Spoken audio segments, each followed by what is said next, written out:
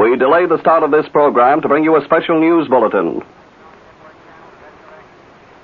From the NBC newsroom in New York, 2 fresh columns of North Korean troops have crossed the Han River and are moving southward below Seoul. 2 other invader columns have outflanked the town and airstrip of Suwon on the east. And a spokesman at a U.S. advanced headquarters in Korea says the defense situation has definitely worsened in the past 24 hours. Keep tuned to your NBC station for the later news.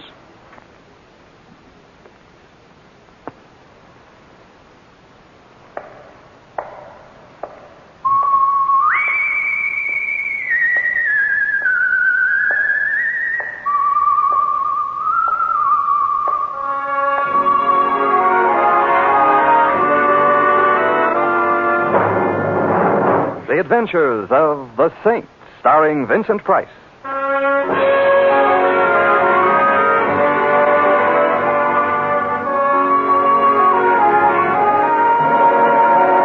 The Saint, based on characters created by Leslie Charteris and known to millions from books, magazines, and motion pictures. The Robin Hood of modern crime now comes to radio, starring Hollywood's brilliant and talented actor Vincent Price as the Saint.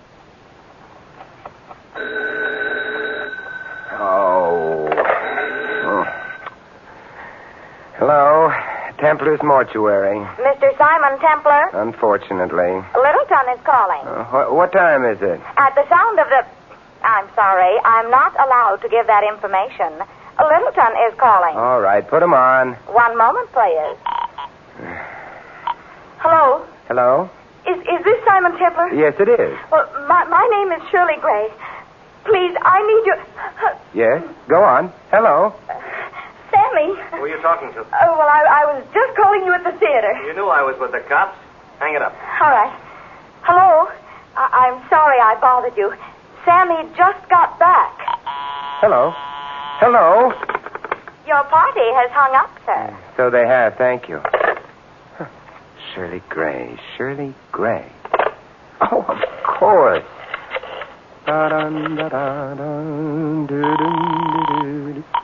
Homicide, Lieutenant Schwartz. Guess who? Oh, no. Templar? No. You hate me, don't you? Templar, this is the Homicide Bureau. I am up to the cleft of my rugged chin in work. I got maniacs confessing to murders that never happened. I got murderers caught in the act who say, who, me? And now, I got Templar. Yes, Lieutenant? Templar, you got something to say? Say it. Anyone for badminton? Templar, Okay, Lieutenant. I just want some information. Read the newspapers, Templar. They whip up the crime waves. I don't. Well, then, what do journalism's juvenile delinquents have to say about events in the city of Littleton today? You don't know? I couldn't even guess. Well, stay happy. Go back to bed. Lieutenant, I'll write a letter to the Times. Okay, Templar, have it your way. You ever hear of a band leader named Terry Richards? Of course. You mean the one they call the real gone guy? I hope to hold your half note, Templar. He's real gone, all right. So gone he's dead. He was strangled. Oh? Well, thank you, Lieutenant, for your first exclusive. Look, if you're figuring to butt in, Templar, I wouldn't. Now, you know me. You remember Lieutenant Ruggles? Old meathead? Old meathead. Yeah. Well, he's now chief of police at Littleton. You'd better stay out of his way. Well, I wouldn't dream of getting in his way. Or would I? I'm not kidding, Templar. Terry Richards was a real big name. Ruggles wants this one for himself. You get in his way, he'll have you so deep in the pokey they'll be feeding you with a pea shooter. And...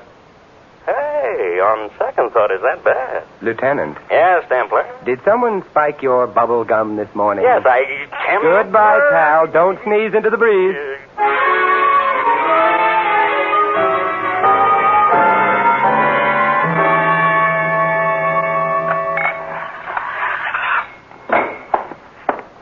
Yes, sir? I'd like to go backstage, please, Mr. Doorman. Well, it's possible to get there if your cultural development is at a certain level. Well, I'm fond of Mondrian. I collect Americana. I am fond of portraits of those men who have become our presidents. I am especially cheered by portraits of Lincoln, done, of course, on fine paper in black, bordered and shaded in hues and shades of green, which one finds so cool and comforting. Your taste is admirable. It happens that I, here you are. A perfect specimen. Pass, friend. Thank you so much. Oh, Mr. Templar. You know me? You expected me? Miss Gray hoped for you. She described you. Still, it cost me $5. Nothing ventured, nothing gained. Miss Gray is in her dressing room. First corridor to your right, and first door to the left. Oh, thank you. Say, tell me something. is this the same Shirley Gray who sings ballads so wonderfully? The same. But she sings them no more. Merlo Rooney El Rowdy. You swallowed something? A bop. That's what the great Terry Richards played. Oh, I gather you were not a fan of the late Mr. Richards. The man who knocked him off was a hero. I see. Miss Gray is the only nice person in the band. Take care of her, will you? You think she needs taking care of? There's a killer running around, Mr. Templar. Of course, if he's just after another musician, that's all right. Tatilla's going to hate you in the morning. He wouldn't dare. First corridor to your right, first door to the left, Mr. Templar.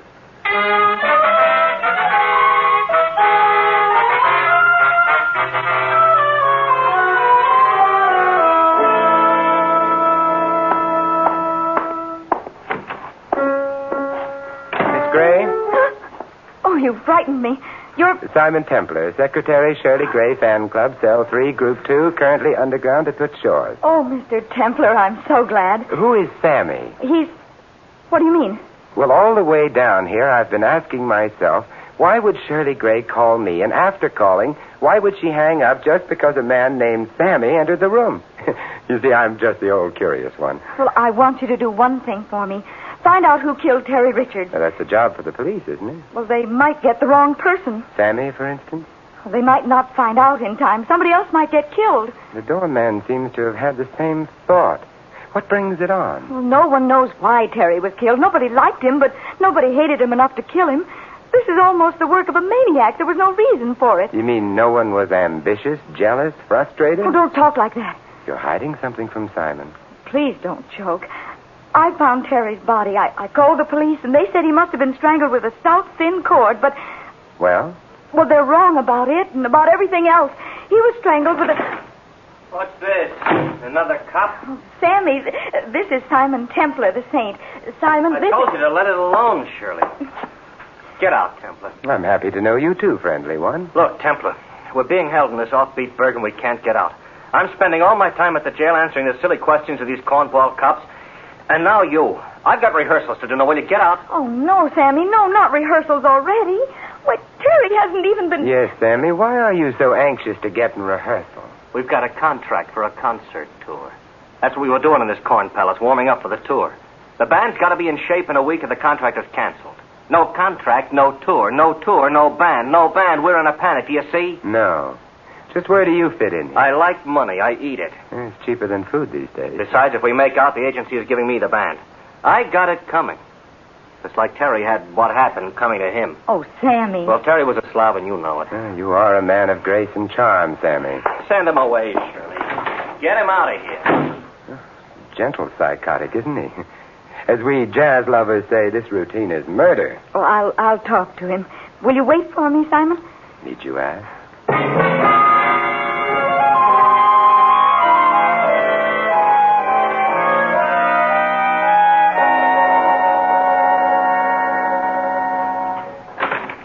May I come in, Mr. Templar? Of course. Say, how did you know me? I talked Shirley into calling you. My name's Dick Carver. Oh. You're with the band? All I do is beat these lousy drums. You ever hear that joke? Yeah, to the point of nausea. Who killed Terry Richards? I don't know. The cops thought Shirley might have because she found him, but it wasn't Shirley. I had her call you so you could prove it was someone else. Well, what was she doing in his dressing room? Was it her habit to go there? Look, Carver, dear boy, if you want me to help Okay. Lay out for 4 bars and I'll give you the score. I understood Terry Richards. I didn't like him any more than anybody else, but I did understand him. I've been with him since the year 1. Sammy has, too, only he played a 3-year job with the Army. Sammy called Terry a slob. Yeah. Before the war, Sammy and Terry started this band. Terry funded it, Sammy arranged and conducted rehearsals. The man sent him greetings, and he went into the paratroops and came back tough and hard. I thought he'd kill Terry when he found out Terry had cut in for 100% of the band. I remember his hands were just aching. Why did he come back with Terry? Terry was up here, Mac. Number 1. He was willing to pay for Sammy's talent and pay good. That's the only way he could keep anybody, including Shirley. Poor kid. It wasn't enough she had to work for him. She had to go along with him a little way if she wanted her job. And she did. Why? Why, she used to be the biggest name on radio without Terry Richards. How did she ever become a band singer? Canaries are hard to figure. Maybe that's the question you've got to answer. This Terry Richards seems to have been a dismal kind of snail. Well, I admired him, Mr. Templar, for one reason. He knew how to compete. Fight, cheat, steal, hit below the belt, but stay on top. He had one philosophy, and it fit this world great. Hooray for me and nuts to you. If I could have had that, I'd have done all right. I'd have been bigger than Terry Richards. But I haven't got it. I admired the man who had it. This has been an enchanting recital of the foibles of humanity, but who killed Terry Richards? I wish you'd find out. Why are you so anxious, dear? Because without Terry, this band can still go places. Oh, we needed him like the Met needs Carmen Lombardo. Now Sammy'll be in charge, don't you see? And he'll give everybody a chance, even me. What do you mean? Well, Terry wouldn't give any of us a chance to shine. We always had to feature his guitar. Well, we got a real gone arrangement of Temptation. Just me on Timps and Shirley on voice. Real gone, real gone. But Terry wouldn't even listen. I've heard of progressive music as a sample. I'd say it hasn't gone quite far enough. It's still in the range of hearing. Oh, now, Mr. Templar. That's Shirley. Come on, let's go. This way, the green room. Good heavens, Shirley. Out of the way. Call the cops. Hurry. Oh, Mr. Templar.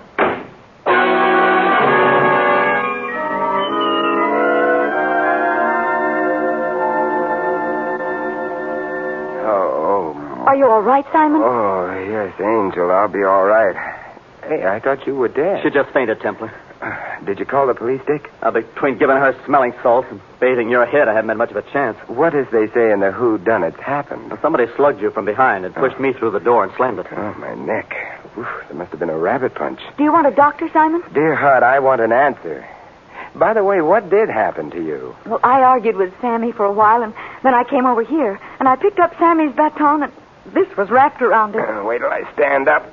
Oh, that floor was so comfortable. Hey, what is this thing? It's an E string from a guitar. Huh. It's what was used to kill Terry. Probably from his own guitar. Probably someone had a sense of poetic justice, a guitar string for a guitarist. Let me see that thing. Ow! What's the matter? I pulled it tight. It cut into my hands. Hey, wait a minute. How did you know Terry was killed with an E string, Shirley? Well, it was beside him when I found him. Between the time I called the police and the time they got here, someone had taken it. Shirley, my sweet, Emily Post has it that when one is in possession of evidence or information about evidence, one tells the cops, or one suffers, one does. Well, I was afraid. But you see, you are more afraid now. This thing is a warning for Sammy, for you, for everybody.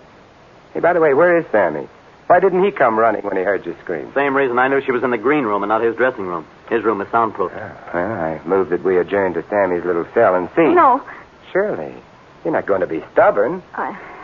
All right, let's go.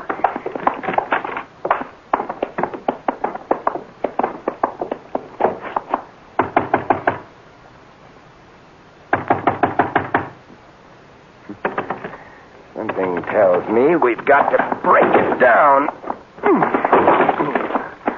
Oh, Sammy! The E string again. All right, Dick, now. The cops? The cops. But Sammy We'll take care of Sammy, I hope.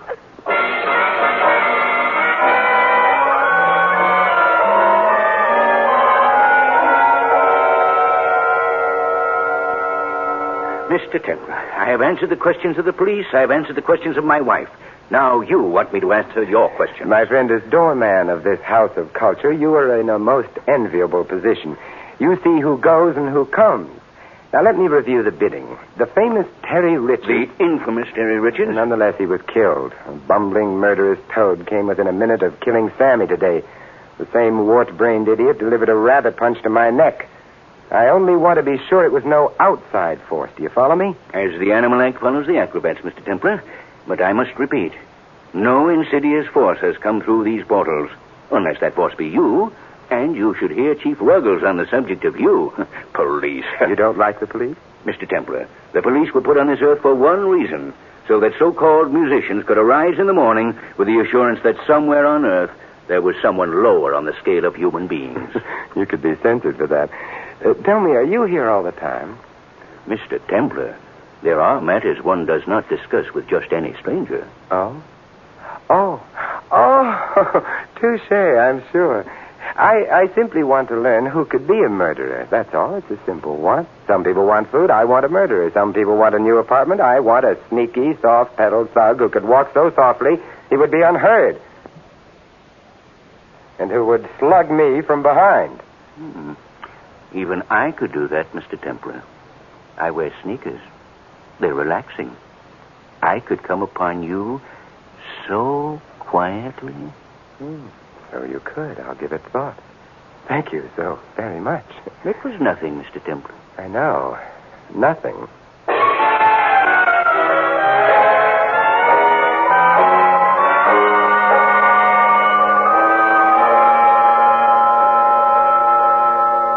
feeling better, Sammy? Templar, are you still around? You're not happy with me, Sammy. Sammy, please. If it weren't for Mr. Templar, you might be dead. No.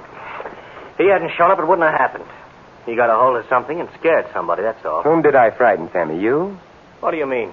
It occurs to me that if I were a person so willed and so frightened, I could hold a wire about my neck and induce unconsciousness. You've got rocks in your head, Templar.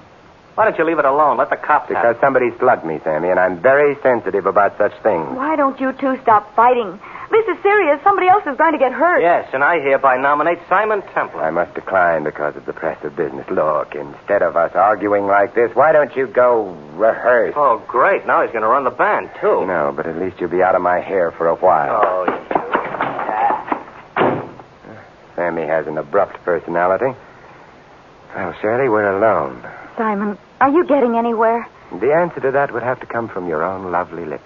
You're very sweet, Shirley. To see you as you are now, well, as they say in the soap operas, it does something to me, dear. Well, suppose whoever it is gets away with it. Suppose he succeeds next time, kills Sammy or me. Tell me, Shirley, did you kill Terry? What did you say? I said, did you kill Terry and try to kill Sammy? Simon! I'm very rude. My analyst tells me. Oh, never mind my analyst. I hate him. You didn't answer my question. No, I didn't kill Terry. You satisfied? Eminently. Tell me something, Shirley. A couple of years ago, you were going great guns as a soloist. I remember reading something about a big recording contract. I had your recording of April in Paris. It was one of the best things I ever heard. I'm still getting royalties on it. How is it that you came to work with a band? What happened that you gave up your contracts and your big career? Why do you stay with this band? Is my career pertinent? I don't know, but I do know that we're going to have this cleared up very soon. Oh, do you really think so? Mm-hmm. I've got something right on the tip of my mind. Can't quite get hold of it, but I will. And if we can clear it up in time and Sammy has the band in shape, you'll be hitting the road, so you'd better be in shape. But Why don't you go to your dressing now and rest, huh? Go on. It'll do you good. Well, all right. If you say so. I'll walk with you. Is that idea of Dick's about temptation going to work out, really? I don't know, Simon. I'm not too crazy about it, but maybe it will. I hope so for Dick's sake. Dick's sake? Yes. You know, every time Sammy wrote an arrangement so Dick would have some breaks, Terry would insist that it be rewritten for his guitar. And poor Dick would just sit up and keep a rhythm. As he said, all he does is play those lousy drums. Yes, it might be a break for Dick at that. He's a nice fella. He's got something coming, I should suppose. Well, this is where I drop off. What are you going to do? Oh, I don't know. Catch a murderer, maybe?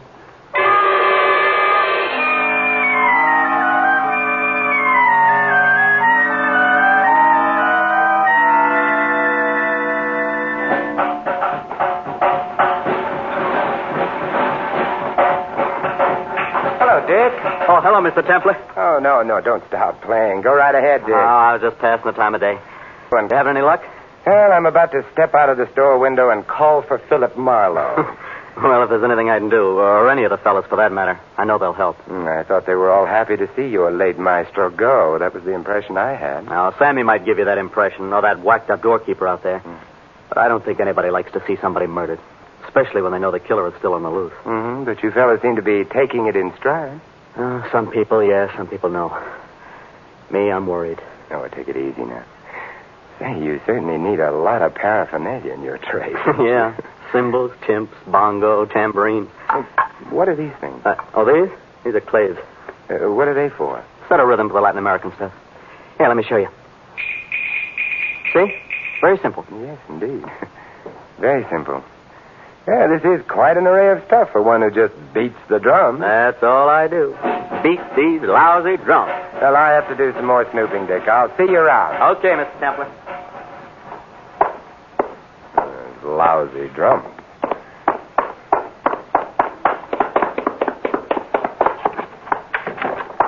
Hey, what's the idea of busting in here? Sammy, I've got 2 questions for you if you're interested in finding Terry Richards' killer. I'm not. Number 1, you were in the paratroops?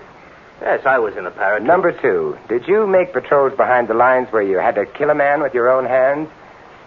You scum. I asked you a question, did you? That's my answer. Now get out of here. And if I set eyes on you again, I'll... Kill me, Sammy? Get out!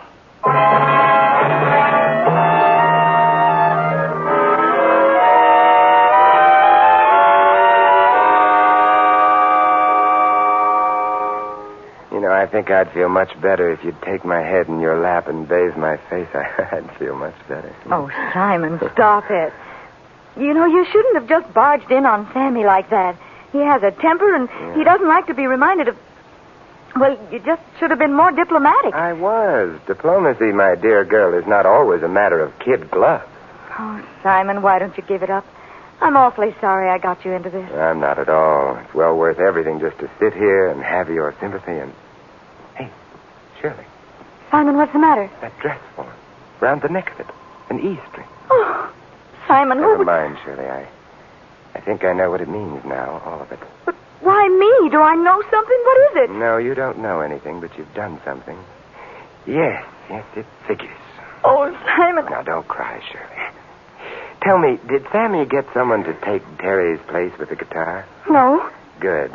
First, we'll take care of that for him. But I... Second, you're going to make sure the public address system is warmed up in the wings so I can use it. And third, you're going to tell Sammy and Dick you want to run through temptation. Oh, no, Simon, I couldn't. Make like that tired old gag. You know, the show must go on. It's one of the most important things in your life.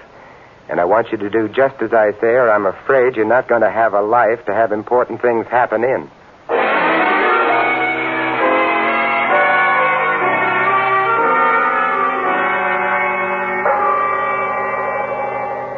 Okay, let's take it once and then forget it. No count. It's up to you, Dick. Take it in the downbeat. You ready, Maestro? Yeah. Okay, now, remember what you're to do. Ready, Shirley? Yeah, Sammy. Dick, roll it.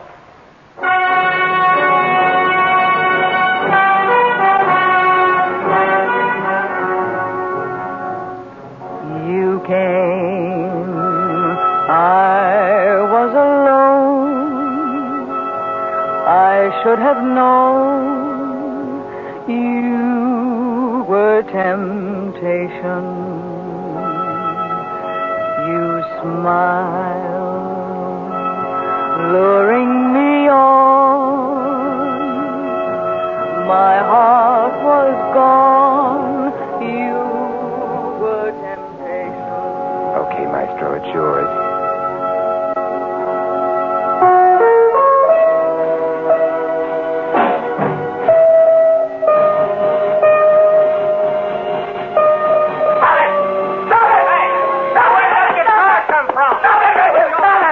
What's the matter, Dick?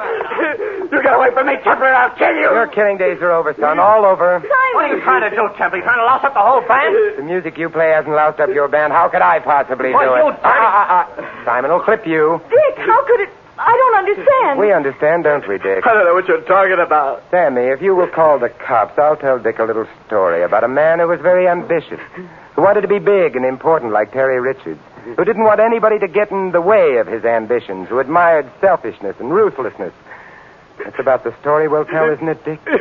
All I do is beat these lousy drums. All I do is beat these lousy drums.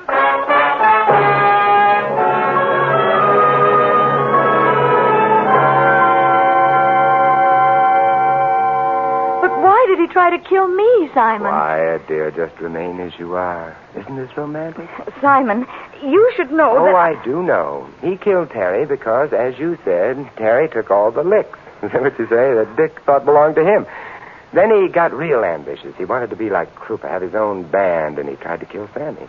Then he could fight for the leadership of a band that was already great. Oh, it's so awful. Dear heart and gentle woman, it's so wonderful.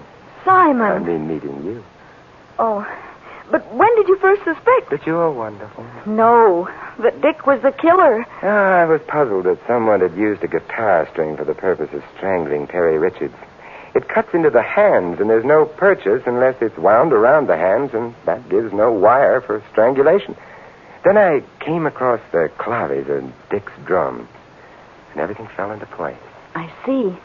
You know, I remember when Sammy got back from the army and we had a party, and he got drunk and told us how they used to kill the enemy with wire, the ends of which were tied to batons to give them, what did you say, purchase? Sure. You're making Simon sound anticlimactic, and that's not in the contract. Oh, I'm sorry, Simon. You really did a good job, but... Now, just stay as you are, dear. Oh, Simon... Well, in any event, Dick remembered Sammy's tales of the paratroops. He tied the ends of the guitar strings to the claves he used for Latin American rhythms. And then he approached his victims from the rear, looped the wire over their heads and curtains. Ooh, how terrible. He was very clever. When you screamed and fainted and we came to you, he stepped behind me and slugged me. Then he ran to make his pass at killing Sammy. He wasn't clever enough to take his time and make it thorough. Oh, I think it's so gruesome. I think it's wonderful. Oh, Simon, you can't. But I do. The more I explain, the more you shiver. And the more you shiver, the closer you come. And it's wonderful. Will you please listen to me for a moment? No, dear, you're upset. You'll be going back to the city now. You know, I think that monster Chief Ruggles will release all of you. Why don't you have dinner at my place? Just you and me. You'll like my place. I have a fine collection of modern art, especially Picasso. You're inviting me to come up and see your Picasso? My dear, when one as charming as you comes to my place, it's not to see the Picassos, but the handwriting on the wall. What are you doing with my wife, Templar? My wife. Oh, how depressing. Simon, that's what I've been trying to tell you. You asked why I stayed with this band and gave up my other career. Well, it's because Sammy and I have been secretly married for 6 months. Oh, no. Well, that's why I called you. I was afraid when the police found out, they'd think that Sammy killed Terry because of jealousy. I would still like to know, Templar, what you were doing with your arm around my wife. I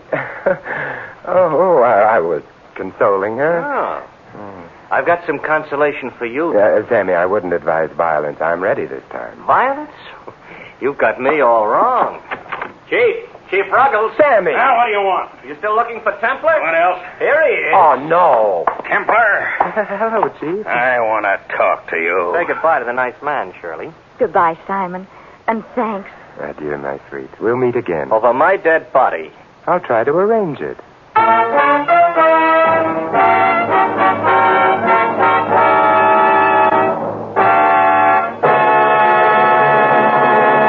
You have been listening to another adventure of the Saint, the Robin Hood of modern crime. And now here's our star, Vincent Price. Ladies and gentlemen, in tonight's cast, you heard Vivi Janis, Larry Dobkin, Lou Merrill, Jack Edwards, and Bill Johnstone. This is Vincent Price inviting you to join us again next week at this same time for another exciting adventure of the Saint. Good night.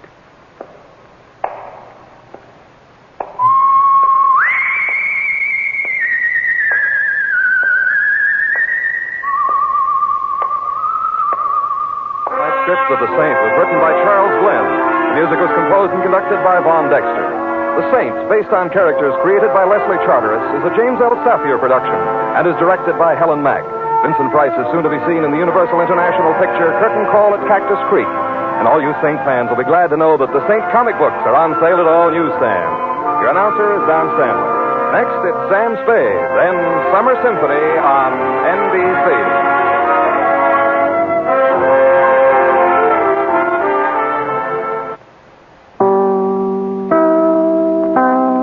The National Broadcasting Company delays the start of this program to bring you a special bulletin. From the NBC newsroom in New York, a display of perfect teamwork by American ground and air forces has stalled the communist drive on the Chonan front. One dispatch says the North Koreans have suffered their first real thrashing of the invasion.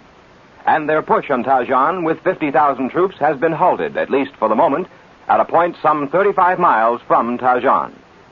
Keep tuned to your NBC station for the later news.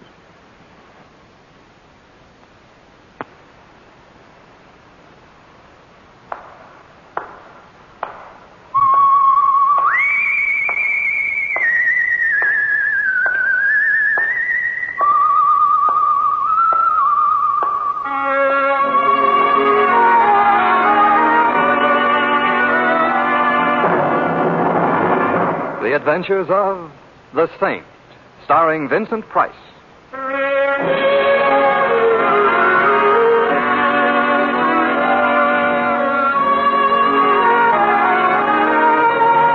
The Saint, based on characters created by Leslie Charteris and known to millions from books, magazines, and motion pictures. The Robin Hood of modern crime now comes to radio, transcribed, starring Hollywood's brilliant and talented actor Vincent Price as The Saint.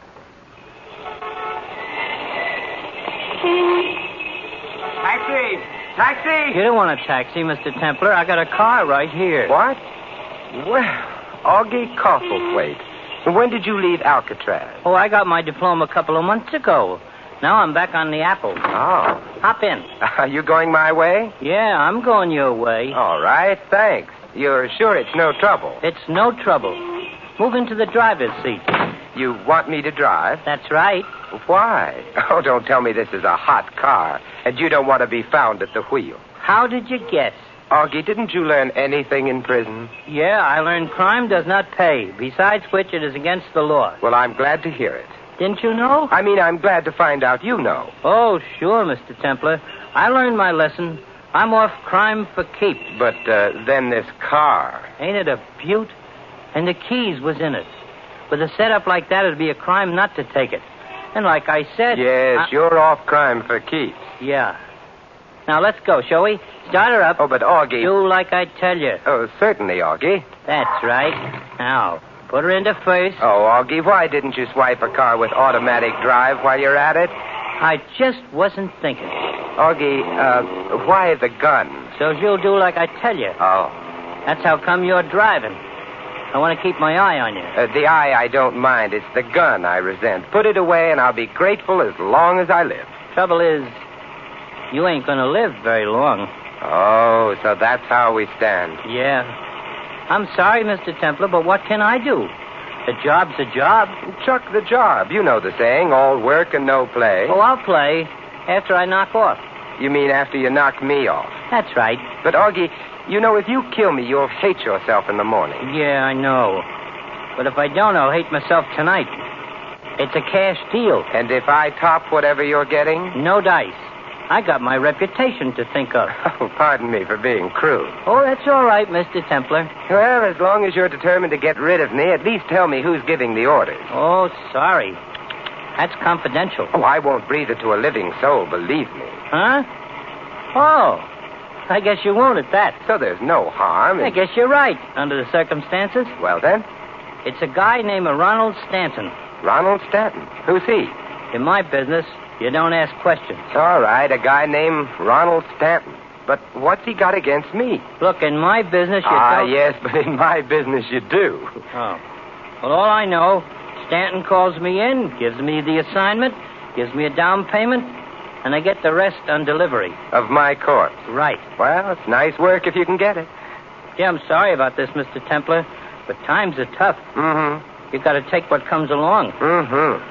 Opportunity only knocks once. Mm-hmm. A guy's got to live. My sentiments exactly. Hey, wait a minute. What are you doing? I'm just stepping on the gas. Slow down. I said slow down or I'll plug you. You think we can find a coffin built for two? Look out for that car. Close. What are you trying to do, scare me to death? It's a thought. If you don't stop... Yes? If you don't stop... You said that before. Please, Mr. Templar. Oh, you want me to stop? Yeah.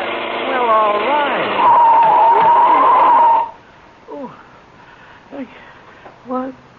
What hit me? The windshield, and now I'll take that gun. Come on, Augie, snap out of it. Mr. Templar, what was the idea? Don't you realize we might have been killed?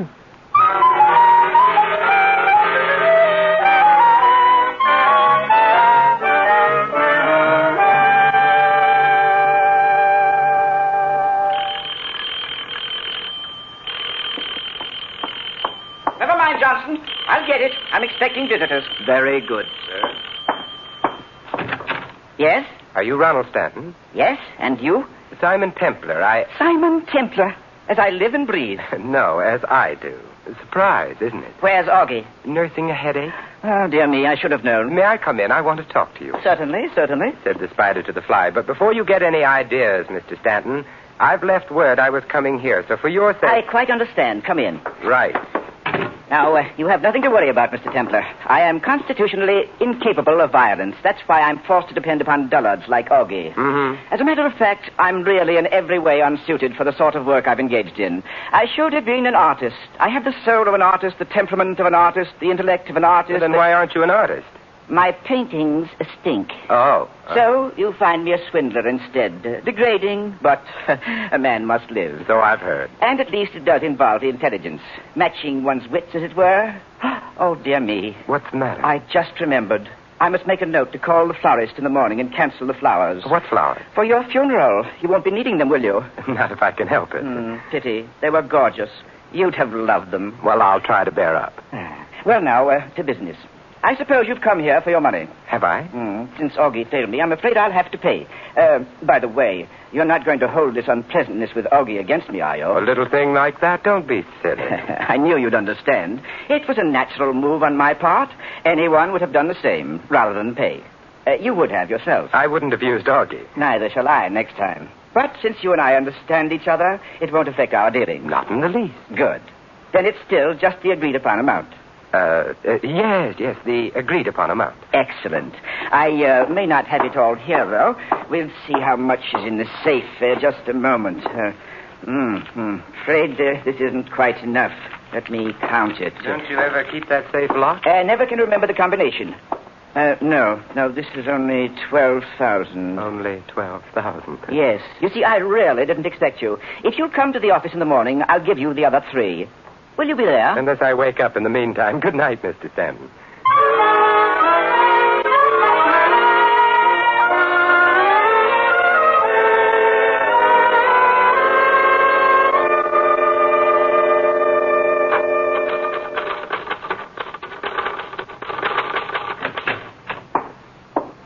Yes. May I help you? Well, Mr. Stanton has a well-equipped office, hasn't he? Yes, very. And a well-equipped receptionist. Oh. What do you want? What do I want? We'll get around to that later. Right now, I want to see Mr. Stanton. Who shall I say is calling? Simon Templar. Not the saint. All right, not the saint. Oh, but you must be. All right, I am. Well, I wish you'd make up your mind. Well, I'm really Bulldog Drummond, but I'm traveling incognito. Now, may I see Mr. Stanton? Just a moment.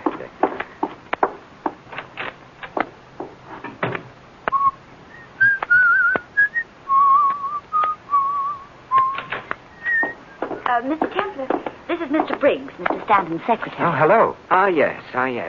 Templar. What is it, sir? What is it? I'd like to see Mr. Stanton. Mr. Stanton is a very busy man, sir. Very busy. He'll see me. Well, now, I don't know.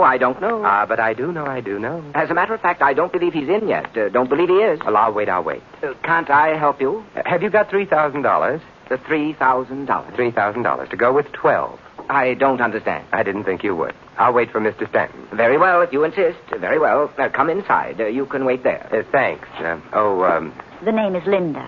Oh, well, I hope you'll be here when I get back. I'll make a point of it. Lead on, Mr. Briggs.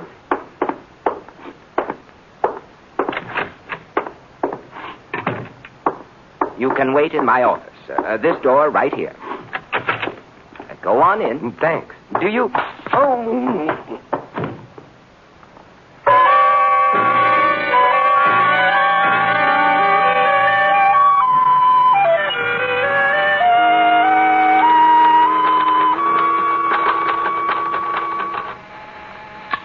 Yes, Mr. Stanton. Linda, where's Briggs?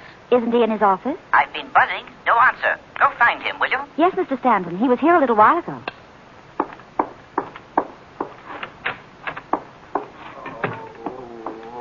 Mr. Templar.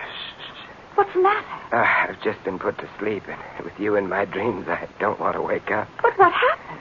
You took the words right out of my mouth. Where's Mr. Briggs? I wouldn't know. Is he the one who knocked you out? I wouldn't be surprised. But why? That, as they say, is the question. And why did he tell you that Mr. Stanton wasn't in? That, as they say, how many questions are there? And as long as questions seem to be in order, allow me... is Mr. Stanton in? Yes, he's been in all morning, so I couldn't understand Look, what... help me up, will you? Oh, of course.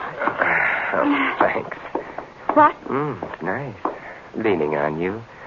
I must remember to get knocked out more often. Do you think you can walk? Probably, but I don't feel inclined to find out. Well, we can't just stand here with our arms around each other. Can't we? Well, on second thought, perhaps we can. On third thought, we can't. Here comes Mr. Stanton. Well, isn't this chummy? This is Mr. Templar, Mr. Stanton. He's just had a frightful experience, and Frightful? Quite the contrary, I'd say. I mean, he was knocked out. Naturally. One look at you and any man... I mean, literally. With a sap, a blackjack. What?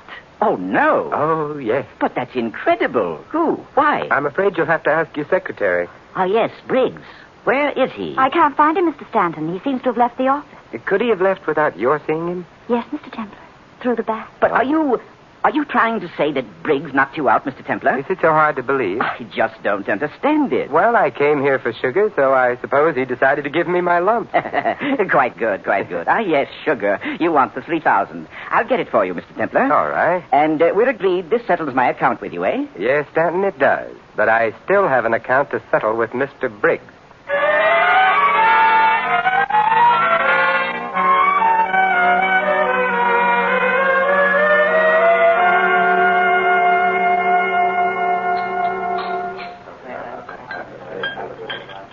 Hello, Linda. Oh, Mr. Templar. I didn't expect to see you. I invited you for dinner. Did you think I'd stand you up? I mean, under the circumstances. What circumstances? Haven't you heard? They've found Briggs. Good. I'll settle with him later. Right now... But aren't you afraid you'll be seen? Now, don't tell me you have a jealous husband. I don't have a husband. There, you see, life can be beautiful. But the police... Are a very dull topic of conversation. I prefer... But they're looking for you. For me? Yes. So I'll buy a dog license. It's not about a dog license. I told you, they've found Briggs. So you did. What's he been saying about me? Nothing. Dead men never do. Well, then Dead men? Yes, didn't you know? He's been murdered. I beg your pardon, monsieur. Would you care to order now, sir? I'll be very honest with you, Captain. I'm not a bit hungry. But, monsieur, may I suggest... No, thank you. But the chef has prepared pheasant under glass. Tell the chef to have one on me. Very well, monsieur. Now, Linda, what were we talking about? Oh, Simon. So I'm suspect number one. Yes. Did you do it? Kill Briggs? I hardly knew him. I only kill old friends. You don't seem to realize how serious this is. My conscience is clear, and I've got a good lawyer. Tell me something about Stanton, Linda. What about him? What's his racket? Why, he's in the real estate business. So it says on his door, but what's his racket? I don't understand. I wonder. All I know is Mr. Stanton has some big project underway. He's been selling stock in it. So that's it. What? The racket. I don't know about it being a racket. It's a business deal. I thought it was legitimate. Look, you don't pay off somebody to the tune of $15,000 to shut him up about a legitimate business deal. Did Mr. Stanton do that? Mm-hmm. Well, I don't know much about it. I've only worked for him a short while. Who did he pay off? Me. You? But you said you didn't know. I didn't. But then we all make mistakes. You mean Mr. Stanton is a swindler, and he thought you found out, so he paid you to shut up. Mm-hmm, that's right. And you accepted his money? Well, it seemed a shame to spoil his fun, but I'll contribute it to a worthy cause. Do you feel like a worthy cause? But what made Mr. Stanton think that you knew? Briggs, obviously. He must have been blackmailing Stanton in my name. Why your name? If I say so myself, Linda, and I do, it's a name that carries weight with the underworld. But why didn't he use his own name? He anticipated Augie. What? Blackmail is a hazardous occupation. Briggs wanted to avoid the hazards. So he used my name, probably intending to send a messenger for the money. But Stanton jumped the gun by sending Augie after me. Who is Augie? One of nature's mistakes. That's not very specific. If I were any more specific about Augie, I'd spoil your appetite, and it's time for dinner. So let's forget about Augie and order, shall we?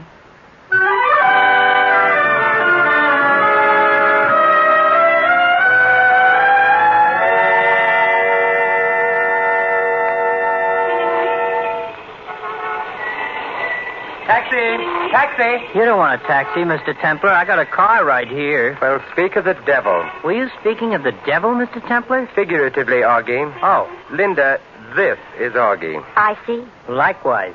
I am charming to have met you. It is a pleasure. Now, scram. What? Scram. I'm afraid you'd better scram, Linda. But will you be all right? Yes, I'm sure Augie will take care of me, won't you, Augie? Yeah. Now, look, sister, you don't scram so good. You want I should show you how? No, she don't want you should show her how. Go on, Linda. I'll call you later. All right, Simon. I'll be waiting. And you, Mr. Templar, get in the car. But, Augie... You heard me. Me a gun again. Augie, this is where I came in. You mean this is where you get in? Go ahead. Oh, all right, Augie. Only this time, I drive. Oh, I'm hurt. You didn't like my driving. So you're hurt. I let you drive, we'll both be hurt. My left hand stays in my lap with the gun. So just sit quiet. Mm-hmm. I see Stanton changed his mind. About what? Firing you. Why should he fire me? He was very upset by last night's fiasco. Well, Mr. Stanton is not a man to hold a grudge. Oh, I see. Besides which, I know too much. About what? Things. Well, I'm glad you've kept your job. I'd hate to be taken for a ride by a really efficient hoodlum. That's no way to talk, Mr. Templar. I'll have you know I ain't no hoodlum. I'm sorry, I stand corrected. You'll sit. Right where you are. Yes, Augie. And no tricks this time. No, Augie. We ain't going to have another Fabasco. No, Augie. I am a careful driver. So I see. But now let's see how you do with my foot on yours. Hey! Just watch where you're going, Augie. Get off my foot! All right, Augie. Hey! Congratulations, Augie. You're really alert. The way you grabbed that wheel, of course, when you grab the wheel, I grab the gun. Oh, this is getting monotonous. Well, I'm willing to quit if you are. Believe me, Mr. Templar, I am giving it serious consideration.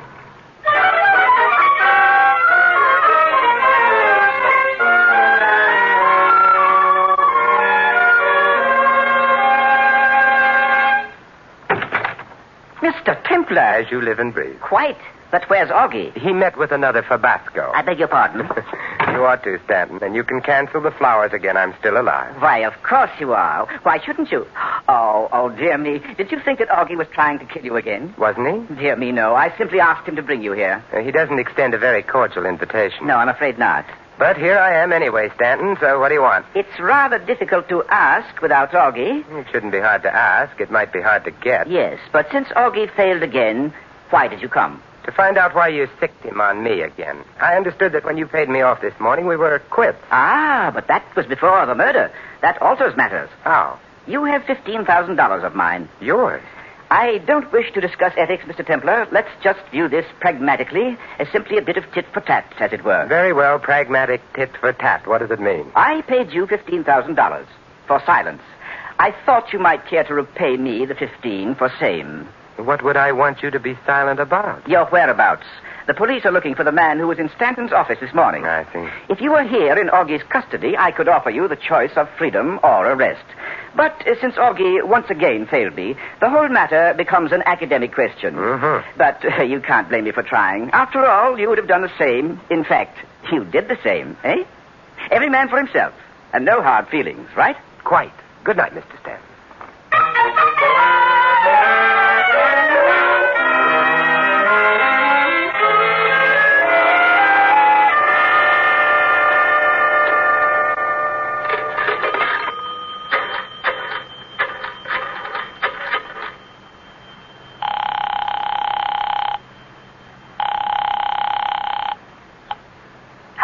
Hello, Linda. Oh, Simon, are you all right? Fit as a bull fiddle. Linda, do you have a key to the office? Yes. Good. I'll meet you there in 20 minutes. Why? Because I don't have a key. I mean, why do you want to get into the office? To find something. What? A clue. What clue? How should I know? I haven't found it yet. Don't you expect to? With your help. All right, I'll be there. But look out for Stanton. Why? I have an idea he'll be coming, too. Oh, did you ask him? No, but I don't think he needs an invitation. And you don't want him to see me? Not until we're in the office. I don't want to scare him away. Oh, it begins to sound ominous. You afraid? Not as long as you're there. I wonder how I ought to take that. As a compliment. All right. I'll be waiting, Linda. Hurry.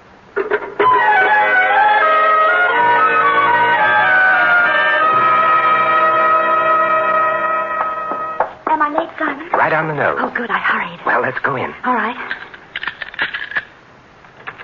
Now, don't turn on the light. I don't want Stanton to know we're here. Whatever you say. But what makes you so sure he's coming? I just paid him a visit. I could see he was packing. He's preparing to leave town, and he'll probably want to clean out the office first. He's running away? So it would seem. Well, now what do we do? I'm going in back to see what I can find. You stay here at your desk. If Stanton comes, buzz me. You mean I stay alone in the dark? Well, I'll only be a minute, then we'll stay together in the dark. All right. Can you find your way to the door? Yeah, I found it. I'll be right back. All right.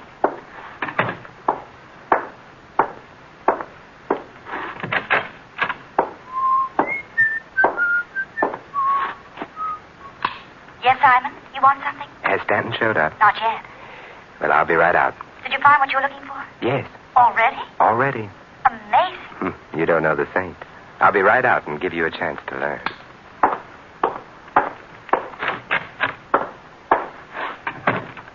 Simon? Yes, Linda. What did you find? Do you see what I see? I don't see anything. It's so dark. At the door. Silhouette. Oh. Hello, Stanton. What? Oh. Here, let me turn the light on for you. Oh, Templar and Linda. Yes, we've been waiting for you, Stanton. How did you know? Elementary, my dear Stanton. Seems you've beaten me, Templar, to everything except the draw. Put up your hands. I thought gunplay was out of your line, Mr. Stanton. Sometimes one is forced to take matters into one's own hands. But I assure you I don't relish it, so please do as I say, both of you. Because if I'm forced to shoot you, I know I shall be quite ill. What are you going to do? If you two will just stand quietly with your hands raised. I have a better idea. He's between us, Linda. He can't watch us both at the same time. Get over next to her, Templar. Ordinarily, there's nothing I'd rather do, but under the circumstances... If you don't obey me, much as I hate the sight of blood, I shall be forced to shoot you. In other words, Stanton, there comes a time when even you are willing to commit murder. Only when absolutely necessary. It's a nice distinction. I don't care to discuss it. Now, will you get over next to Linda? On the contrary. Linda, while he's watching me, now's your chance. Clout him with that standing ashtray. No, you don't. All right, Stanton, now that you've turned to her, I've got you covered. Drop your gun. All right. Don't shoot. As I've told you, I can't stand the sight of blood, especially my own. Pick up his gun, Linda. Oh, I've got it. Good. Dear me. Perhaps Augie isn't so incompetent after all. Gunplay can be quite complicated. Well, we'll send you where you can learn the art from experts. Let me have his gun, Linda. And then you can call the police. All right. The police? But you can't. Can't we? You promised. If I paid you... I didn't promise a thing, Stanton. That was Briggs. What? Besides, there's more than just a swindle to settle. Let's not overlook the murder. Quite right, sir. You put the police onto me, you'll have to face them for the murder charge. I wouldn't try to pin the murder on me, Stanton. You see, I could point out that Briggs was blackmailing you in my name. You found out about it, and... Are you trying to say that I killed Briggs? It's as good a story as that I did. Why, you have no proof, Templar. We'll see. I came here this morning at your invitation. Briggs was terrified. He didn't know you and I had met before. He thought if I talked to you, you'd find out I wasn't the one who was blackmailing you. It might give Briggs his game away, so he knocked me out to keep me from meeting you. That still doesn't prove anything. Ah, yes, proof. The proof of the pudding is in the eating, and you can't eat your proof and have it, too. What on earth does that mean? Nothing at all. Go on, Linda, call the police. Yes, Simon. Templar! Shh, please, the lady is phoning. Hello, operator? I want the police, please. Hello, police? Can you send a car to the Stanton Real Estate Company? 8th and Hudson Street. We have a swindler and a murderer, that's right. Yes, that's right, 8th and Hudson. Goodbye. Templar, you're making a big mistake. I know, but I wanted to give Linda a chance to complete the call, Stanton. Naturally, she wouldn't have if I'd said she is the one who killed Briggs. Simon! What? Linda, it looks like we never will get that chance to sit in the dark together. This is absurd. Why would I want to kill Briggs? Because you were in on his scheme with him, and you were afraid if he were caught at it and talked, he'd implicate you. So you killed him while I was unconscious. Why, you're... You're crazy is the usual line at this point. Well, you are. I had nothing to do with Briggs. Yet when I came here and asked to see Stanton, you left your desk and went in to get Briggs instead of talking to him on the intercom. Well, You wanted to talk to him behind my back in case he wanted to cook up a story. No. Then why didn't you use the intercom? It's connected with his office and it works. I checked. So that's what you were looking for. You think you're so clever. Well, you can just... Linda, careful. Remember, I'm a saint.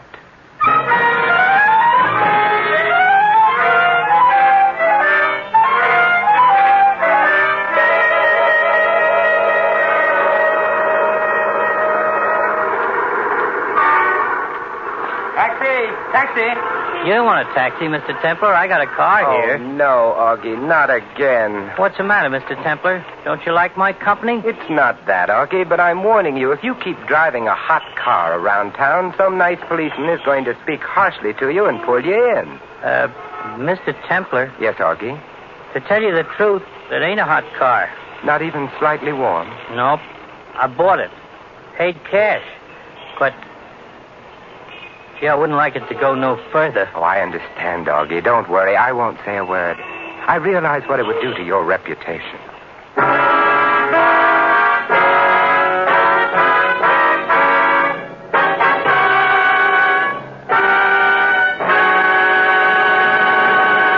You have been listening to another adventure of The Saint, the Robin Hood of modern crime. And now, here is our star, Vincent Price.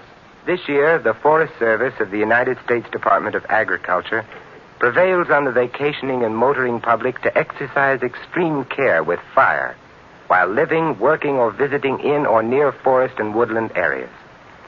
Remember, friends, it only takes a moment's carelessness or thoughtlessness to set fire loose in the forest.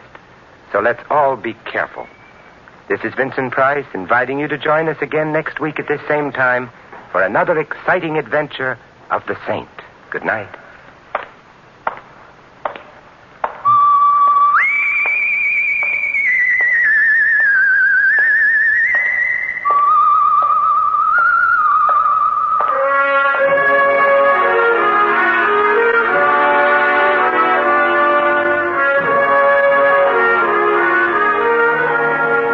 tonight's script of The Saint was written by Jerome Epstein. Our cast tonight included Francis Robinson, Arthur Q. Bryan, Ted Von Eltz, and Donald Woods. The music was composed and conducted by Vaughn Dexter. The Saint, transcribed based on characters created by Leslie Charteris, is a James L. Safier production and is directed by Helen Mack. Vincent Price can now be seen in the Universal International picture Curtain Call at Cactus Creek. And all you Saint fans will be glad to know that the Saint comic books are on sale at all newsstands. Your announcer is Don Stanley. Night Beat and Top Secret, two suspense-filled, action-packed shows, come to you tomorrow night on NBC. Make a date. Hear Top Secret with Lona Massey as a counter-espionage agent, and Night Beat, the story of Chicago after dark. Both top shows tomorrow night on NBC. Next, it's Sam Spade, then Summer Symphony with Benny Goodman on NBC.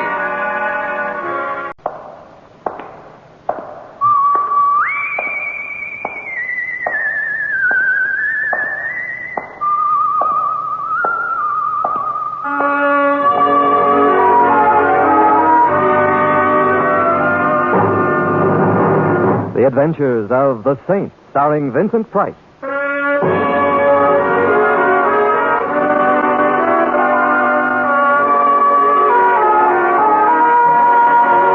Saint, based on characters created by Leslie Charteris and known to millions from books, magazines, and motion pictures. The Robin Hood of modern crime now comes transcribed to radio, starring Hollywood's brilliant and talented actor Vincent Price as the Saint. Oh, open up, please. Hurry. Well, to what do I owe this? Quick, close the door. I've been followed. Naturally, you're a blonde. I assure you, the men who followed me weren't interested in the color of my hair. Don't tell me they were chasing you for your money. No, dear, not my money, my life.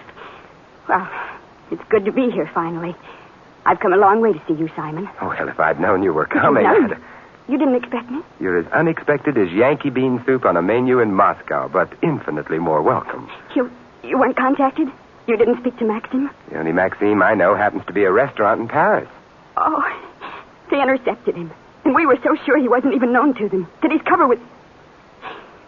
We'll have to proceed on our own, Simon. We can do it. Of course we can do it. But what? What particular type of melodrama are we playing? I'd better tell you the whole story, everything. You have the Sultan's ear, Scheherazade. Or what is your name? Claire. Claire. Oh, sit down, Claire. Thank you. I've just come back from Mexico City. He was there. He's changed in the last 5 years, Simon. You'd never recognize him. It must have been plastic surgery. He doesn't look... I see. And now I know everything? Did you hear something? What sort of something? Outside the door. I thought I heard a footstep. Simon, the blinds. Pull down the blinds. How stupid of me not to have done it immediately. Yeah. Why are you staring out the window? Is someone... Is one of them a little man in a badly fitting suit? At least 2 sizes too large for him and a large floppy hat? He's there? Yeah, he's there. And the other one, the large one? And he's there, all of him. Oh, come away from the window, Simon. You needn't bother pulling the other blind down now. Who are they, Claire? Which wild Halloween are those 2 types left over from? How many more of them are there? How many more? Hundreds, Simon, perhaps thousands. We'll never know exactly. We must go, Simon, at once. Well, shouldn't we have a little explaining before we do any going? There isn't time. Those 2 down there will be coming up soon, and when they do...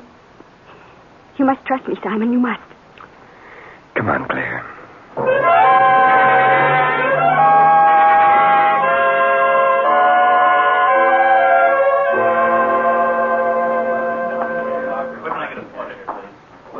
Is there anyone... Do you think we were followed, Simon? Is there anyone behind us? Look, in Grand Central Station, there are always people behind you. Tell me, are we meeting a train or taking one? Train? What makes you think we're taking a train, Simon? Well, I should have warned you. Every now and then I get a little irrational. Like thinking the reason we're here in the railroad terminal has something to do with a train. Did I say something to frighten Kiss me. Huh? Quick, hold me tight and kiss me as if you meant it. As if I meant it. You mean there's another way? So that's why we came here. We must do this more often. No, don't talk. I'm your sweetheart. I'm going away. Kiss me again. Coax me. Please, this is no time to joke. He's watching us. Kiss me. Well, I'll force myself. Whew, Simon Templar, you dog, you. He's gone. I must remember to do something very nice for him sometime. And now, sweetheart, what do... And now, sweetheart, we really do say goodbye. We what? We say goodbye. Well, come now. Don't look so bewildered. Oh, but sweetheart... Goodbye, Simon. And thanks for the use of the hall.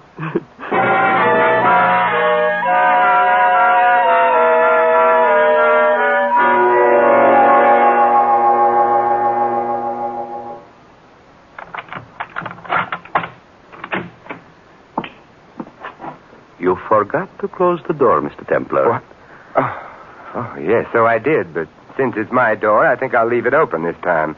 Especially since you're just about ready to leave. You are wrong, Saint. I am not ready to leave. I have a few things I must do before I go. What sort of thing? Perhaps I shall kill you first. In fact, I am quite sure that I shall.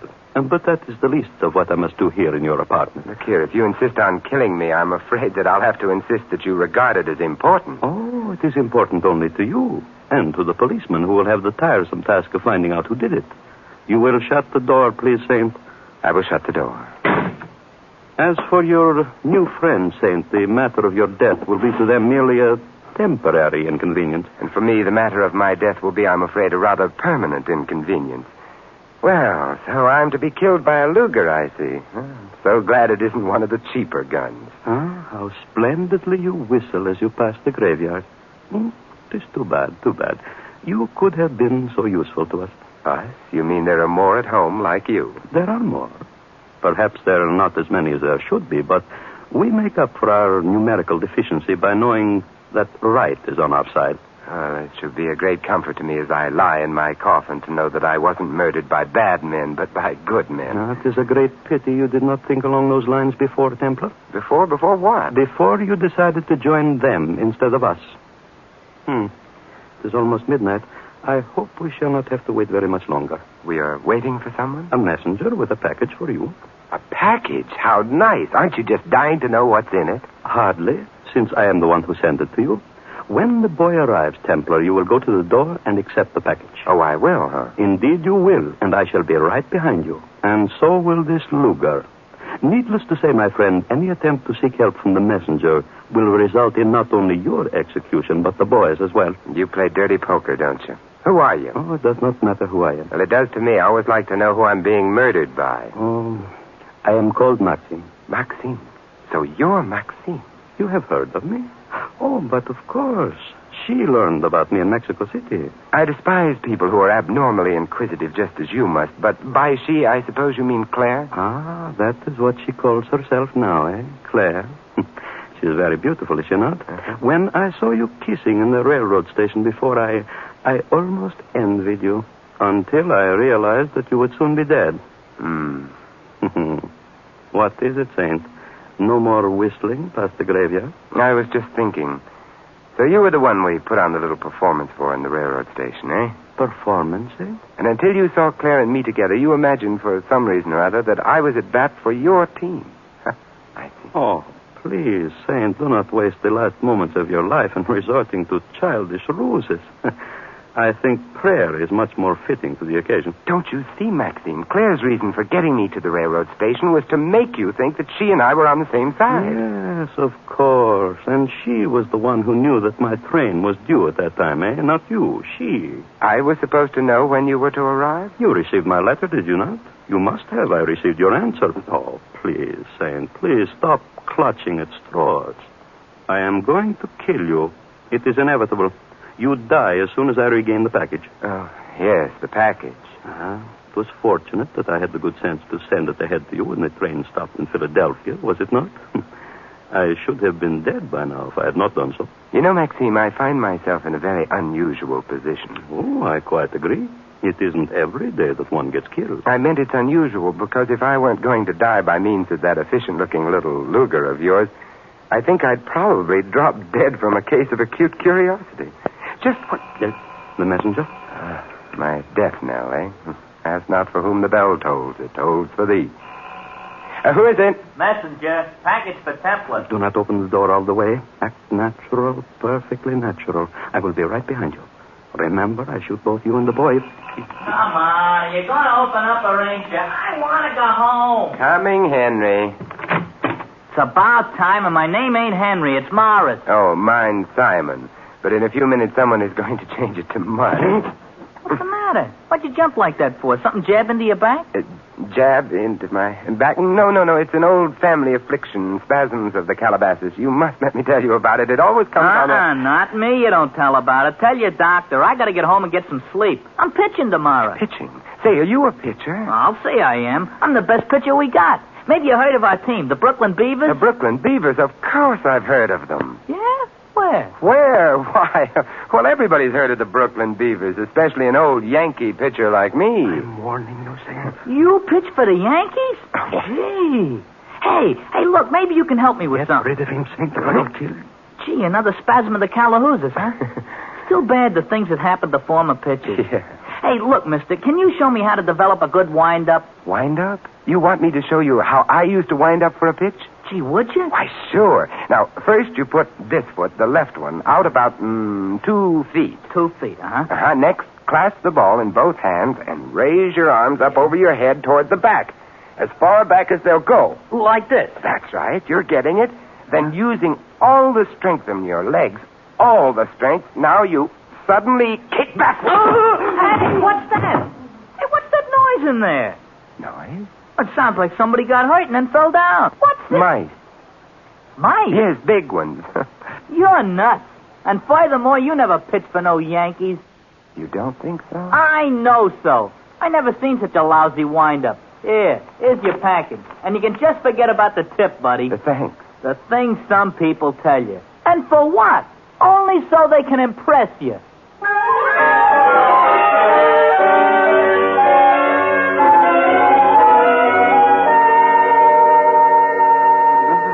Come on, Maxine. Wake up. Come now. It's time to be alive again. Here, now. Sip some of this. There. That's... Hey, wait a minute. That's Napoleon brandy. If you spill it, Napoleon and I will never forgive you. That is enough. You don't feel very well, do you, Max? Is that any kind of a look now to throw at a man who's just been feeding you Napoleon brandy? Go on, Templar. You hold the gun now. Get it over with. You mean shoot you? Oh, I wouldn't dream of shooting you, Max. Why, I'd be lonesome without you.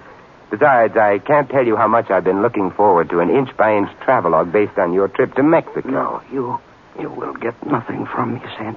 Go ahead, shoot. I will not be the first man to die for something he believed in. Thank you, Nathan Hale. Oh, I am in pain. Oh, yes, I know, and you must try to forgive me. But after all, what's a little kick in the pit of the stomach between friends? Tomorrow, perhaps you'll be kicking me in the stomach. Oh, water. Give me water.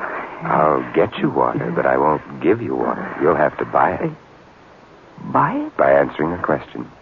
The thing I found in the package, what makes it so valuable? No, I will not tell you. I cannot. Water, please. Maybe you can buy yourself a glass of water with the answer to this one. I shall not answer any question.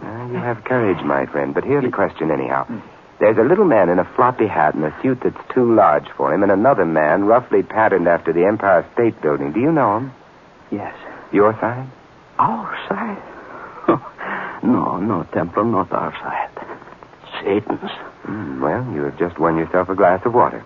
Would you like to try for two? I will not answer any more questions. Stubborn little fellow, aren't you? I'll get you water.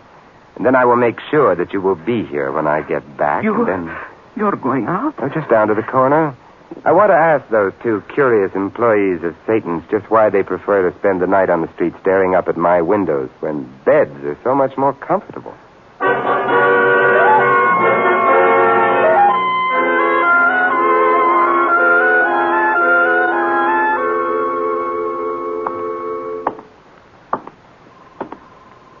Excuse me. Yeah. What is it, Chewie? May I trouble you for a light? Why, yes, certainly. My dear fellow, your cigarette is already lit. It is? You mean I've been smoking all this time and didn't eat? How mild can a cigarette be? You're gone now. No more talk. That's amazing. This is the first time in all these years I've ever heard the Empire State Building speak. And just what are you doing so far from 34th Street? Ran out on your foundation, You're gone now. Or I hurt. Ali. Gentleman is just trying to have fun, Ali. Ali? Ali? Didn't I read something recently about you and Rita Hayworth? You're gone now. You must forgive my friend, sir. He's very sensitive. Oh, and very inhospitable. Now, if you were visiting me in my home, or haven't you acquired squatter's rights to this stretch of sidewalk yet, huh? I do not understand. Then I will be blunt. Exactly what about my windows is so fascinating to you and this Near Eastern gargantua that you make a career out of observing them? I'm afraid you are mistaken, sir. My friend and I arrived at this particular place only a moment ago. We were standing here ready to breathe fresh air, not to watch anyone's windows. I make him to go now, Victor. He's good. It's quite all right, darling. Gentleman is just making talk. That's right, Arlie. I'm just making talk. As I was telling a friend of mine before, a fellow named Maxime who recently returned from Mexico City, I said, Max, this thing you brought back from Mexico with you seems so absolutely worthless. But it must actually be very valuable since so many people are willing to commit murder for it. And Max just... He's good. I blackjack this man, Victor. I think I see you give signal. Is the right thing I do? Exactly right, my dear Arlie, exactly. And now if you will be so kind as to carry him to the car. I have a feeling the leader would like to have a talk with this man who calls himself the Saint.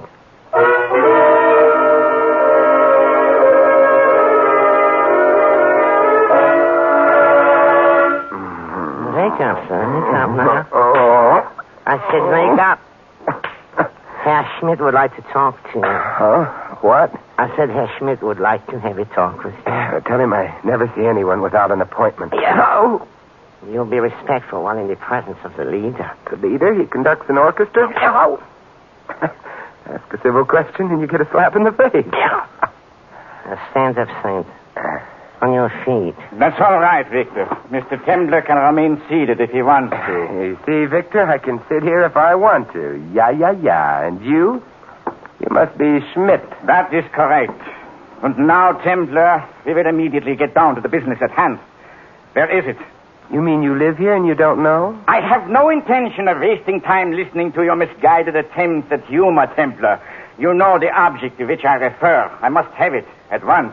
You hear? I hear, and 2 will get you 5. There are people in Germany who can also hear. Oh, for heaven's sake, Victor. You starting that face-slapping business again? I told you before. You have to be more respectful when the leader speaks to you. If you'll just untie my hands for a moment, I'll show both you and the leader exactly how much respect I have for both of you. For the last time, Templar, where is it? What? The glass, you swine. The little whiskey glass that other pig brought to you from Mexico. Oh, that. Huh? You know, I had a feeling it was that whiskey glass you were after. Well, where is it? Try the 5 and 10. Oh. You know, Victor, someone's going to have to cure you of that habit. You're going to hurt that hand someday. You will answer the leader's question. Where is the whiskey glass? I give the correct answer. Do I get to try for the giant jackpot? If you give the correct answer, son, you get to die simply and quickly. And without any of your annoying little touches, my friend Ali is so good at. Oh, you make it sound so attractive. The glass is in my apartment. You lie. Ali and Victor searched all over your apartment. The glass you're looking for is mixed in with all my other whiskey glasses. They all look alike. Again, you lie. I brought it back here, all of your whiskey glasses. Now, that's dishonest. And the one we want is not amongst them. For the last time, Saint, what did you do with it? Very well, Vic. I guess I know when I'm licked. Now you're getting wise. The glass is in a check locker at Grand Central Station. A check locker? The key to the locker. Where's the key? Well, I'd be very happy to go home and get it for you. That will not be necessary. Just tell us where the key is hidden. It's hidden in the lamp on my desk. In a lamp? Where in the lamp? In the socket, where the bulb screws on. Just unscrew the bulb and put your finger inside the socket. You'll get it. You'd better be telling the truth, Templar. I'll go at once, Herr Schmidt. You will come with me? Yeah. And him? He's well tied. Besides, Holly will return in a little while. And before you go, Victor, suppose you answer me a question. Tell me, who is your tailor? My tailor? Yes, I've been admiring that suit you have on. I think it's very considerate of your tailor to make it 2 sizes too large in case you have a friend visiting. Oh, my goodness. The rest I say for Holly. He will do his best to entertain you while we are gone. He will do tricks for you. Oh, how nice. All sorts of tricks with hot irons and lighted matches. And you will see. Let us go, Herr Fuhrer. After you, mein Herr. After you.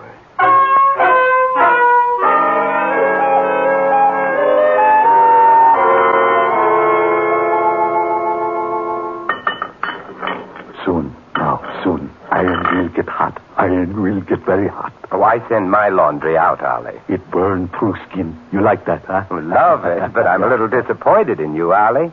Your friend Victor claimed that you had some fresh and original ideas. That hot iron stuff goes back to the Middle Ages, which is where I wouldn't mind going back to right now. I know business. Best torture man in whole world. You? You know better one. Sure. Who? Me. You torture man? The best. I no believe. You mean to say you've never heard of Terrible Templar? The trouble with you is you just haven't been attending the annual Torturers' Convention.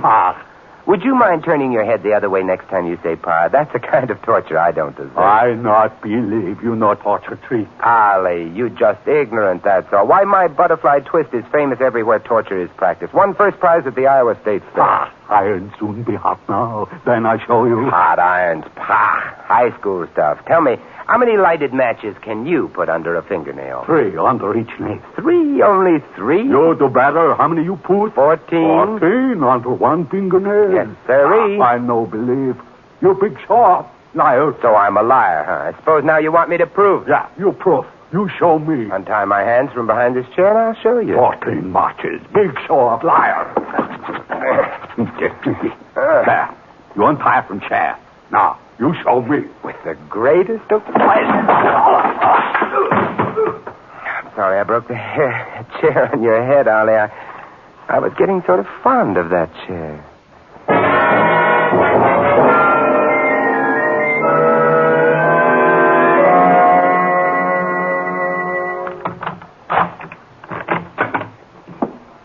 Hello, Simon. Sweetheart, you've come back to me. Yes, I've come back, but it's too late, I'm afraid. Oh, too late? Don't be silly, Claire. Grand Central Station's open all night, or should we do our kissing right here? Oh, please, Simon, I'm not in the mood for Banner. There's a man here in your apartment. He's in the other room. That's Maxime. Surely you remember good old Maxime. Oh, yes, I have much reason to remember Maxime. He's dead. Dead? He was shot. Oh, that's too bad. He was a game little guy. You killed him? No, the unholy twosome was here looking for the glass. They did it. The little man in the badly fitting coat and the giant Arab? Yes. I should have guessed. But the whiskey glass, Simon. What happened to the whiskey glass? They have it. Victor and the man he calls the leader. The leader? He's in New York? Herr Schmidt is here, all right, but believe me, not to stay. Nor is Victor long for this world. Now I'm going to ask some questions, and what's more, I'm going to get some answers. Yes, Simon, I think you're entitled to some answers. You don't know why the glass is so important, do you? Obviously, it carries somebody's fingerprints. I can't think of any other reason why a 10-cent whiskey glass could be important, but whose? You have heard of Karl Bruder? Karl Bruder?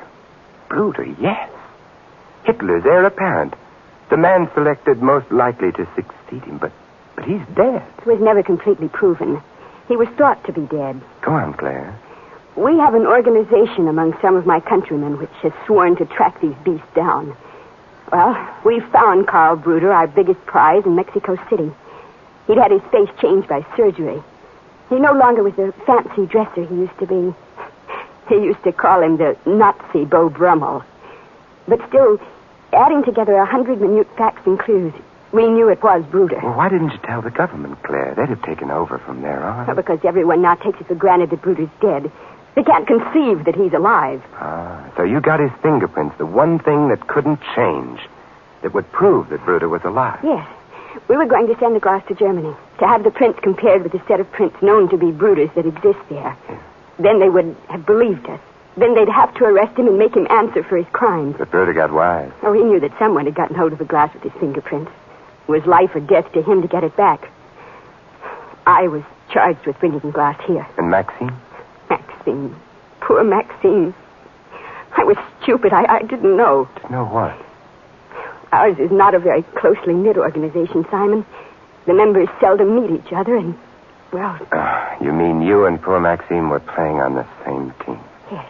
But we didn't know. Neither of us knew. We each thought... It's too bad. When you heard that Max was coming to me to help him, you staged that scene in the station to make him think that I'd joined up on your varsity. Yes, I was stupid. Max would still be alive if I...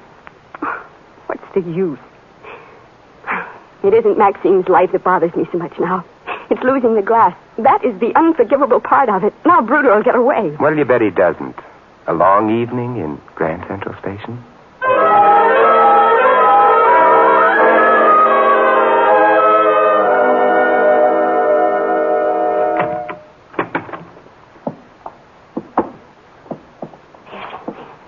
no one here, Simon. Not even a light burning. No, and I was sure there'd be... Welcome back, Mr. Templar. How good of you to return. Yes, Templar. How good of you to return. And we thought you didn't especially care for our hospitality. Or was it just poor Allie you didn't care for things? Ali? Torture man second class. What he doesn't know about our modern and improved methods would fill a morgue. I see you have brought a guest, Templar. How nice to have you here, my dear. Simon, I'm frightened. Frightened?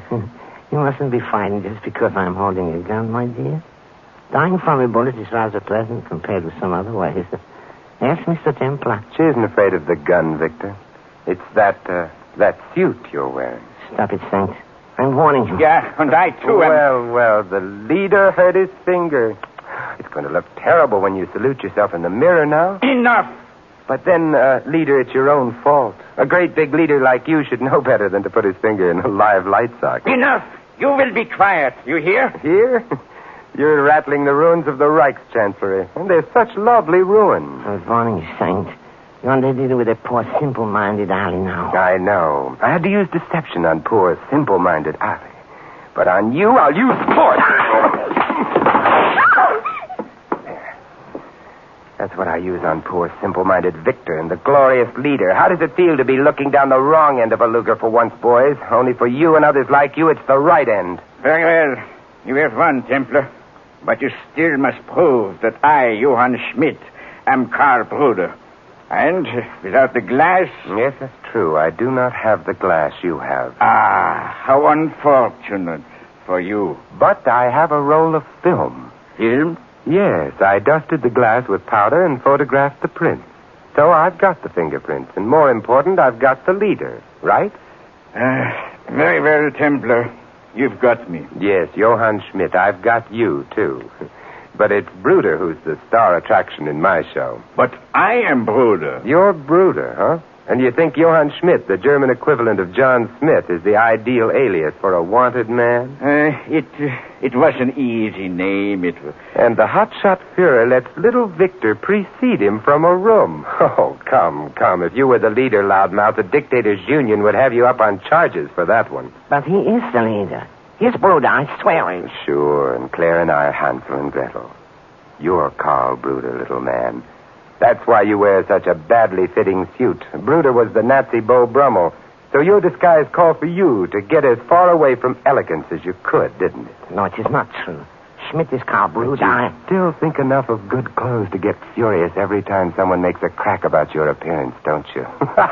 Look at you. Oh, that suit looks awful, Victor. It's got enough room in it for 3 ugly little tramps like you. You dirty swine. See? There you go again, the furious Führer. You know, when you get mad, you look just like that other tramp. Adolf, that is.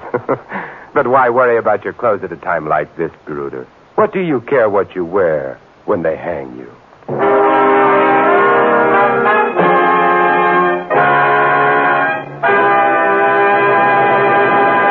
You've been listening to another transcribed adventure of the Saint, the Robin Hood of modern crime. Now here's our star, Vincent Price. Ladies and gentlemen, in tonight's cast, you heard Sammy Hill, Lou Merrill, Gil Stratton Jr., Charlie Lung, Ed Max, and Ted Von Elf. This is Vincent Price inviting you to join us again next week at this same time for another exciting adventure of the Saint. Good night.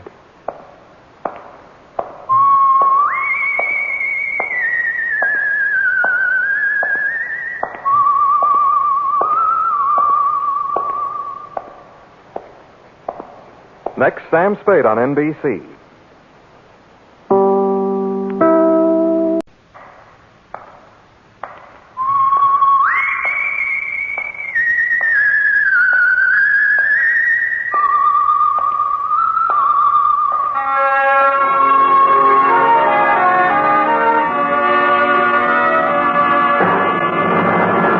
The Adventures of the Saint, starring Vincent Price.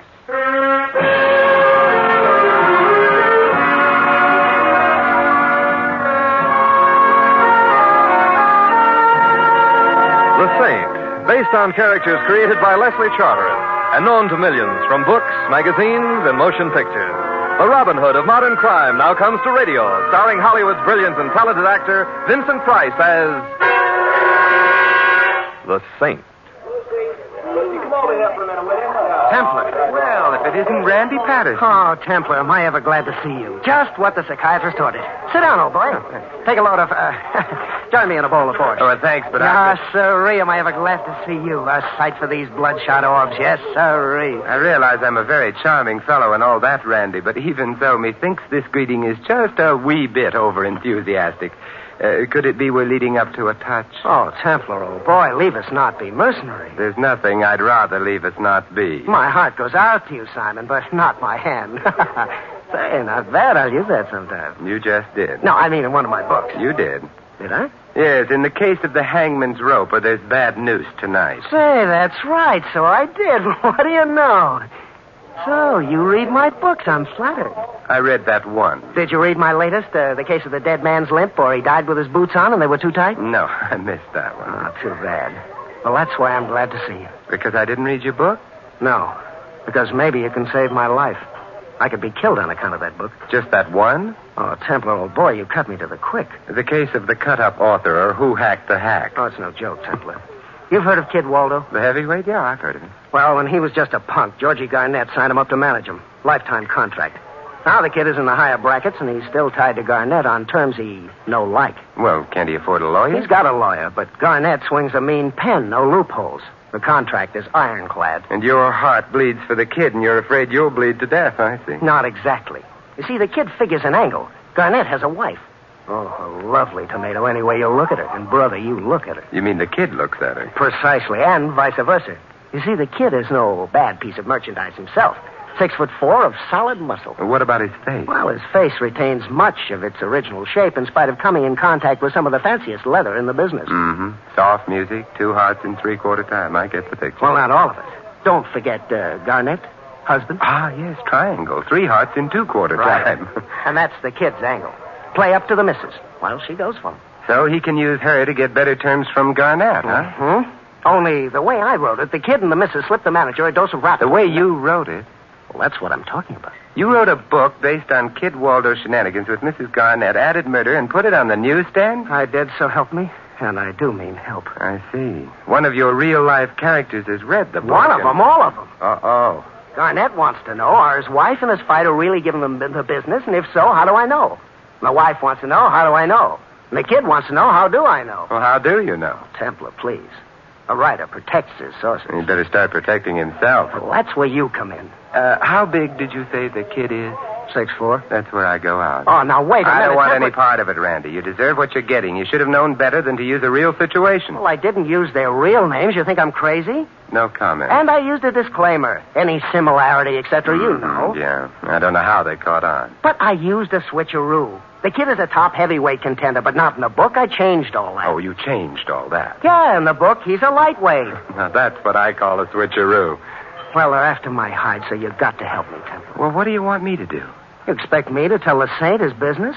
Oh, he'll think of something. I already have. Oh, great, what? I'm out of shaving cream, so I better go right down to the Templar, drugstore. I appeal to you. In the name of our friendship, I'm not... You know, Randy, I'm beginning to think of a few names for our friendship that aren't exactly appealing. Oh, you wouldn't let me down. You couldn't. I could try. Is this Simon Templar speaking, my old pal, my buddy? Oh. The Simon Templar who saw me through the darkest hours of deadly literary tease? Oh, Randy. Who stood by me when the critics descended upon my first poor, defenseless brainchild? Who was the sole patron... Stop it, Randy. You're breaking my heart. I'll do what I can for you, Randy. Oh, good, old Templar. I knew you'd come through. But I still don't know just what you want. Well, it's simple, old man. These jokers are sore, all of them. Maybe they're after my hide. Well, that's what I've got to find out. In other words, one and all would thoroughly be delighted to see you dead. And you want to know if any of them are making specific plans for such delight, huh? Exactly. If we know what they're planning, maybe we can stop it.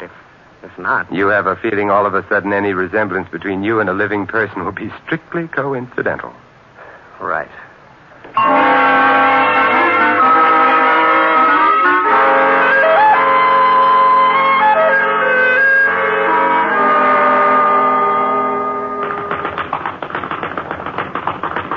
Kid, why don't you give that punching bag a rest? It's getting tired. Who are you? Simon Templar. I'm a friend of Randy Patterson. Oh? Oh, please, kid, I want to talk to you. I got nothing to say. Well, then allow me. Look, mister, my lawyers are Smith & McCormick. It's in their hands. You want to talk? Talk to them. Oh, lawyers. Yeah, lawyers. I've been libeled. I never did none of the things it says in that book. You didn't? No. Well, then how do you know that the book's about you? How do I know? How do I know? Yeah, how do you know? Why, everything that happens in that book is just exactly like it. Go chase yourself, will you? Oh, kid, you're looking the wrong way. This is my head. That's the punching bag there, see? Yeah. So long, kid.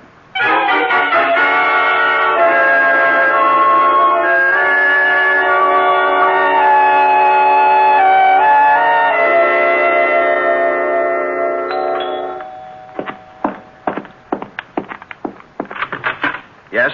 My name is Simon Templar. I'm looking for George Garnett. I'm Garnett. Do you always greet your guests with a gun? Lately, when Monk isn't around. Oh, who's Monk? Bodyguard. Templar, eh? I've heard that name. Well, what do you want? Well, look, I'd like to talk to you, but not in the doorway with a gun in my ribs. All right. Come in. Come in. Thank you. Thank you. Templar. Seems I... sit down. There. Oh, thanks. Have to take these blamed indigestion pills. Nervous stomach. Been under a strain lately. Terrible strain. By Jove, the saint. Of course. That's right. Yes, sure. Templar. Well, what brings you here, Templar? Randy Patterson asked me to... Patterson, that rat, that skunk, that murderer? Murderer? Accomplice him. Well, how so? Who's been murdered? Nobody yet. Well, then why... Well, but somebody may be. Any minute, any time. Who? Me. That's what he said in that blasted book, isn't it? Me. But that doesn't mean... me. Well, I tell you, Templar, if I get murdered, I'll hold Patterson partly responsible.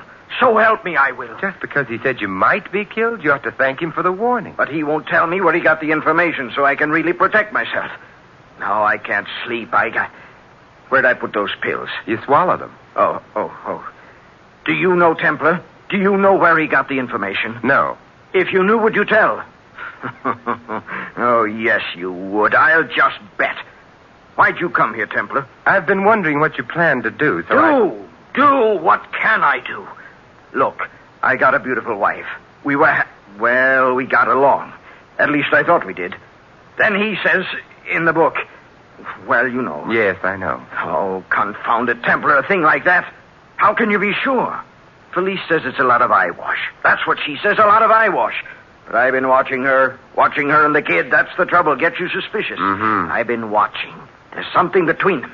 I know there is. But if only I could be certain. Are you sure I took those pills? I'm sure. I mustn't forget. Doc says I'm... Well, anyway, back to what I was saying. What was I saying? You think there's something between Felice and the kid? Yeah. Think. If only I was... Oh, who's kidding who? I know. And if Patterson is right about that, if he's right about that, well, don't you see? See what? The murder. Oh. He could be right about that, too. It comes next. Yeah, the murder comes next. Not necessarily. That's why I got Monk. Big guy. Used to be the kid's sparring partner. Where is he? He ought to be here. Say, look, you still haven't told me what you're doing here, Templar. What do you want? Nothing more with you, Garnett, but I would like to see Felice. Is she at home? No, at the Hotel Bennett. Oh? Yes, after this business, she moved out. Said I was too suspicious. Who wouldn't be suspicious? But I love her, Templar. That's the trouble. Why did he have to... Say, do you suppose there's a chance? Oh, no. Why do I keep trying to kid myself? Get out of here, Templar. Will you get out? I'm going, Garnett. Goodbye. Hey, wait a minute. Where do you think you're going, mister? Oh. Monk! Oh, Mr. Garnett, I didn't know you was here. I seen this fella come out of the living room. I didn't know who he was. Well, you might have asked before you broke my jaw. Is it broke? In at least 3 places. You're kidding. Is she a friend of yours, Mr. Garnett? Friend? Is anyone a friend in this dog-eat-dog world? I don't know. Help him up, Monk. I'll help myself up, thanks. Oh. All right, Monk, you want sparring practice? I'll be glad to accommodate you. Wait a minute. What's he doing here, Mr. Garnett? I'm not quite sure. What, shall I throw him out? Look, Muscle Brains, I'd already be out if you hadn't suddenly rushed to the rescue. He's right, Monk, and speaking of rushing to the rescue, where were you? Well, taking a nap. I've got to keep in condition. I might have needed you. Well, you got the Roscoe. In that case, why do I ever need you? Say, that's a thought. Perhaps... Well, Templar, what are you waiting for? I thought you were going. Well, this has been such a delightful get-together, I can hardly tear myself away. I can tear you away if you need any help. I doubt it, Monk. From the look of you, you don't do so good when the other fellow's in a position to fight back. If you was in the ring as long as I was, you'd be kind of banged up, too. But I was plenty good, brother, plenty good. If you want to know, even Joe Louis was scared of me. Yeah, he was scared to fight me. How do you like that? Louis was scared to fight me. How do you know? Well, did he ever fight me? Not that I know of. All right, then. I see what you mean. Well, goodbye again, fellas.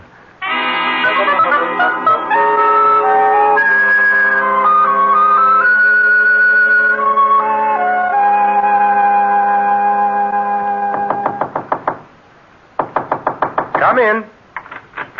Mr. Templar? Well, look what I get, and I didn't even send in any box tops. What? I was expecting Randy Patterson, but he can wait. In fact, I hope he does. Come in. Mr. Templar, you've got to help me. Well, in that case, you'd better call me Simon. All right. And what do I call you? Felice Garnett. Oh, I'm so glad to meet you, Felice. In fact, I've tried to reach you several times today. Really? Why? Well, you see, I'm a friend of Randy Patterson. I didn't know he had any friends. Well, live and learn. Yes, and I want to keep on living. That's why I came here. But if you're a friend of Patterson's, maybe I made a mistake. Not necessarily. What brings you here? I heard you'd been to see my husband. I wondered what your interest in us was. I'm afraid I found out. You said you wanted me to help you. Yes, I did. When I heard you were involved, I thought you might be just the one to turn to. Well, that was before you told me about Patterson. Any friend of his is an enemy of mine. Of course, but Felice, I believe in the old saying, love your enemy. It's rather difficult. Apparently you need someone to help you. Why not give me a try? Just, what help do you need? Well, it can't hurt to tell you. I'm being framed. For what? My husband's murder. Has he been murdered? Well, not yet, but... You know, it's funny how everyone seems to take it for granted that he will be. He will? How do you know? Well, that's what it's all about. What? Didn't you read the book? Look, just because Randy wrote a book... But that's why he wrote it, so my husband could be murdered. Is that a fact? Of course. Patterson wrote a book, thinly disguised, about me and my husband and Kid Waldo. In it, the kid and I plot to kill my husband. So George read it, got frightened. Now he suspects maybe we really are planning to kill him. He's even hired a bodyguard. Mm-hmm. Well, don't you see? It's all a build-up. When George really is killed, naturally it'll look like the kid and I did it. That's the whole idea. And Randy's in on the plot. Of course. The real killer hired him to throw suspicion on us. Just who is the real killer? I don't know. That's what I wanted you to find out. Well, it's an interesting theory, Felice. Theory? I'll check to see if it's anything more than that. You will? But if Patterson's your friend, If he's pocketing blood money, this is the end of a not-so-beautiful friendship. And then, Felice, you and I could be friends. Oh, Simon, if you help me, we'll be more than friends. Aren't you forgetting just one small little item? Am I? Oh, you don't mean the kid, do you? So you don't really believe there's anything between him and me? Perish the thought. Well, then. But isn't there anything else now? Think hard. Oh, I'm no good at guessing games, Simon. What about your husband? He isn't either. I mean, before you and I give way to mad rapture, shouldn't we think about him? Oh, so that's what's bothering you. But we don't have to worry about him. He's going to be murdered. Now, don't look now, but isn't that what you want me to prevent? His murder? Heavens, no. I just want you to prove I had nothing to do with it. You'd better run along, Felice. You're angry? No. Well, then what? I feel a previous engagement coming on. Don't tell me you're afraid of my husband. No, Felice. Then I don't understand. I'm afraid of you.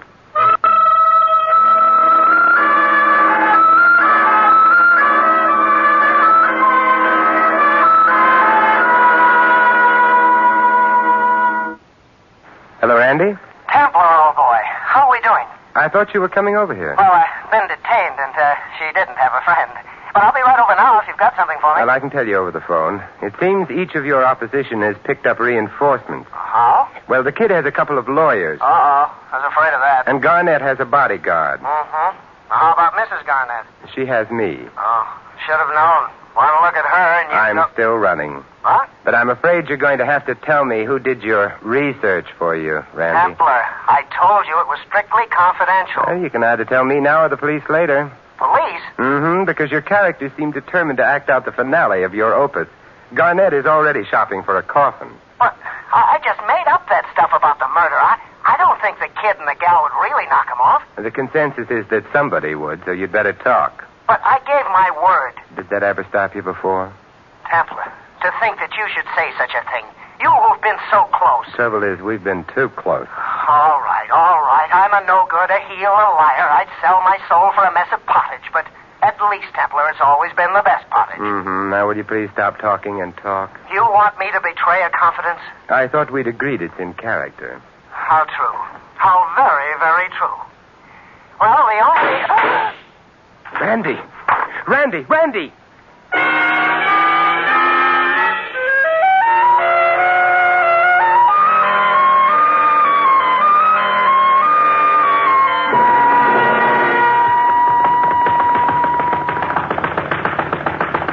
You really believe in keeping in shape, don't you, kid? Oh, you again, Templar? Yeah. Look, why don't you get lost and take Patterson with you? Patterson already got lost. That's why I'm here. I don't get it. I was talking to him on the phone. I heard shots. I called the police, and they called back from Patterson's place. He's dead. I'm not surprised. What do you know about it? He had it coming. From you? Maybe. Only somebody beat me to it. Is that so? I got nothing more to say. You want conversation? See my lawyer. Yeah, Smith and McCormick. I know. I may get around to it. Yeah, do that.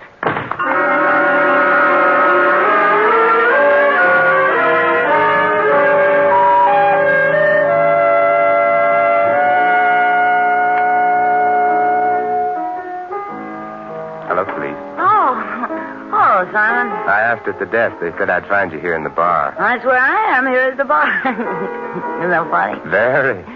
Well, it isn't, and I'm lonesome. Nobody's been here all afternoon except my friend Tony. Tony's my favorite bartender. Tony, meet Mr. Templar. Hi, Miss Templar. Charmed. Felice. Simon, buy me a drink. Tony, hit me again. My friend's setting him up. Okay, Miss Garnett. Oh, thank you. Girls gotta keep up a spirit. Simon, what are you drinking? I'll just watch you. I know why you're here. Good. Suppose you tell me. I've been wondering. You want to know if I have an alibi? Well, I have. I came right here from your place, and I've been here ever since. I see. You hate me, don't you? No. Why do you keep spying on me? I simply can't keep myself away from you. I believe that. If you believed it, I wouldn't say it. Huh? You're just trying to mix me up. You've already mixed me up. What's this alibi you were talking about? Oh, for the murder, silly. Oh, and how do you know about that? It's not in the papers yet. Really, Simon, for a smart man, the kid phoned me. How else do you think I'd know? He didn't waste any time, did he? He knew I'd be interested. Nice of him to be so considerate. I thought there was nothing between you two. You are spying. I'm curious. Or maybe you're jealous. Jealous, Simon? Terribly. I wish I believed that. What's between you and the kid? I told you nothing. He phoned you. Well, he knew I'd be Oh, interested. this is getting us no place. We could get someplace, Simon, if only you'd stop acting so silly. So you could. Don't you like me? Just a little bit. Yes, Felice, I like you. Simon. Just a little bit. Simon. Who do you think killed Randy Patterson, Felice? Must we talk about that? I'm beginning to think it's the safest subject. Don't you have any idea who might have done it? No. I'm afraid I don't know what you want, Simon. I'm afraid I do know what you want. Well, get this. Isn't this cold? Oh, hello, kid. Oh, well, don't get the wrong idea, kid. We were just talking. Yeah, it looks like. How about the murder? You were making with the moon eyes. Oh, kid, believe me, there's nothing between Simon and me, not a thing. He's right, kid. There's nothing more between us than there is between her and, say, you, for example. Huh? And she has assured me your relationship was strictly platonic. Police. You told him that? No, I don't get the wrong idea. Wrong idea? I ain't got any idea. Well, what does it mean? Plato was a philosopher, student of Socrates, who believed that if two people got... Oh, wise guy. Very. Kid, please don't be angry. No. You play around with this guy, and then he starts cracking smart. I ought to push your face in. Oh, kid, never strike a lady. And you, too. Or a gentleman, when the gentleman is me. Oh, yeah? We'll see. It's all right, Felice, he missed. But not this time. Sorry. Well, it only takes one. 3 strikes, you're out. Now, that's enough, kid. One more, and maybe I'd be out, so I better be running. See you around.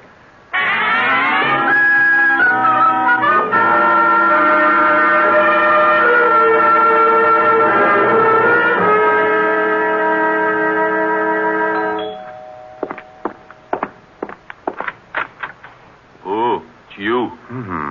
You greet me with a gun, too, Monk. That's what I like about this place. So friendly. You got no idea how friendly. Just the guy we want to see. Come in, pal. Come right in. Now, that's a switch. Last time you were all for throwing me out. Oh, that's before I learned what a sweet guy you was. Now, come on in. Oh, with such a hearty invitation, I don't see how I can refuse. You can.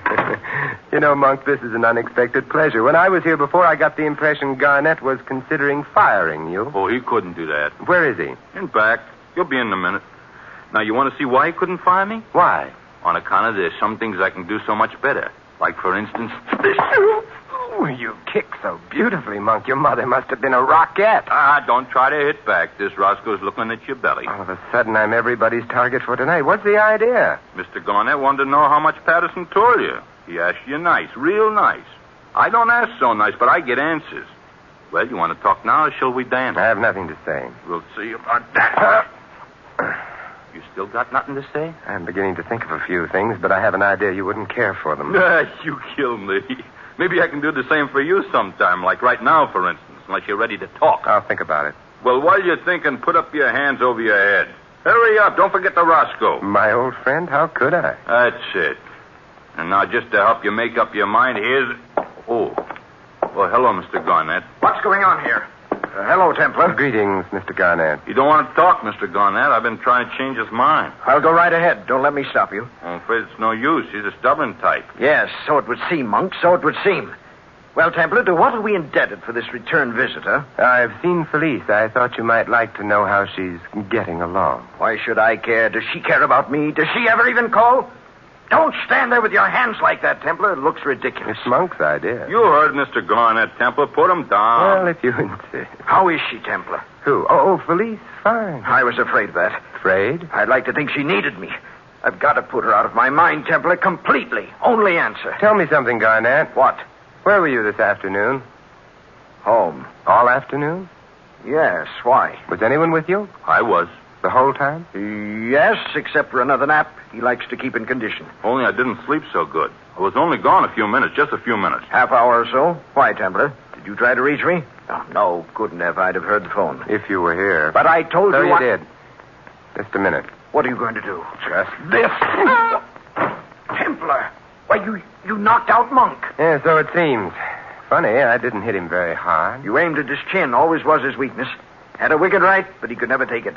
Round heels. That's his trouble. I could have made a champ out of him if it hadn't been for those... Oh, but that's neither here nor there. Why'd you do it? He slugged me before when I wasn't looking. This evens the account. And it gives me a chance to get his Roscoe. Oh? I want to point something out to you, Garnett. I didn't want Monk interfering. What? Randy Patterson doesn't live too far from here. I believe you could make it in 15 minutes. Perhaps so, perhaps so. What are you driving at? 15 there, 15 back. Half hour would have been long enough. For what? For you to have gone to his place and killed him. Killed him? But do you mean have somebody? Mm-hmm. Well, I don't pretend I'm not pleased, but surely you don't really think that I... Why, that's absurd. Well, you could have while Monk was sleeping. No, you don't understand. It's at least 15 minutes to Patterson's place, at the very least. If you hurry, race like mad. How do you know? I've been there, but not today. But you know, you said yourself. All right, 15 minutes, round trip in half an hour. That's all you needed. Well, that was just round figures. I'm sure Monk couldn't have been out of the room for, 20 minutes at most. You'll see when he comes to. We'll ask him. 20 minutes at the most. I'm sure he'll say whatever you want him to, but we'll see. Say, I just thought of something. What? Has there been any report about the murder yet? Newspaper, radio? No, not so soon. Mm-hmm. Well, then, Mr. Templar, how come you happen to know about it? A nice point, Garnett, but notice what big ears I have, Grandpa. I overheard. Overheard? In telephone. Come on, Monk, wake up. Wake up. Come on. Hey, where is he? Hey, it was an accident. I slipped. I hit my head. You didn't? Sure, Monk, sure. What big ears you have, too, Monk. Genuine cauliflower. How did you hear about it? Hear about what? The murder. Who, me? I didn't. Obviously, Garnett didn't know about the murder, or he wouldn't have stuck his neck out by admitting you were out of the room. He didn't start crawling until I mentioned the murder. That's right, Templar. You noticed. But I also noticed that Monk was very busy trying to build the alibi before I mentioned the murder. Well, sure. I was trying to protect Mr. Garnett. After all, I got a great sense of loyalty. No, Monk, you haven't got any sense of loyalty or any sense. How did you know he needed protection unless you knew about the murder? Of course. How did he know? Unless he were the murderer. Are you crazy? Maybe, Monk. But the alibi you were preparing for Garnett would have worked for you, too. If you were here with Garnett, you couldn't have committed the murder. Isn't that why you insisted you were gone only a few minutes? My head hurts. I got nothing to say. But, Templar, what motive would Monk have? There's one thing we've all been wondering about, Garnett. How did Randy find out about your wife and the kid? Must have been from someone who was close to the kid. Say, a sparring partner, for instance. Aha! Templar, you've hit it. I think so. Monk gave Randy the information. Then when things got hot, Monk was afraid Randy might snitch, so he killed him to silence him. That's it, Templar, that's it. Monk, you scoundrel, you villain, you... Ah, shut up. Monk, that's insubordination. Now, come on, Monk. You and I are going to police headquarters. Who says so? Monk, don't try to get tough. Maybe Joe Louis is as scared of you, but I ain't. Come on, let's go.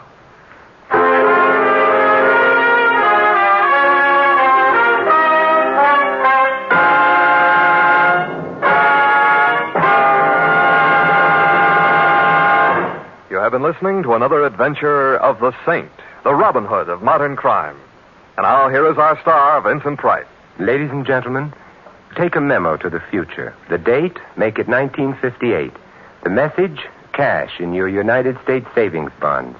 Take your savings plus the additional $1 for every 3 invested, and, well, you finish the memo.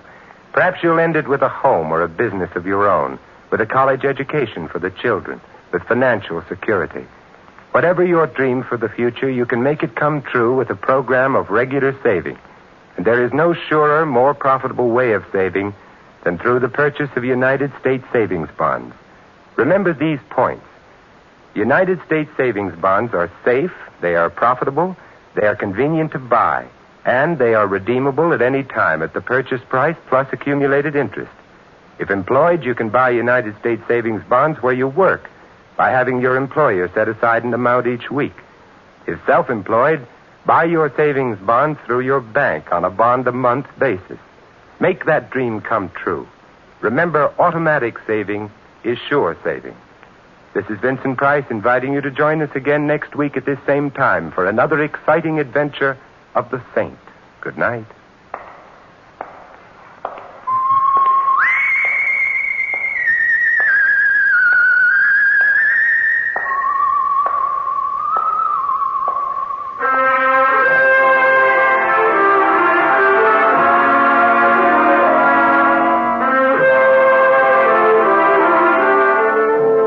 Script of The Saint was written by Jerome Epstein.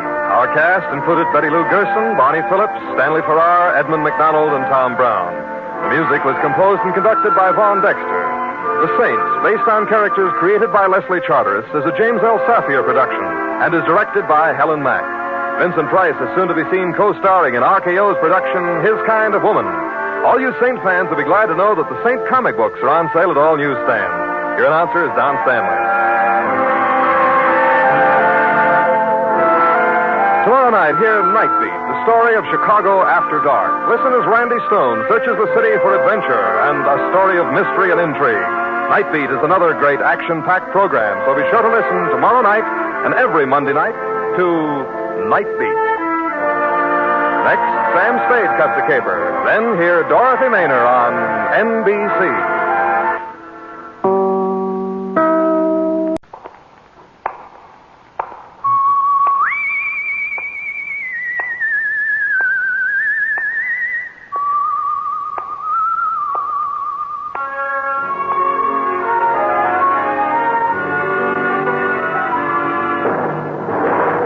The Adventures of the Saint, starring Vincent Price.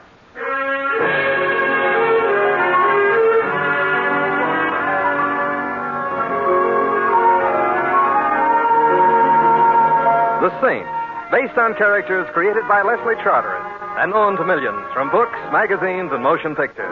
The Robin Hood of modern crime now comes transcribed to radio, starring Hollywood's brilliant and talented actor Vincent Price as the Saint. Templar? Mr. Templar.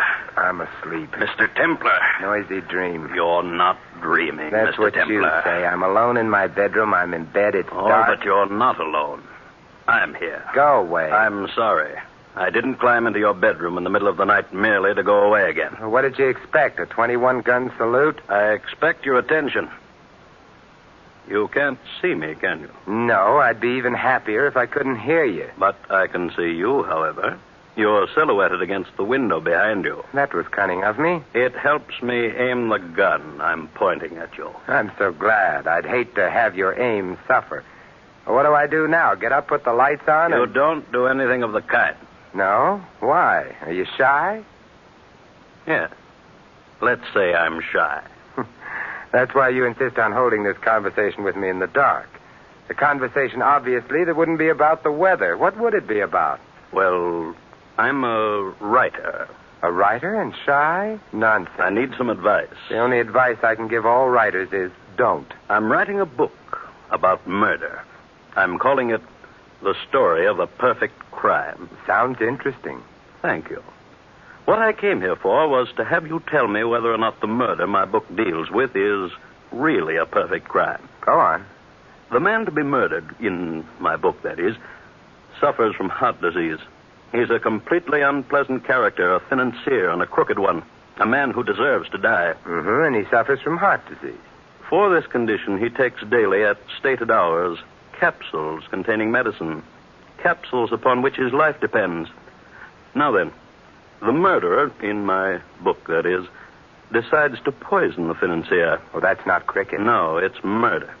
Murder that will be poisoning without poison. I'm waiting breathlessly for the next chapter. The murderer steals one of the capsules, pours the medicine out, and replaces the medicine with powdered sugar. He returns the capsule to the financier's pillbox. In due course, the financier reaches the capsule, takes it. His weak heart, lacking the medicine he needs, fails. And there you have poisoning without poison. Very ingenious. I think so. The poisoner can't be traced to the poison he purchased because he didn't purchase any. The murdered man is assumed to have died a natural death. An autopsy will show no poison in his body since there wasn't any. Well, is it a perfect crime? I can't see any flaws in it. Good. And if you can't, I don't imagine the critics will. Don't you mean the police?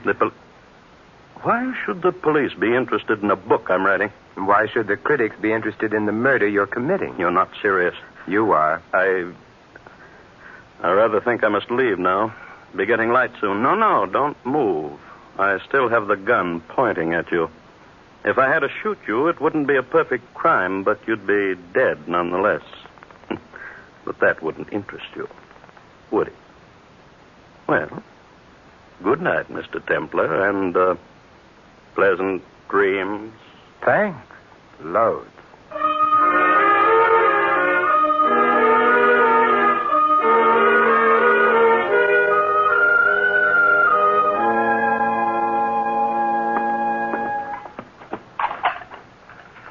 Coffee, your toast, Mr. Templar, and the morning paper. Oh, thank you. You're up early this morning, aren't you? I couldn't sleep. Hey, any resemblance between this toast and toast is purely coincidental.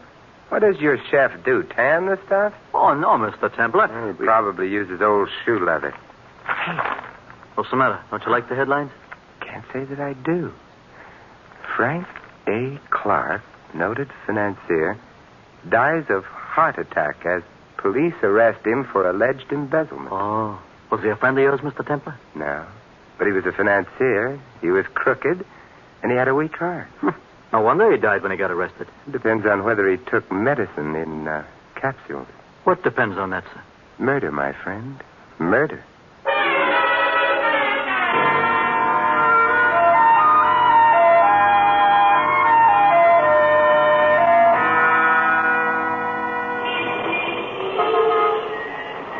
Taxi! Hey, taxi! Oh, no, Louis. Oh, yeah, Louis. Out of all the taxicabs in this city, why do I keep getting yours? Out of all the fares in this city, why do I keep getting you? You have a point there. I'll go right home and shop. You stay where you are. You want to go home with me? No.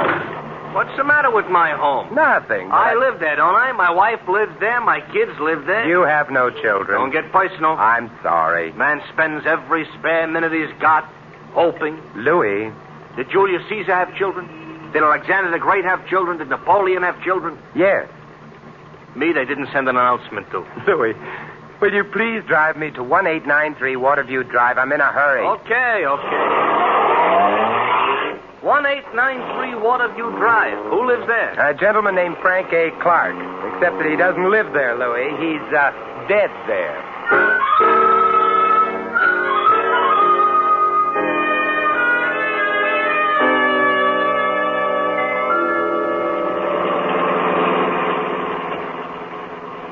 going to keep company with a corpse, Mr. Templar? I am going to visit his surviving relatives, if any. Why? Does it occur to you that it might be none of your business? Sure. It's none of your business? Well, now that we got that clear, why are you going to visit his relatives? Louis, stop the car, quick! So I stopped. What happened? We've reached 1893 Waterview Drive. Oh, I'm careless about little details like that. Here, Louis, and don't forget to mention it to your income tax collector. I'll write to him. Hey, don't you want me to wait? No, but you will, Louis. You will.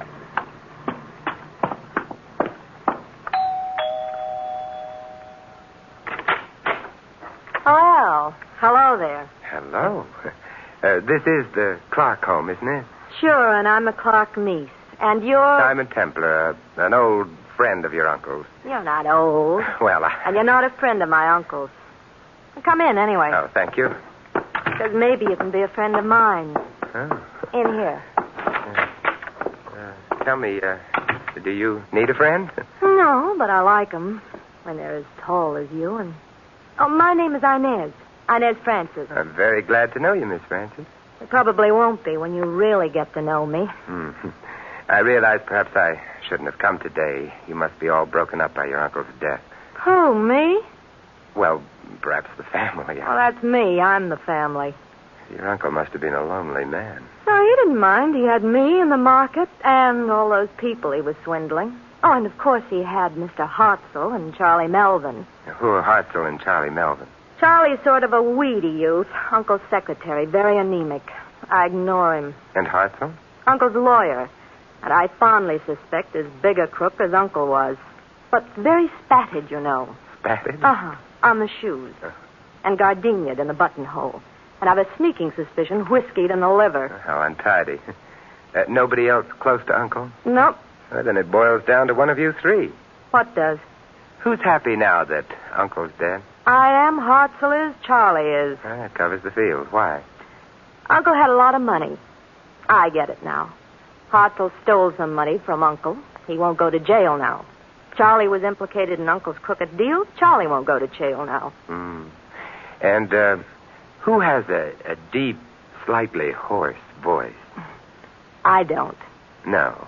Which means that you're not the one who came to my room last night. No, but if you ask prettily, perhaps I'll come tonight. Inez. To look at your etchings. I don't have any etchings. I'll bring some with me. Are the others around? Mm-hmm. Sitting around practicing grief-stricken looks for the funeral. That happy event is this afternoon. I'd better get dressed for it. But you are dressed. But not for a funeral. Would you excuse me for just a minute? Oh, of course. Oh, here you are, Inez. Greetings, Mr. Templar. This is Charlie. Charlie, this is Mr. Templar. Glad to meet you. How do you do? He doesn't. Entertain Mr. Templar for me, Charlie. I gotta find a dress that's sad-looking. I'd like to stay and entertain you, but I've got to hurry. You see, I'm Mr. Clark's secretary. In his condition, he doesn't need a secretary. Well, I'm Mr. Clark's former secretary. No, I'm the former Mr. Clark's No. I get it now. Relax. Oh, I'm relaxed. Well, then why are you in such a hurry? Well, I have to go out and hire some mourners, haven't I? Why? Well, it wouldn't look nice if there were only three of us at the funeral. Inez, Mr. Hartzell, and myself. No, especially since you'll all be grinning from ear to ear. May I ask you a question? Of course. Has your voice ever been deeper? Deep? Heavens, no. Ta-ta. Goodbye. Charlie, my boy. Or is he my boy? Oh, good morning. Good morning. My name is Templar, and I'm... Hartzell is my name. I'm sorry. I can't talk to you now. I'm in a hurry. Why? My tailor's expecting me. Your tailor? You'd hardly expect me to attend Mr. Clark's funeral in this, would you? Impossible. You see? So, if you don't mind, I'll just run along. Oh. Yes? What are you doing here? Looking for a man with a deep voice. Oh, sorry, mine isn't. But why are you looking for a man with a deep voice? He told me how Mr. Clark was murdered. Well, that explains it. What? Yes, he was murdered. But Mr. Clark died of heart failure. Indeed. You must be... I demand an explanation immediately. You've forgotten one thing, Mr. Hartzell. What's that? Your tailor is waiting. But And tailors are sometimes very temperamental. Besides, we can discuss this some other time. This evening? This evening. Here's my card. I'd appreciate your coming. If Mr. Clark was murdered, something must be done about it. Something will be.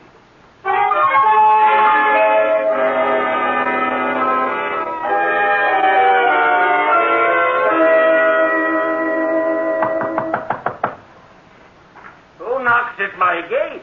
Enter. Templar, as I live on sufferance and breathe with difficulty, Templar. Hello, Desmond. What happy winds waft you hither, Simon the Subtle? Desmond, I'm not an audience. Oh, Templar, I'm an old ham, and contrary to what they say, hams do not improve by aging. Still the gay adventurer? Well, I'm not especially gay at the moment. Murder. Oh, the last murder that was of any interest to me was that Elsinore thing.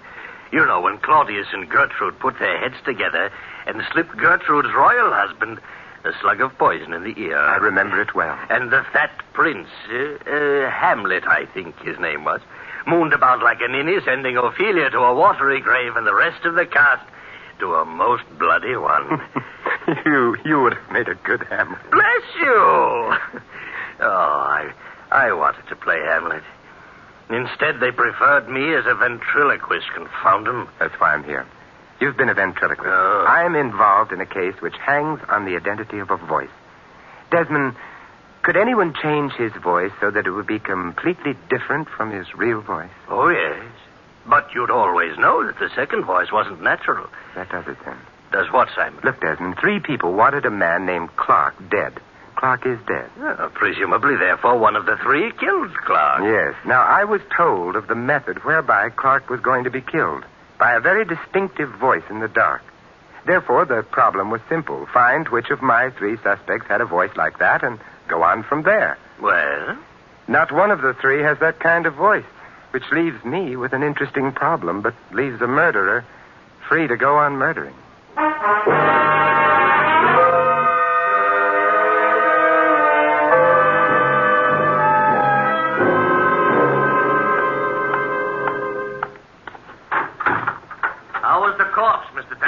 Dead. Louis, I want the nearest bookstore. You can't have it. It belongs to a guy named Pestlethwaite. Would you please drive me there quickly? Okay. What's the matter? Suddenly decided you want to curl up in front of a fire with a good book? For that, I'd rather have Inez. No, Louis, I merely want to find out how a man can die of poisoning without being poisoned.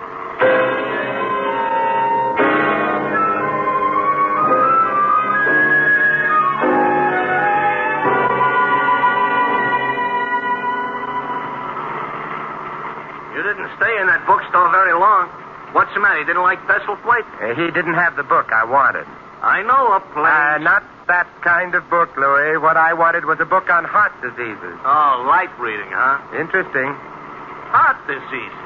These stores had one book on heart disease in stock until yesterday. So? Yesterday, the book was sold to a man, Pestlethwaite told me, who behaved in a strenuously agitated fashion. A man named Hartzell. Maybe the name was bothering you. Which reminds me, where am I taking you? Naturally, Louis, to a man named Hartzell.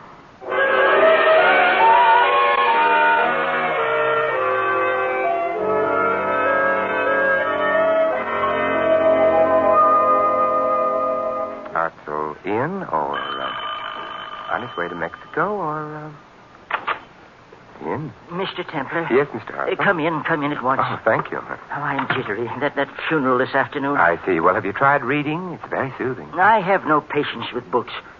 Now, please tell... Not even books on heart disease? Oh, why? Excuse me. Hello? Oh, yes, Inez. What? Oh, how dreadful. Oh, yes, at once. Goodbye. You're pale. I'm shocked. Charlie Melvin. You know him? Mr. Clark's secretary. Yes, well, it seems that something's happened to him. What? He's dead.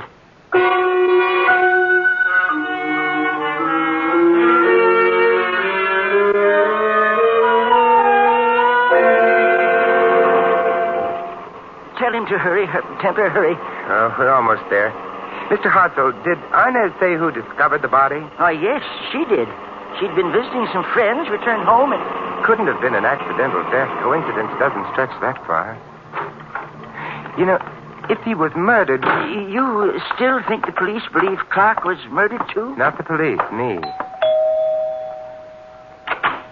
Oh, Mr. Hartzell. Oh, Simon. Hello, Inez. Come in. Getting to be embarrassing, all the sudden death. It might be more than embarrassing. Might be fatal. It was for Charlie. How did it happen? He shot himself. The police have... I just phoned Oh, them. well, then we'd better hurry. Come on. Well, this is his room, in here.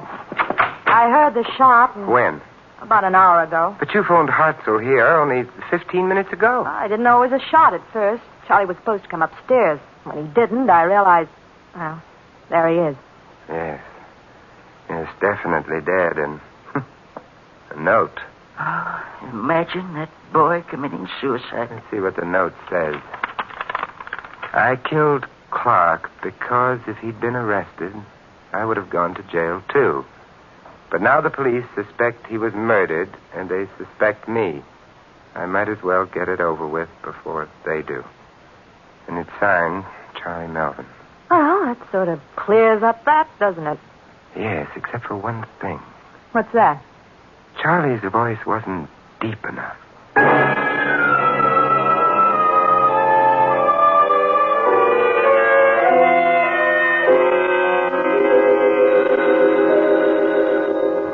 Alexander Graham Bell's little invention should sometimes be strangled. I'm asleep, and so should you be. Templar? Yes. Hartzell? Listen, I'm at the Ensign Club on Trocadero. Yes? I couldn't go home. Charlie's death so soon after Clark's. Anyway, remember that voice you told me about? I remember it very well. I just heard it. What? The man with a voice like the one you described was here. I'll be right over. He's gone now, but I followed him outside and heard him give the cab driver his address. Good boy. I have my car. I'll pick you up immediately. Fine. We can go right after him. It's some distance outside the city. Look, I'd travel to the North Pole for him. You don't measure miles when chasing phantoms.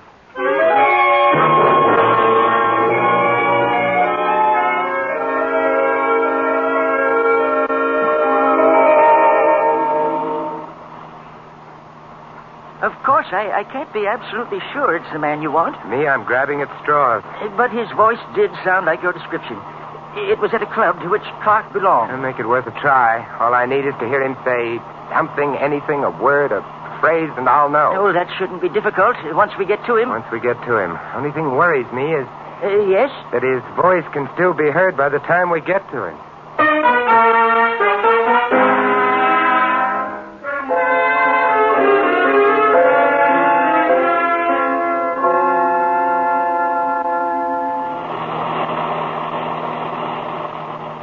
Halfway to the North Pole, so you didn't take me literally, did you? You shouldn't be much farther. Templar. Yes? I don't understand about Charlie. I can't see him murdering Clark somehow. You don't believe he did it? Do you? Not especially. Oh, why not? I don't know. Intuition, maybe. Ooh, our little stranger likes seclusion, doesn't he? Evidently. You know, the police accepted that suicide note without question. Did they? There's the house. Oh, there aren't any lights showing. Well, he must have got here sometime before us. Went to bed, I guess. Yeah, probably. I wonder. Do you think he'll recognize you? Oh, probably. I couldn't see him, but he saw me. Well, that might be bad. Are you armed in case he tries anything? No, but we'll manage. Well, suppose he refuses to say anything at all. Well, that in itself would answer our question, wouldn't it? We ring? Certainly. Nothing if not courteous. It's so dark out here. So far from anything. Yeah, dark and lonely. You put it beautifully. He doesn't answer. Try the door. Very well. It's open. Good. Then we can walk right in. I can't see a thing. Here, wait a minute. I'll light a match. There, the light switch to your left, Hartzell. Oh, yes, of course. Oh, that's much better. Now, then... it's a very charming house you have here, Mr. Hartzell. What did you say? I said you have a very charming house here. My house? Well, you didn't really think I was fooled, did you? That voice you heard in your club was a fiction. It had to be. Our trip here was planned by you, so that we'd be alone here. Well, why would I want that? The better to kill me, my friend. Kill you, you say? That's what I say. Why would I want to kill you? And because, like yourself, I think that suicide note of Charlie's was a fake. Oh, I never said... I did. It is a fake. How did you know? The note ran to the effect that Charlie was committing suicide because the police suspected him of murdering Clark. But the police didn't suspect Clark of being murdered. Perhaps not, but you did. Yes, but Charlie didn't know that, Mr. Hartzell. I didn't tell him. Oh, very well. Just stay right where you are. What a handsome revolver. I did kill Charlie, so that there wouldn't be any investigation into Clark's death. I couldn't afford that. If you kill me, there will be an investigation. No, because no one knows you came here with me. You're not going to die. You're going to disappear. Oh? In my furnace. I wouldn't like that. Too warm. I'm afraid your likes can no longer be considered. Well, in that case, I'll have a cigarette. Let me see now. Which pocket? Hold on. Mr. Hartzell, you want... Oh, my. You dropped your revolver. Now I have two. You said you weren't armed. I'm such a liar. But then, you see, I knew when you asked me why you asked me. So perhaps I'll be forgiven. Templar, I killed Charlie, but I didn't kill Clark. I swear I didn't. Good heavens, Mr. Hartzell. I never for a moment thought you did.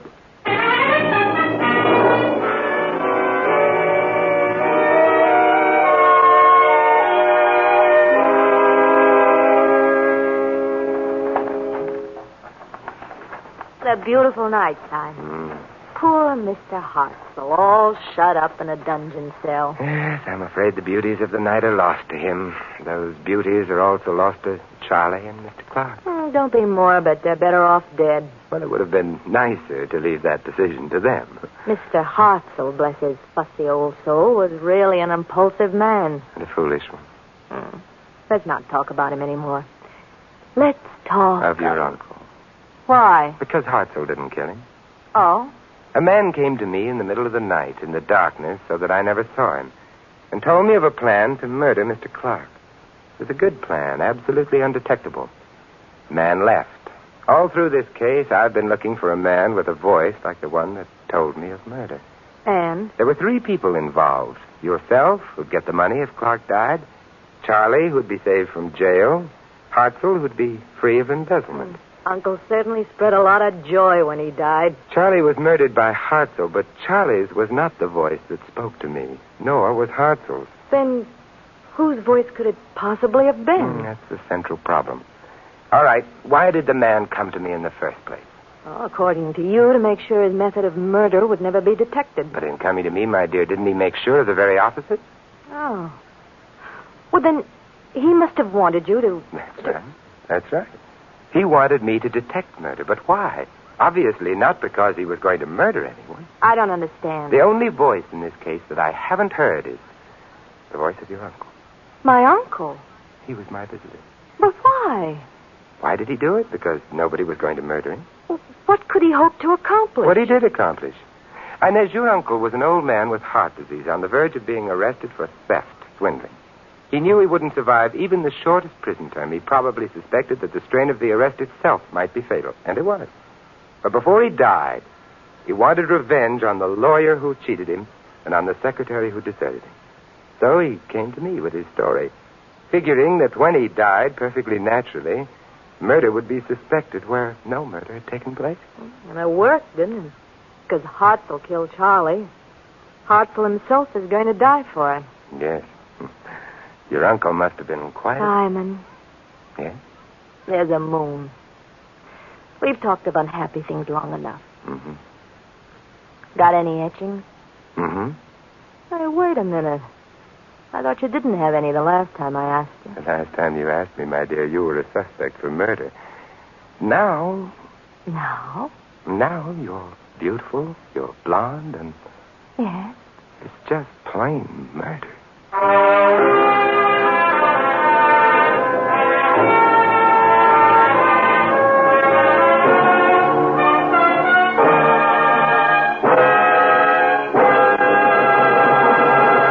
You've been listening to another transcribed adventure of the Saint, the Robin Hood of modern crime. And now here is our star, Vincent Price. Ladies and gentlemen, poison doesn't always come in bottles, and it isn't always marked with the skull and crossbones of danger. Poison can take the form of words and phrases and acts, the venom of racial and religious hatred. Here in the United States, perhaps more than ever before, we must learn to recognize the poison of prejudice and to discover the antidote to its dangerous effects. evidences of racial and religious hatred in our country place a potent weapon in the hands of our enemies, providing them with the ammunition of criticism. Moreover, group hatred menaces the entire fabric of democratic life. As for the antidote, you can fight prejudice, first by recognizing it for what it is, and second by actively accepting or rejecting people on their individual worth, and by speaking up against prejudice and for understanding. Remember, freedom and prejudice can't exist side by side. If you choose freedom, fight prejudice. This is Vincent Price inviting you to join us again next week at this same time for another exciting adventure of the Saint. Good night.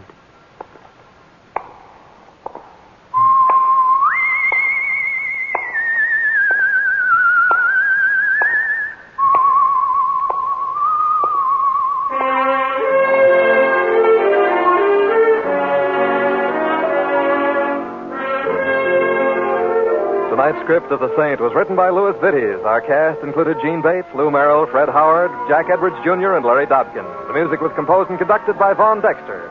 The Saint, based on characters created by Leslie Charteris, is a James L. Safier production and is directed by Helen Mack. Vincent Price is soon to be seen co-starring in RKO's production of His Kind of Woman. All you Saint fans will be glad to know that the Saint comic books are now on sale at all newsstands. Your announcer is Don Stanley. Programs, get your programs here. Tomorrow night, hear Night Beat, the adventures of newspaper reporter Randy Stone, as portrayed by Frank Lovejoy. Listen as Randy works the night beat of a newspaper in search of unusual, interesting stories. That's Night Beat tomorrow night. Next, Sam Spade cuts a caper. Then Zeno Franciscati plays on NBC.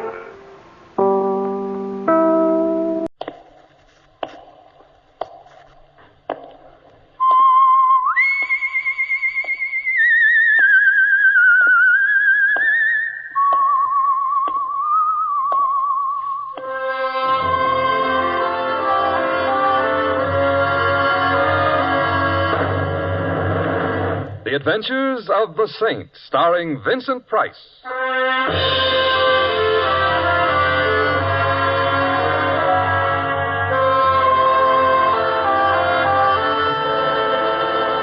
Saint, based on characters created by Leslie Charteris and known to millions from books, magazines, and motion pictures.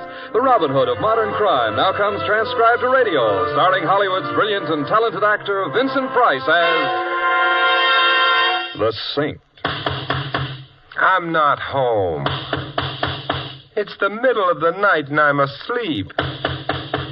I'm in Schenectady sitting up with a sick aunt.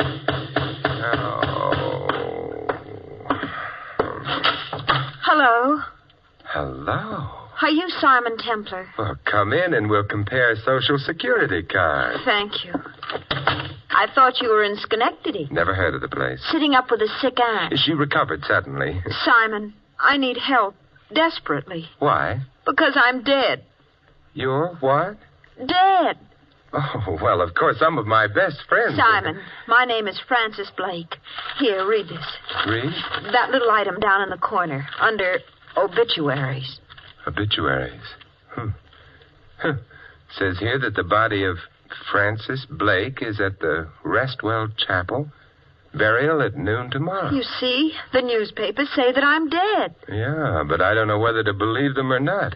You are Frances Blake? Oh, of course I am. Come here a moment. All right. Thank you. Now... Simon, what are you... Oh! I beg your pardon. You pinched me. Yes? But... Well, I had to make sure I wasn't dreaming. But you're supposed to pinch yourself if you think you're dreaming. I know, but this way was more fun. Also, I never heard a corpse say ouch before. Therefore, you're not dead. I already knew that. I didn't. Now that that's settled, I think perhaps we ought to go visit. Visit whom? Your corpse.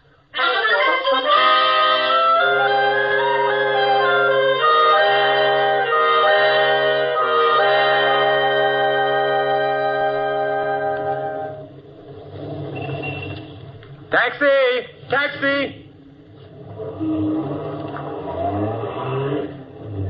Day or night, rain or bright. Never mind, Louis. Oh, Mr. Templar, had I have known it was you, I wouldn't have bothered with the whimsy. Had I known it was you, I just wouldn't have bothered. However, Francis... Thank you.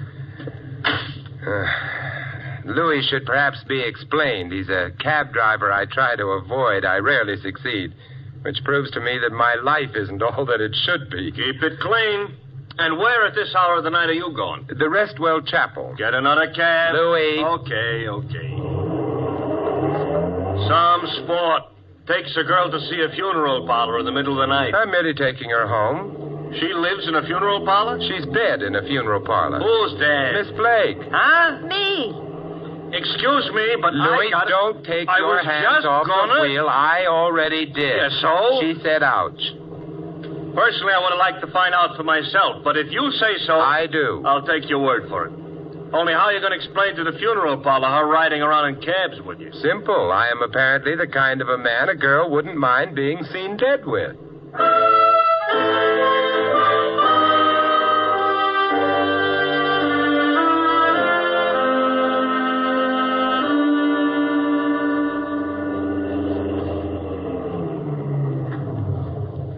The Restwell Chapel at your service. Louis. I know. Wait. But I'm telling you one thing, considering the type of company you're keeping. I ain't waiting till nobody plays no hot licks on a trumpet. I don't think you'll have to. Come along, Francis. All right. I've been trying to pretend to myself that it's all some kind of a joke, but that funeral parlor looks too real. Well, we'll find out soon enough. One nice thing about funeral parlors, they're always open. That you call nice? She have a point there. Ooh, listen to that doorbell. Chopin, at least. Ah. I beg your pardon? I said, ah. Ah. Come in, Francis. This is an hour that comes to all. Except in states that don't have daylight saving. I, sir, was referring to your bereavement. Whom are you mourning? We would like to look at Francis Blake. The hour is late, but grief knows no clock. Good heavens, an epigram. We try, sir. If you'll follow me. Thank you.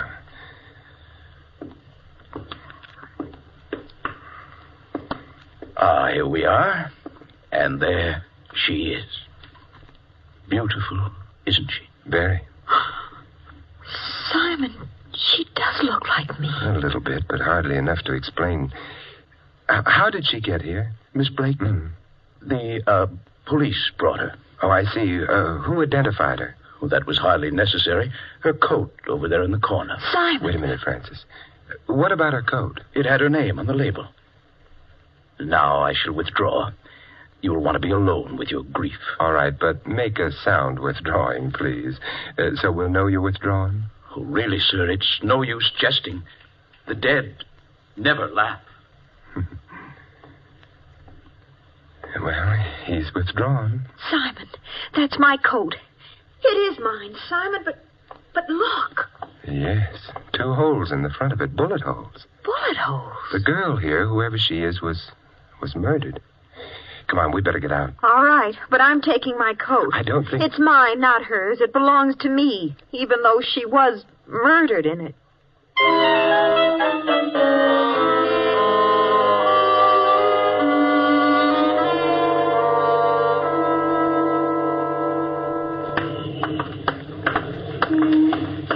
Simon, what was that girl doing with my coat? Wearing it when she was shot, presumably. There's another question, perhaps a more important one. Why was she shot in the first place? I suppose she had enemies. Have you? Back again? Yeah, we're back again. Francis. Oh, thank you. The little lady lost her place? Francis, where do you live? The Thornton Towers. Louis. I heard. Simon, back there. Why did you ask if I had any enemies? The coat's a distinctive one. Well, it's a very colorful plaid. Yes, the girl back at the funeral parlor was murdered while wearing it. The question comes to, was her wearing the coat when she was killed merely a coincidence, or was she killed because her murderer thought she was, you?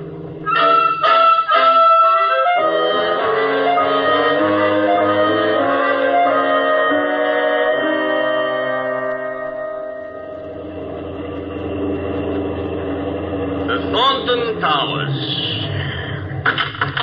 Yeah, here you are, Louis, and... I know. Don't wait. On account of your sitting up with a dead friend. Good night, Louis. Good night. Good night, folks. Oh, Simon, it's so good to be back home. My apartment's down the corridor. Simon, I feel terrible. Oh, you needn't. But what you said in the cab. She was wearing my coat, a very distinctive one. And then she was shot to death.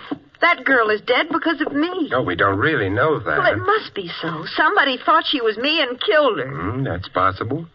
But then that means that somebody wants to kill me. Is this your door? Oh, yes. Of course, it's also possible that someone didn't like the coat and, hey, did you leave your lights on when you left? No. There's a light in the room ahead. Well, that's the living room. You stay here in the hall. I'll go ahead and see who it is. But I just want to make sure they're neutral on the subject of plaid coats, or you. Shh. Oh, hello. Hello. Ah, how she was beautiful, your wife.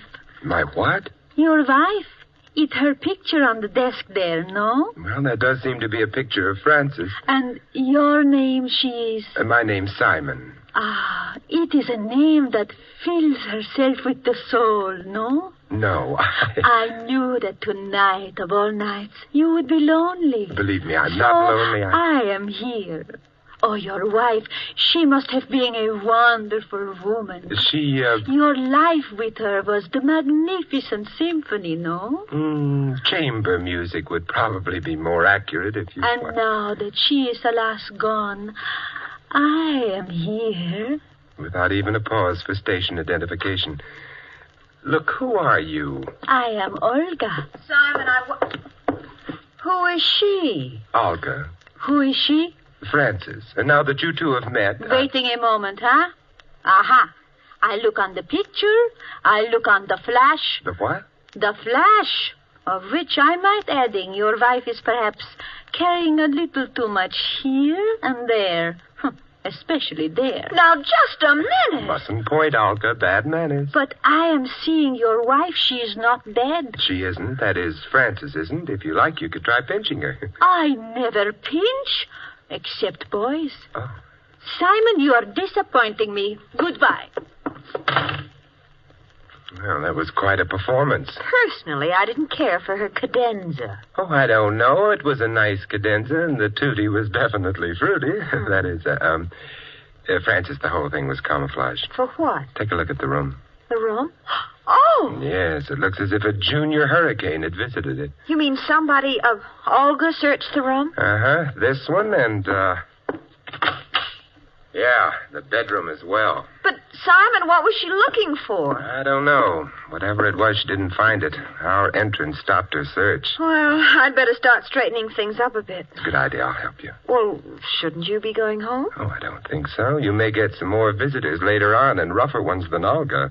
Why? Well, maybe they'll tell us if we ask them prettily. In the meanwhile... Yes, Simon. We can practice the overture to that symphony Olga mentioned.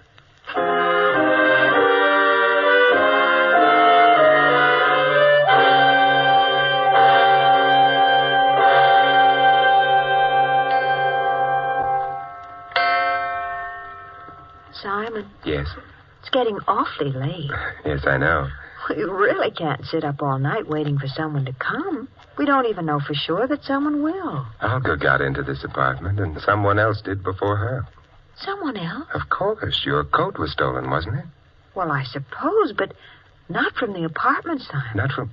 Well, where was it stolen from? Well, I can't be sure, of course, but I gave that coat to the cleaning shop down the block about a week ago. Cleaning shop? Mm-hmm. What's the name of it? The Carter Cleaners. Why?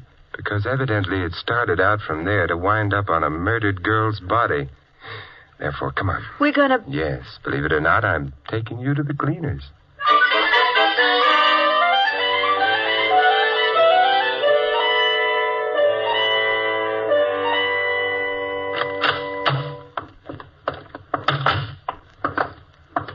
Hey! What?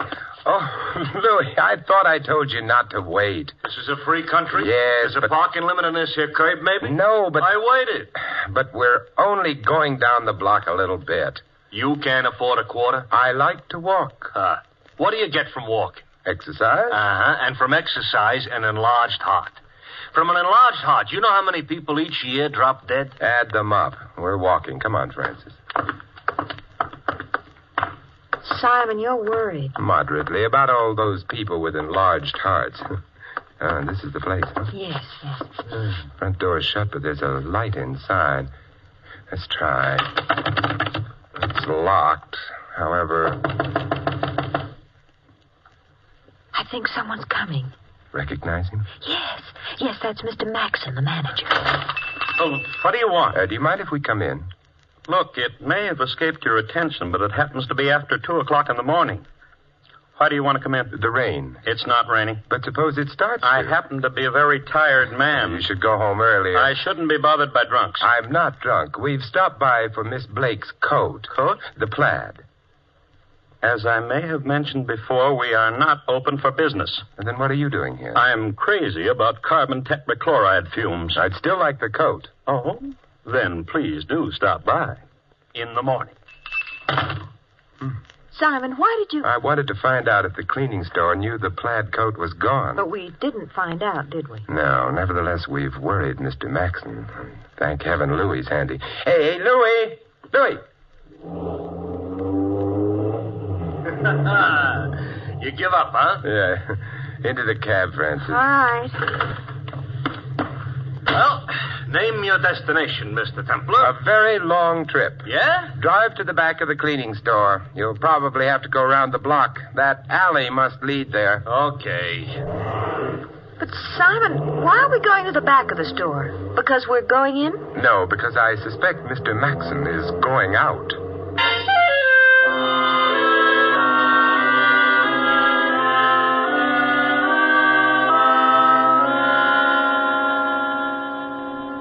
All this here is maybe none of my business. It isn't. Oh, you know, a remark like that could easily hurt a fella's feelings. I'm sorry. No, it didn't hurt mine. I'm sorrier still. But you're not spending this PM in the way a PM should be spent. Nonsense. So far, it's all been good, clean fun. That's what I mean. Simon, Mr. Maxon hasn't come out of the store yet. No, he may be coy, however. But why should he have anything to do with anything? He shouldn't, but it's very possible that... Simon. Yeah, Mr. Maxon is shutting up shop. Coming down the back alley, which confirms something or other. You mean if he weren't hiding something, he wouldn't use the back way? Perhaps. We're far enough away from the alley for him not to notice. Look, he's turning the corner. Louis. I am alert. Not for nothing was I a Boy Scout. Although, actually, what I was a Boy Scout for was a certain Girl Scout. Hold it a minute. He's getting into that... He's a villain. That's a convertible. Everybody knows only villains ride around in convertibles. He started. Louis. Here we go.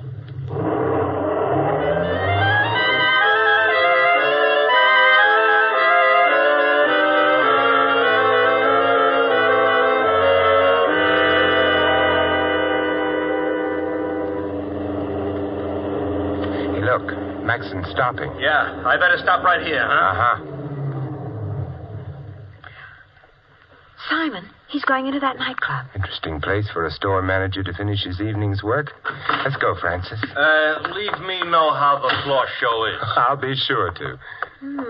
Barker's Bandbox. I've heard of the club. Yeah, and I've heard of Barker. Nothing complimentary either. Well, here it is, and in we go. Dark, crowded, and needs ventilation. The floor show?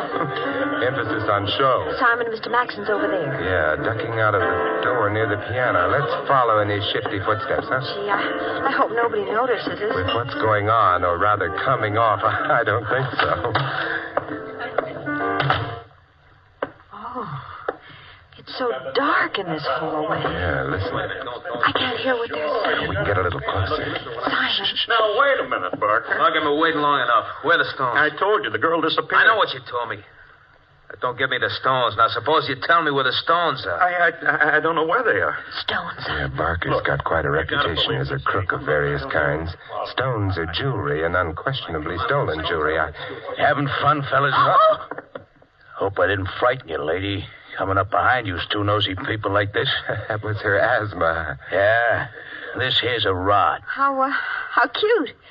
Could I see it? Let go. Simon, I've got his gun. Yeah, and I've got a fist. Let's see what happens. How gratifying. I hit him and he fell down. Jake? Come on. All that could happen to us in here Jake! It would be fatal.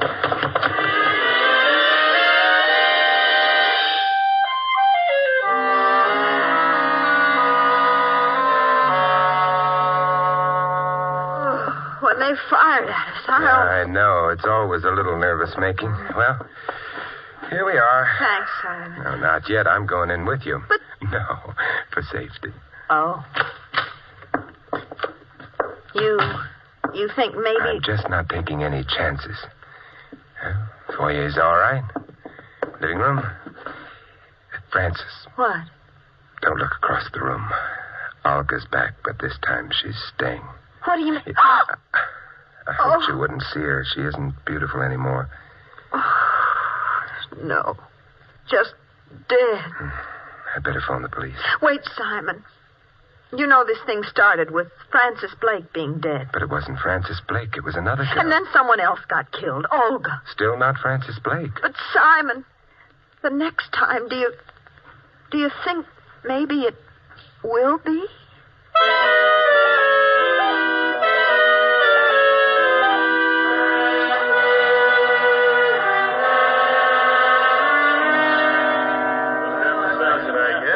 Come on, boys. Let's get out of here. Good night, Templar. Good night, Lieutenant. Thanks for dropping over.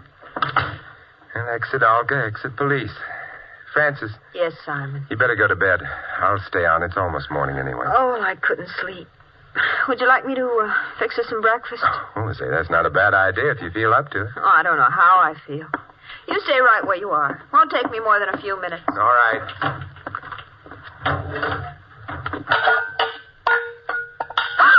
Okay, that's all the sound you're going to make, sister. The gun's loaded. If you got ideas about yelling for help, remember this. Bullets get to you quicker than help. Now, let's get out of here. By the service door, like I come in. But, Simon... The boyfriend? You write him a letter from where you're going. If you're lucky, sister. And I hope you're lucky. You're too pretty to enjoy dying so quick.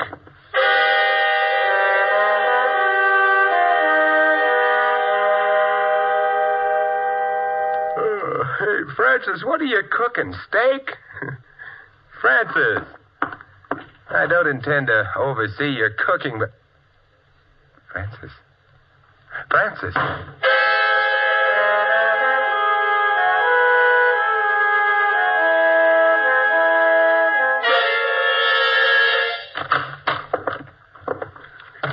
Oh, here she is, Mr. Barker. Yeah. Nice work, Jake. I want to know what this is all about. Yeah, I bet you do. You and me both, baby. What'd you do with the stones? The stones? Yeah, the chorus girl's delight, the old man's charm, the stones. Oh, you mean jewels. I don't have any. Maybe not on you, but you're going to tell us where they are, won't you, baby? Suppose I don't know. I wouldn't care to believe that. Well, you'd better start because I don't know. All right. I'll start not believing you. Jake. Yeah? I don't believe her. I don't think she's behaving right. You don't, huh? I don't. Okay, Mr. Barker. What are you going to do? I'll slap you around a bit. It's going to hurt you more than it hurts me, too. Oh, no, you can't. Want to bet? Hold it a minute, Jake. I'll get it. Yeah? Barker? Who are you? Simon Templar. You've got Francis Blake there, haven't you? It's your phone call. You must have. Listen, if you don't hurt her in any way, I'll get you the stones you're looking for. She doesn't know where they are. Matter of fact, where are the stones?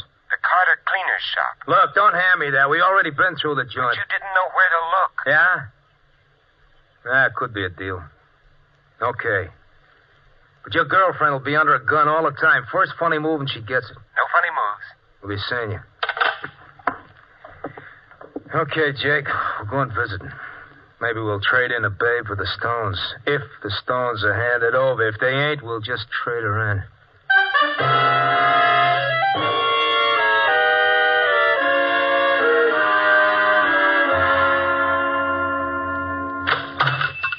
Good morning, and... Oh, you were here last night. That's right, Mr. Maxson. I was looking for a plaid coat. Plaid? Yes, maybe it would be here on this rack. Oh, it wouldn't be there. You see, this rack is for dresses. And this is for last night. Sorry to have upset you, Mr. Maxon, but company's coming, and I've got to set the table for them.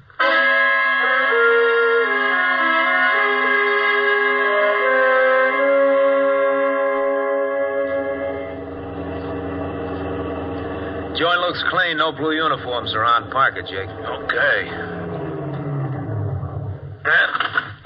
Here we go, baby. I can walk by myself. Yeah, I know, but I enjoy your company.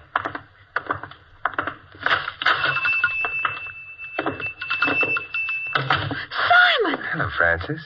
You Templar? That's right. Simon, Hey, stay next to me, sister. I better just lock the door so we won't be interrupted. All right, where are the stones? Yeah, they're in the place here. They must be. I don't like the sound of that. It could be a stall. What's that? And Mr. Maxon, he fell down while he was pressing some suits or something. Yeah? Get up, Maxon. Come on. Hello, Mr. Barker. Hello, rat. Oh, you don't have to talk that way, Mr. Barker. I can't help it if the stones were stolen from me, if the woman double-crossed me. This babe here? Yeah. Why don't you work her over, Mr. Barker, and her boyfriend? After all, they're the ones who killed Olga, aren't they? It was in their apartment. Never mind, Olga. I like the kid. I sent her out the job. She got it. Business, you got to cut your losses when you have to. I still want the stones. Hey, you. They are here. They have to be. Then find them. I've looked, but they're hidden cleverly. You sound like a guy up a tree, mister, and in just a couple of seconds, I'm going to cut that tree down. Tree? Hey, wait a minute. Tree? Suppose you wanted to hide a tree so you couldn't find it. Where would you hide it? I ain't interested in hiding trees. You'd hide it in a forest, of course. Therefore, going through the place, I noticed...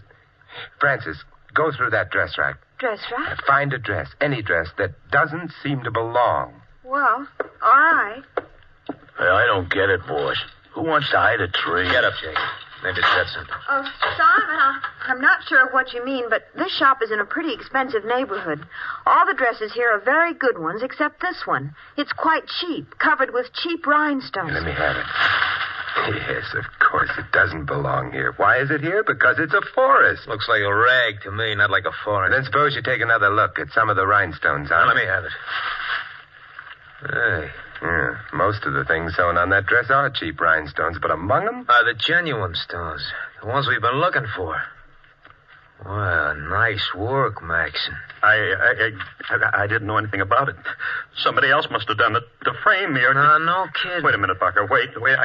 For what? I'm going to tell you something, Maxon. No, Barker, You sure told him. Never did like a double-crosser. Hey, you, where you going? Well, it occurred to me you mightn't like witnesses either. Francis, stay behind me. Hey, wait! Pressing machines build up quite a lot of steam pressure. I kicked the outlet pipe off, and it's aimed at you. You better scram, Barker, unless you want to get parboiled. It's getting too hot in here. Come on. You leaving us? Oh, they've gone. Yes, Francis, but not for long. And the police won't have much trouble picking them up with them all, forgive me, but I can't resist it, with them all steamed up.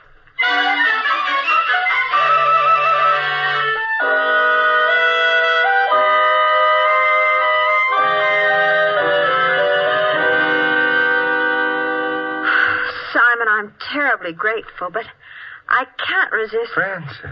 ...asking you what it was all about. Oh, an intellectual, huh? Well, you see, Francis, Maxon and Barker were partners in the jewelry business. Illegitimate. Oh. They worked out a nice idea. They'd use very distinctive clothes left with a cleaning shop as disguises for themselves and their confederates. Oh, and disguises which couldn't be traced because they'd lead back only to perfectly innocent people who had alibis and everything. Mm-hmm, right. And the last job they did involved a girl who wore your plaid coat while stealing the jewels. Oh. Maxon, however, decided he wanted all the jewels for himself, so he killed the girl and hid the stones. And Olga? He had to kill Olga because she suspected something wrong and came to this apartment because that's where the plaid coat came from. Mm-hmm. Well, but how did you know that Maxon had killed her? Back in the shop, he said Olga had been killed in this apartment. How did he know that? Because he'd killed her. Oh, Simon, what would I have done without you? The question is, what are you going to do with me?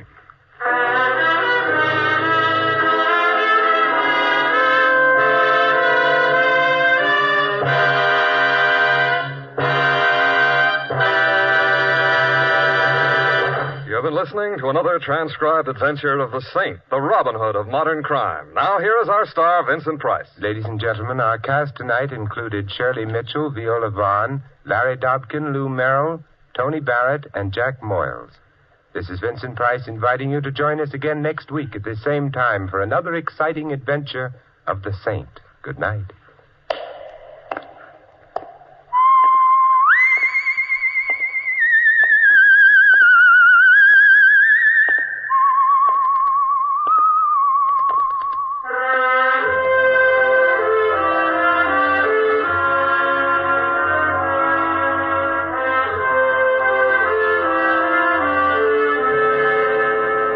Tonight's script of The Saint was written by Louis Vittes. The music was composed and conducted by Von Dexter. The Saint, based on characters created by Leslie Charteris, is a James L. Safier production and is directed by Helen Mack.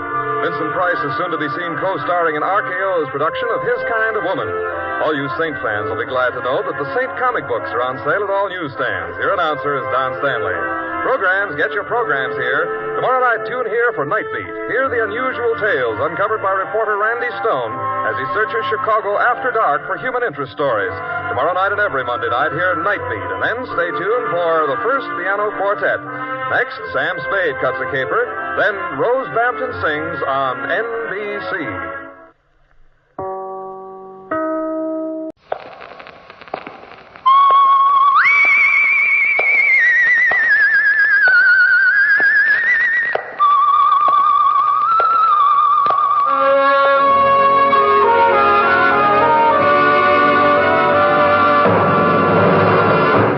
The Adventures of the Saint, starring Vincent Price. The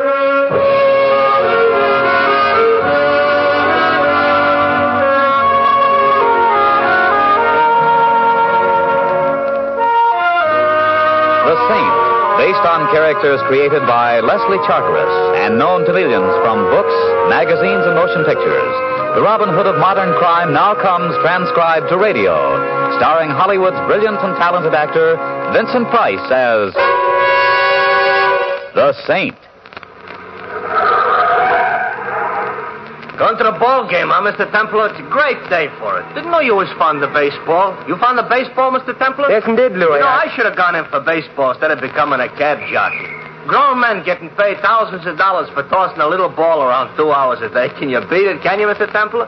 I'm asking you, can you beat it? Louis, Baseball, you can't beat it. No, I'd like to live in a town where they got Major League ball. The Blue Sox here is all right, but it's minor league. You think we'll ever get a big league ball in this town, Mr. Templar? I see, you think we'll ever get big league ball, Mr. Templar? You kind of quiet today, Mr. Templar. My silence, friend Louis, is purely comparative. Oh. Well, since you're not feeling well, it's good you're taking the afternoon off. Been reading about that father and son of the Blue Sox, Lefty and Phil Miller? They're rather interesting. Supposedly the first time in baseball father and son have played on the same team. Yeah. The old man just down from the majors and the kid on his way up. Old Lefty was great in his day, though, and the kid will be great, too. They both playing today, Louis? Neither one. Phil ain't doing a pitch till tomorrow, and the old man's got a game leg. Won't even be in uniform. That's what goes first in baseball, Mr. Templar, the legs. In my line of work... I know. Mr. Templar, you know something funny? There's rumors out about the Blue Sox. What kind of rumors, Louis? The rumors say the Sox are going to do business. Lose a ball game that maybe they should win. Oh, nonsense, Louis. Baseball is honest. You know that. Maybe so, but it's still got to be played by humans. You'd better step on it, my cynical friend. We're late. Sure, Mr. Templar. Most likely nothing to the rumors anyway. You know how it is driving a cab. You pick up all sorts of things. Me, it don't do no good to pick nothing up. I'm married. Hey. Yeah, did you hear that, Mr. Templar? I said, me, it don't do no good to pick nothing up. I heard, Louis. I heard. Pretty funny, huh?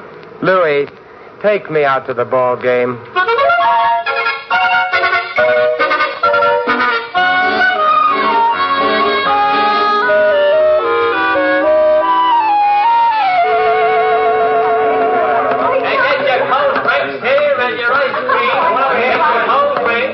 Hello, Lefty. Thanks for coming, Saint. Sit down. Thanks. I hope I'm not late. No, the game won't start for another 10 minutes. Oh. How's the leg, Lefty? That's improving, Saint. How's crime? It stays about the same, always with us. Yeah, that it is. Blue Sox going to win today? You know something, Saint? I don't much care. Oh, don't get me wrong. When I'm in there myself, I play to win, 'cause that's the only way I know. But after the majors, you don't get very excited over the Blue Sox. I guess not. I'm just playing out the string. What comes after that, I don't know. A manager's job? No chance. I was too busy spending my money while the smart boys were learning the inside of the game. But I had fun, I guess. Did you? Nah. Saint, there's only one thing in baseball I care about. There's only one thing in the world I care about. He's sitting across the field in the dugout wearing number 33. My son. I hear Phil's a great pitcher, Lefty. He's good. He'll be great. He's going up next year. Maybe this. Here, take a look at him through the binoculars. Yes. He looks like you, Lefty. You really think so? Yeah. Saint, I'm worried sick about him. That's why I asked you. I know, that's why I'm here. What are you worried about? Well, I think they're after him, Saint. The crowd with the dirty money's after him. I never handled any dirty money, but I've been around it and I can smell it. I can smell it now. What does Phil say? Have you talked to him? I can't talk to him. Maybe you read in the papers about a wonderful father and son relationship, huh? The kid hates me. How come, Lefty? He was brought up by his mother, and he was brought up to hate me. I got a divorce from her when the kid was 2 years old. I gave her a raw deal. He should hate me. You say you smell dirty money. Do you have anything else to go on, Lefty? Rumors and a girl. No, I take that back. A woman. Take another look through the glasses, Saint. She's sitting in the box behind Phil, bending over to talk to him. She's there every day. Yes, indeed. Perhaps I should have taken up baseball. Well, that's just it. Does a woman who's got what she has go for a 21-year-old kid just because he plays baseball good? Ordinarily, no. But she's got Phil hooked so hard and so deep I hurt all over for her. He thinks it's romance. What do you think it is? I don't know. Not exactly. Saint, could you see if you could find out? I can try. What's her name, Lefty? Diane Courtney. She's staying at the Regent, same hotel the ball club puts up at. I happened to hear the kid making a cocktail date with her there for 6 this evening. Good. You see if you can get him delayed a few minutes. I will. Find out what she's trying to do, Saint. Find out who's in back of her. If they spoil that kid, They won't. They won't, Lefty. Thanks, Saint. And if there's anything I can ever do... Don't worry about it. In fact, I'm looking forward to meeting Miss Courtney. I'm sure we'll have a lot in common. Baseball and... well, we'll find something.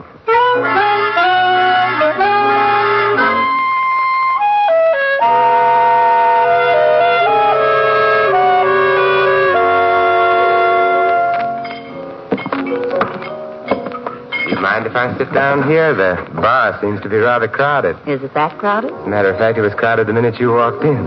Sit down. Thank you. But I am waiting for someone. He might be late. That's very true, but he won't be. What are we drinking, martinis? You say so. Waiter, 2 martinis, extra dry. Yes. I see that you're a devotee of the national pastime. That could very well be. Which national pastime? I saw you at the ball game today. Yes, I go every day. Business or pleasure? What's that supposed to mean? Baseball is a business for some. Yes, sir. Oh, thank you, waiter. Let's drink to pleasure. Let's just drink. I found that you run out of toasts long before you run out of drinks. A comment on human frailty. Well, what is it you want, friend? I appreciate your frankness. It's one of your concealed assets. I'd like some answers about Phil Miller. Who are you? Don't you know? No. I'm the man who wants the answers about Phil Miller. Should I start asking questions? Phil just came in. We can't talk now. Come up to my room in 15 minutes, 8:08. Will you? I need help. Believe me, I need help. Say, I thought we had a date, Diane, or was I wrong? My friend's just leaving, Phil, and I don't care for your tone. Oh, I'm sorry, Diane. I just thought that... Well, don't. Remember, I don't care for the jealousy routine. You're too young for it. Yeah. Okay, Diane. Well, it's been charming, but I have a cab waiting, so I'll see you again? Definitely. Yes, definitely, Diane.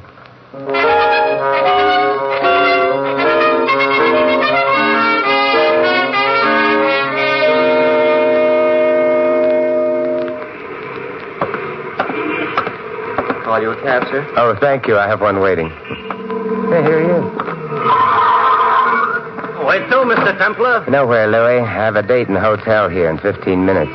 You got a friend? I'm afraid not. I'm just dreaming. Louis, I'm not absolutely convinced about the purity of the lady's intentions. This is a cause for complaint? You misinterpret.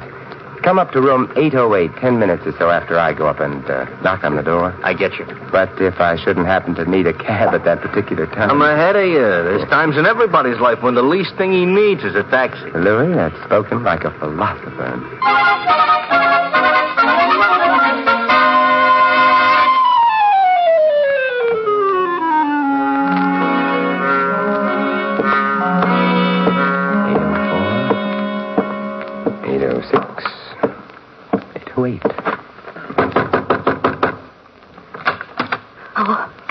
Come in quickly. Someone may see you. Someone's already seen him. Frank. Go ahead in, Jack. And I'm right behind you with something that resents any quick moves. You sneak up behind people pretty quietly, Frank. Used to be in a Girl Guides. Shut the door, Diane. Shut it.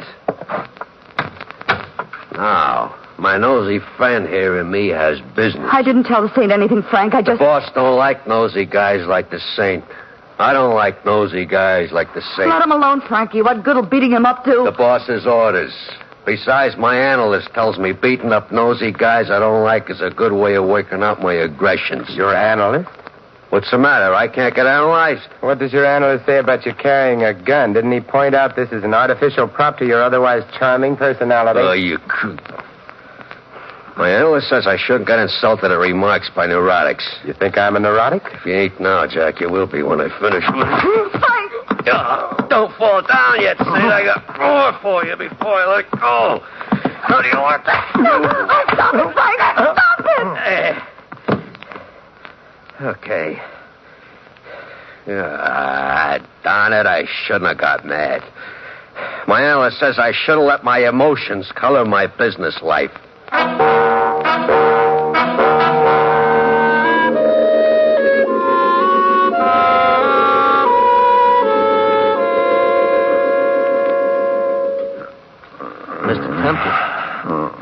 Mr. Templar. Oh, Louis. Mr. Templar, you all right?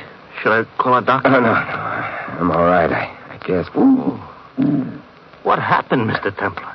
I knocked on the door just like you said. When nobody answered, I come in. You was on the floor. You're still on the floor. Yeah, and I think I'll stay here. Ooh. Got myself worked over, Louis, by a psychoanalytical muscle boy. Oh, he sure gave you some beautiful lumps. Yeah. Real neat professional job. Hey, what's this business card on your chest? Yours? No. Let's see. Huh. Frankie must have put it there. This is part of the warning, I guess. What's it say?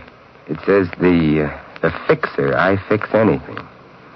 He ain't what you'd call modest, is he? No, but fixers rarely are. Look, I think we better have a doctor spray you with some mercurochrome. No, Louis, I'm going to be too busy. Doing what? Sleeping.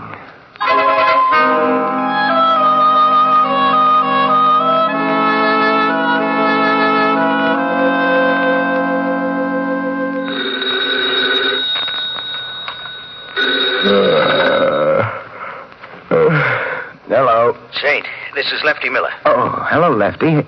What time is it? Midnight. You asleep? I went to bed early tonight. Had a rather trying evening. Look, I've been finding out things. Things about the crowd with the dirty money. And who the head of it is. You mean who the fixer is? Yeah. I found out what they're trying to get from the kid. From Phil. Can you meet me here at the hotel? Half an hour. Good. In the bar. I'm going after some more dope now. You better wait until I get there, Lefty. They're rough boys. I know. But don't worry about me. See you in half an hour.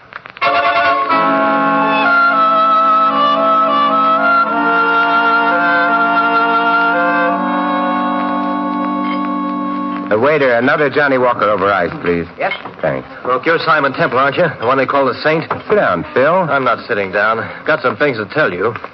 I've heard that you've been asking questions about me, and I can guess who sent you. It was my father. Look, isn't it kind of late for you, Phil? You're supposed to pitch tomorrow. I don't need anybody to run my life for me. You or my father either. Where is he? Well, I was to meet him here, but he hasn't shown up yet. Most likely up in his room. All right, come on, let's go up and see him. I want to straighten you both out together. Do you know what room he's in? Sure. 908. Right come with on. you, Phil. All right. Oh, waiter. Yes? Hold that drink for me. I'll be back for it sooner or later.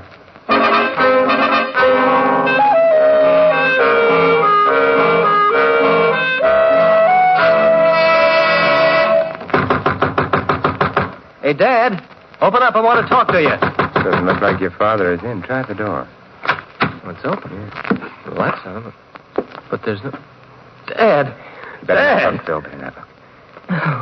Look, I told you not to look. He shot himself. Why? Why? He's dead, Phil, and there's a gun in his hand, but he didn't pull the trigger. What are you trying to prove? Who did?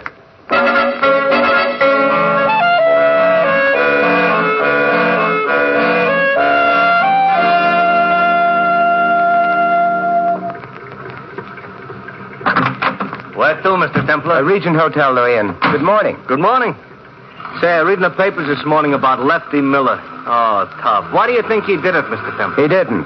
The police can buy the suicide theory for the time being, but it was murder, Louis. A friend of mine was murdered last night, and today things are going to be done about it. What are you going to do with the Regent? I'm going back to the young lady's room where I had such an interesting time last evening. This time I better go with you. Yeah, perhaps you'd better, Louis. And I'm hiring you for the whole afternoon. We've got a lot of ground to cover. Lefty was a great ball player, Mr. Templar. Seen him in the World Series once at Yankee Stadium. Hard to believe he's dead. A man can be killed in a lot of ways, Louis. He can be killed fast, or he can be killed through what happens to his son. I'm glad at least that didn't happen to Lefty.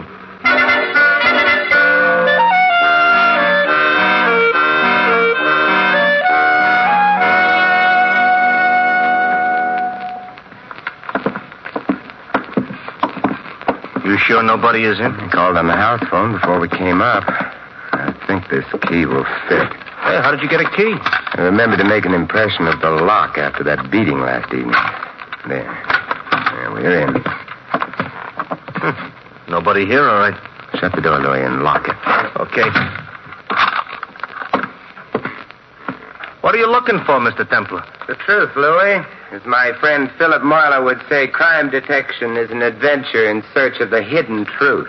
Gonna find the hidden truth looking out that window on the fire escape? Perhaps, Louis, perhaps. Mr. Templar, somebody's at the door. Hey, Louis, I'll handle this. If I need help, If you need help, we're in trouble. Good morning, Miss Courtney. Hey, what are you doing Come here? in, Diane. Miss Courtney, my good friend Louis. Oh, charmed. You want I should leave, Mr. Templar? No, we'll both be leaving in a minute, Louis. Just as soon as we ask Miss Courtney some questions, she probably won't answer. What questions? Like who killed Lefty Miller? I don't know. I thought it was suicide. You see, Louis? Who's the fixer, Diane? I can't tell you. I'm afraid. Saint, if you believe me, if you'd help me. Why are you working on Phil Miller to throw a ball game? Why? I can't tell you. I'm frightened. Look, I don't care how frightened you are. A man's been killed. Why? I can't. I'm afraid. The lady's afraid. Come on, Louis. Let's go back to the ballpark and see if we can throw a few curves.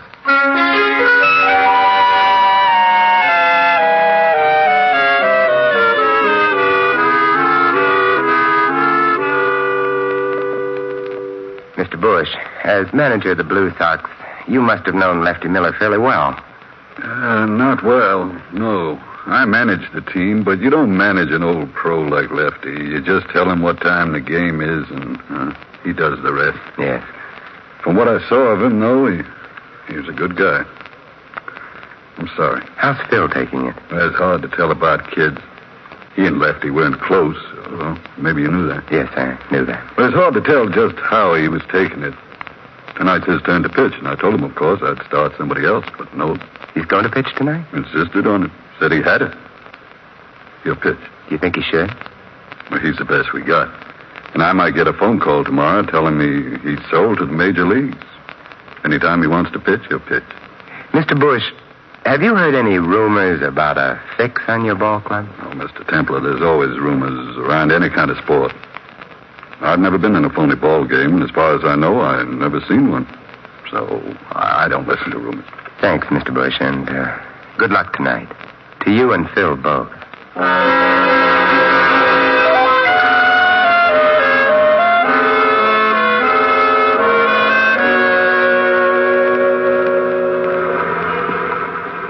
Where to now, Mr. Templar? I want to go see a bookmaker, Louis. Sam the Spender. Do you know him? Sure, I know him. Biggest bookie in town. Place down on State Street, only a block or two down the street. Got something good in Hollywood Park? No, Louis. You want something good? Thanks, but no, this is different. I did a favor for Sam once. He might be able to return it. Sam returns anything but money. One time I had a 3-horse poly going against him. First two come in, the third is leading into the stretch. Hey, Louis, isn't this the place? What? Oh, yeah, you're sure. Wait for me here, Louis. It won't be long. Sure, Mr. Templar. Hello, Sam. How's business? Simon Templar, glad to see you. What can I do for you? Information, Sam. Which will go no further than... And Simon Templar. We in business. Say, do you handle any baseball money, Sam? Nah. In the East, it's big business. All bet on the major leagues. Out here, peanuts. Have you handled or heard of any bets lately on the Blue Sox or against them? Against them, yeah. Only yesterday. Funny deal, too. Care to tell me about it? Yeah, sure. A big creep comes in with $200 to bet against the Sox in the game tonight. I don't like the smell of it. Nah. I tell him, nah. Then the creep tells me what's wrong with me is that I had an emotionally insecure childhood. Honest. Go on, Sam. Then he does a funny thing. He give me an extra $200 to pay you off if he win the bet. Imagine that. And if the Sox win, I get to keep the whole $400. The guy's nuts. I can't lose. The best he can do is break even. Where's the payoff, Sam, if the Sox lose? Room 808, the Regent, tonight after the game. Do you get it, Sam? I'm beginning to. Lefty Miller was right. Dirty money has a smell to it, and I'm beginning to smell it. Thanks, Sam. Anytime, Saint. See you soon? Maybe tonight. Tonight? I hope so, Saint. Nothing personal, Sam, but I hope not.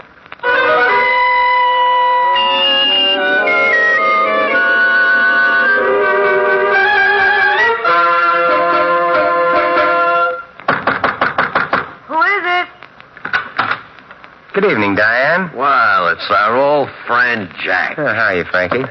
What is this room, Mr. Templar? You're home, away from home? Diane, let me throw the bum out. Easy, Frankie. Your aggressions are showing. Anything in particular you wanted, Saint? Frankie and I are busy. Yeah, I can see that. Busy packing. Too busy to go to the ball game tonight. Or did you know beforehand how it would come out? Let me throw the bum out. I hate schizophrenics. But he looks like such an interesting one, Frankie. And he's handsome, too. Why, Diane, you're not so frightened as you were. Well, It's all right. I won't tell the boss. Jack, you better get out of here. It ain't healthy. What's your trouble? You got a compulsion or something? No, it's just that when I start out on something, I like to be in on the payoff, and tonight's the payoff. The game should be over by now, and the people will be arriving. I'll be the host of our little party. You'll be host for a party of one in a wood box, Jack. Diane, shall I... Diane? It's a kid. Don't let him in, Frankie. Come in, Phil. Hello, sweetie. Hello, Diane. Frankie? Yeah. Hello, Mr. Templar. Hello, Phil. Ball game over, honey? Yeah, it's over. How do you feel? Dirty. Oh, don't feel bad about it, sweetie. In a week or two, you'll forget all about it. Sit down, Phil. I've taken over the party. Let's all find out what games we've been playing. Diane, I'm getting an awful frustration listening to him. Let him talk. Thank you. Phil. Yes, Mr. Templar? What line did Diane use to get you to throw the game tonight? The fixer had something on her she was afraid of him, something would happen to her if you didn't do as he wanted? No, it doesn't matter. You know the real reason? Go on. Tell him, Jack. I will, Frankie. It was a trap for you, Phil. This outfit is big and smart. They're willing to make an investment and wait a while to cash in. It's too tough to get next to a major league player. You'll be up there this year and next. And when you get there, you'll do what the fixer tells you, because there's a club over your head. Yeah? Yeah. A certain payoff you took in a hotel room at the Regent for throwing a game with the Blue Sox. You understand that? I understand. Your father found out about it. He had the room right over this one, 908, and he listened on the fire escape. He was seen from in here, and he was killed. Then they took him back up the fire escape to his room and rigged the suicide. But they forgot to wash all the blood off the iron outside this window. You're going to listen to him, kid? He's a neurotic. Diane, aren't you going to say something? I didn't have anything to do with it, honey. It was the fixer who did it. Yeah, I believed in the fixer, too, at first, Diane, until I came to your room the first time. Down the bar, you said you didn't know me. Up here, you told Frankie I was the saint. You made other slips tonight. So? So I know who the fixer is. Who is he? You mean, who is she? Fixer is a very beautiful woman, Diane. The fixer is you. What is this, a filibuster or something? Let's assume you're right, Mr. Templar. Where does it get you? Where does it change things? I'm turning you over to the police, and Frankie can hardly shoot both Phil and myself. You won't have to, just you. Yeah. You underestimate me, Saint. We should have had more time alone together. Phil will do whatever I tell him in spite of what's happened. Won't you, sweetie? Will you, Phil? Diane, See? I made sure of Phil, Saint. I made sure of him first. And he'll crawl on his hands and knees if I tell him to. Because if he doesn't, I might stop being nice to him. And he couldn't stand that. You should have thought of that, Saint. Hey, you got a mental block or something? Finish with Mr. Templar, Frank. We've got to finish packing. This gun says get over to the window, Saint. This time there won't be no blood in the fire escape. Just a lot on the sidewalk. Pretty messy that way, Frankie. Your subconscious will hate you. I won't look down. Now, you going over to the window quiet? Phil, sit down. Stand back, kid. I ain't playing with this thing. Phil, I told you to sit down. Watch out, Phil. He's going to... You killed my father. You... Give me that gun, Frankie, or I'll break your wrist. I'll kill you. No, you won't, Frankie. Think what your analyst would say. And this makes us even. Frankie. Phil, how bad is it? Not bad. Just my arm. But not my pitching arm. Oh, good. Why, you... Diane, stand still. Better go for the police, Phil. Can you make it? Yeah, I can make it. And Phil, thanks. What you did makes up for the game. We'll figure out that later. About Dad, Saint. He did all he could to protect you, Phil. Yeah, he did like me then. More than anything else, he told me. You better leave. I want you out of here before that bookie shows up to pay off. Mr. Templar, he won't be showing up. I didn't lose the game tonight. Tell me more, Phil. I pitched a 3-hit shutout. I figured it was the least I could do for Lefty.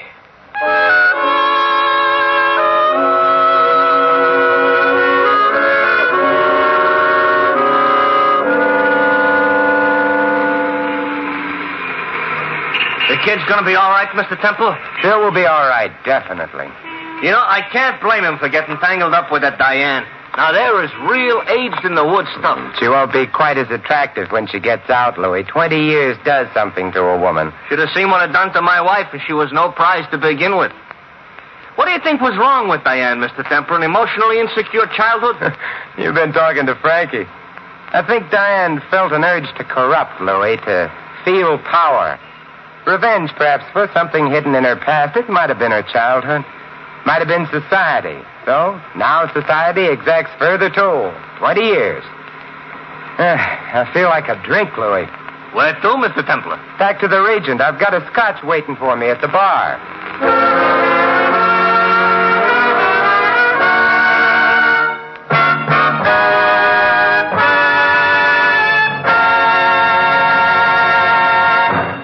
You have been listening to another transcribed adventure of The Saint, the Robin Hood of modern crime. And now here is our star, Vincent Price. Ladies and gentlemen, the most priceless gift which a community can give its children is a fine education. Here in America, your parents have been able to take that education pretty well for granted.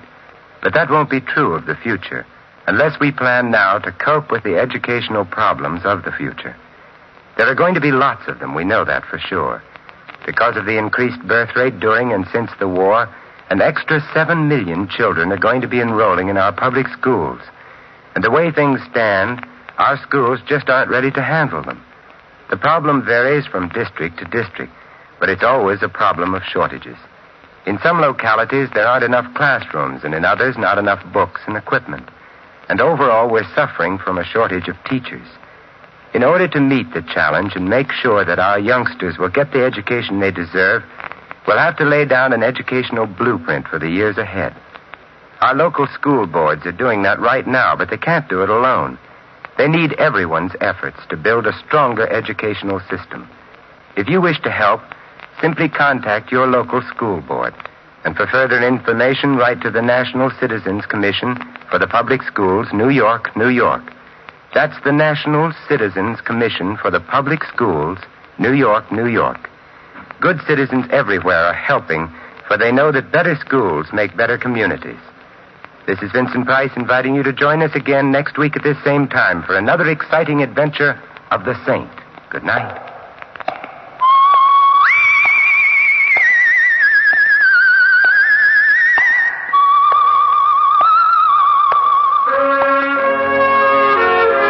Of The Saint was written by Dick Powell. Our cast tonight included Gloria Blondell, Jack Moyles, Hal March, Ed Max, Bob Clark, and Larry Dobson. The music was composed and conducted by Von Dexter. The Saint, based on characters created by Leslie Charteris, is a James L. Safier production and is directed by Helen Mack. Vincent Price is soon to be seen co-starring in RKO's production of His Kind of Woman. All you Saint fans will be glad to know that the Saint comic books are on sale at all newsstands. Your announcer, Val Brown. 3 chimes mean good times on NBC.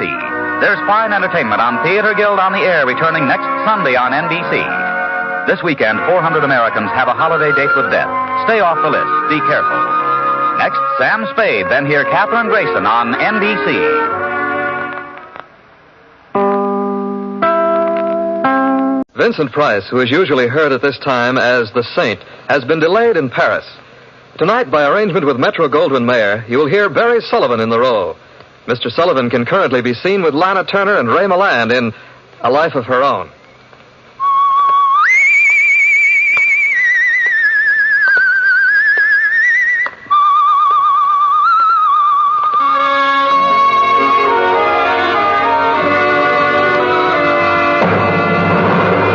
The Adventures of the Saint, starring Barry Sullivan.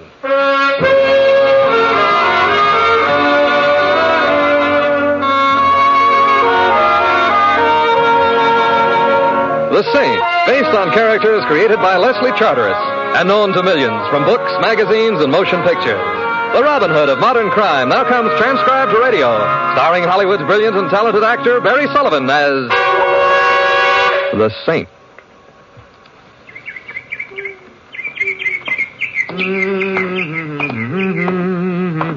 Oh, I beg your pardon, sir, or madam, as the case may be.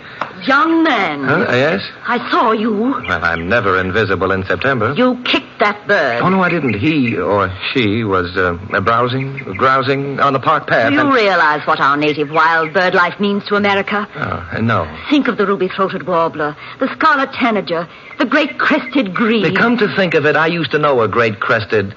No. The man I knew was a Greek. He wrestled. The bird life of our country must be protected at all costs, young man, at all costs. Madam, I assure you, I would not deliberately kick a bird, not even a bullfinch. Well, all right. I'm ashamed. I suppose that henceforth I'll be known as a man who hasn't a feathered friend in the world. The beat of tiny wings will never brighten the declining years of Simon Templar's life. Did you say your name was Simon Templar? Not exactly, but it is. You're the saint? After our unfortunate introduction to each other, you may find that hard to believe. But I was on my way to visit you. Oh? I wanted to ask you to help my brother. Your brother, he kicks birds? Or perhaps birds kick him? Warburton has nothing to do with birds. Warburton. His trouble is, well, a little different. What is his trouble? He's haunted. Madam, I have a feeling James Thurber is the man you want. Don't be irreverent. I beg your pardon. Warburton is haunted by a ghost. That sounds reasonable. This Warburton, he's older than you are. If you're implying by that, is he senile? The answer is no. He's a year older than I am, but perfectly sane. Nevertheless, he's haunted, I know. How do you know? I've heard the ghost myself. It giggles. Giggles? Giggles. I'm strongly tempted to murmur happy haunting, but I'll resist temptation. And what is even more dreadful, Mr. Templar, and of course you're coming with me at once to investigate the matter, not only is my brother haunted, but he likes it.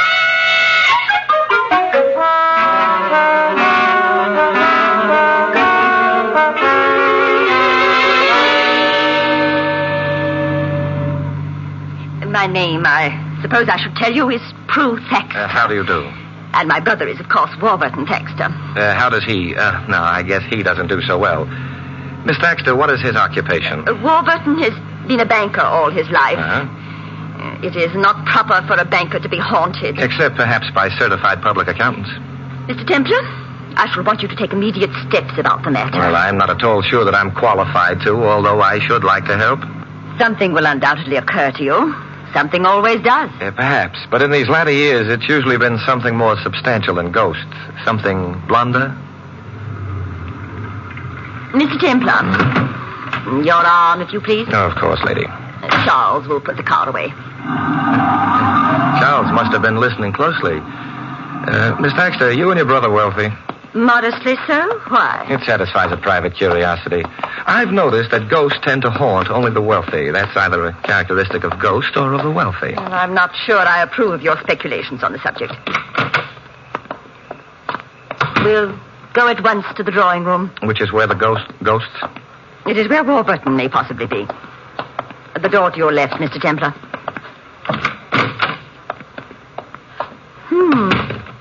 Warburton is not here. Mr. Templar, this is the room where we spend most of our evenings. It's where we've heard the ghost. Something's been bothering me. You said it giggles. He giggles? She giggles. And does she do anything else? Clank chains, for example, or utter blood-curdling moans? No, apparently not. Warburton and I heard her on a number of occasions. The sound seemed to come from the study. The door on the right wall leads to it. And you investigated? Well, Warburton did, naturally. He went into the study. He felt a man should look after such matters. I see. He went in and shut the door behind him to spare me. He stayed on each occasion some little while.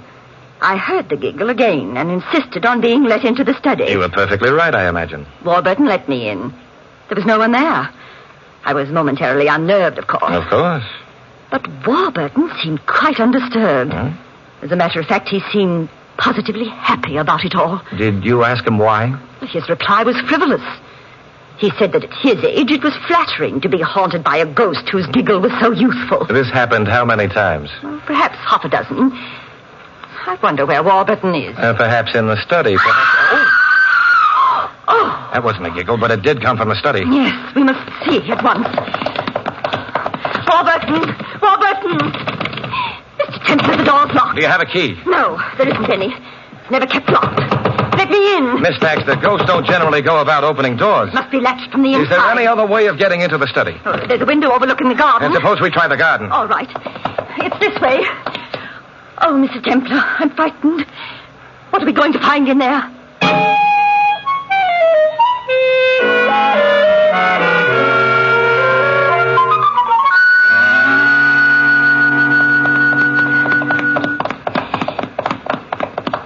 Mr. Templar, do you think... I don't know. I've never believed in ghostly things. You needn't start now. Whoever it was that screamed, it wasn't a ghost. You're sure of that? Yes, in a way I wish I weren't, but... I don't think I quite understand. Well, let's wait and find out before... Now, this would be the window of the study. Yes. It's quite a bit higher than my head. Concrete walk directly underneath the window.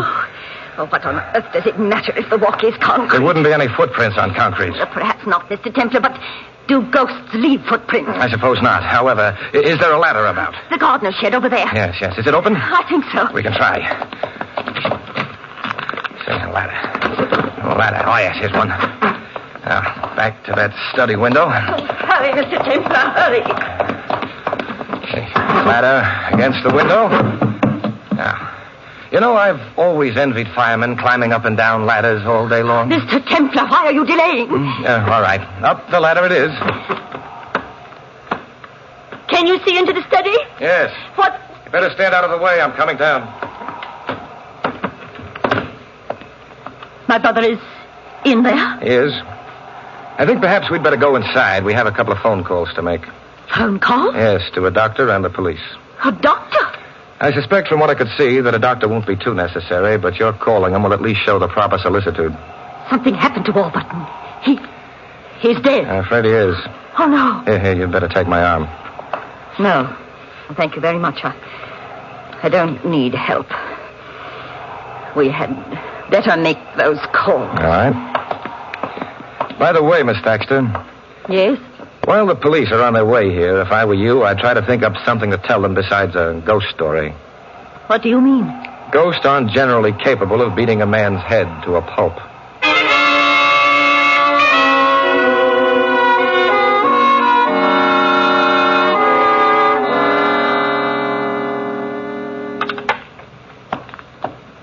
The police will be here, they said, quite soon. Now run along then, Miss Baxter. But, Mr. There's Templar... nothing I could tell them that would be of any help to anyone. I suppose not. I'll ring for Charles. Don't bother, Miss Baxter. I'd rather walk. Very well. Thank you for having come home with me and listening to my ghost story. Good night, Mr. Templar. Good night.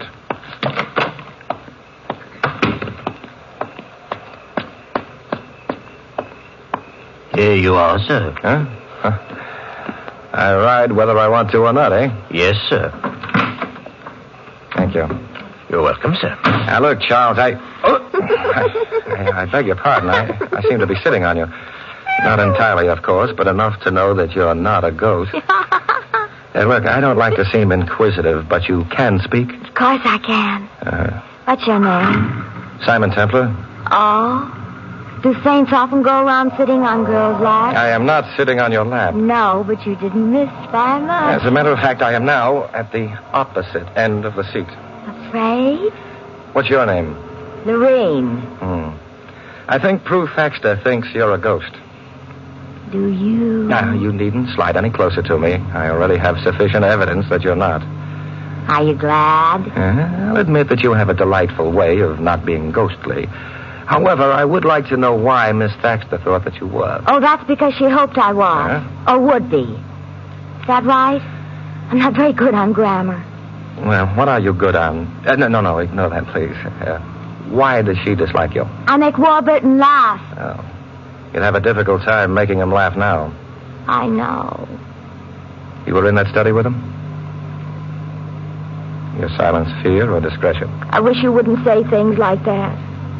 I mightn't like you if you do. I'll survive. Will you? Oh, now you're threatening me. Yet if you hadn't waited for me in this car, I'd never have known who you are. And somehow it doesn't hang together. Because then I couldn't have been of any danger to you. You couldn't have been of any help either. How can I help you? By handing it right over. Handing what over? The key. The key, of course. The key to... Please, don't be difficult. I'm terribly sorry, but actually I don't know enough to know if I'm being difficult or foolish. Let me search. Oh, no. Why not? Well, I'm ticklish. If you don't let me search you, I'll scream. You needn't bother. You forget, I've already heard you scream. Maybe, but Charles hasn't. He'd stop the car and come charging back here, probably with a wrench that he hit you on the head with. And it's the only head I have to my name. Uh-huh. Lorraine? Yes, Simon? Search me.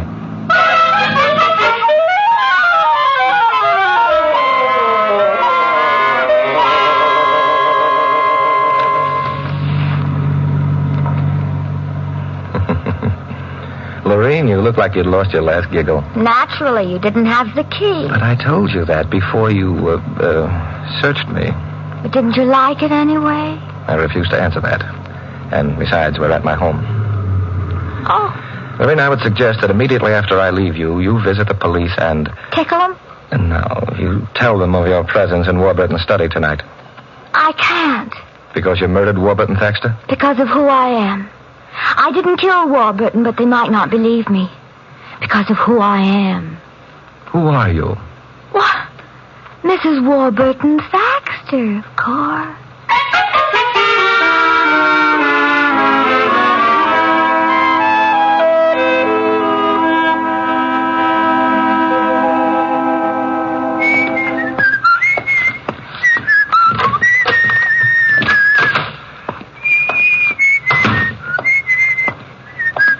Templar? Your feet are on my sofa. What's wrong with that? They're too big. Oh, you're an observant kid, Templar. Have you observed this? Oh, dear. You know, I wish for once that someone would threaten me with a machete or a Malayan crease or an original Australian Sunday boomerang. I get so tired of revolvers. That's maybe because you ain't been shot by one yet. People have tried and tried. Are you going to shoot me with your revolver? No, unless you act nasty. Oh, no, I was the pride of Mrs. Thrushbottom's dancing class. My manners are favorably known throughout the length and breadth no of this... kidding. If Lord Chesterfield's son had had a son of his own, he probably would have been me. Oh, stop it. I can't contain my joy. Besides, I got something to ask you. And be careful. Remember, I'm not your best friend, and I might tell you. Don't you get tired of making wisecracks? It's a living. Who are you, anyway? The name is Galloway. And the feet are large. Proceed, Mr. Galloway. Where is it? Where is what? The key. What key? You know as well as I do. Yeah, perhaps, but what makes you think I have it? You went to the house with Miss Thaxter, didn't you? Yes, I did. But how did you know? I'm psychic. You mean you were following her? I'm a bad boy. And you think my purpose was to procure the key from... Warburton. That's very interesting. One of us who didn't know before now knows the key was Warburton's. He also knows that obviously Warburton no longer has the key. Otherwise... yes, it's very interesting indeed. Except, old boy, haven't you realized yet that you shouldn't know Warburton is now minus key? Why shouldn't I? Because Warburton is now also minus life. That is a very interesting fact, but it don't get me the key. It may get you the chair. I missed something. You certainly did. Warburton Thaxter, and we'll pretend you didn't know, was murdered. I don't like that. Neither did Warburton. Hey, wait a minute. I didn't bargain on no... Death sentence? Templar, how good are you at forgetting things? Things like what? My visiting you. Oh, no. I could never forget that. There'll always be a warm place in my heart. Oh, my heart. Hey, what's wrong? I think I'm going to have an attack. Help me to the sofa. Yeah. Here, hold on to me. I shall. Hey, you nearly busted my wrist. The better to take your revolver away. What happened to your attack? I decided to postpone it. You know what? I think you lied about I'm afraid I did, but I have the gun now. Keep it. Galloway, stay where you are. Nuts to you. I got to get out of here. I'm likely to shoot you if... In the back. Stop being foolish. Heroes never shoot guys in the back.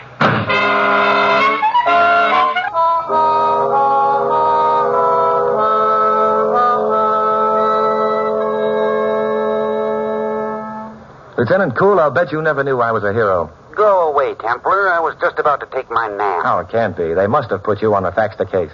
I'll tell you all about it next spring. Were any keys found on his body? Well, sure. So? Was a safe deposit key among them? His sister wanted to know the same thing. And? No safe deposit key. I see. Cool, did you leave a policeman in the house with Miss Thaxter? This may come as a shock to you and the readers of mystery stories, but I did. I'm bracing myself. One more question, Cool. If I had a key to somebody else's safe deposit box, would the bank let me get at the box?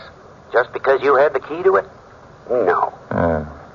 In that event, why have people threatened me, assaulted me, tickled, well, that is, applied pressure, and involved themselves in a murder case for something that can be of no earthly use to them?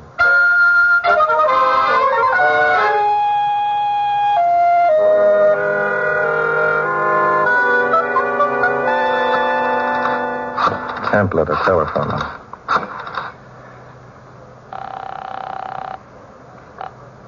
Yes? Miss Thaxter, this is Simon Templar. I hope I haven't waked you. Oh, I haven't been asleep. Not this night. I thought perhaps you might still be up. Miss Thaxter, I've had a visitor who, among other things, carried about a good deal of earth on his shoes. You know a man named Galloway? Of course I do. Who is he? My gardener.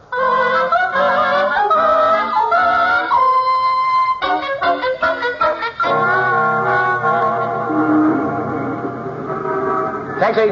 Taxi!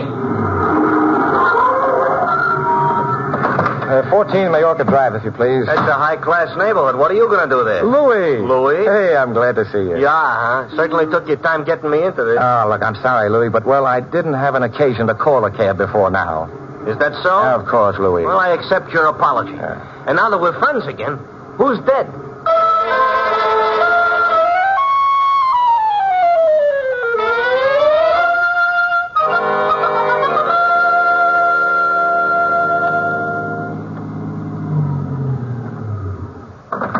The scene of the tragedy. I wait. You wait. About how old is this Miss Thaxter? Middle 50s, I should think. Why? Oh, I just wanted to know how long I'll have to wait. Middle 50s? Not long.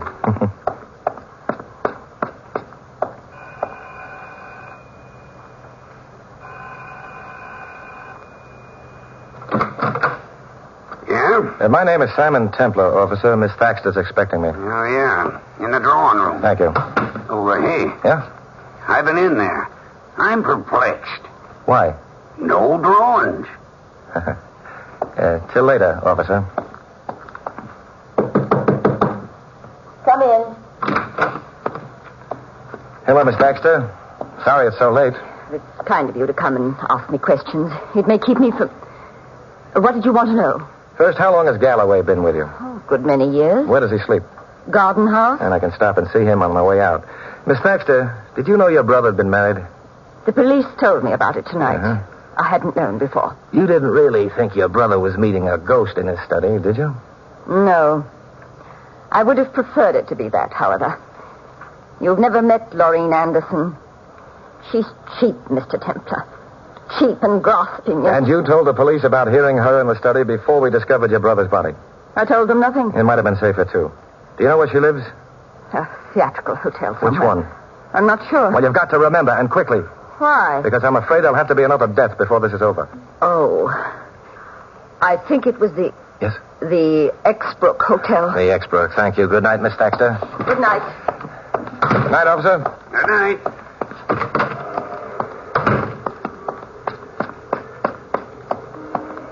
Louis? Huh? Get out of that cab. Come with me. Where you going? Around the house to the gardener's place. Want him to pick you a few flowers? No, I want a witness with me. Ooh, that gate ought to be oiled. You ought to speak to the gardener about it. Yeah, this is the place, all right. Hey, Shouldn't you have knocked? Unnecessary, unless I'm mistaken. And I wasn't mistaken. Oh, you mean you expected him to be dead?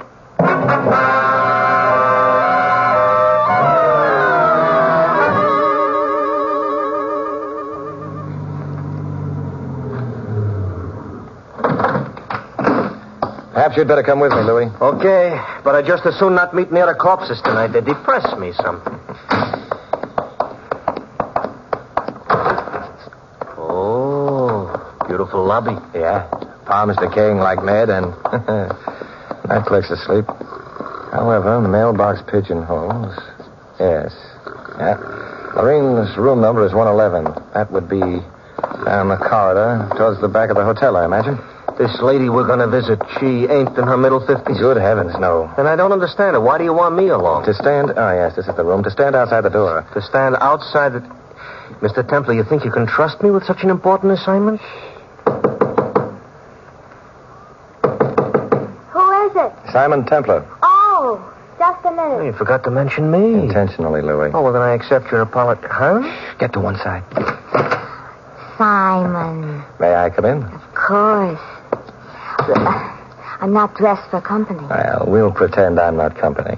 Simon, did you come because you wanted me to search you again? No. This time, I'm going to do the searching. Simon? Yes, in view of the hour, you obviously wouldn't have it on you. Therefore, I shall look elsewhere. You think I have the key? Uh-huh. I'm glad you have such a small kitchenette. Won't take so long to... Oh! Simon. Oh, I'm so sorry. What did I break? A bottle of real lemon juice. Oh, well. I'll come back in the morning and squeeze you some more. Oh. Well, the hiding places in here are entirely too obvious. Where's your bedroom? Now, just a minute, Simon. Well, that's a beautiful bed you have, Lorene. Thank you, kind sir, but... Old-fashioned kind. Bedpost with ornamental heads which come off. Simon, what? Hollow bedpost, a string tied to the inside of the head, and at the end of the string, this. That's a key. So it is. A key to a safe deposit box. Warburton's safe deposit box.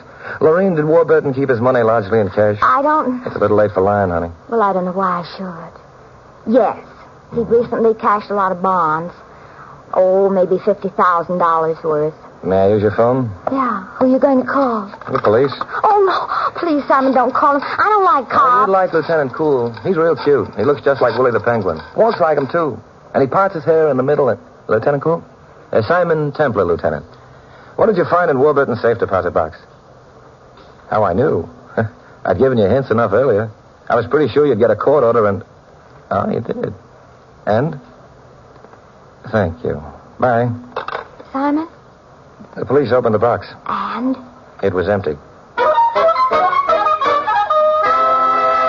I don't like the way you're looking at me. Lorene, your window overlooks the alley running back of the hotel. So? So, get me a pillow and a blanket off the bed. Well, all right, but... Now I shove this chair in front of the window and draw the blind down. Here. Thank you, darling. Now, if I fold the blanket into a roll, plop the pillow on top of it so it extends a bit above the chair. Yeah. Through a blind from the outside, it would look as though you were sitting in that chair. Maybe it would. Now, you put a coat on. But... Come with me. Aww. We're going to bowl in a different kind of alley.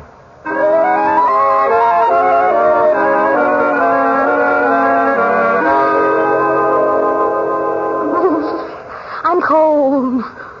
Why do we have to stand here? Because from where we are, we can't be seen. But we can see your window with a silhouette on the blind. And if anyone comes up the alley... Simon, I don't understand at all. Suppose you were an aging woman who owned nothing but an old house. Suppose you'd spent all your life with your brother who had all the money.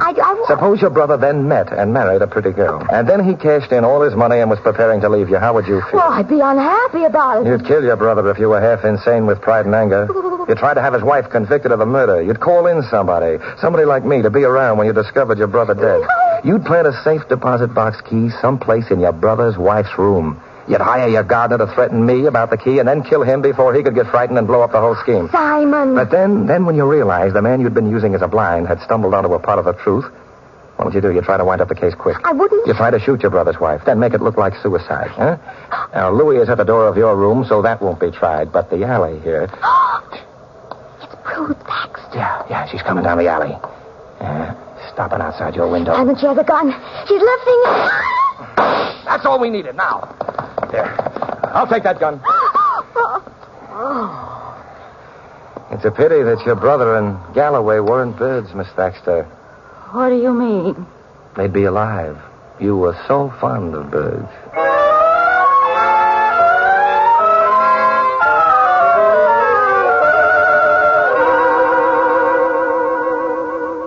You see, Lorene, that safe deposit key couldn't have been of any use to Galloway or yourself. No. But Miss Thaxter, she had two uses for it. First, she'd rented a safe deposit box at the same bank, next to her brother's. Mm-hmm. She was known to the guard at the bank, therefore she could go down into the vault and, by working quickly, empty Warburton's box, which she did. And then she planted the key on you. I'm so grateful to you, Simon. Oh, nonsense, Addie. Simon, I don't know how I can repay you. Do you? Well, as children say when they don't know something. Search me.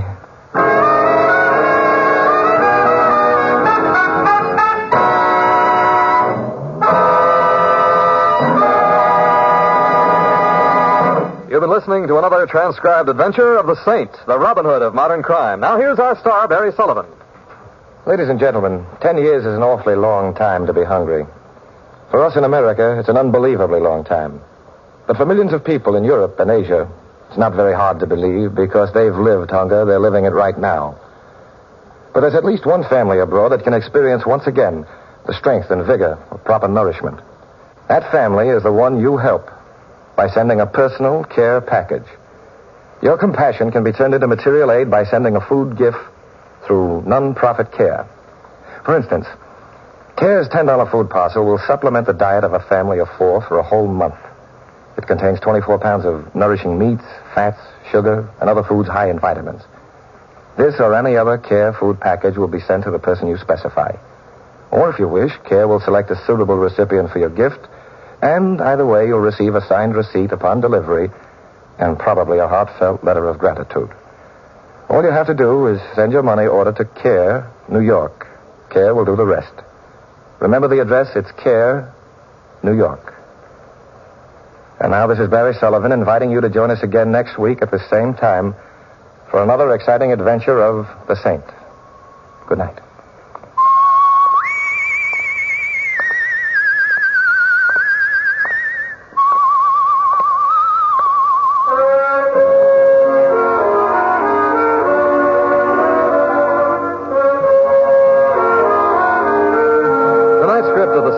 By Louis Vittes. Our cast included Lorene Tuttle, Irene Tedrow, Hal March, Joe Duvall, and Larry Dodkin. Music was composed and conducted by Von Dexter. The Saint, based on characters created by Leslie Charteris, is a James L. Safier production and is directed by Helen Mack. All you Saint fans will be glad to know that the Saint comic books are on sale at all newsstands. Your announcer is Don Stanley. 3 chimes mean good times on NBC. There's Hope. There's Groucho. They're both returning soon to NBC. Yes, Bob Hope returns October 3rd, and you bet your life it's Groucho Marx beginning October 4th. Listen where you hear the chimes for Top Comedy by Bob Hope and Groucho Marx beginning soon on NBC. Now Sam Spade, then Ginger Rogers and Theater Guild on NBC. Vincent Price, who is usually heard at this time as the Saint, has been delayed in Paris. Tonight, by arrangement with Metro-Goldwyn-Mayer, you will hear Barry Sullivan in the role. Mr. Sullivan can currently be seen with Lana Turner and Ray Milland in A Life of Her Own.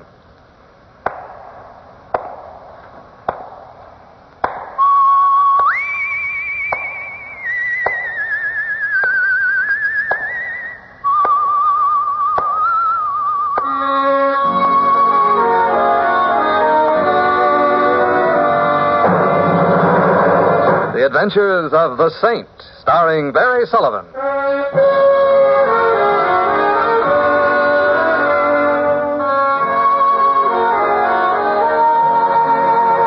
The Saint, based on characters created by Leslie Charteris and known to millions from books, magazines, and motion pictures. The Robin Hood of modern crime now comes transcribed to radio, starring Hollywood's brilliant and talented actor Barry Sullivan as the Saint.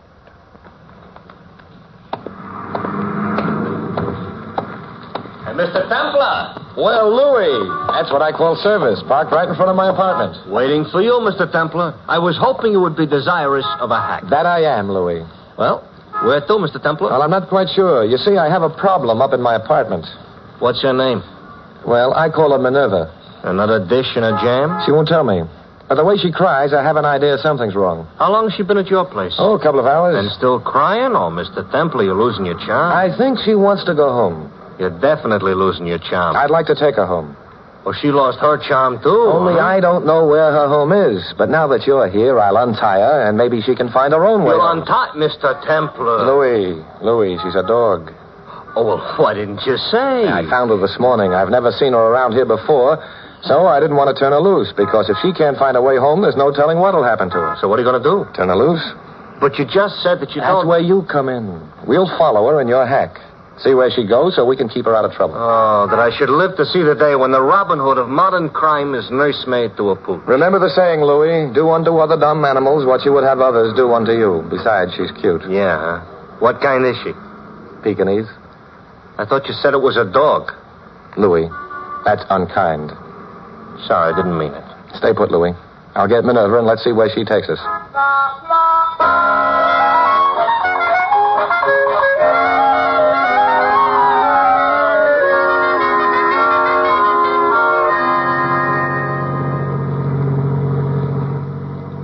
Hey, Minerva has fancy taste. This is a real expensive neighborhood. And this is a real expensive trip.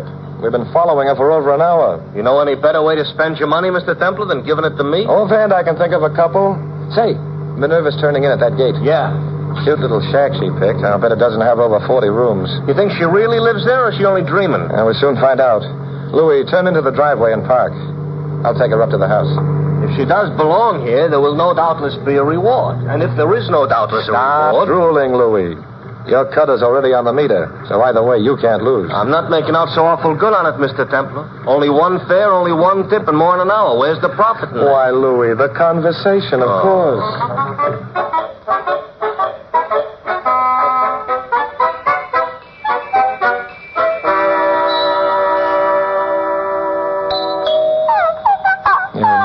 What's the matter? What's the matter? You want down?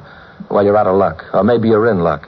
Because when I pick up a young lady, I usually show her a good time. So if it turns out you don't live here, why... Yes, sir. Oh, hello. My name's Simon Templar. Oh, yes. I'm sure Madam will be delighted you've come. You're sure? Of course. Right this way, sir. Why should Madam be delighted I've come? You surprised me, sir. I never heard that modesty was one of your outstanding characteristics. You seem to know a lot about me. Doesn't everybody, if you'll pardon the levity? I'll pardon the levity, but not the evasion. Evasion? I asked you why Madam should be delighted I've come. Is it because of Minerva? Minerva, sir? This. Oh, you mean Ming Toy? Do I? I guess I do. I should have known. Ming Toy. Naturally, Madam will be delighted about the dog. But what I was particularly referring to were the jewels. Have you brought them also? Jewels? Apparently you haven't. I hope you'll pardon these questions, sir.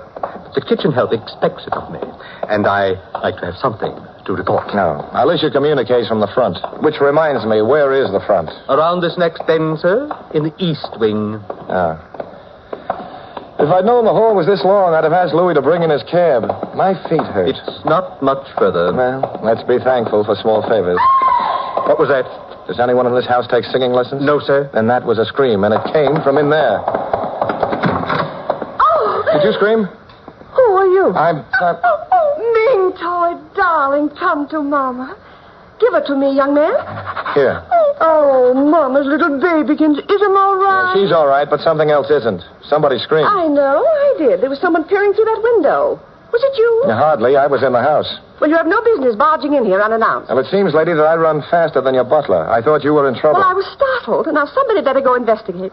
Oh, Mingy, Angel, did I miss you? What is it, madam? Is something wrong? Well, there's a prowler outside the window. Go see who it is, please. Yes, madam. Now, you, young man, do you have my jewels? I was wondering when we'd get around to that. I'm also wondering... Mother, are you all right? I heard you scream. Yes, Ernest, Who's he? Me? Yes. What are you doing here? I just came to return your dog. Return? Yes, here she is. Mama's little precious. Say, her collar's off. That's right. How did you know she's our dog? Oh. I didn't. Well, then why... Hey, wait a minute. I'm waiting? Pull up your hands. I'm sorry I waited. Ernest, I didn't know you owned a revolver. Lucky I do. Mother, call the police. Tell them we've got the thief. Oh, great. Somebody screamed. Was it you, Isabel? Yes, dear, but it's all right. I saw somebody at the window. Fitch is looking into it. Ernest, what the devil are you doing? Haven't I told you not to play with guns? I'm not playing, Father. This is the thief. So, does he have the jewels? I haven't searched him. Then how do you know? He brought back Ming Toy. Huh? Oh, yes. Morning, Ming Toy. Don't bite me, you little monster. Just a minute, Father. She doesn't have her collar, so how could he know she was our dog? She told me. Oh, we're just wasting time. Mother, will you please pick up that phone and call the police? It won't do any good. The line's been cut, see? What? Thanks for looking down. Hey! Hey, what are you doing? Wait, stop it immediately. I'll take the gun. Here, let me have it. That's better. Such violence. Yeah, it's very good exercise. Honest, you gave the young man the gun. Why? I asked him so nicely. Now, will somebody please tell me what's going on around here? As if you don't As know. if I don't. Just who are you anyway, young fella? Simon Templar, and you? You don't know who I am? Should I? I, sir, am C.J. Allardyce. Fancy that. Nuts. I beg your pardon? I said nuts. So you did. As in bolts. Nuts and bolts. We manufacture them. You've heard of Allardyce nuts? Yes, aren't they? What's that? The whole family. Beg pardon? Skip it. Our slogan. If it's Allardyce, it's nuts. That's what I said. There's no nut like an Allardyce. Well, this could go on all day. Father, I'm sure Mr. Templar didn't come here to talk business. Eh? Why did he come? To return Ming Toy. And now that I've been so warmly thanked, I'll just run along. I hope you won't mind my taking your revolver with me, Ernest, as a souvenir. When I'm safely out of reach, in northern Tibet, say, I'll send it back. Well, cheer-ho.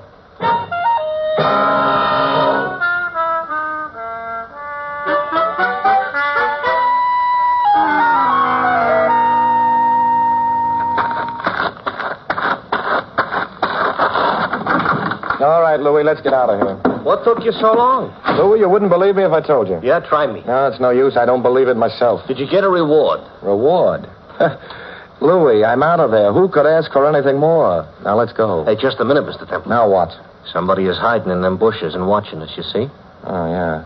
That's probably who Mrs. Allardyce saw at the window. Well, get started, Louie. You ain't going to investigate? It's probably only a man eating a gorilla. None of our business. This is not like you, Mr. Templar. It's not like you at all. As a matter of fact, I'm not exactly feeling myself at the moment, so don't be too surprised. But where is your spirit of adventure, huh? What may lurk in them bushes? Excitement, thrills, who knows? I know. You do? Yeah. I can see him in your rear view mirror. It's a kid. Kid about 10 years old. A kid? Let's get out of here. Excitement I could stand. Mystery I could stand. Adventure. But kids, I got a nephew. What's wrong with this thing? Hi. Hello, kid. Hey, what's the matter, mister? Won't you start? Oh, sure. She'll start. I'm just trying to run down the battery so the lights won't work on account of I don't like night driving. Wise guy. What's your name, Sonny? It ain't sunny. Well, what is it? What's it to you? See what I mean, Mr. Templar? Yeah. Look, fella, if you don't tell me your name, I'm going to have to call you my little man. How would you like that? You win. It's Stevie. What's yours? Simon?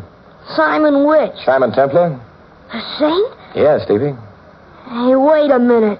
You may not be him at all. How do I know this ain't a bluff? You don't. Well, it's worth a chance. Because if you're the real saint, you and me can do business. What sort of business, Stevie? Well, I read a lot of books about detectiving. Yes, I gather. Well, we ought to make a good partnership, you and me. You help me latch onto the ice, and we'll split the reward. The ice? 50 grand worth. And that ain't peanuts. Stevie, suppose you tell me about this jewelry. Just when was it taken? You don't know? No. You're not the saint. Believe me, Stevie, the saint doesn't know everything. Why'd you come here? To return Ming Toy? Who are you trying to kid? No, that's on the level. Look, mister, I happen to know you couldn't return Ming Toy, see? What do you mean I couldn't? Never mind. But I know. If you don't believe me, ask Louie here. I thought her name was Minerva. Oh, you're always such a help.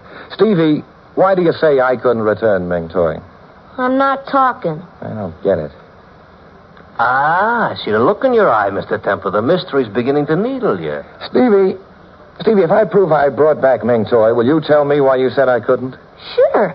You won't prove it. Wait here, Louie. I'll probably hate myself in the morning, but I'm going back to the Allardyces. Come on, Stevie.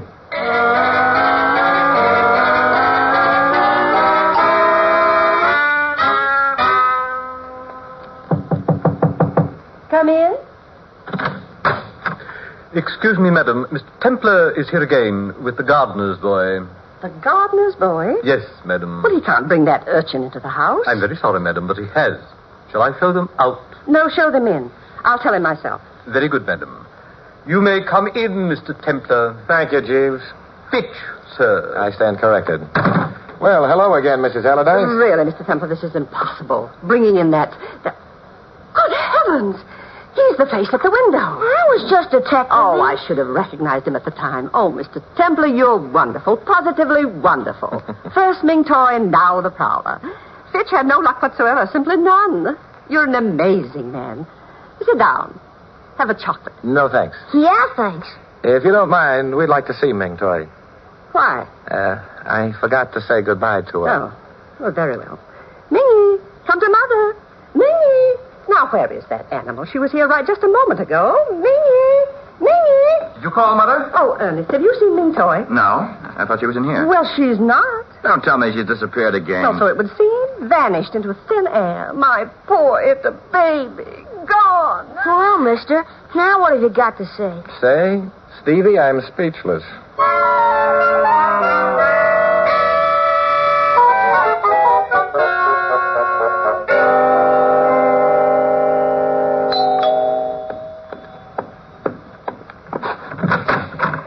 Oh, hello, Louis. Mr. Templar, how come you're answering the door? They don't have no butler? He's not around. Strange. No dog, no butler. Well, what do you want, Louis? I just come to see what's keeping you this time. My media's getting busy going round and round. Ming Toy's missing again. We're looking for her. It's a big house. She's a little dog. Why don't you just forget the whole thing? Because, Louis, it doesn't make sense. She ought to come when we call, or at least bark. Well, what do I do? Go take another nap? I don't know. Maybe, Louis... Hey, mister! What is it, Stevie? I take it all back. You are the same. Well, what brings all this on? I found Ming Toy. You did? Yeah. Bend down so I can whisper. Huh? This is top secret. Go ahead, I'm bent. Fitch has her in the garage. Well, what's he doing? Giving her a shampoo? No, he's shaving her. Shaving her? With an electric razor. Well, let's go get her. Come on, Louis. Oh, no thanks, Mr. Templar. You and the kid go. Me, I'm going back to the hack for another nap. I can dream nightmares that make better sense than this. So long.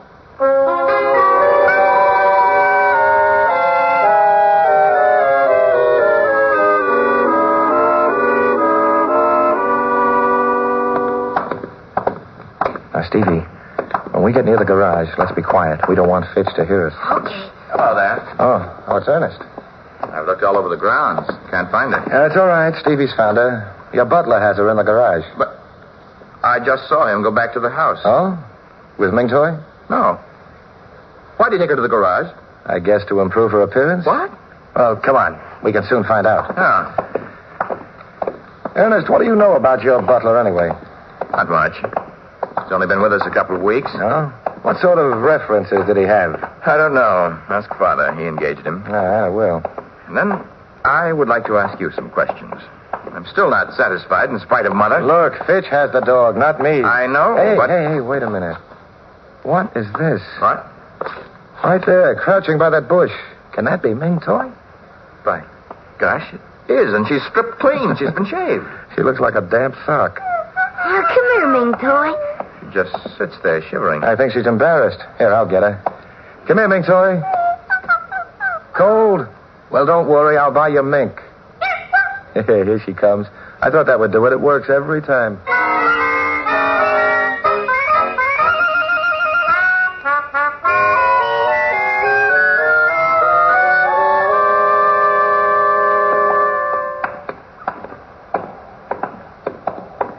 Be careful, huh? Don't drop her. Oh, don't worry, Ernest. I shall guard Ming Toy with my life. Well, come on. What's the matter? My legs are giving out again. Oh, you're a little out of condition. I guess.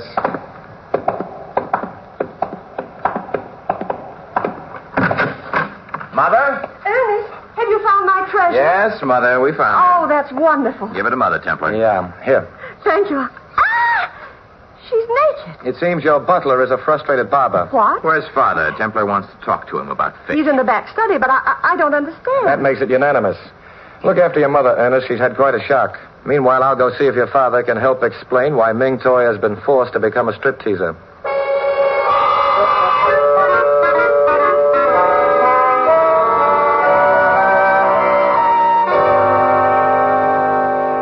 don't bother me, Templar. Don't bother me. I've got enough on my mind. A son who gambles away every penny I give him, a wife who charge accounts away even pennies I don't give her. Believe me, young man, anybody ever tells you it's a picnic being a millionaire, don't you listen. Take it from me, before you make $1 million, just be sure you can afford it. I'll make a note of that. But about Ming Toy... Look, last night the dog is kidnapped, or dog-napped, or whatever you call it. The wife throws such a tizzy it takes 3 pills to get me to sleep. This morning the wife's jewels are gone. Another tizzy. Policemen, insurance adjusters, and now you. Look, I don't care if the dog has been PLC. I don't care. I've got enough on my mind. But maybe it all ties together. The dog is stolen, the jewels are stolen. I can add 2 and 2, Templar. I don't need your masterminding. The dog was stolen first so the thief could break in later without the dog barking. Think I couldn't figure that out? No, I think you could. And it's possible the thief thought so, too. What's that? I have a hunch the robbery was the work of some member of this household. Nonsense. And the dog napping was just a red herring to throw you off the track. To make you think just what you did think. That it was an outside rather than an inside job. Get out of here, Templar. Get out of here before I throw you out. I'd just like to ask you about Fitch. Okay. Fine butler, excellent. One peculiarity, that's all. Likes to shave dogs. So what? We can't all be perfect. Now get out of here, Templar, before I have him shave you, and it may be closer than you like.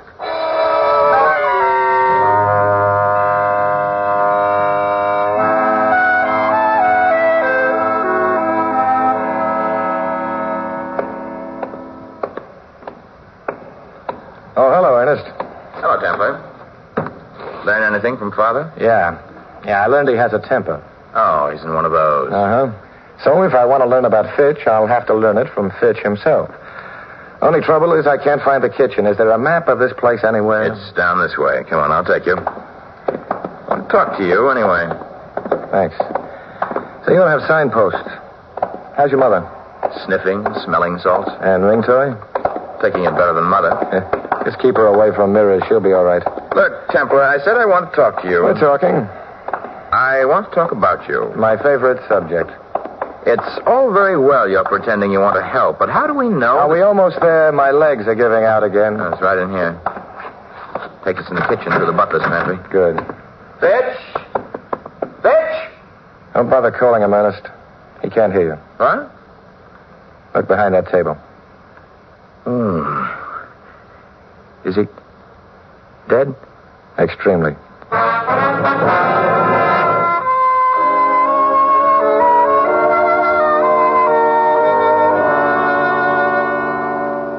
Please, dear, I can't talk now. I'm so upset about Ming Toy. Oh, hang Ming Toy. Jonathan Allardyce, of all the... Look, I'm trying to tell you something. That man Templar, he's getting ideas. I don't like it. He's been snooping around here. Well, the first thing we know... Well, all we have to do is to be nice to him. Nice to him? Confound it, Isabel. I'm going to... May I come in? No. Templar, I thought I told you to get the blazes out of this house. Oh, is that what you told me? I've been trying to figure it out, but you were so incoherent. Now, see here. If you want me to go, I'll be glad to, but I thought I ought to tell you about your butler first. Yes, I know. You think he's a thief. Very well, I'll have the police. You're wrong, Mr. Allardyce. I don't think he's a thief. He's been cleared. The hard way. What? Somebody murdered him. Ernest is calling the police now. Murdered him? Oh. Yep, with a knife. Oh, dear, and good butlers are so scarce these days.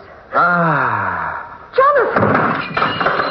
Mr. Templar, what's happened to Jonathan? Looks like he's fainted. Well, what'll we do? Get me some water. Get it yourself. I can't wait. Can't wait? Well, you can't leave me now. I've got to, or there may be another murder. No, come back here. Later, Mrs. Allardyce. Oh, Mr. Templar. Oh, Fitch. Oh, no, he's... Somebody, please. Oh, dear. Oh,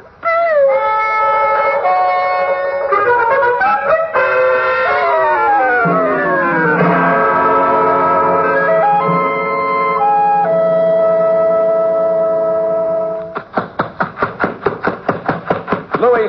What now, Mr. Templar? Have you seen Stevie? If I do, there's going to be a murder. If we don't, there's going to be a murder. Stevie? Yeah. I'm glad to hear it. You know what that kid done? What? He scrambled the wires in the engine while I was snoozing. That's why we wouldn't start before. He was detectiving Louis. We were possible suspects, and he wanted to foil our getaway. Well, wasn't that cute? No, I'm not joking. His life is in danger. I'm not surprised. If I can't find Stevie, I'll have to find Ernest.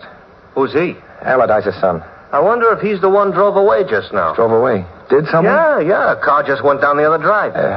Have you got your wires unscrambled? Oh, yeah. All right, Louis. Let's go.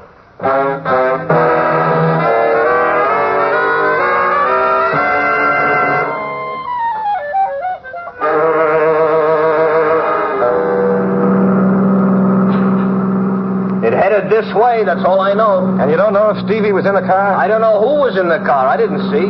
He must be. It's the only thing that makes sense. Now what? The road branches 3 ways. Which way do we go? Oh, there we are.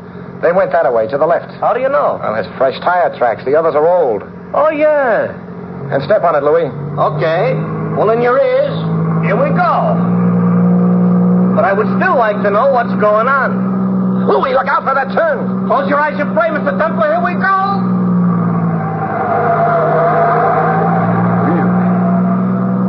Got your eyes open, Mr. Templar? Yeah, we made it. Oh, good. Then I can open mine. Louis.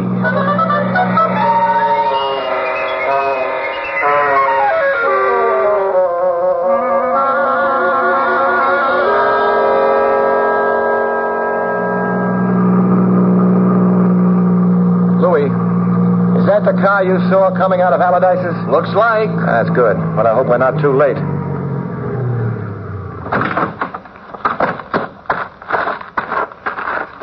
Nobody in it. Oh. Yeah, there's a path into the woods. Come on. Yeah. Hurry up, Louis. Right through here. I'm afraid to call the kid for fear. I'd still like to know what's going on. Well, as I see it, Louis. Yeah? Ernest ran up a gambling debt, and his papa wouldn't pay off for him. Oh. At any rate, Papa was griping about Ernest gambling. Ernest, I take it, is Allardyce Jr.? Yeah, that's right. Ernest had to get money, so he drove Ming Toy away from home and put her out of the car. Yeah. Then he swiped the family jewels, and the missing dog made it look like an outside job. Smart guy, Junior. What makes you think he's going to knock off the kid? He's already knocked off the butler. Oh, yeah. How do you know it was Ernest which knocked off the butler? Because when I told Allardyce, he fainted. And he didn't faint out of great feeling for the butler. Oh. Fellow'd only been with him a couple of weeks. He fainted because he knew his son was guilty of the robbery, and he realized his son was also a murderer. Hello, Mr. Templar. Stevie. Where'd you come from? Stevie, you all right? For sure I'm all right. But Ernest don't feel so good. Mr. Templar, look. Ernest is out cold. What do you know? Yeah. You know something? Ernest should have his mouth washed out with soap. Why, Stevie? He doesn't tell the truth. Well, what do you mean? Well, last night, I seen him driving away with Ming Toy. Uh-huh. And when I asked where he was taking her, he says, shh, it's a big secret. Spies have tattooed a secret message on her skin. But he found out, and he's taking her to the FBI, and I mustn't tell nobody because it's FBI top secret. I see. But I find out now he was just trying to shut me up. Hey, I got to remember that. Next time my nephew gets in my hair, FBI top secret. Hey, Louis, then that explains the shaving. Huh? The butler must have overheard Ernest telling this young man about the secret message on Ming Toy. And he figured if it was true, the dog would be worth money. So he looked for the message. Sure, when the butler shaves the pooch, Ernest gets wise. The butler is wise, so he shuts the butler up. And he tried to shut me up, too. He said we were going to meet an FBI man out here. Instead, he gets me in, and then he pulls out a knife. And what happened? Judo. Judo? Sure. My brother was in the Marines. He taught me. Oh. Ernest is waking up. And you were worried about the kid, Mr. Templar. Like I told you.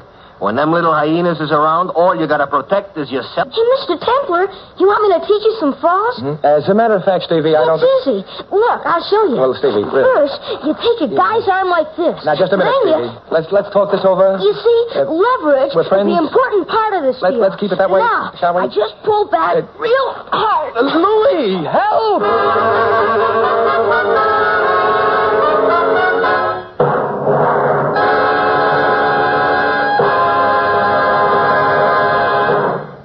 You've been listening to another transcribed adventure of the Saint, the Robin Hood of modern crime. Now, here is our star, Barry Sullivan. Ladies and gentlemen, a long time ago it was written that man shall not live by bread alone. In this often quoted line from the Bible, bread is merely a symbol of all material values. And although we in America have the greatest material advantages in the world, they are not enough to bring us complete happiness. We must find that happiness in our spiritual as well as our material lives, in faith as well as bread. In America, one of our most precious heritages is the right to worship as we please, to know the spiritual pleasures of our churches and synagogues.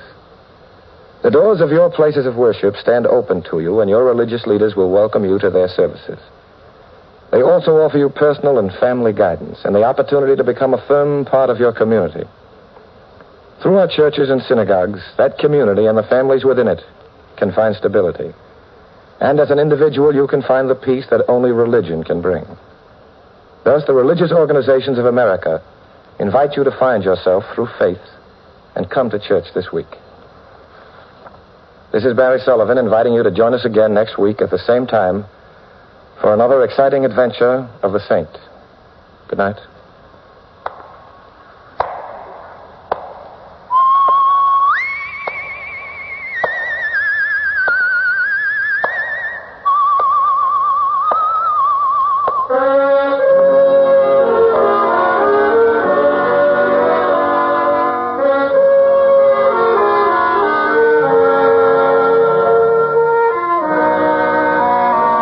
Script of The Saint was written by Jerome Epstein. In the cast, you heard Myra Marsh as Mrs. Allardyce and Tom Tully as her husband. Lamont Johnson was their son, Ernest.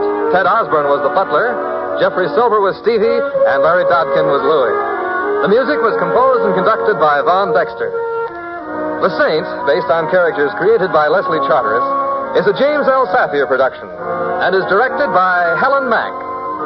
All you Saint fans will be glad to know that the Saint comic books are on sale at all newsstands. Your announcer is Don Stanley.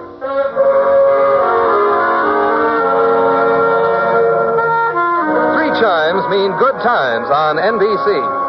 And the chimes are anticipating the hilarious antics of Bob Hope and Groucho Marx. Hope returns to the air with more laughs on Tuesday, October 3rd. Groucho Marx brings his riotous quiz, You Bet Your Life, to the air on Wednesday, October 4th. So that's Bob Hope, October 3rd, Groucho Marx, October 4th. Yes, 3 chimes mean good times on NBC.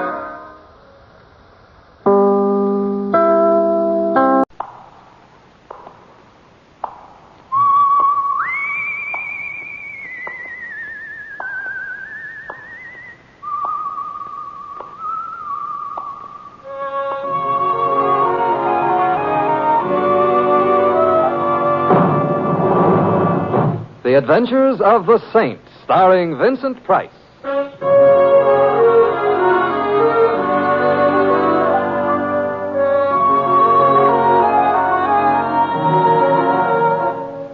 The Saint, based on characters created by Leslie Charteris and known to millions from books, magazines, and motion pictures. The Robin Hood of modern crime now comes transcribed to radio, starring Hollywood's brilliant and talented actor Vincent Price as The Saint. If a body meets a body coming through the old-fashioned, need a body... It should be coming through the rye. I prefer old-fashions. That's my doorstep you're on. I know. You like my doorstep? Oh, I think it's a very nice doorstep. Well, thanks. Are you collecting doorsteps or merely homesteading them? Well, my idea was to wait until you got here and then go in with you. That's a very nice idea. To match my doorstep, I suppose. Will you come in? Uh-huh.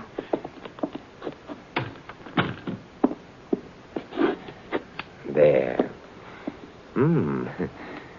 You have a couple of nice ideas. That is, would you like a drink? We haven't been introduced yet. You're right. I'm Wendy Brown. How do you do? And will you still have a drink? I don't think so. Well, why not?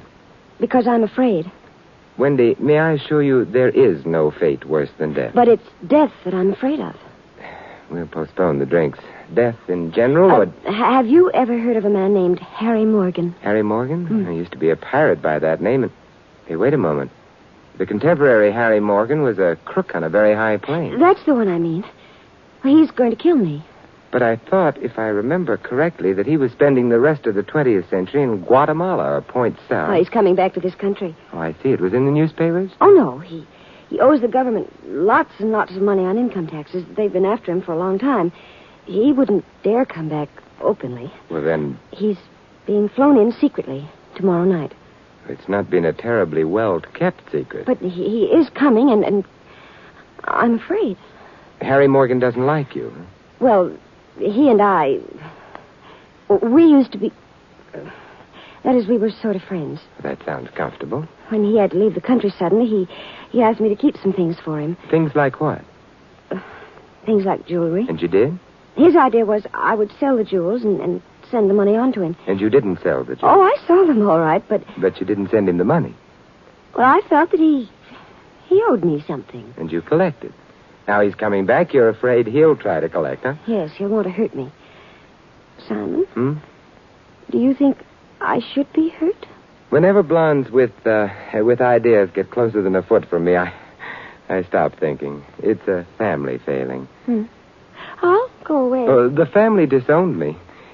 Wendy, how did you find out about Morgan's returning to this country? Oh, Sammy told me. Sammy being... He's a punch-drunk little prize fighter who spends all his time hanging around bars. His favorite's the Green Star on 3rd Avenue. Which might explain how he picked the news up. Where is Morgan's plane landing? Oh, Sammy didn't tell me that. That's important for a number of reasons. I think maybe I'll have to find Sammy and have a talk with him. You're going to help me, Simon? Well, I don't believe in blondes being killed. I think it's unconstitutional or something. Besides, Harry Morgan is a bad man, so... Oh, Simon, I can't tell you how much I appreciate this. How much if you can't tell me, better not demonstrate, not tonight. I've got to find Sammy. Now, you go home, lock your door, and stay behind it. All right, Simon. There's less than 24 hours in which to find Sammy, discover where Morgan's landing, and pacify him, if that's the word I mean. Good night, Wendy, and wish me luck. You'll need it.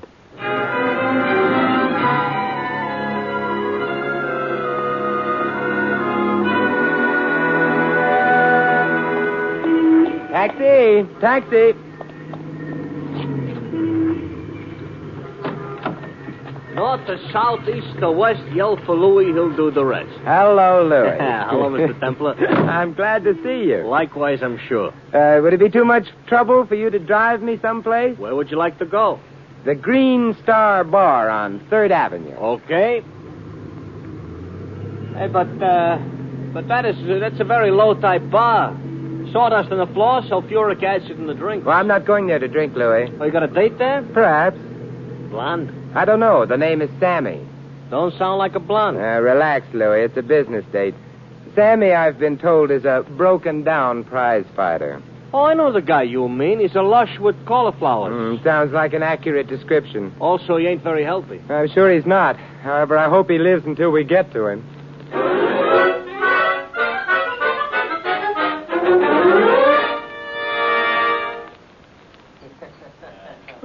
Hey, Joe.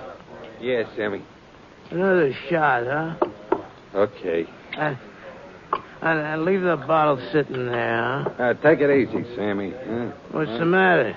You afraid I ain't got the dough? Yeah. Get a load of this. Okay. You got the dough. So leave the bottle. Where'd you get all the folding stuff, Sammy? I bet you'd like to know. Suit yourself. Clam up. I got it because I'm smart, see? Yeah. I know things. Things a few certain parties was very much interested in. You fix on a race? Nah. About another certain party who's arriving in these here United States tomorrow night. Anybody I know? Hey, what's the matter? You think you can make me blabber all over the joint? Okay. Only I wouldn't go around shooting my mouth off if... forget it. Your phone keeps yapping all the time. Green Star Bar. Yeah, Sammy's here. Who wants him? Who? Hey. Hung up. Who was it? I don't know. Kind of a whispering voice. Yeah? I better get out of here. I better get out of here fast. But, Sammy... Save the rest of the bottle for me.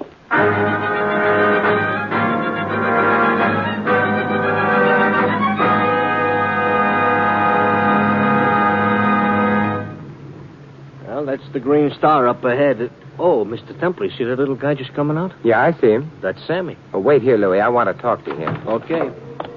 Hey, be careful, Mr. Templar, that car! Oh, that was Sammy.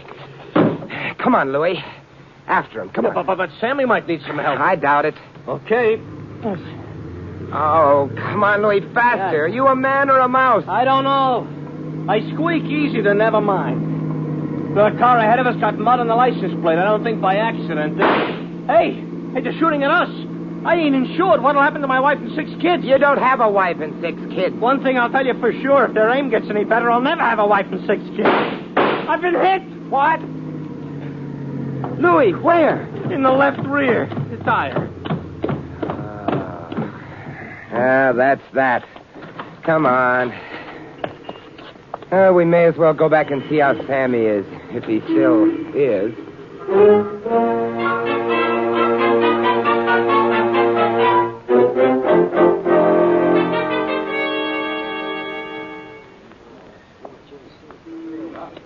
Ambulance ought to be here pretty soon, Mr. Templar.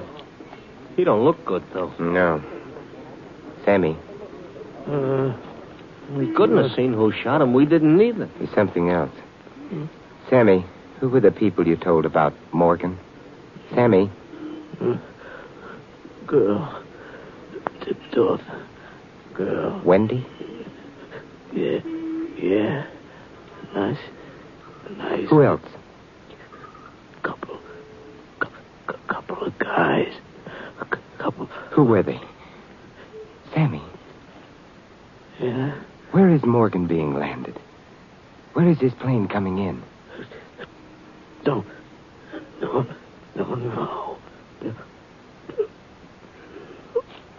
Sammy? Goodbye, Sammy.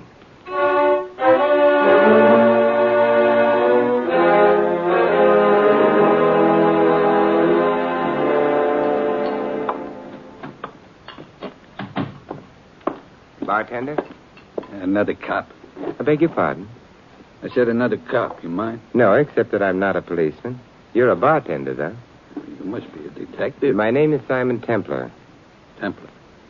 You see? Yes. I saw Sammy gunned to death outside this bar a couple of hours ago. Is that so? Yeah, I went down to the hospital with him. They did a quick autopsy. So? Sammy had a lot of money in his pocket.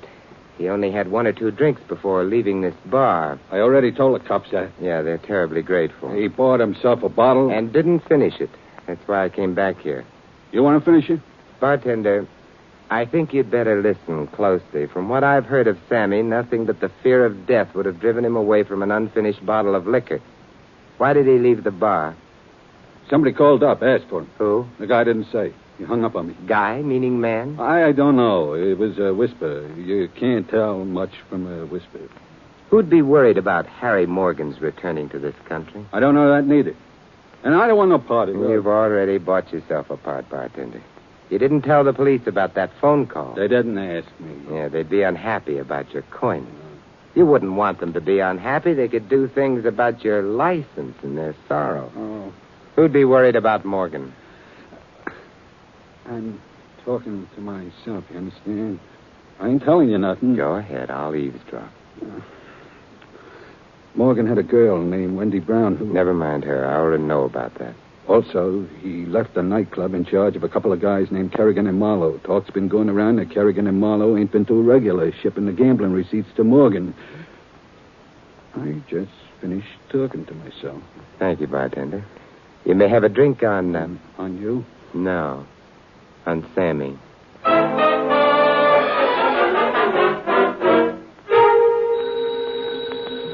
Oh, go away. I'm in Alaska.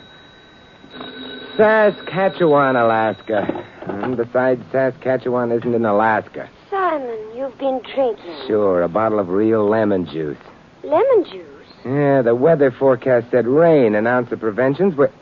Hey, it is raining out. Now, look, Wendy, why don't you wait until morning? It happens to be 12:30 in the afternoon. I've been robbed.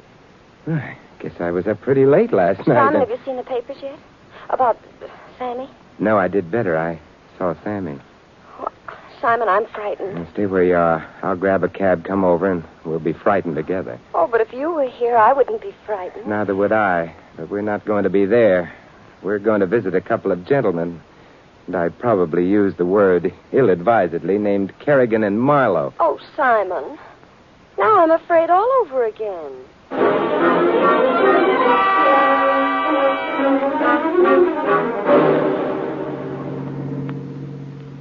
Yeah, it's still raining, Wendy. Simon, Do we have to? We have to. I don't get it. Louis, has anybody passed a law recently that you should? I still don't get it. Fella takes a girl to a nightclub. Fine. This I understand. Hooray! But not in the middle of the day. A nightclub is called a nightclub on account of... Louis! Yeah. We've arrived. Oh. I didn't recognize the joint in the daytime on account of... I know. It's a nightclub. Wendy? All right.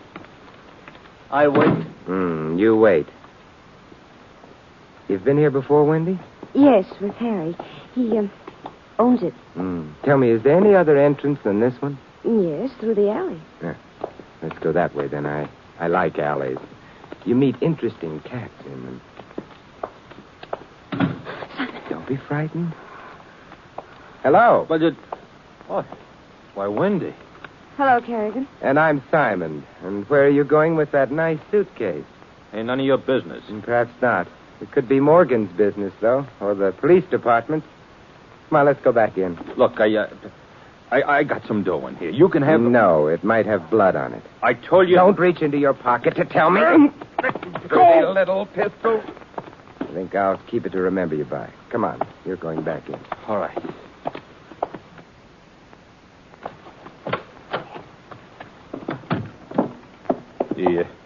The office is down here. I'll put the suitcase away. It's tidy of you. Where's your partner? Marlowe? Well, he's around someplace. Uh-huh. Where's Morgan landing, Kerrigan? I don't know. Marlowe got the dope from Sammy. You're sure he didn't... Why not ask me, Son. friend? You would be Marlowe. All right, I will ask you. Where is Morgan landing? Guess. Sammy told you then? The punk was dead before I got to him. Oh? Then you've been out looking for him last night, huh? Kerrigan, you... No, Kerrigan didn't tell me. Doesn't have to now, does he? I think maybe you ought to take a walk, friend. Oh, no, my feet hurt, huh? More than that's gonna hurt. I'm sorry, I have a gun, too. True, it happens to be Kerrigan's, but then I did leave him his suitcase. Suitcase? Don't pay any attention. What's in it, Kerrigan? It's just some clothes. Open her up. Now, as a matter of fact... I said open her up. All right, Marlowe. I'll open it. Stay away from that light. Simon, the lights. Simon? Simon? Oh, Wendy, let go of me. Simon, no, please, don't leave me, please. Take it easy, Wendy. I think we're alone. Light switch was over this way. Simon, look. Near the door. Yes, correction. We're not alone. Mr. Marlowe is still with us. A very dead Mr. Marlowe. Kerrigan shot him in the dark. Maybe. Well, you said that awfully funny. Did I? Oh, don't forget, Wendy, Kerrigan wasn't the only one here in this room with Marlowe. Simon. Sit down a minute, Wendy. I've got to call the police. And then? Then we'll go back to our cab. Louis must be doing a lot of ticking outside.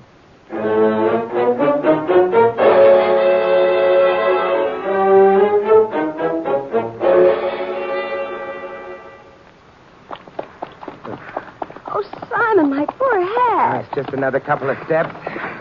Oh. Here we are, Wendy. Well, Louis, did you miss us? What else? Welcome home. Well, where to? I wish I knew. Who made with the firecrackers? That happens to be the problem, Louis. I don't want to hear about it, because if those were firecrackers, I'm driving a truck. What's wrong with driving a truck? Who said something was wrong? Truck drivers happen to be among the most courteous drivers on the road. Yeah, well, look, Mr. Templar, I got nothing. They're always there to help a motorist in trouble. They'll Mr. Templar, stop already with the truck drivers. I know there are wonderful class characters. All of them got PhDs. What happened back there in the club? A man got shot very dead because another man carrying a nice suitcase filled with money not belonging to him didn't want to open the suitcase and let the other man see it. Ask a silly question? Simon, it's getting late, terribly late. Harry Morgan is on his way, and I'm... Oh, stop worrying about Morgan. Maybe the whole thing was just a rumor. Oh, it was not. What? I said it was not a rumor about Morgan coming back. Oh? Furthermore, what's been bothering you is where his plane is going to deposit him, no? Yes. So ask me. Louis, I will probably assassinate you. It ain't a joke. Ask me. All right. Where is Morgan's plane landing? A private landing field up at Boonchester. Want to know what time it's landing? Look, I don't believe any of this, but what time is it, Landy? Midnight tonight. I'll hate myself in the morning, but tonight I've got to know. Louis, how did you find out? I listened to the radio.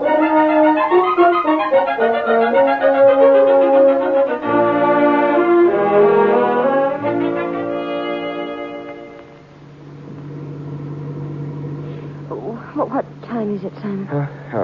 10. How much longer to Boonchester, Louis? Hour and a half, maybe. We should be in time. Louis, repeat. Huh? The broadcast you listened to. Oh, yeah, sure. The man said Morgan, who has been spending the last couple of years in Guatemala, is returning via private plane to the United States. Sammy was right, When Simon. questioned by correspondents about his wanted for income tax evasion, Mr. Morgan replied he's been in communication with the United States Treasury Department. He's arranged to meet his obligations to them. Sammy was right, but in that case... Mr. Morgan's plane is due to land at Boonchester Airport midnight tonight. A bulletin from a woman's college in the Midwest states that from now on, all women are. All women are what, Louis? How do I know? It's where I turned off the radio, because people started shooting guns in the nightclub. Simon, I don't understand. If Harry had told reporters he was coming back to this country, if it was even on the radio, why did Sammy make such a big secret of it? Well, he did have the news earlier than anyone else did. But not earlier enough to make any difference to anyone. Except Sammy. To him, it meant the difference between it's corny, but it's true, between life and death.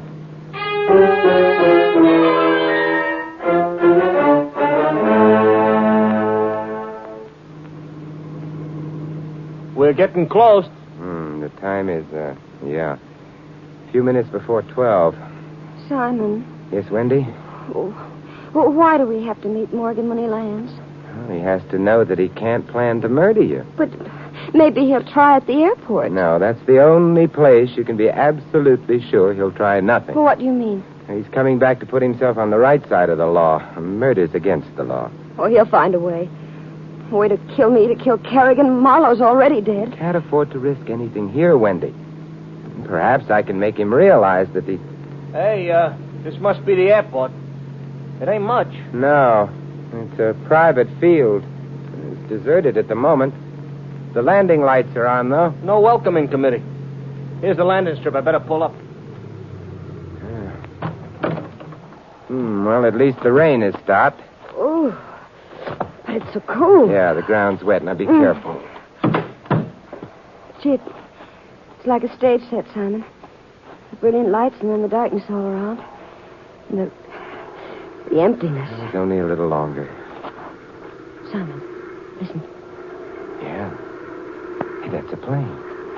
It's getting closer. The sky is overcast, but... I can see his lights. Oh, yeah. He's angling for a landing. Hey, Louis, stay in the cab. Okay, Mr. Templar. He's setting her down. Hey, he did a beautiful job. Not very far now. The plane's skidding a bit, but he's got her straightened out. Come on, Wendy. Mr. Morgan, I presume? You presume right. Hello, Wendy. Hello, Harry. You mind if we join you? It's a little damp down here. Come on up. All right. Up you go, Wendy. Now me. Well, Wendy, they put you on the welcome committee, huh? Harry, don't look at me like that, please. My name is Templar. Yeah? What are you doing here? I'm insurance. Your what? Wendy's insurance. Against your losing your temper. I never lose my temper. I never lose anything. How was the weather back in Guatemala? Fine when I took off. Why? Nothing. Anything happen on the flight? No. It's a very nice plane. Happens to be the best twin-motor job built. Yeah, I can believe that. The pilot seat's nice and dry. Floor of the cabin, nice and dry. Hey, what cooks with him, Wendy? Does he want to grow up and be a weatherman? Everything's nice and dry, Morgan. Except your shoes. What was that? Your shoes are wet. Hey. There's company. Let's see who it is.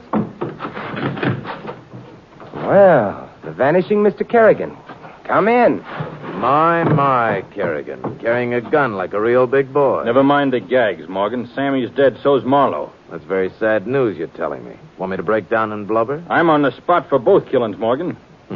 That's very sad. Why'd you kill him? I didn't. You might as well save your breath on that one, too, Kerrigan. You see, Morgan's shoes are wet. What? It was fine weather in Guatemala when Morgan took off. The plane doesn't leak. He just landed it. Hasn't been off the plane yet. How did he get his shoes wet, huh? Look out! Very nice shooting, Morgan. You got his arm. Very nice shooting indeed. Yeah, even wearing wet shoes. I'll take your gun, Kerrigan. Thank you. You were saying, Templar? There's only one way you could have got your shoes wet, Mr. Morgan. You must have been out in the rain. Yeah? Which means this is your second landing. Yeah, Mr. Morgan was around New York yesterday and today. Then he got back to his plane, flew around a bit, and landed it all over again on the schedule he'd given the press. It would have made a nice alibi. Alibi for... For Sammy's murder and Marlowe's. Too bad he got his shoes wet. Yes. Too bad for you, Templar. Sure, I landed here yesterday, went to town, and took care of a couple of things. In other words, Sammy and Marlowe got killed while I was officially flying in from South America. It's a lovely alibi. One of the loveliest alibis I've ever met. It's a pity it had to be destroyed. It hasn't been. It's going to stand up after the three of you get yourselves mixed up in a gunfight and knock yourselves off. Think you could get away with it? I can try. What have I got to lose? Your pilot's license at least. What? Simon, you knocked him off. So I did. He must have a very weak jaw. Louis, you angel. Why, No, I seen the other guy, one bleeding from the arm, seen him climb into the plane. I didn't know you was expecting him, so I thought maybe I'd come and keep you company, too. And I'm very glad you did, Louis. But even the best of parties must come to an end, so, Louis, will you phone the police and inform them that Harry Morgan has made his last landing?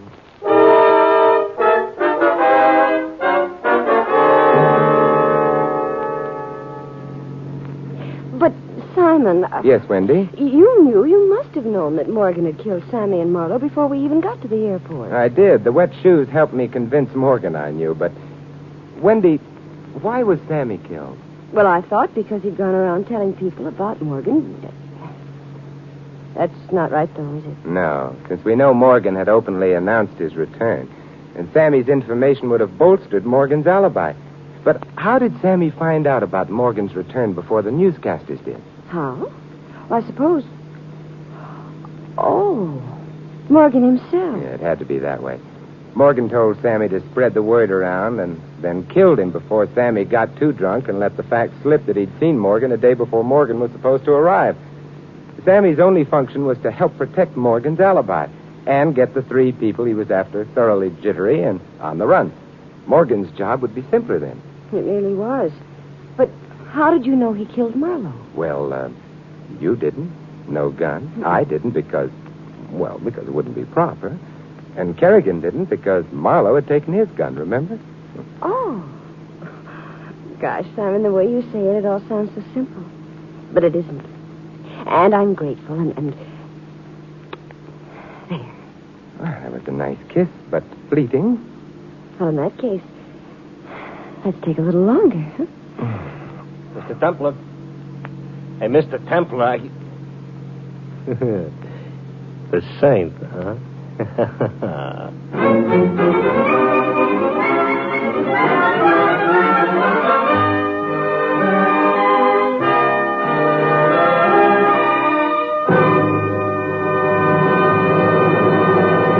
You've been listening to another transcribed adventure of the Saint, the Robin Hood of modern crime. Now here's our star, Vincent Price.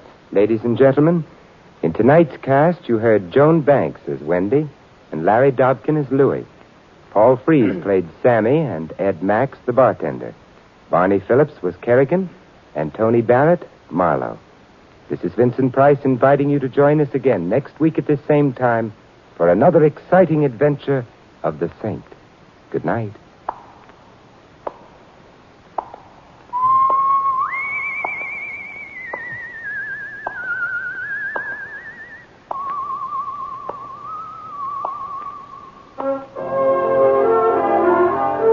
Tonight's script of The Saint was written by Louis Vittes. The Saint, based on characters created by Leslie Charteris, is a James L. Safier production and is directed by Helen Mack.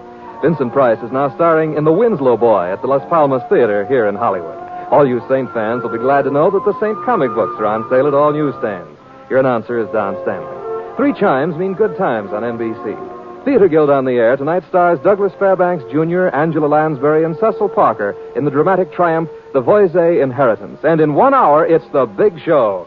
An hour and a half of the best in comedy, music, and drama with Tallulah as MC. 3 chimes mean good times on NBC.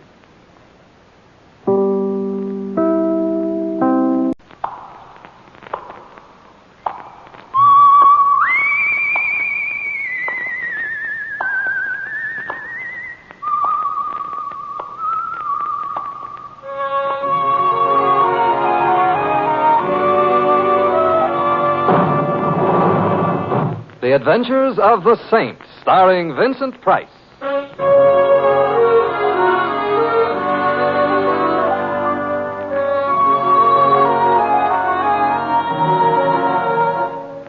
The Saint, based on characters created by Leslie Charteris and known to millions from books, magazines, and motion pictures. The Robin Hood of modern crime now comes transcribed to radio, starring Hollywood's brilliant and talented actor Vincent Price as The Saint.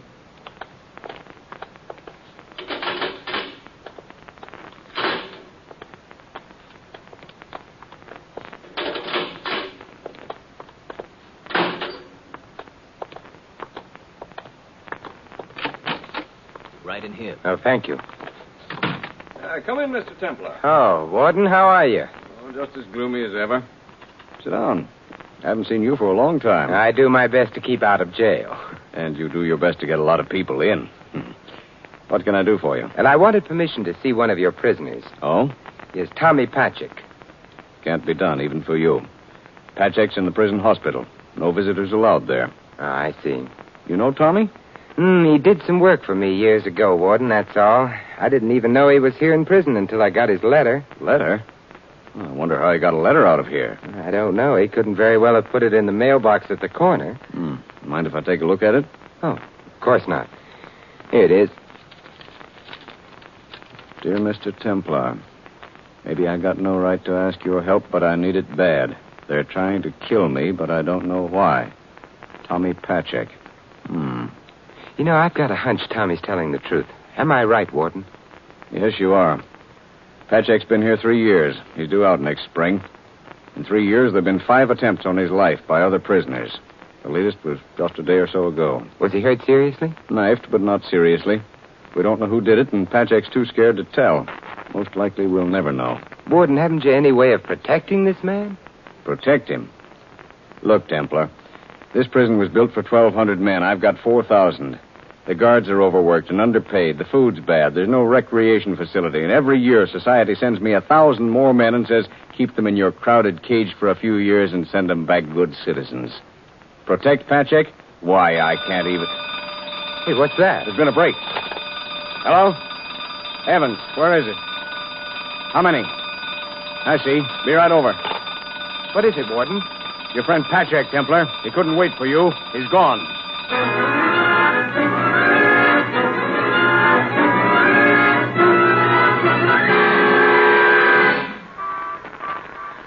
Read all about the prison break. Patchek still at large. Read all about it. Extra. Taxi! Hey, taxi! Oh, good afternoon, Louis. Afternoon, Mr. Templar. Ain't it a heavenly day? Yes, Louis, it is. Where to, Mr. Templar? 312 Main Street, Louis. Gotcha. Did you read about that prison break last night, Mr. Templar? Say this Patchek rode out in the laundry truck. You think they'll catch him? Oh, sooner or later, Louis. They always do. You know something? I kind of hope they don't. In my sub-unconscious, that is. Why is that, Mr. Templar? The universal guilt feeling, Louis. Whenever there's a man in hiding, that man might be you or me. Yeah, Freud, huh? Louis, it's Freud. That's what I said, Siegfried Freud. You know something more, Mr. Templar? I kind of felt this way when that leopard escaped last spring, remember? Then he come back to his cage all by himself. It was kind of sad. Yeah, an allegory, Louis. No, it was a leopard. You think Patchek will come back to the cage, Mr. Templar? Well, I'm afraid that for him there is no hiding place. Hey, isn't this Main Street, Louis? Oh, yeah, sure, yeah. 312. Anybody we know? I got a tip that Tommy Patchek used to live here. Perhaps if I can help him, then you and I won't feel so guilty. Wait for me, Louis, huh? Sure. I'll be darned. What's the matter? I've been to this house before. You got friends in the strangest places. Yeah. As I remember, the landlady was one of the most charming, cultivated damsels I ever had the pleasure of meeting. Yeah, some guy's got all the luck. You sure you don't want me to come with you? No, thanks, Louis. I want her all to myself.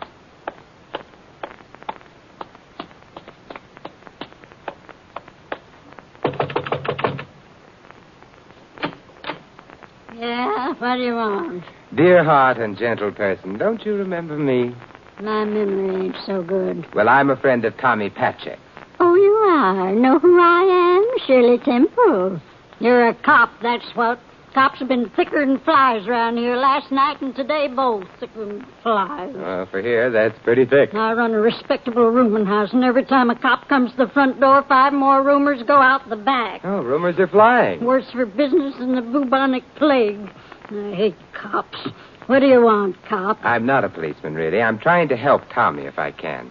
If you know anything... I got a very poor memory. Well, now, here, would a treasury note refresh it any? I got a memory like an elephant. Come on in. Thank you. Now, about Tommy Patchek. Well, say, you sure you're not a cop? Quite sure. Well, I ain't looking for Tommy to come here, but he's got a sister, Nancy. I didn't know that. Yeah, the cops don't either. They were raised separate, and Tommy didn't want her brought into his trouble. Any idea where I could find her? I got a very poor memory. Here we are. Thanks. She works at the Voodoo Room, cigarette girl. Voodoo Room? That's Charlie Forelli's place, isn't it? Yeah, sure it is. Say, you positive you're not a cop? Madam, I might as well confess I am a personal emissary of J. Edgar Hoover. You are, huh? Well, that's good enough for me. Finest president we ever had. Thank you and goodbye, Barbara Fritchie.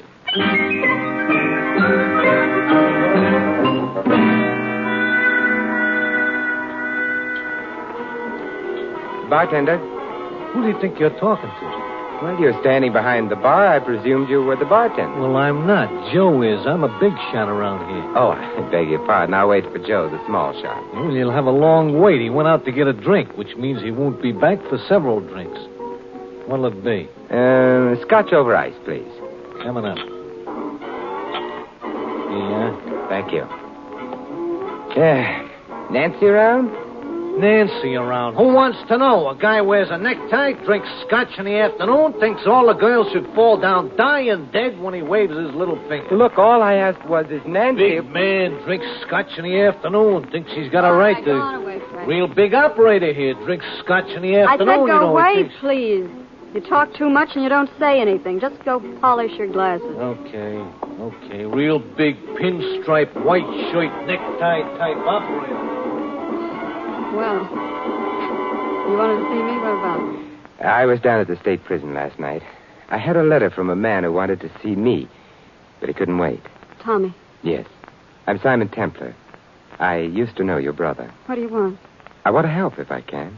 You're the saint, aren't you? Yes. I remember Tommy talked about you. Could you come to my place later? I live at the Sheldon. It's the back apartment on the second floor. What time? Around 11. I'll take off early tonight. I'll be there, Nancy. Do you think there's any chance Tommy might come? I don't. Excuse me, but I got a message to deliver, Mac. Well, what is it, Jack? Mr. Forelli just said that he wants to see you in his office. Keep out of this, Frank. Forelli doesn't even know he's here. I said that Mr. Forelli wants to see Mr. Man of Distinction here, and if I have to persuade him, then I'll persuade him. Oh, stop flexing your muscles, Frank. You need your strength for the cocktail hour. I said that Mr. Forelli wants to see you. What an unattractive gun. It matches your face. Hey, listen, Mac. Please, Mr. Templar. Lead on, Jack. Now, you lead. I'll be right behind you just to make sure that you get there. You stay here, Nancy. Some big deal, this guy. Scotch in the afternoon. Thinks right away all the girls should fall down dying dead when he... There's a guy to see you, Mr. Forelli. He was bashful, so I brought him. Oh, come in, Mr. Simon Templar. Yeah, welcome to the Voodoo Room, Mr. Templar. Let us see more of you. Cigar? Thank you. That's our own brand. And a vial of perfume for the lady of your choice. Voodoo from the Voodoo Room. That's a little trick I picked up from Sherman Billingsley. Thank you. And where did you pick up this little trick, Mr. Forelli? Frank? Yeah. Well, he's rather class-conscious, but a hard worker. He was asking about Tommy Patchek, Mr. Forelli. I heard him. Indeed. Well, you're a friend of Tommy's, Mr. Templar? Possibly. Possibly. Mm-hmm. And you might possibly be in touch with him soon? I couldn't say. You couldn't say. But you could tell us the basis of your interest in Tommy. I could, but I see no reason to. You see no reason to. Mr. Templar, showing interest in other people's affairs is not always healthy, and some people know this instinctively, and others have to be taught. Teach him, Frank. Yeah, sure. Not such a big operator now. That's enough, Frank. That's enough. Throw him out the back way. Well, okay, Mr. Forelli. Hey, Mr. Forelli, I think I broke the bottle of perfume you gave him. I heard something crack. Well, let's look on the bright side, Frank. Might have been a rib. Yeah, serves him right. Drinking scotch in the afternoon with a necktie.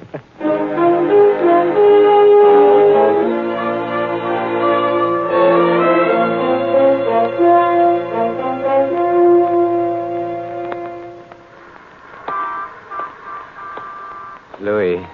Hey, Mr. Templar. What happened? Here, wait, I'll help you into the cab. Thanks, Louis. Oh, gee, what happened, Mr. Templar? You look horrible. You sure smell pretty, but... It's a doubtful consolation. I tangled with Mr. Charlie Forelli. Yeah, huh? How does he look, huh? Not a scratch. Oh, that Forelli is bad medicine. Stay away from him, Mr. Templar. The less you know about his business, the better. Maybe. But after you take me home for repairs, you can take me to the morgue. The morgue? I hope and trust a round trip? The newspaper morgue. Oh. I'm going to do some checking on Forelli. I begin to detect quite an odor about this whole business. Yeah. So do I. I hardly trust myself in the same cab with you. You got it, Mr. Templar? You said so you detect an odor, so I said... Louis, home. Yes, sir.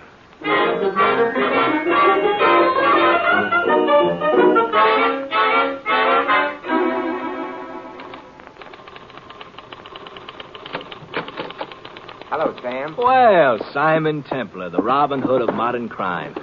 How are things in Sherwood Forest? Everybody's getting ready for television. Come on in. All right. Sit down and let's chew the fat. You know anything bad about anybody? Yes, that's why I'm here. Wonder if I could look at your files on Charlie Forelli, Sam. Huh? Oh, no need to get dusty. I'll tell you all you want to know. Forelli came to this country around 25 years ago, probably from Sicily. Nobody knows for sure. Made big dough in Prohibition days, liquor. Bought a nightclub. Might be leveling now and might not. Big connections, underworld and otherwise. Police never pinned anything on him, and if you ask me, they never will. He's a class operator. Well, thanks, Sam. How's your memory on Tommy Patchek? Oh, had to pull the file on him today after his break last night. Yeah. Sent up 3 years ago for attempted robbery. He and his buddy tried to hold up a liquor store. His partner was killed. Nick Pantel, I think that was his name. Tommy was shot but recovered. He claimed it was a frame. Now, why would anyone want to frame him? Well, he didn't know. I guess that's why nobody believed him. I see. Well, thanks, Sam. Oh, anytime, Saint. That's an interesting egg on your forehead. You walk into a door? No, someone slugged me. Oh, now, why would anybody want to slug you? I don't know. I guess that's why nobody believes me. Yeah. Well, stuff happens. Yeah, stuff happens. Good night, Sam.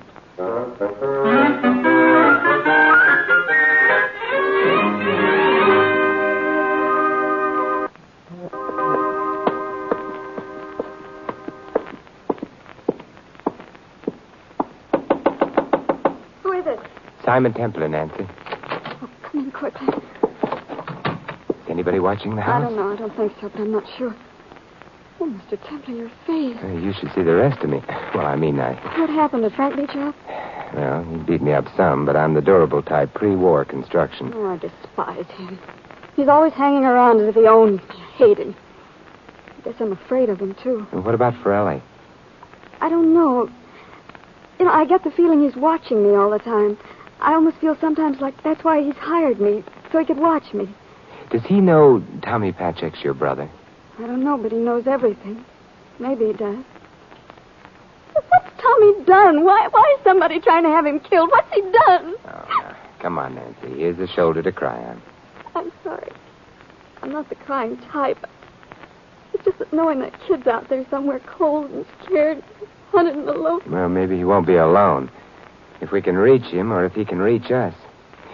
Does he know where you live? Yeah. But how can he get to... Someone outside the door. Who? We'll soon find out. Frank! Hey, you're quite an accomplished man, Frank. You tend bar, beat up the customers, listen at keyholes. What else do you do? I take guys I find in my girl's room and I throw them downstairs. Frank, get out! Did you forget your blackjack, Frank? You might need it. Big lady killing operator, eh? Well, come on. Let's see how you bounce. Stop it, Frank! Hey, stand still, Templar. This is for the egg on the head, Frankie. And this is just because I don't like you.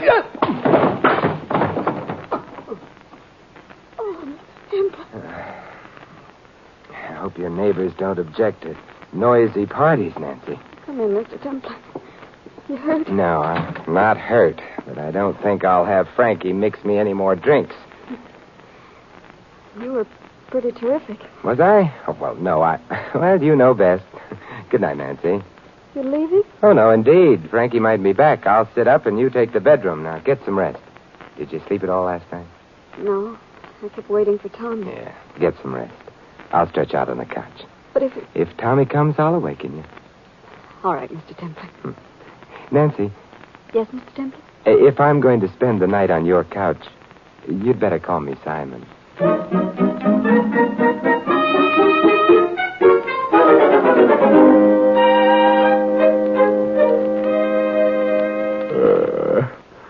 Hey, Nancy. Yes, Simon?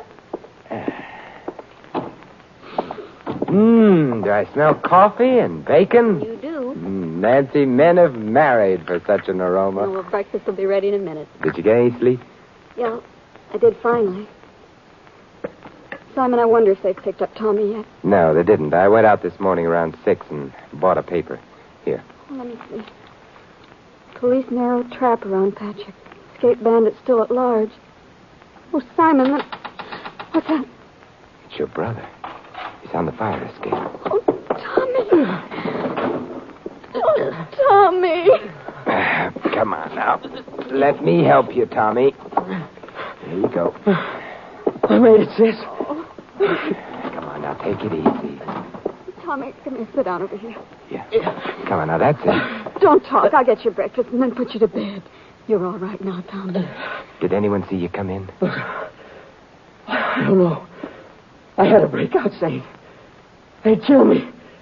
I know. Now, pull yourself together. We haven't got much time. Who's trying to kill you? I think Borelli. Why? Why? I don't know. I don't know. But you must. Can't you let him alone? I can't. Frank, Forelli, the police, some of them or all of them will be here at any minute. Don't let them take me back. They'll kill me. Look, we've got to find out why, Tommy. Nancy, hand him some coffee. All right, right away.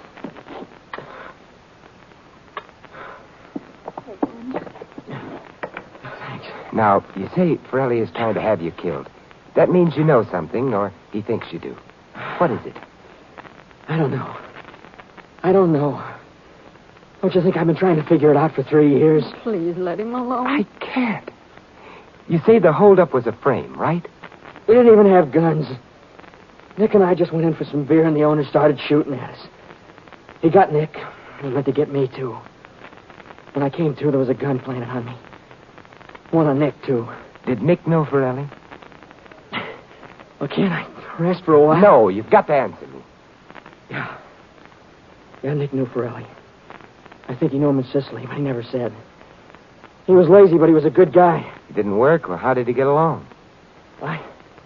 I got the idea Forelli gave him money. I don't know why. And you were his friend? Yeah. Now, we lived in the same room and house on 3rd and... I know where it is, yeah. I was there yesterday and met your charming landlady. Did Nick ever tell you anything about Forelli? About anything at all? Oh, can't you see he's exhausted? Look, would you rather see him exhausted or dead? Tell me, Tommy, did Nick ever tell you anything about Forelli? Yes, sir. Yes, sir. Go on. Just if anything ever happened to him. To Nick. I was to look for the ace in the hole. And did you? No, you couldn't. You were shot and railroaded into prison. What happened to Nick's things, do you know? They were sold, I guess. He kept everything he had in an old trunk. An old trunk? Any chance it might still be at the rooming house? Maybe. I don't know. Tommy, look. Is there any way we can get into that house without being seen? The police are watching it. I don't know. Oh, you've got to know. Yeah, I do. Yes, through the backyard. Next door. Then through the garage. Come on, Nancy. We're taking him out of here. You can't move him now, Simon. We'll move him if we have to carry him. If we leave him here, Forelli will kill him. Come on, if that trunk is still there, we've got a chance.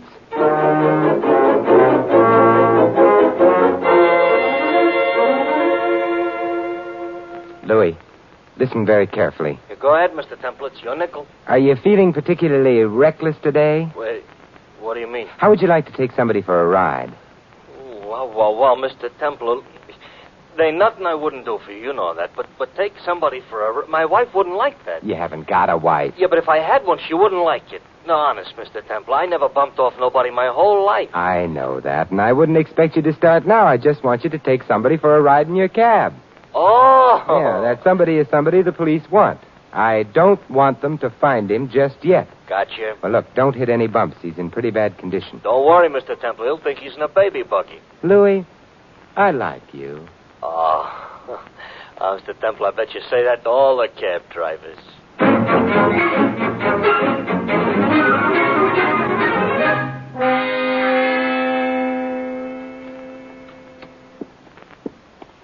Stand right behind this door, Nancy, until I... Hey, what are you doing sneaking in the back way? This is a respectable rooming house. Or it would be if I had respectable roomers. Look, Mother, I haven't much time. Do you remember Nick Pantel? Nick? Sure I do. Was shot 3 years ago, dead now. Yes, I know. Did he leave a trunk here? I've got a very bad memory. And here. Well, I sold the trunk. What? At least the stuff in it. I had a perfect right. He didn't give me my 2 weeks' notice before leaving. Is the trunk still here? It's down in the cellar, this door here. Oh, thank you. That's okay. I won't mention it to anybody. I won't even mention the Tommy Patchek's sisters standing right in my hall behind the door. Of course, the cops would be kind of interested because they're looking for a brother, but just the same. And you've got a perfect right to call the police if you want to. Oh, not me. I hate cops. Of course, if they was to ask me, I've got such a good memory. Here. Thanks. It's going back on me again.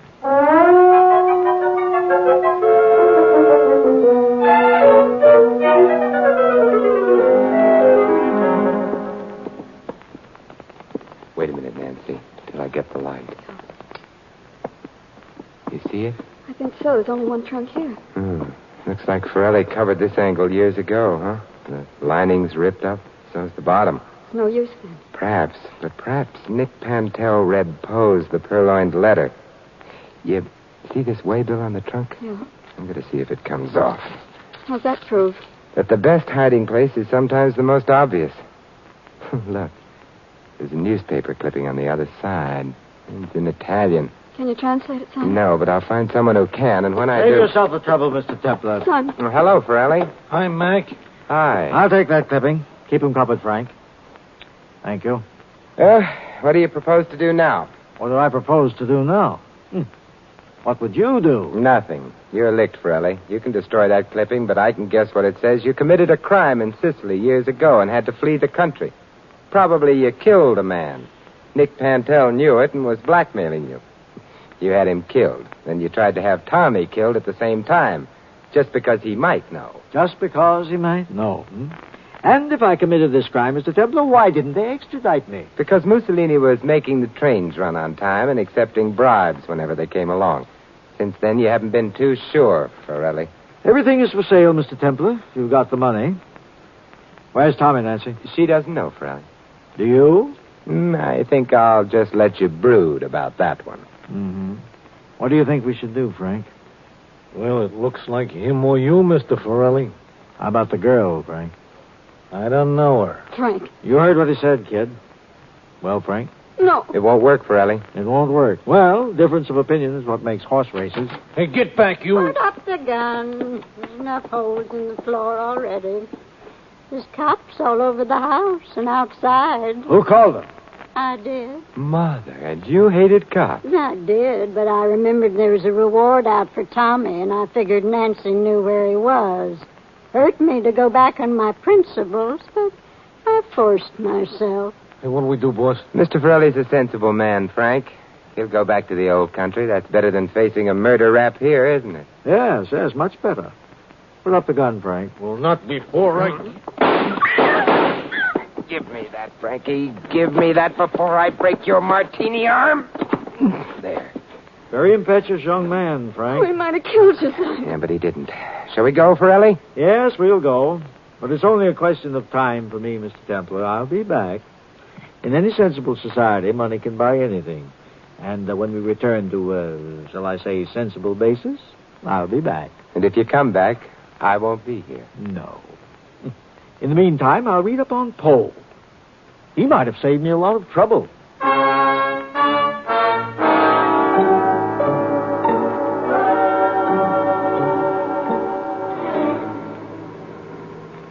Tommy Patchett got a full pardon, Mr. Templar? Gee, that's swell. No, Tommy deserved a few good breaks, Louis. Yeah.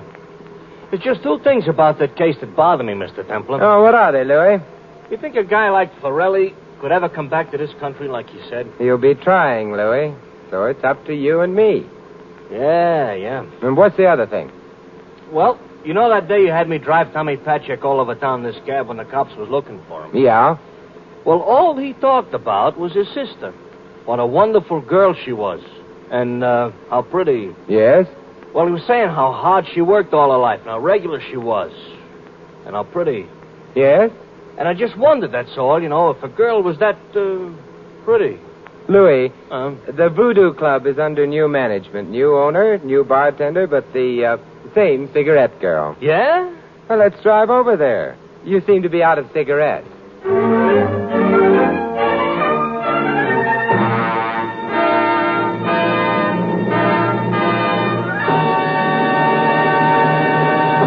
You've been listening to another transcribed adventure of the Saint, the Robin Hood of modern crime. Now here is our star, Vincent Price. Ladies and gentlemen, in tonight's cast you heard Peggy Weber as the landlady and Sheldon Leonard as Frank. Victor Rodman was Forelli, Peter Leeds, Sam. Dick Crenna played Tommy, Fred Shields the warden. Larry Dobkin plays Louis. This is Vincent Price inviting you to join us again next week at the same time for another exciting adventure of the Saint. Good night.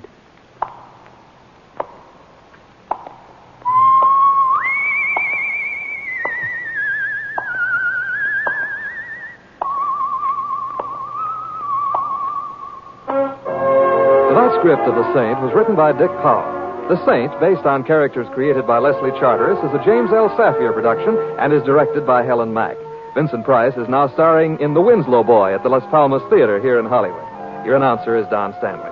3 chimes mean good times on NBC. Tonight it's the big show once again. There'll be music with Meredith Wilson, Mindy Carson, Perry Como, and many more. Comedy with Bob Hope, Jimmy Durante, and Eddie Cantor. Drama with Jose Ferrer. In fact, it has everything, including Tallulah. And tonight, Theater Guild on the Air presents another outstanding drama, Dr. Jekyll and Mr. Hyde, starring Frederick March and Barbara Bel Geddes.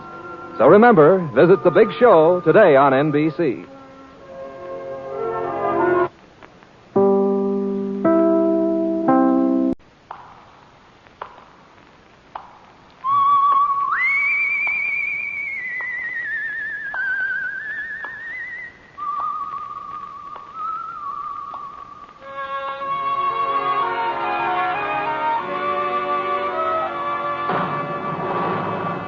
The Adventures of the Saint, starring Vincent Price.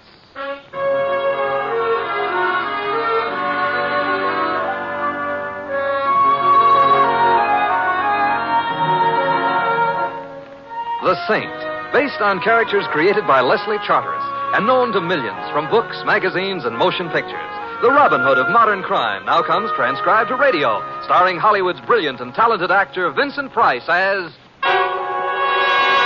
The Saint.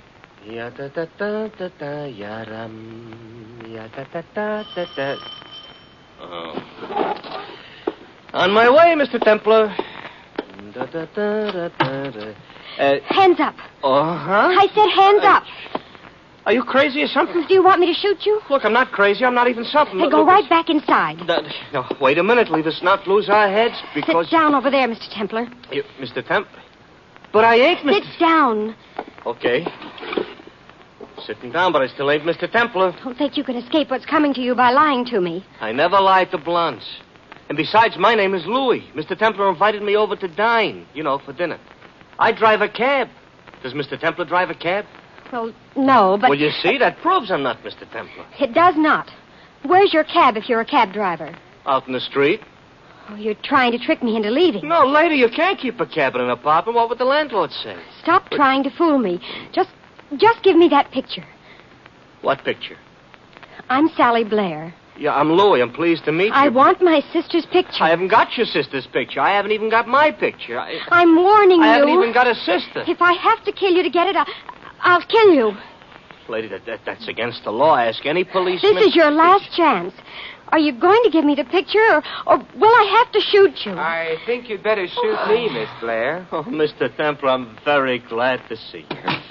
I didn't knock. It's not polite, but, it is my apartment. What seems to be the trouble? Hey, all of a sudden she's crying. Yeah, so I noticed. Look, I don't like to mention this in front of a crying woman, Mr. Templar, but that's a gun she's still got in her hand. Yes, I think I'll take it, Miss Blair. Thank you. It wasn't loaded. It wasn't loaded? So what was I scared about? Miss Blair... I'm a fool. Probably, although a pretty one. Who is your sister? Valerie Marsh. But you already know that. I do now. I didn't before you told me. But you must have known you have her picture and... A picture of her doing what? Sunbathing at the beach in Miami with Pete. Mr. Templar, you know. Pete, of course, would not be Mr. Marsh. Presumably, then, the picture of Mrs. Marsh with a friend in Miami, probably taken at a time when she had told her husband she was elsewhere, would be valuable for what? A divorce case? Now you're admitting you knew all about it. I'm being bright. Humor me. Your name's Blair. Your sister's name is Marsh. You're not wearing a wedding ring, however. Therefore, it's your sister who must be married into a man named Marsh. Simple? Maybe for guys that went to college. Me, I played hooky from kindergarten. To me, it ain't simple. But it's true. Am I right, Miss Blair? I don't know, because you should have known all these things before this. Because, after all, you did have my sister's picture. Who told you that? Valerie's husband, Theodore Marsh. And he ought to know, oughtn't he? I don't know. Let's go ask him.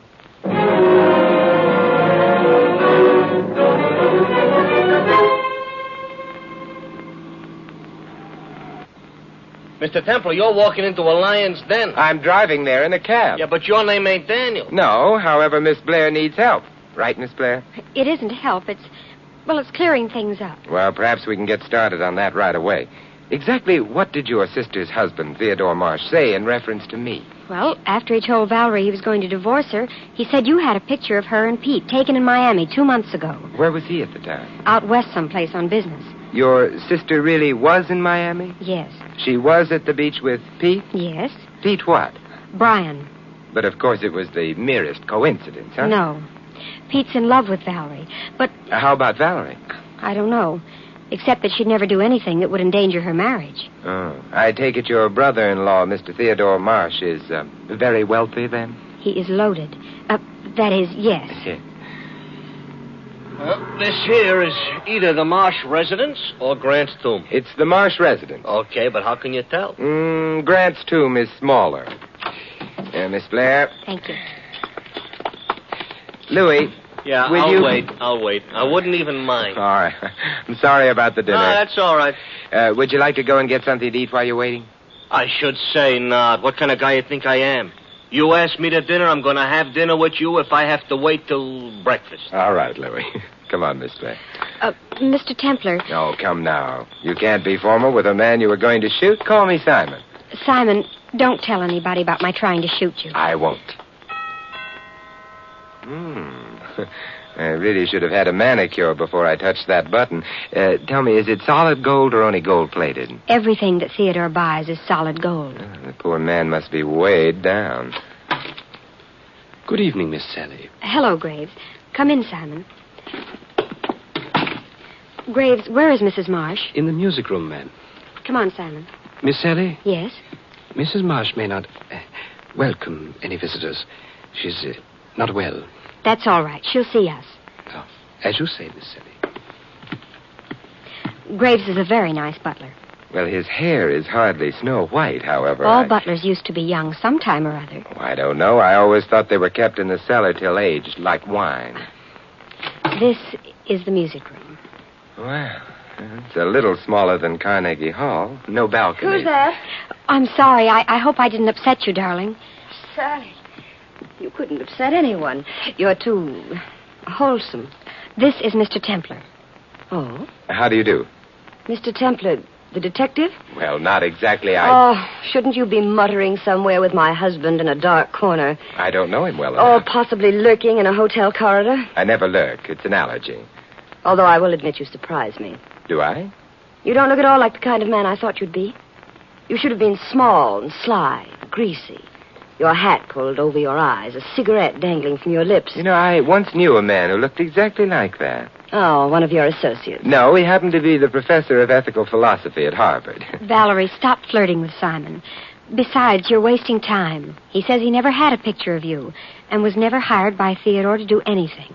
Then why did Theodore say that? I don't know, but I believe Simon. Look at him. Yes, I'm looking. Yes, and if I'm turning a beet red, it's because it's very warm in here. Shouldn't we be asking that question of Mr. Marsh? Oh, yes, of course. Sally, darling, will you get Theodore? He's in his study. All right, Valerie. What is Mr. Marsh studying? What? In his study? Oh, the labels on bottles of old whiskey. Oh, well, now that's a fascinating subject. Mm-hmm. You're a little on the fascinating side yourself. Yes, but I don't have $1 million. You mean like Theodore? Mm. Some men don't need $1 million. Like Pete? Oh, Pete. He'd just like to have money. But well, that was Sally. Your husband's study. Where is it? Oh, come with me. It's upstairs. That's an odd place for it. No, it's next to his bedroom. So that after Theodore has studied enough bottles, he doesn't have to walk upstairs. He couldn't. Sally. Oh, Valerie. Sally, what's the matter? Behind the desk. I'll have a look. That was Theodore Marsh, Sally. Yes. You said was. Yes, I said it intentionally. The knife in his back reached the heart. He's still warm. He was murdered quite recently. Murdered? Men rarely commit suicide by stabbing themselves in the back. They find it inconvenient or something.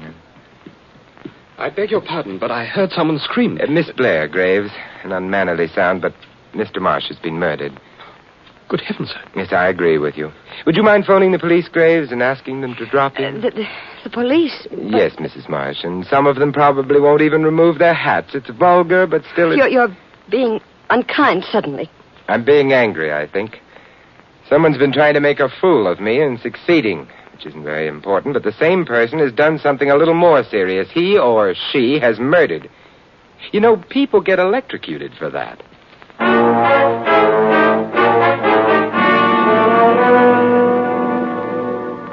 Okay, Joe, I'll get a shot from this angle. Make it snappy over there, too, would it? Yeah. No fingerprints on the desk? No, sir. Yeah. Templar. Yes, Lieutenant? Come on out in the hall. Oh, all right. What were you doing here? Well, Miss Blair asked me to visit with Mrs. Marsh. So? So I was visiting with Mrs. Marsh. Why? You've, seen Mrs. Marsh? Why'd Sally Blair ask you to visit in the first place? She thought I was an art patron. What? Lieutenant Riley, stop pretending that you don't have degrees from at least 2 universities. Hey, quiet. What do you want to do? Get me in trouble with the boys? I'll keep it a dirty secret between us. Thanks. You're not confiding in me tonight? Not until I go home and write like mad in my diary. All right. Go home. Well, I'd like to say goodbye to Sally and... To neither of them. Oh, I suppose there's a profound police reason for that, huh? Nope, I'm just being mean. Good night, Templar. Good night. Templar. Yeah?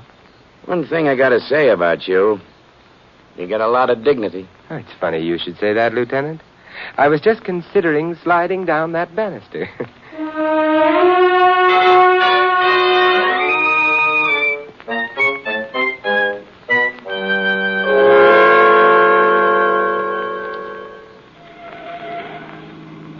Lots of cops back at that marble shack. So there were, Louis, so there were. What'd they find out? That Theodore Marsh was dead. By themselves, or did you tell them? Louis, stop being disrespectful. Okay. We eat and dine now? Now we turn left at Milani and stop 1890? at... No, 312. Oh, that's too bad. 1890 Milani Road would have been at least an appetizing address.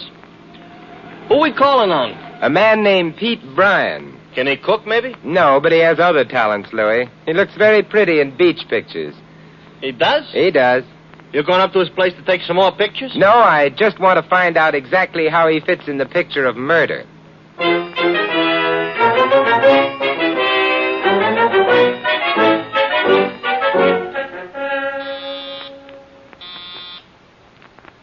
Who is it? Simon Templar. Sounds like a clean-cut American boy working his way through college. Just remembered, you're the saint. I'm wrong. You're wrong. May I come in? It's a little on the late side. I've just seen Mrs. Marsh. Lucky you. Come in. Thanks. Sit any place. Oh, thank you. Valerie sent you here? No. I thought you said you'd... I just said that I'd seen her. She was trying to look, when I left her, like a woman stricken by overwhelming grief. Because you were leaving? Because, and I hope this comes as a shock to you, her husband was dead. Theodore Marsh dead? Oh, terrible. Or do I mean nice? That depends. On what? On how handy a man you are with a knife. It was the pride of my scoutmaster. If you had a hand on the knife that killed Marsh, you may yet be the pride of the district attorney. You're really saying Marsh was murdered? He was really murdered. Fine. Wait a minute. You're the man who has a picture of Valerie and me taken in Miami, aren't you? The one Marsh was going to use for divorcing Valerie?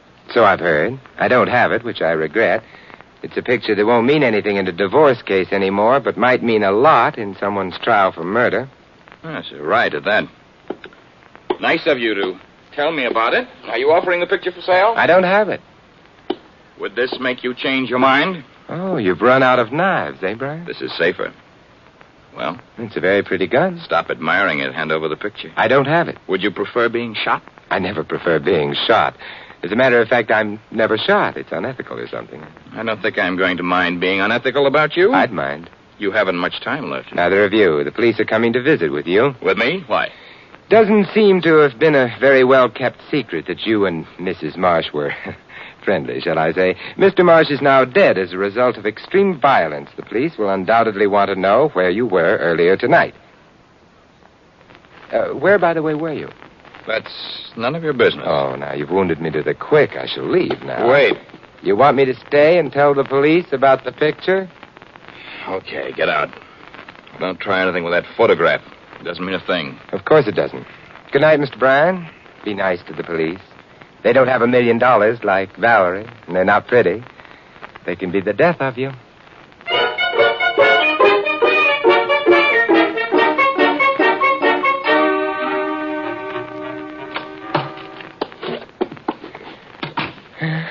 Home at last. Yeah. It'll be a late dinner, but it will be dinner. I don't care what it is, just so long as there's something to eat. You must be starved. I'm terribly sorry, Louis. Oh, that's okay. You couldn't help it. Shut the door behind you, Louis. Okay. Good.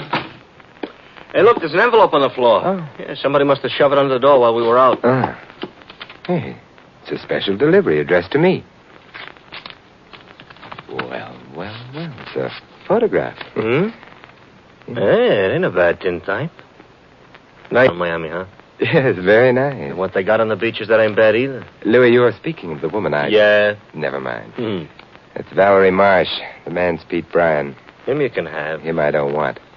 You know, I'm puzzled, Louis. Apparently Theodore Marsh wasn't lying when he told his wife he'd sent the picture to me. That's nice. So maybe where he is now, the temperature's mild instead of hot.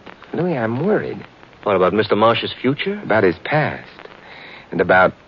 excuse me a moment. No, that's all right. I got some serious studying to do. Hey, here's a horse in the fifth I know is going to win. How do you know? Because my feet hurt. Because you're... And the horse's name is Blue Jay. Oh, well, put a plaster on him for me, huh? Hello? Lieutenant Riley, please. Simon Templar. I'll hold on. Want him to come down and arrest the picture? Lieutenant, you visited Pete Bryan. Are you holding him? I meant in jail. You're not. You'd have liked to, but you're not. Should you have? Well, I don't know. Good night. This place is over on the other side of town. Took us nearly an hour to get here from it. It's going to take us nearly an hour to get back there. Oh, don't tell me we're going for another ride? Yes, we are. Uh-huh. We dine later? Yeah, we dine later.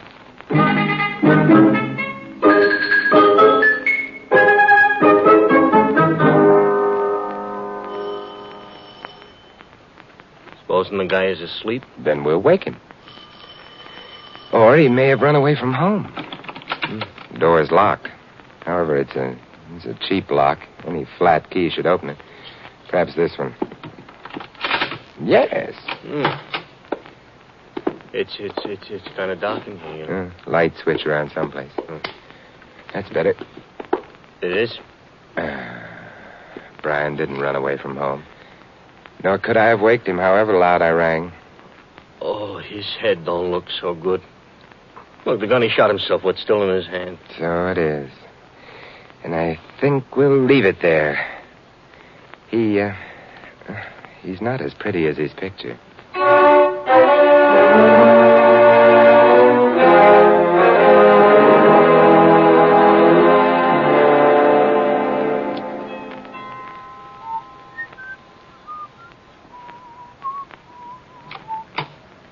Yes, sir? Oh, hello, Graves. Mr. Templar. Mr. Templar. This will go better inside. Oh, of course, sir. But everyone has retired for the night, sir. Naturally. Some of them, however, can still be waked. I beg your pardon? The music room, I think. Oh, yes, sir. Here we are, sir. Good. Graves, I'll need your help. I want you to go to Miss Blair's room. Wake her if she needs waking.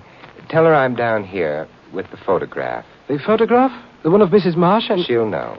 Tell her that and leave her. Wait 5 minutes, then go through the same routine with Mrs. Marsh. But I don't... You don't have to understand. Will you do as I say? Yes, sir. Oh, before you go, turn off all the lights in this room, will you, except that small one on the table? Very well, sir. But why... I'm setting a scene, and it'll play better in the dark.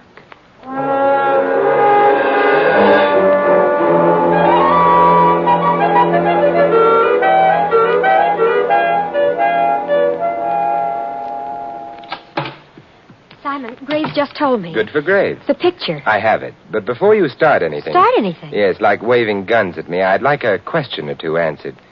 Marsh was a rich man. Like most rich men, I assume he made a will? Why, yes. The provisions of which are... Hesitation doesn't become you. Obviously, he would have left the bulk of his estate to his wife, yes? Yes. There would have been the usual bequest to servants, and what else? You've been in touch with Theodore's lawyer. No, I'm guessing. But I'm right so far? Yes. What else was in the will? He left me some money. A lot of money? A lot of money. Thank you. But that doesn't mean that I... Mr. Templar, this is hardly the time to... Oh, Sally. Valerie, I'm afraid. Of Simon? Hello, Mrs. Marsh. You don't have to be afraid of Simon, Sally. He's a gentleman. Flattery won't help, not anymore. Mrs. Marsh, why did you tell me your husband said he'd sent that picture to me? Because that's what he... No. What conceivable reason would he have for telling you about it? Well, I really don't know. Would he have wanted to make it possible for you to steal it from me? To make it possible for your sister to threaten me with a gun in an effort to get it away from me? I don't know what to say. Well, you might try the truth.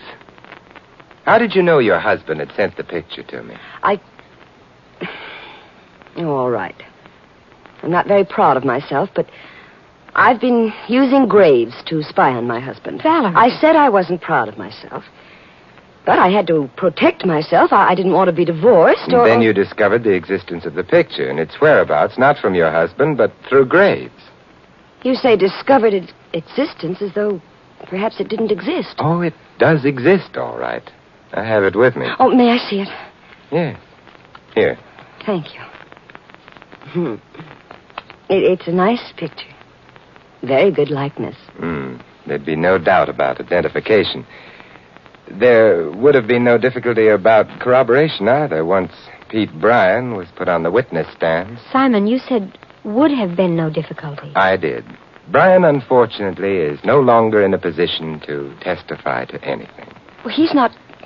Not... He is.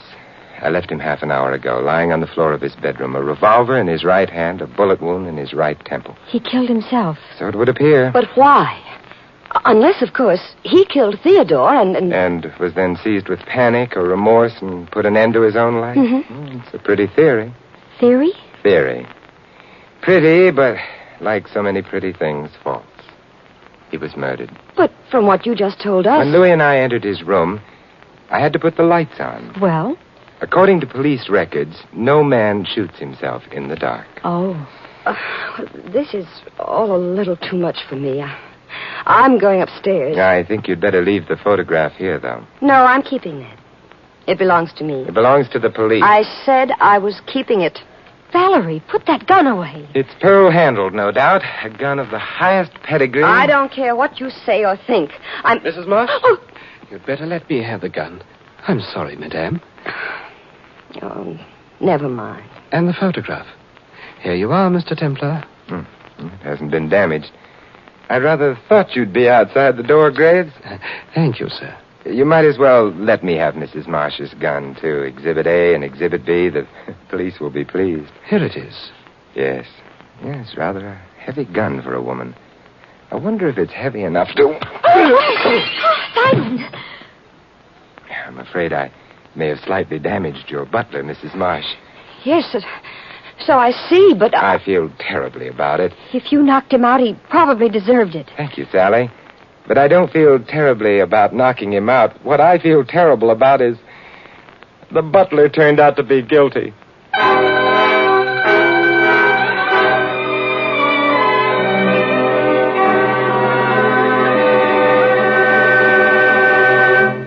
Simon. Yes, Mrs. Marsh? I'm not sure why I'm still up. Or why you're still here. Well, the answer to that is simple. Yes, Simon? I haven't explained how I knew Graves was the murderer. Oh, how did you know? Well, there was the photograph. You lied about it when you said your husband had sent it to me, but I knew you had to be lying because if your husband intended to use it as evidence in a divorce case, he would have sent it to his lawyers, not me. Well, that's true. Therefore, I wondered, had you sent me the photograph yourself? Not if you were planning to commit murder, because that photograph would have been strong evidence against you. And it might have been Sally. Well, if it were, why would she have come to my house and tried to get it back from me? No, it was neither your husband, Sally, nor yourself who sent the picture to me. And Peter Bryan's death cleared him, which left? Graves, who wanted the bequest my husband had left him. Yes. Graves who sent the photograph to me in order to provide motive for murder against you. And who then proceeded to murder your husband. Who never even knew about the picture. Graves took it from my desk. But, Simon, why did he kill Pete? A double gamble. Either the police would accept the suicide as genuine and close the case on the basis that Pete had murdered your husband and then killed himself, or else... I'd have been suspected of both killings. Right. Simon. Yes? You finished the explanation. Are you going to rush away now that you've solved the mystery of the picture? Not on your tintype. Simon. Yes? And they call you the saint? Well, even saints can take time off.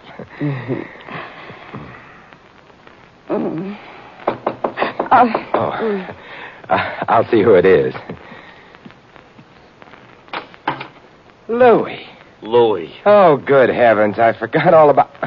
Now, Louis, stop standing there and looking hungry. What do you want I should do, sit down and look hungry? Simon, what's wrong? I promised Louis a dinner, and then your sister came along, and then the murder came along. Do you mean you two haven't had your dinner yet? I'm afraid not. Well, both of you sit right down. I'll go see what we have in the kitchen. You see, Louis, I was explaining the clues to Mrs. Marsh. I didn't mean to stay so long. Explaining the clues? Yes. So wipe off the lipstick from your face. Huh? Oh. It's all right, Mr. Templar. I think we're going to have a wonderful meal. Because judging from the look in your eyes when I came in... Yes? Mrs. Marsh cooks with gas.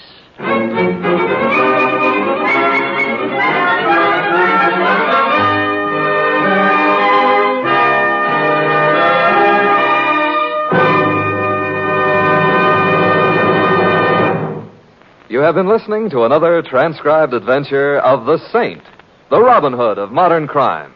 Now, here is our star, Vincent Price. Ladies and gentlemen, a long time ago it was written that man shall not live by bread alone. In this often quoted line from the Bible, bread is merely a symbol of all material values. And although we in America have the greatest material advantages in the world, they are not enough to bring us complete happiness. We must find that happiness in our spiritual as well as our material lives, in faith as well as bread. In America, one of our most precious heritages is the right to worship as we please. And as an individual, you can find the peace that only religion can bring. Thus, the religious organizations of America invite you to find yourself through faith and come to church this week. This is Vincent Price inviting you to join us again next week at this same time for another exciting adventure of the Saint. Good night.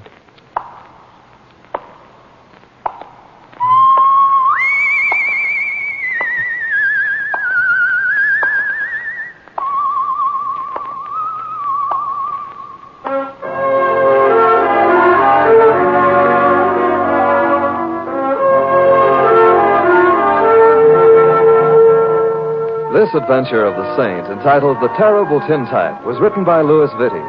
In the cast, you heard Joan Banks as Valerie Marsh and Lamont Johnson as Pete, Helen Parrish with Sally, Ken Christie, the lieutenant, and Anna Hurley, the butler. Louis is played by Larry Dobkin. The Saint, based on characters created by Leslie Charteris, is a James L. Safier production and is directed by Helen Mack. Vincent Price is now starring in The Winslow Boy at the Las Palmas Theater here in Hollywood. All you Saint fans will be glad to know that the Saint comic books are on sale at all newsstands.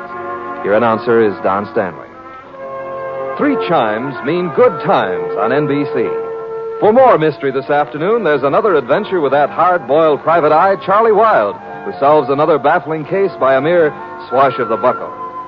It's 30 minutes of suspense with Charlie Wilde later today. And Sunday means another broadcast in NBC's gigantic series, The Big Show.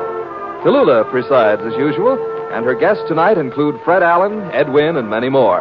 On The Big Show, tonight on NBC.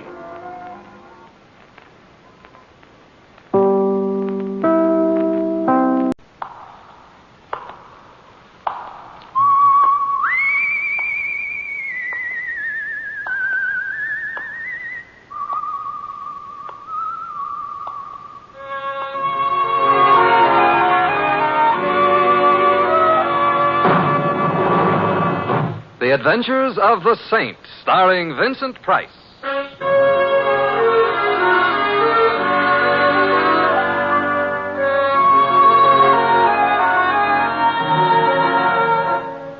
The Saint, based on characters created by Leslie Charteris and known to millions from books, magazines, and motion pictures. The Robin Hood of modern crime now comes transcribed to radio, starring Hollywood's brilliant and talented actor Vincent Price as the Saint. Will there be anything for dessert, Mr. Templar? No, I think not, Carl. Just some more coffee, please. Certainly, Mr. Templar. Thank you. Excuse me. Do you mind if I sit down here with you? Why, I'd be happy if you... Oh, thank you. I hope you realize I wouldn't approach a perfect stranger if it wasn't a matter of life or death. Oh, I'm sure And it is a matter of life or death. That's why I had to sit down with the handsomest man in the room. You. Well, But you certainly aren't much of a conversationalist. Well, happily, you fill the gap. Now, how may I be of service in this matter of life or death? Do you think you could gaze into my eyes as if I was the only woman in the entire world? But don't make it anything personal. Well, I consider it a thespic challenge. I want you to hug me with your eyes while I spurn you proudly. La belle dame sans merci. Well, now, how's this for an ardent yet humble gaze? Oh, not now. He's not watching. Oh, sorry, I didn't mean to be fresh. Who's he? Marvin. He's over there with that woman. Oh. He's looking at her the way I want you to look at me. This I shall have to see. Oh, don't turn around. They're leaving. They'll see you. Well, shall I start hugging you now? I'm sure it will be good for the muscles in my eyes. Yes, hurry up. I'm hugging. Stop. Why? He never even noticed me. He walked right on out. Oh, men. Here you are, Mr. Templar. Oh, I'm sorry, Carl, but would you mind changing that coffee to a double brandy? Right away, sir. But I never drink. Not for you, dear. Me. Oh. Did he say Mr. Templar? Not Simon Templar. Simon Templar. The saint? The Robin Hood of modern crime? Mm-hmm. Fate has led you to me. Yeah, I must have a word with fate. And before fate entangles us further, what's your name? Alice. Alice Parks. But you can call me Alice. Thank you, Alice. Could you give me an explanation of this in a few thousand well-chosen words? You mean to say you haven't figured it out? And you, a perfectly marvelous detective? Well, I'm a little slow, Alice. A heavy meal. Well, that was Marvin. Marvin Hickerson. We were engaged, practically. And? And then he came to the city. He's a scientific farmer, but he sold his farm. For how much, may I ask? $50,000. Oh, how scientific can you get? He said he had to come here to pursue his new vocation. To the city, I mean. And what is his new vocation? Oh, he's a private eye. Well, I guess there's always room for one more. You do see, don't you? Yes, of course. See what? How horrible the whole thing is. Marvin has met this woman. And I found out he's drawn out his whole $50,000 out of the bank this morning, and, well, he's carrying it around with him. Now nobody will help me, and I don't know what to do. Alice, tell me, are you worried about Marvin, or are you worried about the money? Oh, I'm only worried about Marvin, Mr. Templar. He's an awful dope.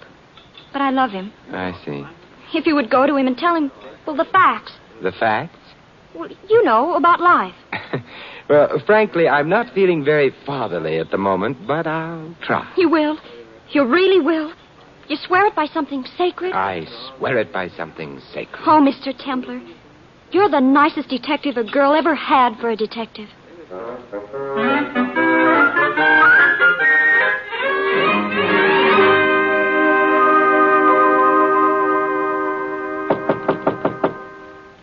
Come in. Mr. Hickerson? Marvin Hickerson, private eye. Come in, come in. Oh, thank you. Now, what's your problem, Mr. Templar. I wanted to talk to you about a girl, Marvin. A girl?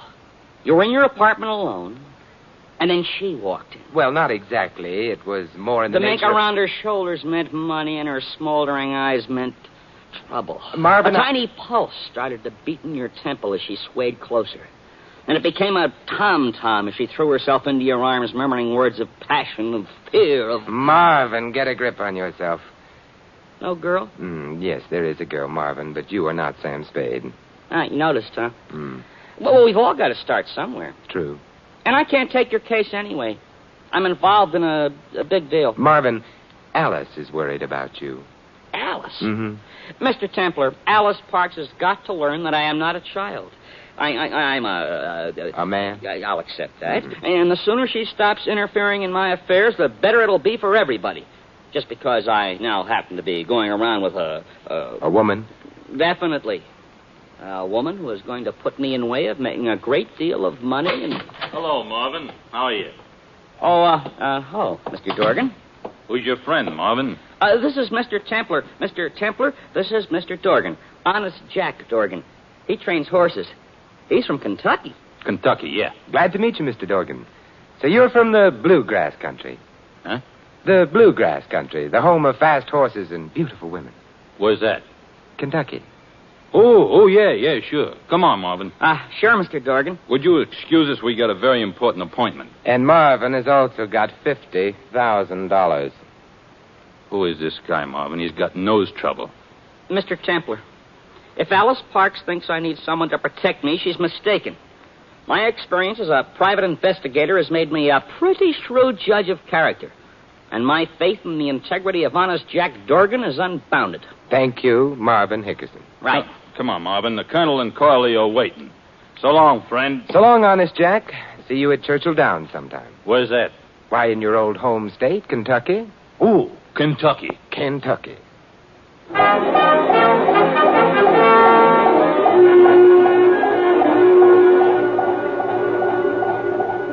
Mr. Templar, I'm worried about Marvin. Why doesn't he come? I'm a little worried about him myself, Alice. I didn't have quite the same faith in honest Jack as Marvin did. In this penthouse. Marvin never had expensive taste, never in his life. And her picture on the piano. All my love, Marvy, honey. You're Coralie. It's rather sultry looking, isn't she? Oh, I suppose she's pretty. If you happen to care for that type. Who doesn't? Oh, you men are all alike. It's a convenient arrangement. Oh, he's just an absolute beast. Don't you dare call Marvin a beast. Why doesn't he come, Mr. Templar? Yeah, I think I heard the elevator, Alice. That may be... Marvin! Hello, Alice. You better let me have that gun, Marvin. No, I'll need it. I'll need it when they hunt me down in the inevitable end. Marvin, what's happened? Tell me. Alice, Mr. Templar, you see before you an outlaw, a criminal. Give me the gun, Marvin. No! I have lived by the gun, and in days, hours, minutes, I shall die by the gun. What did you do, Marvin? Alice, I killed a man. Oh, you didn't. I did. Or I think I did. It's all so confused. Sit down, Marvin. There isn't time. The police will be after me, maybe with bloodhounds. Oh, I doubt if they could track you up the elevator shaft.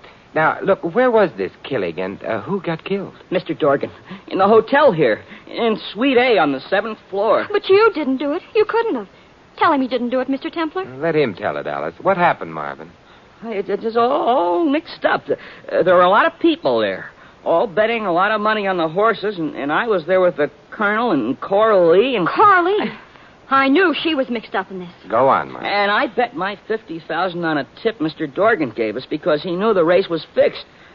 And I won $200,000. Yes? And then Mr. Dorgan told me to bet it all on another race that was fixed. But the horse lost, and there was a big argument, and somebody put a gun in my hand, and it seemed to go off, and Mr. Dorgan fell down, and there was blood all over. It was awful. Did anyone call the police? I don't know. I guess somebody did. Everybody saw it. I'm a murderer. You are not, Marvin. Just because you killed someone, that doesn't make you a murderer. Does it, Mr. Templar? I think I'd better investigate this. Marvin, you wait here with Alice. No! They'll never take me alive. Marvin, come back here. It's better this way, Alice. Forget me.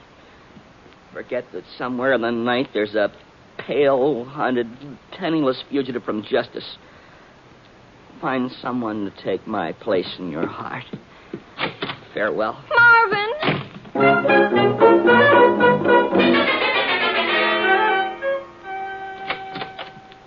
Oh, Mr. Templar, didn't you? No, Alice, I didn't. He was already in the elevator. Oh, what are we going to do? Did he really murder someone? I think we'd better go find out. Come on, Alice. Where are we going? To Suite A, 7th floor, to see whether honest Jack Dorgan has really gone to his old Kentucky home.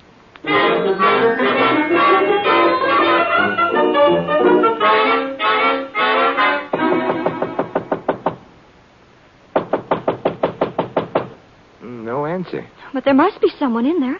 Marvin said the room was filled with people. Now, let's try the door. It's open. It's dark in here. Wait till I find the light switch. Well, do you have to turn on the lights? Can't we just leave? Well, we have to find out, Alice. There.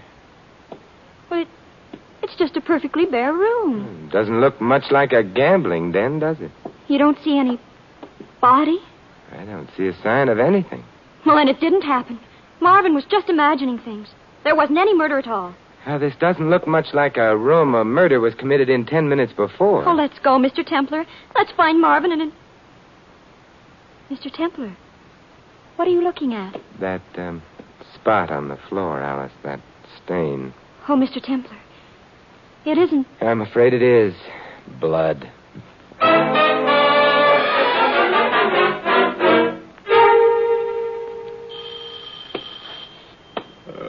I'm coming. Oh, Alice, come in. Oh, Mr. Templar, how could you sleep so late with poor Marvin roaming the streets? A hunted fugitive. What time is it? 7:30. Well, I forced myself. And how do we know Marvin is a hunted fugitive? Was anything in the papers about a killing? No, but the body will turn up, won't it? I mean, they always do. Usually. What are you going to do to find Marvin? I think I'll go out and make a few bets on the horses. What? You're going to spend the day in carefree abandonment while poor Marvin is roaming the streets, a hunted fugitive? I'd like to find out more about Marvin's friends, Coralie and the Colonel. Talking about horses in the bar of the Croydon, well, it might be a way of getting acquainted. You're going to get acquainted with her? Well, I'll go along to protect you. Thank you, but no. You won't turn into putty in her hands. She won't mold you as she wills. Maybe even a fate worse than death. It's a pleasant way to go. Well, all right, I trust you. Thank you. You're nice, Mr. Templar. And I want you to know that if it wasn't for Marvin, why, I might seriously consider you. No. And here you are, working to save your rival. Why, it's like Sidney Carton. It is a far, far better thing I do than I have ever done before. This is... goodbye, Alice. Goodbye, Sidney.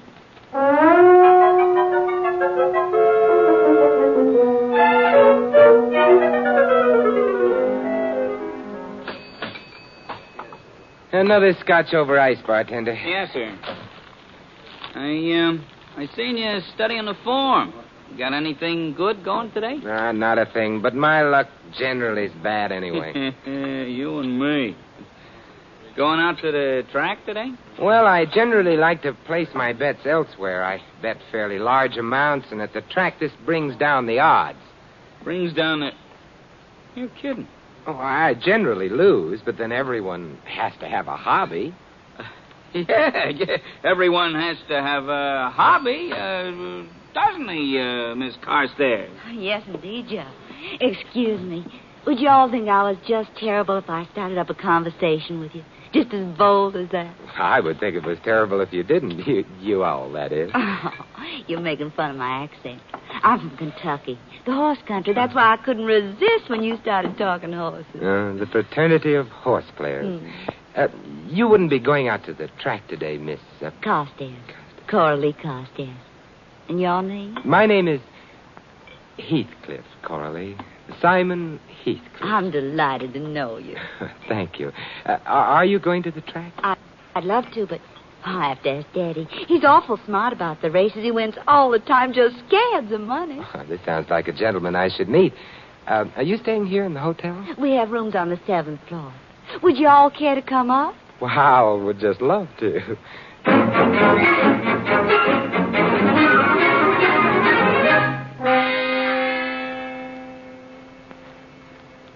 Daddy, I'd like to make you acquainted with a friend of mine, Mr. Heathcliff.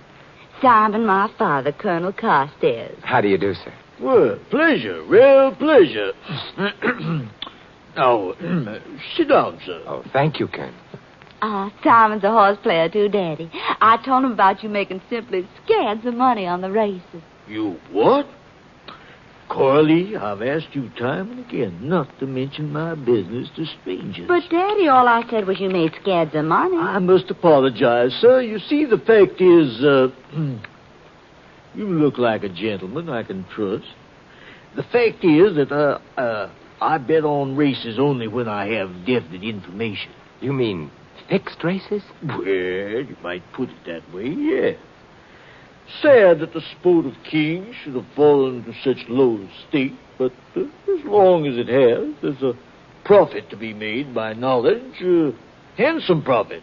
And I don't mind saying I have such knowledge. Could you give him a tip, Daddy? Oh, I couldn't ask anything like that. Oh, well, perhaps you can do me a favor, sir. I have a horse going in just a few minutes. But the horse parlor down the hall here has been refusing my bet. You see, I'm too heavy a winner for them. If you would care to place the bet for me... Why, I'd be delighted. Good. And, those little something for yourself. Just down the hall there, just down the hall. Suite A. Shall we go? Oh, by all means. After you, sir. Oh, not at all. After you. Come, Coralie. Coming, Daddy. I'll give you the money before we go in. 40,000 on Brave Fox. And whatever you want to add of your own. 40,000? Oh, that's a lot of money, Colonel. Chicken feed, boy. Millions in this thing. Millions. Oh, here we are. Remember the knock in case you come back by yourself. 20 across, hot sorrow. Okay, you're in. Well, this is quite a place. Good afternoon, Fred. Fifth race off yet? Just about, Colonel. But I'm not betting, Fred. No cause for alarm. But Mr. Heathcliff here would like to wager. Certainly, sir. The cashier's booth right over there. Thank you. Brave Fox to win. Hurry. 40 across, that's right. I'd like to place 40,500 on Brave Fox to win. You're just in time, sir. 40,500 to win. Yes, sir. There's my leave.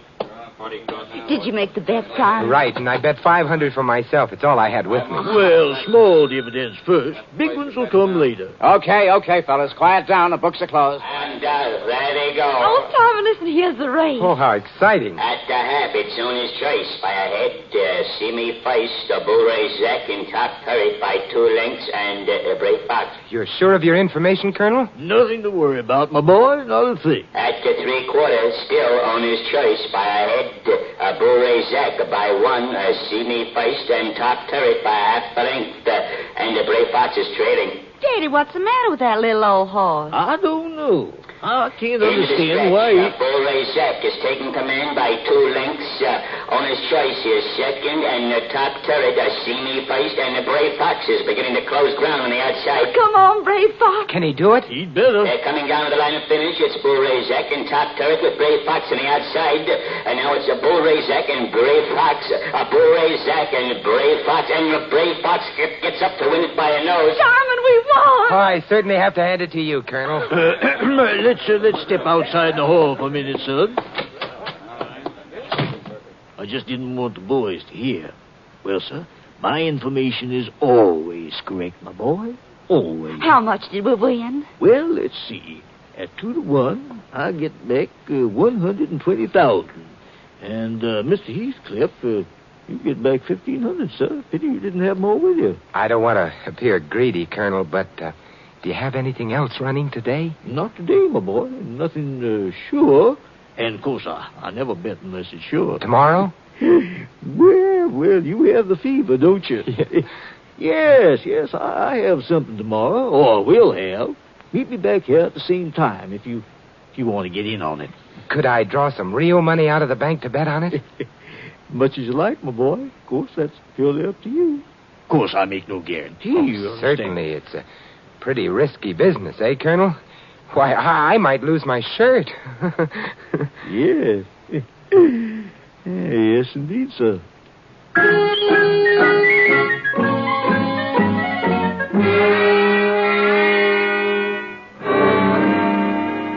I don't understand, Mr. Templar. You actually won $1,000. Come on, money, Alice. The whole place is working with the Colonel. The race was actually over before I bet. They'd let me win the money. But why? So I would go to the bank tomorrow, draw out 30 or 40,000, and come back and bet it. And then I'd lose. Oh.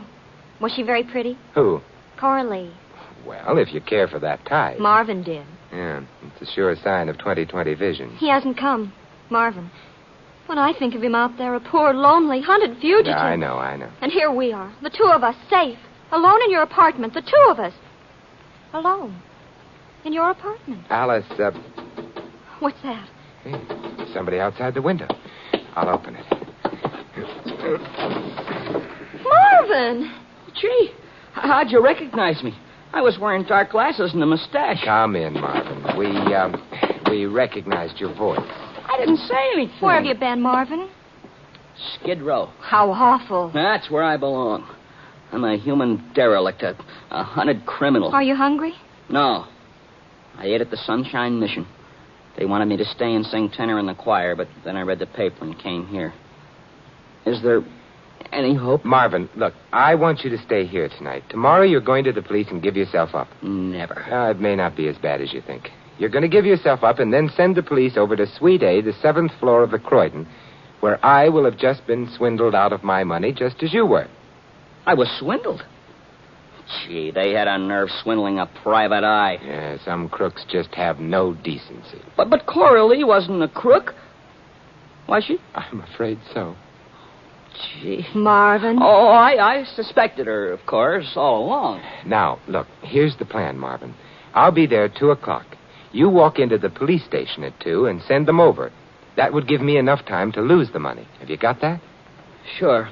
I'll give myself up. Well, I'll go with you, Marvin. No, Alice. A woman's place is in the home. You wait here until I get back. How long will you be? If I'm lucky, 10 years. Oh, Marvin.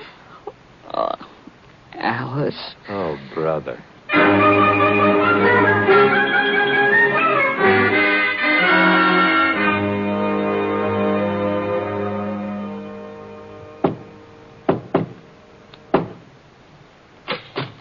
Hello, Colonel. Come in, sir. Come in.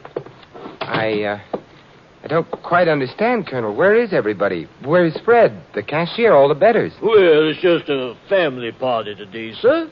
Just Coralie and myself. Say hello to the gentleman, Coralie. Honey. Hi, stupid. Yeah. Coralie seems to have lost her southern charm and refinement, Colonel. Yes. Yeah, it's a pity. I constantly try to impress on our cast. Of course, we are all actors in a way that to be successful, you must live your part 24 hours a day. But there's not the same pride in craftsmanship there was in my day. Sit down, sir. Sit down. Thank you. What gave me away? Simple thing, really. One of our personnel saw you with young Marvin Hickerson the other day. Come in, Doggone. Hi, Nosy. Well, honest Jack Dorgan from Kentucky. Then you really weren't shot, Mr. Dorgan. The gun held blanks. And the blood was catching. Merely a convenient way of getting rid of a sheared lamb. I thought as much. Now what happens? Nothing. Nothing at all, Mr. Templar. No doubt you have the police outside waiting to pounce after we take your money. How much did you bring, by the way? 30,000. Oh, shame we have to pass it up. We're going to pass up 30 grand? Necessity, Coralie. Let me at least beat the 1,000 out of him he won from us, Colonel. Him and his Kentucky. That would be the police. A little early, aren't they, Mr. Templar? Come in. Reach for the sky. I got you covered. Marvin. I didn't go to the police, Mr. Templar. I thought if I brought the gang in myself, I might get a lighter sentence. Lighter sentence for what? Why, for sure. Mr. Dorgan. Yes, Mr. Dorgan made a quick recovery, Marvin. Yeah, and I got a gun, too. You see it? Well, this is convenient. If the police aren't coming, then we can take Mr. Templar's 30,000. Although, of course, I deplore violence. Offends my sense of southern hospitality. Stand up, Templar. No, my feet hurt. Stand up. You forget. I've got a pistol here. Don't anyone move. What pistol, Marvy? The same pistol I shot you with, that's what. Marvin, look, the cartridges are blanks. Blanks? I don't believe it. Oh, you don't, huh? Stay away from him, Dorgan. Yeah, you stay away from me or I'll shoot. Go ahead, have fun. I will. I'll... Shoot some more, Marvy. It tickles. Marvin! Well, they're coming in like flies. You shouldn't have come, Alice. These men are trying to kill us. No, I've got her blank cartridges. Are they? Take a look at the hole in the wall, Mr. Dorgan. It's lucky that Marvin missed you. Yeah, sure, a hole in it. Hey, that's a bullet hole. Yes, it is, isn't it? Put that thing down, kid. Somebody could get hurt. Alice, did you change the bullets? Yes, I did. I know Marvin a little better than you, Mr. Templar. I checked his gun before he went out to give himself up to the police, just in case. Yeah. Get back, you rats. You're dealing with Marvin Hickerson, private eye. Me too, Marvy, honey. Well... You too, Coralie, honey. Yes, you too. And I'll take my 50,000 back, too. Oh, such a pity. You seldom meet a young man so willing to part with money. Stay right where you are, Colonel. Don't worry, Mr. Templar. I can handle him. This is only the start of a long and successful career as a private eye. Marvin, I think Alice might have something to say about your career. Alice? Alice, do you still... You know... Yes, Marvin. Very much. Ecstatically so. Get back, you rats. You're dealing with Marvin Hickerson, scientific farmer.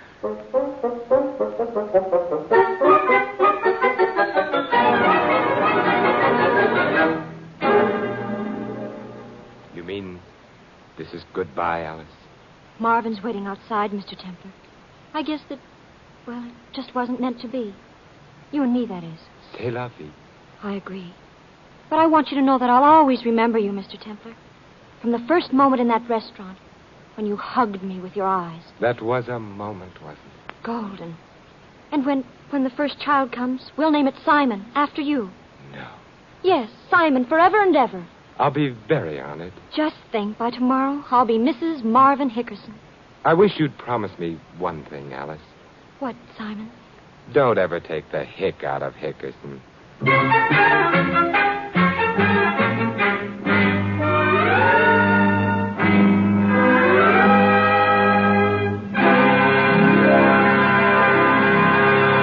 You have been listening to another transcribed adventure of the Saint, the Robin Hood of modern crime. And now, here is our star. Ladies and gentlemen, this is Vincent Price, inviting you to join us again next week at this same time for another exciting adventure of the Saint. Good night.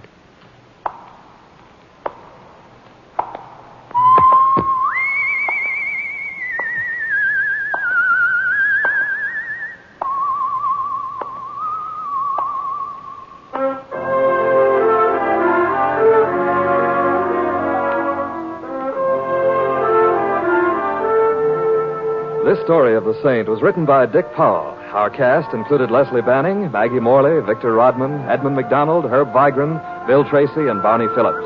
The Saint, based on characters created by Leslie Charteris, is a James L. Safier production and is directed by Helen Mack.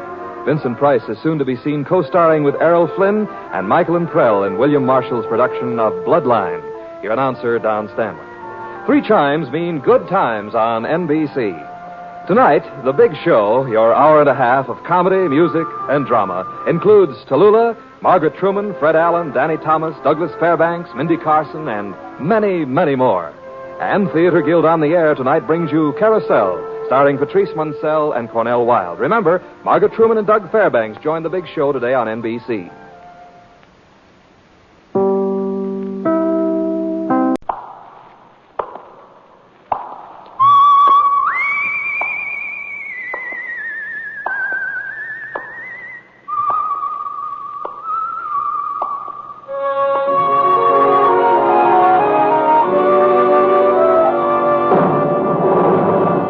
The Adventures of the Saint, starring Vincent Price.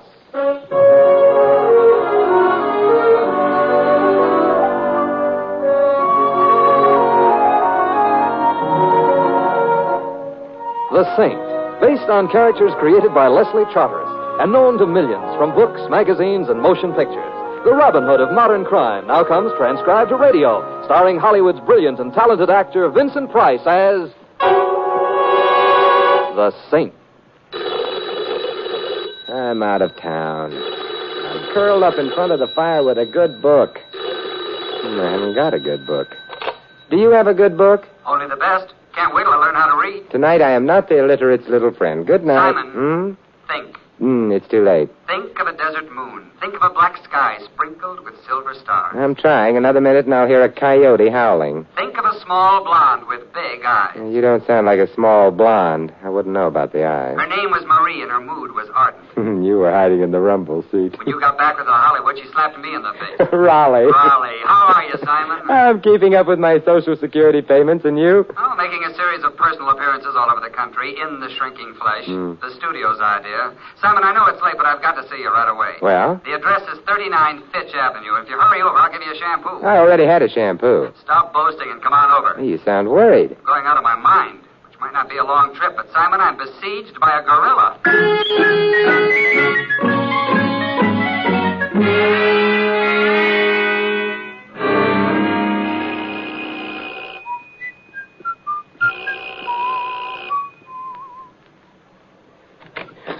Hello, Raleigh. Simon, come on in. Thanks. It's good to see you. Oh, Marie still remembers you. Oh? I duck every time I meet her. Raleigh, I hate to get personal, but someone has confused you with Grant.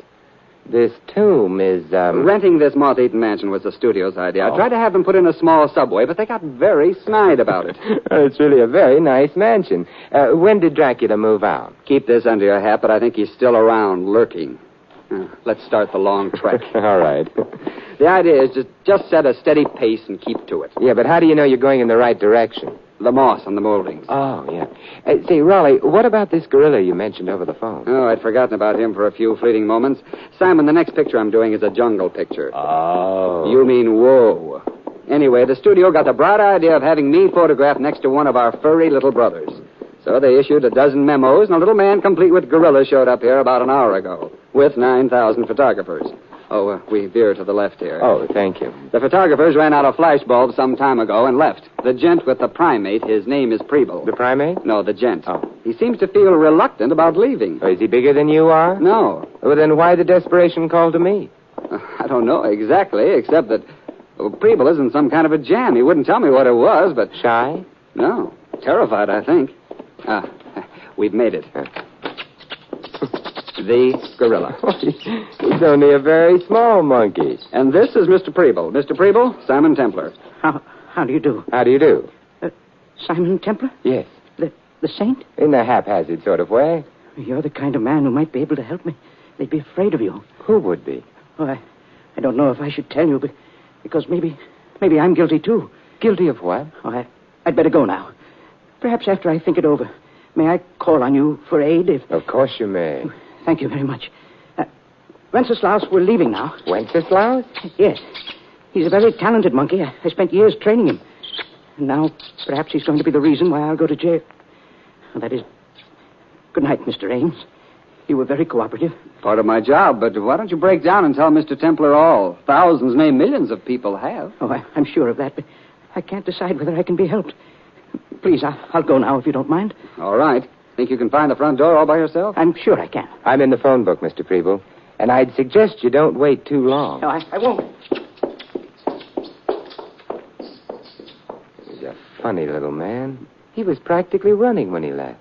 Nothing much you can do for him if he won't open up. Perhaps not, but... Raleigh, let's go after him. But Simon... I've seen terror in people's eyes before, and I don't like it. It isn't pretty. Simon, have you got any idea about what's bothering him? Not much of one, but from what he said, I'd guessed that somehow, and probably innocently, he'd gotten himself involved with something or somebody highly illegal. The monkey figures in it, too. He's made the front door. If my legs hold out and we catch up with him, I'd like to... Simon! Yeah, that was Preble. Come on, we run for it. That car! He turned the corner.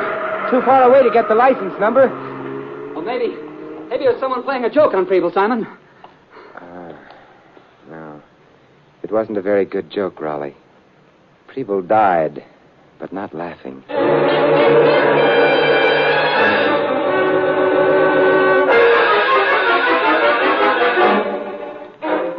I phoned the police. They'll be here pretty soon. Good. There's not much point in my remaining. It'd only irritate them. All right, but, Simon, take the monkey with you. Huh? What? I'm not the type on which a monkey looks good. Besides, I think Preble would prefer to have you hold onto the monkey rather than the police. Well, maybe you're right. If the monkey was involved in anything and wasn't under police guard, things might happen. All right. I'll take him. I liked Preble. You could be sticking your neck out, asking for the axe, Simon. But you don't mind that, do you? No, as a matter of fact, I like that, too. Monkeying with murder.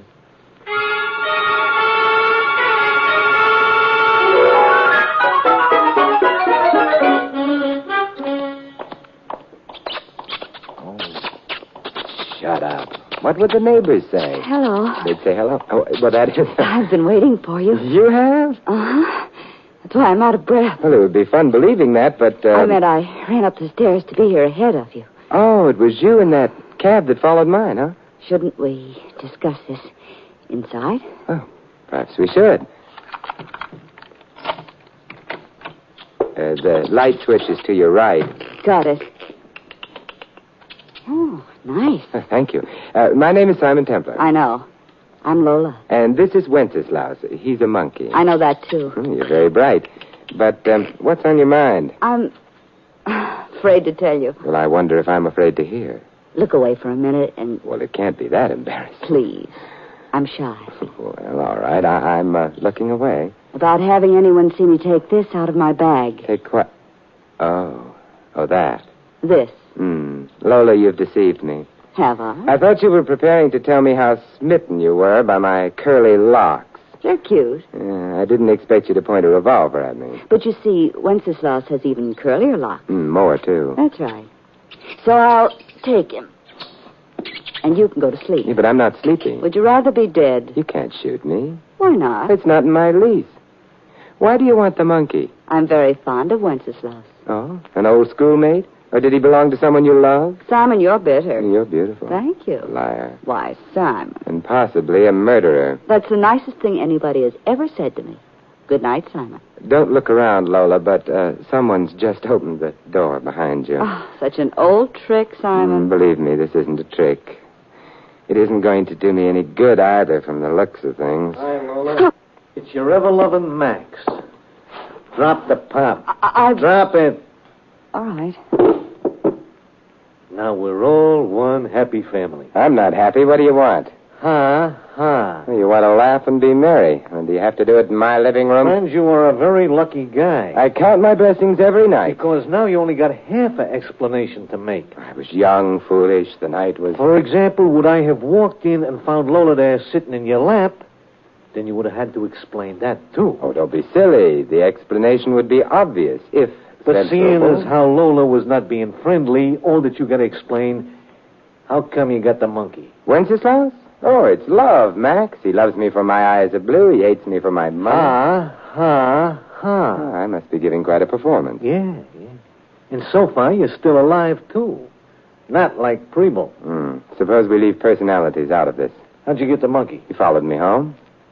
I'm beginning to stop laughing. Oh, that's a shame. You have such a jolly laugh. I am beginning to get sore. Max, keep out of this. For the time being, you were in the clear. You was removing a monkey from this guy here. What you were going to do once you had the monkey? I was going to bring him to you. Yeah, well, I will decide if I want to believe that in my leisure time. Right now, I'm waiting for Junior there to make with the lips. You mean you want Wenceslaus to chat? I mean you. Oh, all right. Well, there was once a young lady of Siam who remarked, "Oh, what a big girl I am." Cut it out. Oh, you heard that one. Well, how about the monkey? I was hoping you wouldn't notice. The little darling picked up Lola's gun. Hey, listen, pal, you wake me. I irk you? Well, on the other hand... Thank you, Wenceslaus. You see, he's fond of my shoulder. And now I've got a gun, too. Well, how do you like that? It's a nice touch. Wenceslaus is very bright. Yeah. Now I got a gun pointing at you, but you got a gun pointing at me. That's beautifully put. And if we was to trade bullets, maybe one of us might get out alive. But which one? Right now, I ain't sure. I want to find out. How about us arbitrating? Of course. You drop your gun and get out of here, and I'll go to sleep. I don't have to drop my gun to get out of here. That's true enough. All right, let's observe that happy event. Get out. But I gotta have the monkey. Wenceslaus doesn't like you. I still... Hey, who's playing with the light? Lola! Sorry, what? Somebody left. Or perhaps a couple of somebodies. I don't know yet. Simon, don't put the lights on. Why?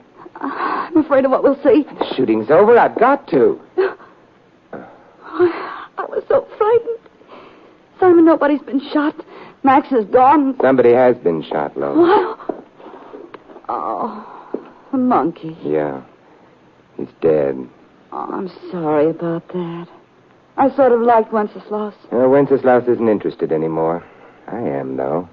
Am I liking you? Not at the moment. What I meant was Wenceslaus wasn't killed by accident. He was off by himself when he was shot. He was murdered. That's strange. A monkey murdered. Very strange. What could he have known that meant he had to die?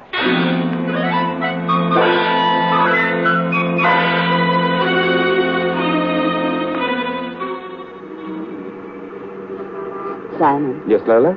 You made me promise to take you to Max, but it's not safe. The taxi? Going after Max. Oh, perhaps not. But I like Wenceslaus. I even like Preble. Still, it's no real concern of yours. Preble was killed shortly after I'd met him. Wenceslaus was murdered in my apartment. Makes it all sort of personal. Besides, I don't admire killers. How about me? You killed anyone? No. Well, in that case, I could very easily... What? Believe you. And if you did? Then I could very easily... What? Warm night, isn't it? No. Cold. Paper says freezing. Yeah, it's a warm night. You mind? No, but what will the cab driver think? What do you think he'll think? He'll think what I think he'll think. Well, we've arrived. It's not likely to go down in history as a deathless statement, but... Lola? All right. I'll pay the driver. Here's a little something for your income tax return. Oh, thanks, mister. Let's go. Max won't be here. No, we'll wait for him. You see, this isn't Max's house. Oh? Belongs to his boss. Well, it's nice to know Max isn't among the unemployed. Simon, we better be very careful. I always am. I meant... Well, remember what happened to the monkey. Nobody could confuse me with a monkey. I shave. Good evening. Mr. Hake. Ah, Lola. May we come in? Of course. Come into the parlor, naturally. It's where the villain always leads the fair heroine and handsome hero. Lola, I require an introduction. Mr. Hake, this is Simon Templar. Simon, Mr. Hake. How do you do? Delighted. The parlor. Make yourselves comfortable. I'm doing my best to sound like a spider. Shall I try to look like a fly? It wouldn't work. Rather an odd combination. Lola and the Saint. Both for the Saint. Well, you mustn't take the name literally. And for Lola. Hake, I tried to get the monkey. And Roland Ames's autograph at the same time? No. Simon had him. I'm deeply fascinated. But you must know all about that. How? Well, Max must have told you. We'll bypass that for the moment. Max must have told you he killed a monkey. He told me nothing of the sort. Well, the monkey's dead. So, Max? Yeah, Mr. Hake? Max, I have just been informed that you assassinated Wenceslaus. Huh? Killed him. Who said so? That, for the moment, is irrelevant. Did you or did you not kill the monkey? Well, you think I'm nuts or something when that chimp's the only one who knows where to stone? Shut up. Huh? You blithering idiot. I should send you back to driving a truck. In the name of the American truck driver, I resent that. I beg your pardon. The American truck driver is courteous, considerate, and always helpful to the motorist in time of trouble. Would Max be? Don't pay no attention to him, Mr. Hank. I didn't knock off that chimp. Lola? Of course he did. Simon and I were both there when he did The it. room was dark at the time, Lola. But Max may have shot the monkey by mistake, or he may not have shot the monkey at all. then who did? There were only 3 people in the room, you, Max, and myself. But you wouldn't have shot the monkey, Simon, except by accident. That's out. I didn't fire a gun at all. No, me neither. When the lights went out, I went away fast. Well, this is beginning to look like a job on me. On the other hand, Lola, you did go after the monkey, alone. You tried to get him from Mr. Templar, alone. Is it possible you wanted the monkey dead because he'd already shown you a... Mr. Templar, you're not one of us. Well, I haven't been blackballed yet. You may consider yourself blackballed and leave. I don't think so. Max? No, Max. I still have the gun. The one I didn't fire back at my apartment, remember? Mr. Hake. Exactly what is your interest, Templar? The stones. What? The ones Max mentioned a few minutes ago. I might want to play on your team. Need you be so wholesome about it? There were 3 people involved. You, Lola, Max. Obviously, either Lola or Max have disqualified themselves. I'll take his or her share. But, my dear fellow, if Lola has anticipated this, there'll be nothing to share. But if she hasn't? There's still no reason to include you. Because, you see, the monkey is dead. Preble also is dead. A remark of the utmost irrelevancy. Not precisely. You see, Preble had to die because he was an honest man. Preble was an idiot. Max, how did you know Preble was dead? I heard it on the radio. And you, Mr. Hay? The same source. What did the bulletin say? Nothing beyond the fact that Preble was shot to death. I see. Let's go back a bit. You must have hired the monkey from Preble, but of course you'd have told him it was for a joke. Preble believed you at first, but when he stopped believing you, when he realized what you'd used the monkey for, you had to kill him. When he realized what, Mr. Templar? Max has mentioned stones, in English, jewels. Obviously, all 3 of you are thieves, jewel thieves, then. But obsessed with a monkey? Why? We're fond of monkeys. That's a pretty sentiment, but untrue. You must have used the monkey to get at jewels that were inaccessible to any human being. But something went wrong. Hey, Mr. Hake. Shut up. What went wrong, Mr. Templar? The monkey got the jewels, but he must have evaded you and disposed of them someplace. But where? That's your problem, isn't it? What the monkey did with the jewels. But the monkey is dead now. He'll never show you. Mr. Hake, he's too smart. Perhaps. Your suggestion, Lola, is... I think we ought to get rid of him. Oh, Lola, you've wounded me to the quick. Aren't you forgetting, my dear, that he has a gun which he's pointing at us? That's my gun. It's not loaded. You could be lying, Lola. I don't want to find out the hard way. All right, Simon. Shoot me. Oh, no thanks. I never shoot beautiful women. An interesting dilemma. Go ahead, Mr. Templar. Be a sport. Shoot, Lola. No, I have a better idea. Let's find the jewels. How? Well, we'll borrow a monkey from a pet shop. We'll put that monkey in the same circumstances Wenceslaus was in, and maybe he'll do the same thing. An idea, yes. I don't trust him. You don't? Then that perhaps is a very good reason for accepting his suggestion. Mr. Templar, shall we go borrow a monkey?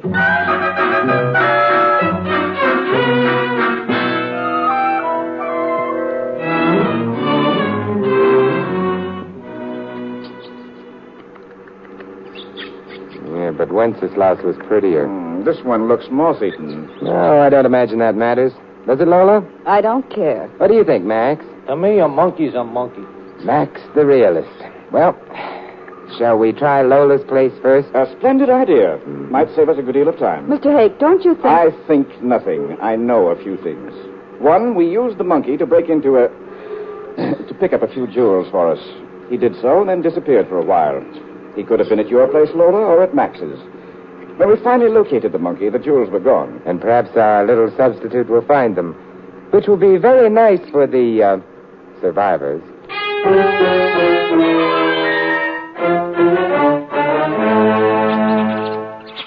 Well, he's been all over my apartment, made a mess of it, and... Found nothing. Nor did we. Templar, I'm afraid... That Lola's innocent? Perhaps. Then, suppose we try Max's happy little home next. Hmm?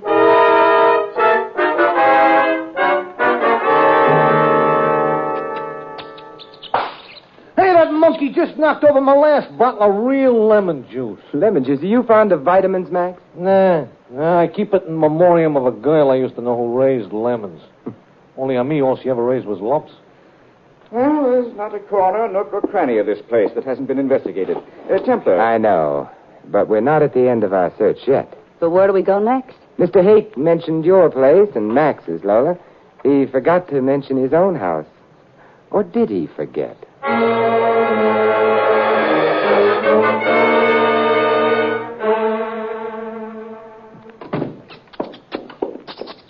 That, and I hope no one is bitterly disappointed, is that. No jewels in my home either. You're quite right, no jewels. Well, that means none of us took them. It also means... That unless Wenceslaus turns into a ghost and returns to haunt us, we don't ever find no stone. At which unhappy point I suggest we call it a day. Night, rather. May I ask for your absence, all of you? Hey, wait a minute there. I still want to know where them stones are. I put a lot of hard work in on that job. Be still, you idiot. He's right, Mr. Hake. Of course he's right. You're right. I'm right. It's the blasted monkey who's wrong. Oh, we mustn't speak ill of the dead. The blasted monkey is dead. So, by the way, is Preble. Incidentally, why was he killed? Merely because he suspected his monkey had been used illegally? That doesn't convince. But that was what you yourself said. I was making conversation at the time. I needed an opportunity to check. Searching all 3 houses for the jewels. Now that's over. It checks. What are you getting at? The reason the monkey had to be killed. You are nuts. Max, you're actually showing signs of intelligence. Templar, we wanted that monkey alive. Sure, the monkey was the only one who knew where the jewels were. But you see, that proves whoever killed Preble and the monkey had already found the jewels. Keep talking. Preble was killed, but his killer made no attempt to grab the monkey. Strange? No. Because it proves the killer had no use for the monkey. He already had the jewels. Or she. That is, and pardon me for pointing, one of you already has the jewels and is trying to keep them all. I wouldn't like anybody trying that. Why are you looking at me, Simon? Be still, both of you. Mr. Templar, you interest me, not at all strangely. Pray continue. I'd rather continue with this gun in my hand. Now then, Lola, how did you find your way to my apartment earlier this evening? I'd been following Preble. He was shot. I saw you leave with the monkey, so I followed you. And you, Max? I was following her. Can either of you alibi the other? I didn't even know he was following me. Hey, now that you bring it up, she ditched me for a while. Let's skip to my apartment. Who shot the monkey? Lola? That I like. I don't, because she had no gun. I had her gun, remember? But I didn't fire no shots, honest. Max, I'm beginning to wonder about you. Hey, I got my Don't gun lift now. it. You got Lola's, it ain't loaded. Don't bet on it. Lola is quite a liar, Max. Oh! It's just a flesh wound, Max. I've been practicing. I'll take your gun. Well, 2-gun Templar. On your way out, Templar, take the big oaf with you and throw him to the police, will you? I prefer they didn't have to come here to pick him up, considering my, profession. Yes, not to mention considering your, guilt. I beg your pardon? Mr. Hake, how did you know Preble and his monkey had gone to visit a movie star, specifically Roland Ames? Well, I didn't. You mean you did? Remember you asked Lola if she had gotten Roland Ames' autograph? How did you know that the monkey was at the Ames place? Well, I heard it over the radio. But according to your own statement, all the radio bulletin said was that Preble had been shot to death. No reply, huh? You knew because you wanted to silence Preble, and you did. You didn't bother about the monkey because you already had the jewels. But when you saw me leave with Wenceslaus, you began to worry. In police hands, the monkey would have been safe for you. But in mine, with Lola and Max both after me, that monkey represented danger to you. So you came after it, shot the monkey, and... Mr. Hake, I hate to point, but you have a date with a death cell.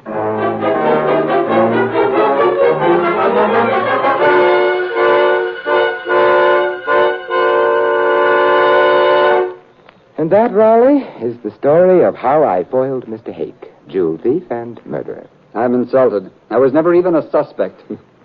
Simon, what happened to Max? Jail, too. An old burglary charge. Took a new lease on life when the police saw him. Sad. And the girl? Lola? Raleigh, you know something? What? Lola is also a small blonde with big eyes, like Marie. But Simon, she's a crook. Oh, not really. Her heart's in the right place. Left side. I mean, she was just young and foolish. We've all made our mistakes, right? Especially with small blondes. Hello? Yeah, he's here. Simon for you. Oh, thanks. Hello, Lola? Why, yes, of course. 10 minutes? Right. Goodbye. Simon, you're going out with her? I am. Is she the type of girl who would be persona grata at the YWCA? Oh, I won't take her to the YWCA. Is she the type of girl your mother would have loved? My mother isn't taking her out, Raleigh. I am. Simon, you're treading on a very dangerous path. I refer to the one surrounded by primroses. Like Marie, huh? Yes. Don't say another word. I'll call her back and ask if she's got a friend for you.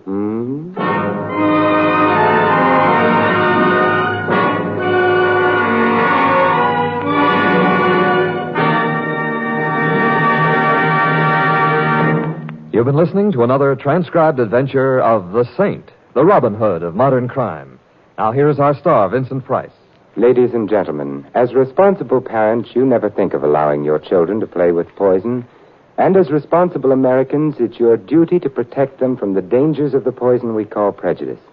Here in America, racial and religious hatred does exist, sustained by the political adventurers and plain crackpots who are willing to scrap the democratic way of life to attain their own ends. Prejudice in America is centered in their addled philosophy. But unless we guard ourselves and our families, it can find its way into our own lives. Then the poison would do its work, undermining America's unity, sabotaging our prestige abroad, and wrecking our ideal of individual freedom. In your family life, you can effectively carry on a campaign against prejudice. Our youngsters grow up with a pride in their country. Teach them that part of that pride is our tradition of accepting or rejecting people on their individual worth, not on the basis of race or religion or color. Remember, freedom and prejudice can't exist side by side. If you choose freedom, fight prejudice. This is Vincent Price inviting you to join us again next week at the same time for another exciting adventure of the Saint. Good night.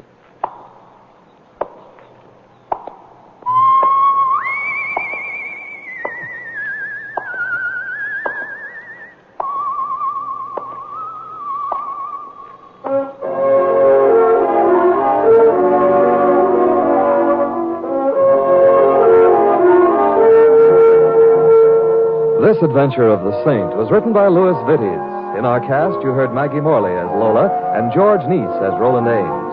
Max was played by Sheldon Leonard and Hake by Theodore Von Eltz. Jack Moyles was Preble, Jerry Hausner, the monkey. The Saint, based on characters created by Leslie Charteris, is a James L. Safier production and is directed by Helen Mack. Vincent Price is soon to be seen co-starring in RKO's production of His Kind of Woman. All you Saint fans will be glad to know that the Saint comic books are on sale at all newsstands. Your announcer, Don Stanley. 3 chimes mean good times on NBC. Tonight, Tallulah is your MC once again on NBC's hour-and-a-half Sunday extravaganza, The Big Show. Tonight's stars will be Jimmy Durante, Clifton Webb, Charles Boyer, Eddie Arnold, Meredith Wilson, and a host of others. Another Sunday evening favorite, Theater Guild on the Air, presents the dramatic story Lottie Dundas, starring Dorothy McGuire and Jessica Tandy. So remember, enjoy The Big Show with Jimmy Durante and Imogene Coca later today on NBC.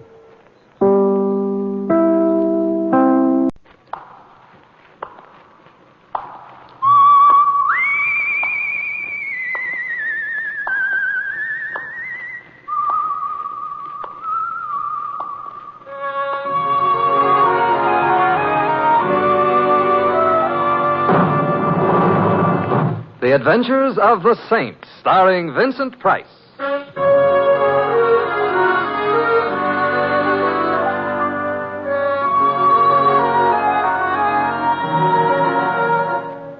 The Saint, based on characters created by Leslie Charteris and known to millions from books, magazines, and motion pictures. The Robin Hood of modern crime now comes transcribed to radio, starring Hollywood's brilliant and talented actor Vincent Price as the Saint. Hello? Mr. Templar? Yes? Joe Collins. Remember me? Joe, sure I do. How are you, chap? It's been a long time. Yeah, I know. Hey, your fight still on for tomorrow night? Yeah.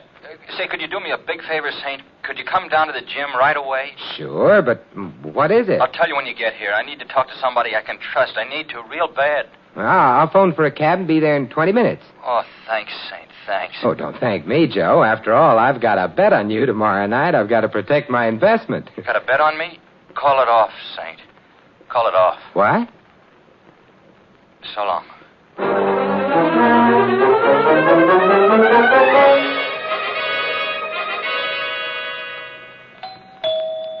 Yes? It's Louis, Mr. Templar. Your cab is here. Oh, come on in, Louis. I'll be with you in a minute. Maybe you should better open the door right away. Well, why didn't you come in, Louis? The door was... He's asleep. Oh? Who's asleep? Mr. Templar, look down. Louis, it's a baby. You are so right. But why did you bring him here? I found him here. On your doorstep, Mr. Templar. Louis, don't you look at me that way. Who ain't opened his mouth even? Louis. Well, let's get him inside. You want to carry him? Maybe you better. Oh, all right. Up we go. Oh, he's waking up, Mr. Templar. He's cute. Yeah, he is. What's your name, old fella? Donnie. Hey, he talks. What's your last name, Donnie? Donnie. Donnie, huh? How did you get here, Donnie? Donnie. Here, let me try him, Mr. Templar. I got away with kids. Donnie, tell your Uncle Louis how you got here, huh? Donnie. It's a goldmine of information. Wait a minute, look. Hey, there's a note pinned on his coat. I understand that's traditional in such cases. Donnie. No, just a minute, Donnie. Here. Please keep him for a few days and don't tell anyone. Not even the police. Sounds like trouble, Mr. Templar. Yes, it does. Well, I guess you won't be needing my cab now, huh? Oh, hey, the cab, I forgot. Louis, how are you as a babysitter? Huh? Who, me? Oh, no, wait a minute, Mr. Templar. I'm a cab driver. You can't drive while you sit. My locals got rules. I'll be back in an hour, Louis. Just to make it official, I'll borrow your cab. Hey, what do you... Well, it looks kind of funny on you at that. Hey, look at the funny man with the hat, Donnie. Huh? Isn't that funny? I'll see you later, Louis.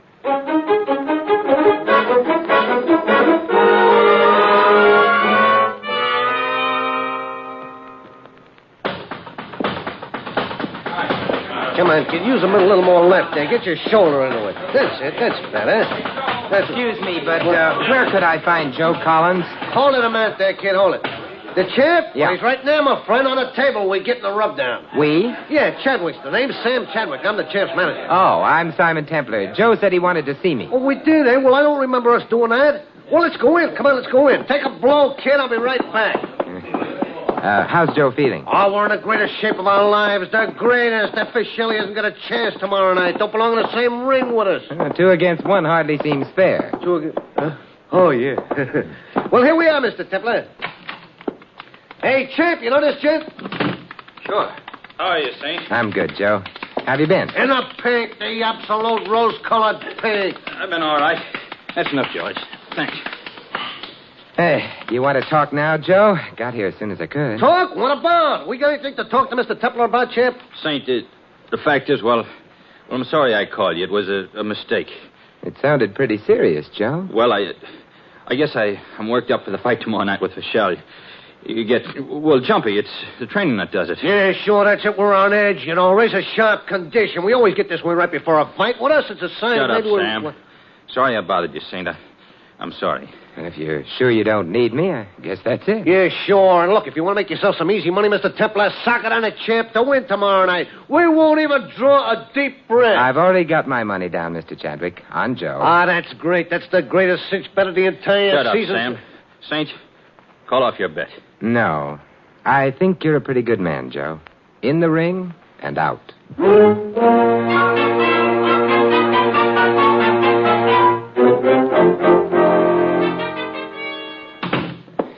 Morning, Louis. Hi, Mr. Templar. Came over as soon as I got your call.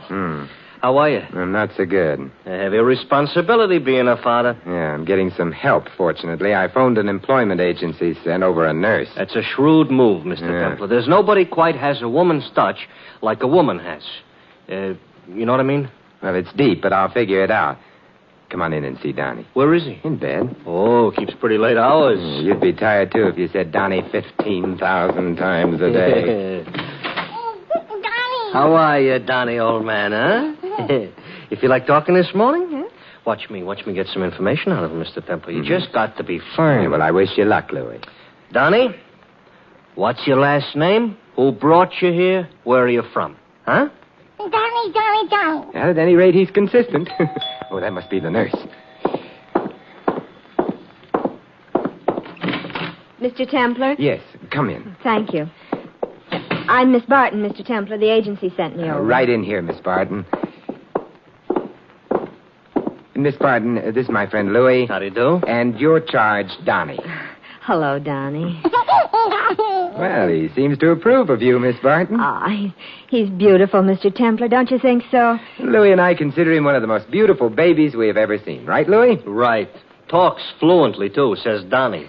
Come here, darling. I'm going to have to go out for a while, Miss Barton. Miss Barton. What?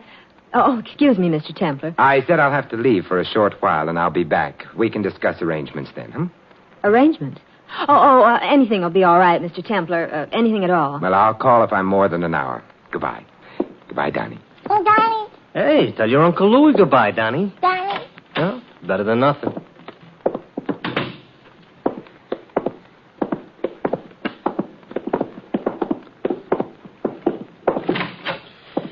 Where to, Mr. Templar? I want to go see Kid Fischel, Louis. Well, the guy that's fighting Collins tonight. Huh? Yes. I wasn't at all satisfied yesterday that Joe Collins didn't have something to tell me. Something going on there. Mr. Templar, you got Donnie. How many mysteries can you handle at one time? Sometimes 1 and 1 can be added together to get 1, Louis. What does that mean? Just a hunch, as yet. Oh. I thought they came out with a new multiplication table. I ain't even learned the old one yet. Well, shall we be off, Mr. Templar? There is an obvious answer to that, Louis, which I shall spare you. Let us, by all means, be off.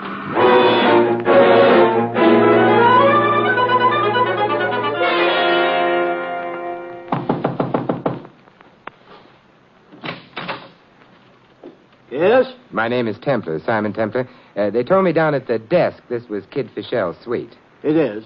Come in. Back at the desk school, Mr. Templar. One of Kid's sparring partners. How are you, chum? How do you do? My name is Alexander. Fritz Alexander. You manage Kid Fischel? I look after him. And very well, too, eh, Frankie? The best, Mr. Alexander. Can I see the kid, Mr. Alexander? Unfortunately, right now, he's sleeping.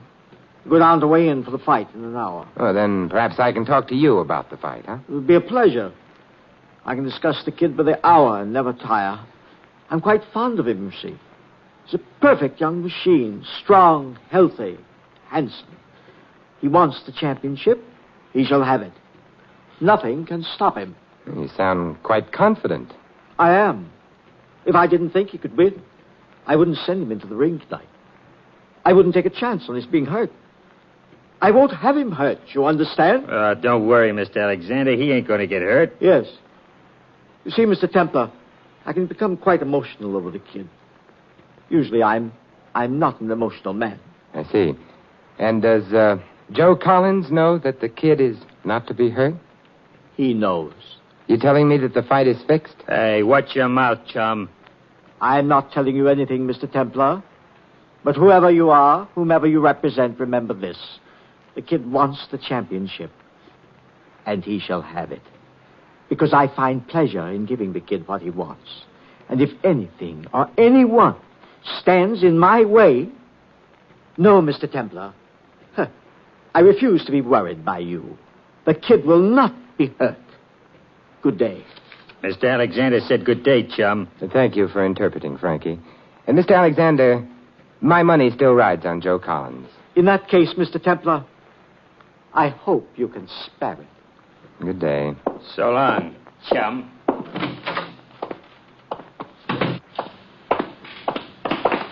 Mr. Templar! Been looking for you. What is it, Louis? I called your house to check if everything was all right, like you told me, and Miss Barton said Sam Chadwick had been calling, wants you to call right away. Hey, that's Joe Collins' manager, Louis. Wonder what he wants. I don't know, but it's supposed to be urgent. Here's the number, and there's a phone booth out here by the elevator. Oh, thank you, Louis.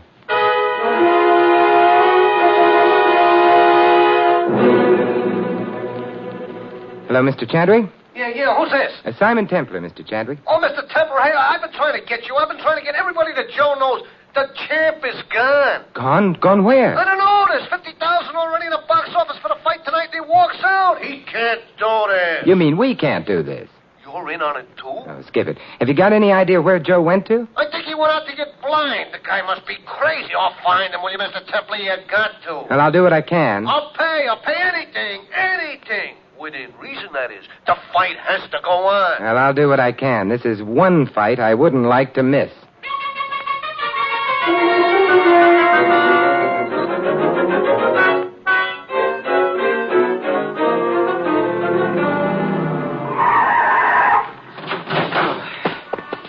This must be about the last bar in town, Mr. Templar.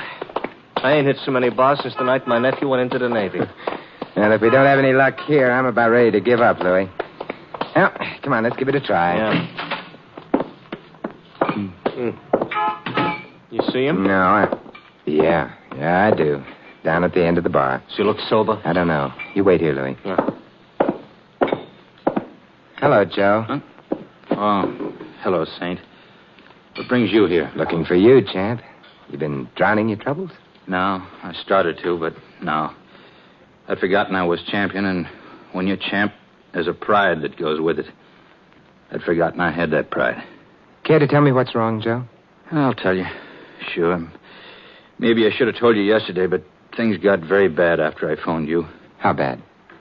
I can't win this fight tonight, Saint. You can't beat Kid Fischel? I can't try to beat him. They won't let me. They got my son. Huh? Who's they, Joe? Alexander, I guess. He had somebody do it. I knew he was a little crazy, but I didn't think he was that crazy. I guess Marie was in on it, too. Marie? That isn't your wife. Was my wife. She left me right after the kid was born 2 years ago. She's no good. And if you don't let Fischel win tonight... Yeah, it's nice, isn't it? What can I do, Saint? Joe, what's the name of your son? Donnie. Come on. Where? What for? I'll explain in the cab, Joe. We've got to get to my place right away.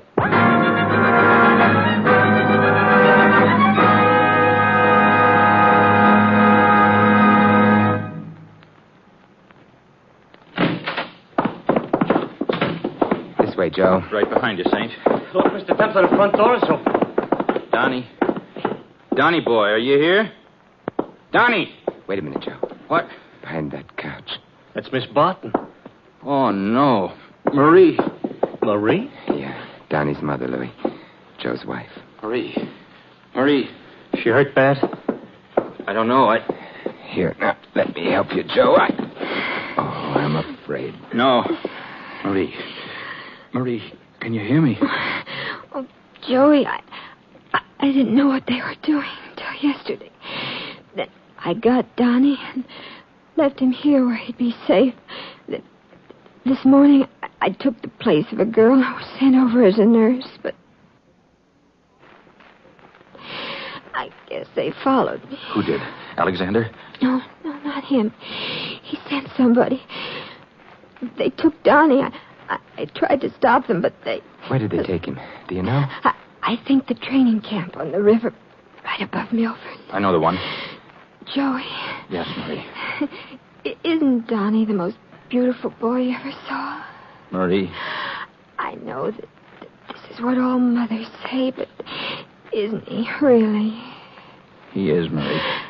And Joey, when he gets old enough, will you just tell him that his mother loved him very much? Just that, not all the rest. Just that, Marie. Thanks, Joey. You're Marie. I'm sorry, Joe. She gave her life for Donnie. Yes, she did. Now we've got to find him. I'll find him. And if they've done anything... No, Joe. If you do find him, they might. Well, look, I'll go after him. I'll go along, Mr. Templar. I don't like the guys that did this. Thanks, Louis. You better go down to the arena, Joe, and we'll let you know as soon as we can. All right. I guess it wouldn't be much use in finding Donnie. I'd probably put him in more danger. Joe, do you want me to... No. No, I'll look after Marie. She was my wife.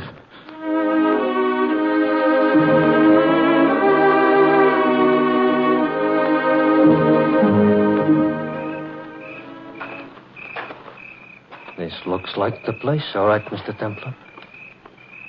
You want to look through that window where the light is? All right, Louis. Come on. Sorry, twig. Oh, keep down, Louis. I'm going to take a look. What did you see? Yeah, this is it. Donnie's in there, and that pug Frankie that I met with Alexander. You think we can take him? I think so. He's listening to the radio. Come on, let's see if we can get in the back way. If you say so, Mr. Templar. Come on. You got that tire iron, Louis? Not only have I got it, I love it like a brother. Good. Here's the kitchen door. Is it open? Yeah, we're in luck. Come on in, Louis. Quiet. And here at ringside, we're watching the introduction of various celebrities by the ring announcer before the Collins-Fischel title go. Pat Novotny, clever young welterweight from Syracuse, has just been introduced from the ring, gets a nice hand, and now there goes... I spar with a guy 2 months, and the night he's to win the title, I'm playing nursemaid. What are you laughing about? Oh, Donnie. Shut up. Louis, stand beside the door. I'll try to get him out here in the kitchen, and when I do... Just get him out here, Mr. Templar. I'll take it from there. Here goes. Hi, Frankie. What? Who's that? You've got company. Who's in there? Little boy, Blue. Wise guy, are you? Well, you'll end up so full of holes that you look like a... Bullseye, Louis. That was for Marie, Mr. Templar. Yeah, it should keep him quiet until the police get here. Maybe I should give him another one for myself. Yeah, I know how you feel, Louis, but no. Let's get Donnie and get out of here, huh? Sure, Mr. Templar. How are you, Donnie? Glad to see us? Yeah. Say hi to your Uncle Louis, Donnie. Oh, Donnie. Can't you say hi? Hi. Hi. I learned him a new word. How about that, Mr. Templar? Now he can say 2 words. Yes, you have a way with you, Louis. Sure. Now, what do you say to Uncle Louis, Donnie? Hi. That's it. And what's your name, Donnie? Hi. Louis, you should have given up while you were ahead. Come on.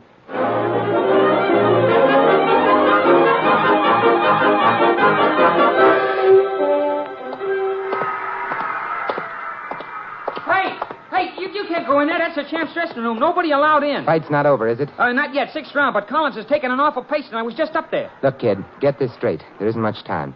Go up to Joe Collins' corner. Tell him Simon Templar has Donnie here safe. Have you got that? Sure, but I can't go up there and Here, tell him... look, does this persuade you? Yes, sir, Mr. Templar. Thank you. I'll tell him right away. Okay. Come on, let's go in and sit down, Louis. Donnie's about all in. Yeah, look at him. He can't keep his eyes open. Yeah. Why couldn't we go right up to Joe's corner ourselves, Mr. Templar? Couldn't risk it with Donnie. I couldn't tell what Alexander might do. Oh, yeah, sure. Oh, poor Joe. You think we got here in time? I don't know, Louis. I don't know. Guy must be taking a beating and can't fight back. Yeah, but he can now. If he's got anything left to fight with. Quiet up there now. Must be the end of a round. See, that crowd noise, I never heard it from down here. You know, it scares you. It should, Louis. It's the voice of the mob howling for blood. Same voice that howled in the Colosseum at Rome 2,000 years ago. For whose blood? The champs or Fischel's? Mob doesn't care, Louis. Just blood. Yeah. Scares you. What makes people go to these things, Mr. Templar? Will they ever stop? No, they go because this is an allegory of their own lives, Louis. They'll stop when their lives cease to be conflict and pain. And when will that be? It's a good question. Hey, fight's starting up again. Yeah, that means the champ is still on his feet anyway. Come on, Joey boy, come on. Hey, is it wrong to root, Mr. Templar? We're all part of the crowd, Louis, one way or another. Yeah. Oh, something is happening up there. They don't yell like that for nothing. Come on, Joey. Come on, Joey. Do it. You can do it, Joey. Donnie's down here. You can fight now, Joey. Careful of that tire iron, Louis. Oh, sure. I'm sorry. Yeah. Come on. The straight left, champ. Come on, the straight left in the face, Joey, and cross with the right. Oh. What am I talking about? I can't even see him. Come on, Joe. Come on. Yeah. You too, Mr. Templar. Yeah, me too, Louis. Something happened, Mr. Templar. That was too short for a round. That was a knockout. It was, Louis, but who? Yeah, who? Oh, keep everything crossed, Mr. Templar. Fingers, toes, eyes, everything. Maybe he didn't get our message, Louis. Mr. Templar, don't say that. We'll soon know. It sounds like people coming down the hall outside. Yeah, but Joey couldn't have won. He would have had too much taken out of him. He couldn't have come back after... Oh, was that great? Joe! Hey, we took him, Mr. Templar. We took him. Sam, clear everybody out of here, will you? Yeah, you heard us, everybody out. Come on, give us a chance to get our breath, will you? Everybody out. Come on. Come on, will you, fellas? Come on. Spring. That's it. All out, champ. Hey, that was a great fight. I thought it was even better than the one we fought against Babyface. Oh, boy, am I proud of us, Joe. Thanks, Sam. Yeah, well, you can excuse me now. I got some dough to collect. Donnie. Donnie, come on now. Wake up and say hello to your daddy. No, let him sleep, Saint. I'm not very pretty right now. But you should see Fischel. You clobbered him, champ? Good.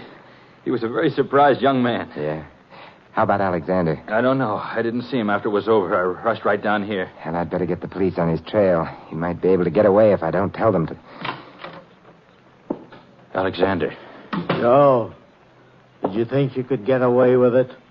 And Joe, did you think I'd stand by and see you... That gun must be heavy, Mr. Alexander. You better put it down. No. The police won't like your negative attitude. What do I care? After what he did to the kid, you think I care any more about anything? The kid will be all right. He was just knocked out. Just. That beautiful physical machine, blooded, battered, stretched out in the dirt. Oh. Do you think the kid can ever feel the same again? Do you think I can ever feel about him as I did? He had the championship. Had it. Before Collins double-crossed us. That's one way of looking at it. Why didn't you keep out Mr. Templar? Why? Put the gun away, Alexander. You haven't a chance. Maybe I haven't. But neither have you, Collins. I warned you not to hurt the kid, but you wouldn't listen. You're a sick man, Mr. Alexander. Perhaps I am. Perhaps the world is sick and I'm well, but I know what I'm going to do. You first, Collins. You know how the kid felt. Mr. Alexander, I'm afraid you'll have to take care of me first. Stop where you are, Templar. Don't come any closer. I'll warn you once more, Templar, and then I'm going to... All right, Louis. Oh. Nice work. Lucky I kept this tire iron. Yeah. You know, I think he was serious. I don't think there's much doubt about it. A very twisted man, Mr. Alexander. Hey, look. Donnie's awake. You got a smile for your old man, Donnie. Oh, Donnie, hi. Hey, he knows a new word. How about that, Saint? Ain't that some kid? He's another champ, Joe. Oh, he'll be a champ in something. Not in this racket, but something good. Something he can take a real pride in. He'll be proud of you, Joe. He'll be proud of his mother, too. After I tell him about her.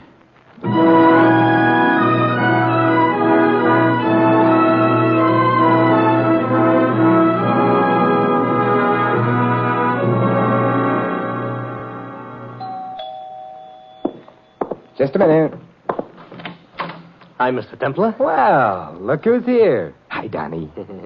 Champ, let me take him out for a walk. Hey, you know what, Mr. Templar? I've been teaching him all sorts of words. Honestly, Louis? Mm-hmm. The smartest kid there is. Watch this now, Mr. Templar. Watch. Donnie, what's my name? Wally. How about that? Some smart kid, huh? That's not all. Now, watch this. Donnie, what's Mr. Templar's name? Wally. Something go wrong? No, wait just a minute. Wait a minute. Donnie, Mr. Templar's name. Wally. All right, something else. Donnie, where do you live? Wally. Donnie, what's your daddy's name? Wally. No. Wally. Goodbye, Mr. Templar. Goodbye, Louis.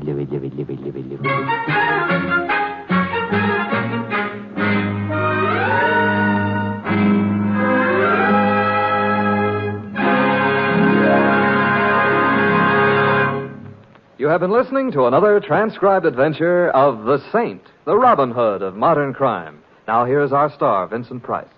Ladies and gentlemen, There are certain things in our daily life which we take for granted.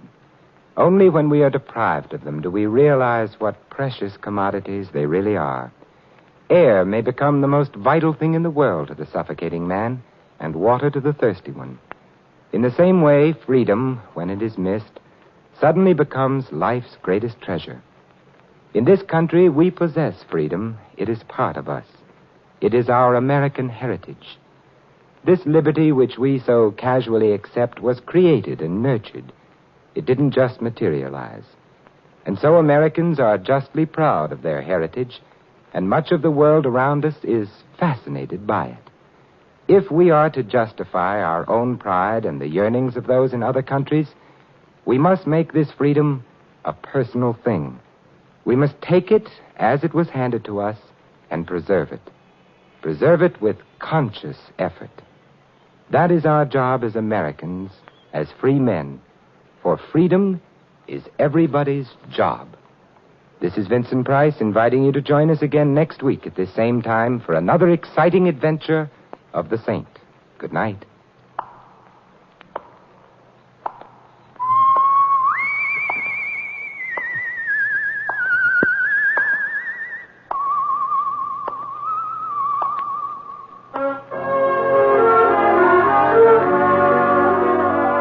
This adventure of the Saint was written by Dick Powell. In our cast, you heard Larry Dobkin as Louie and Mary Shipp as Marie. Sheldon Leonard played Sam and Bonnie Phillips Joe. Downey was Jerry Hausner and Victor Rodman Alexander. Frank Gerstle was Frankie. The Saint, based on characters created by Leslie Charteris, is a James L. Safier production and is directed by Helen Mack. Vincent Price is soon to be seen co-starring with Errol Flynn and Michael Prell in William Marshall's production of Bloodline. All you Saint fans will be glad to know that the Saint comic books are now on all newsstands. Your announcer, Don Stanley.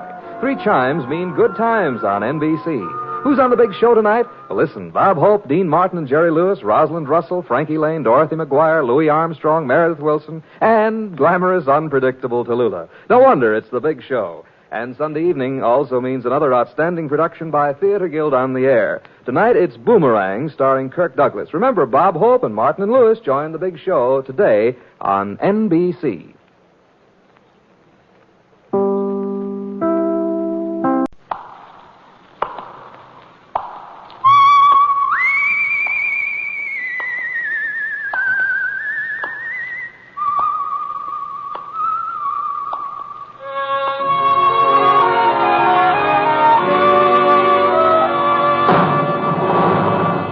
The Adventures of the Saint, starring Vincent Price.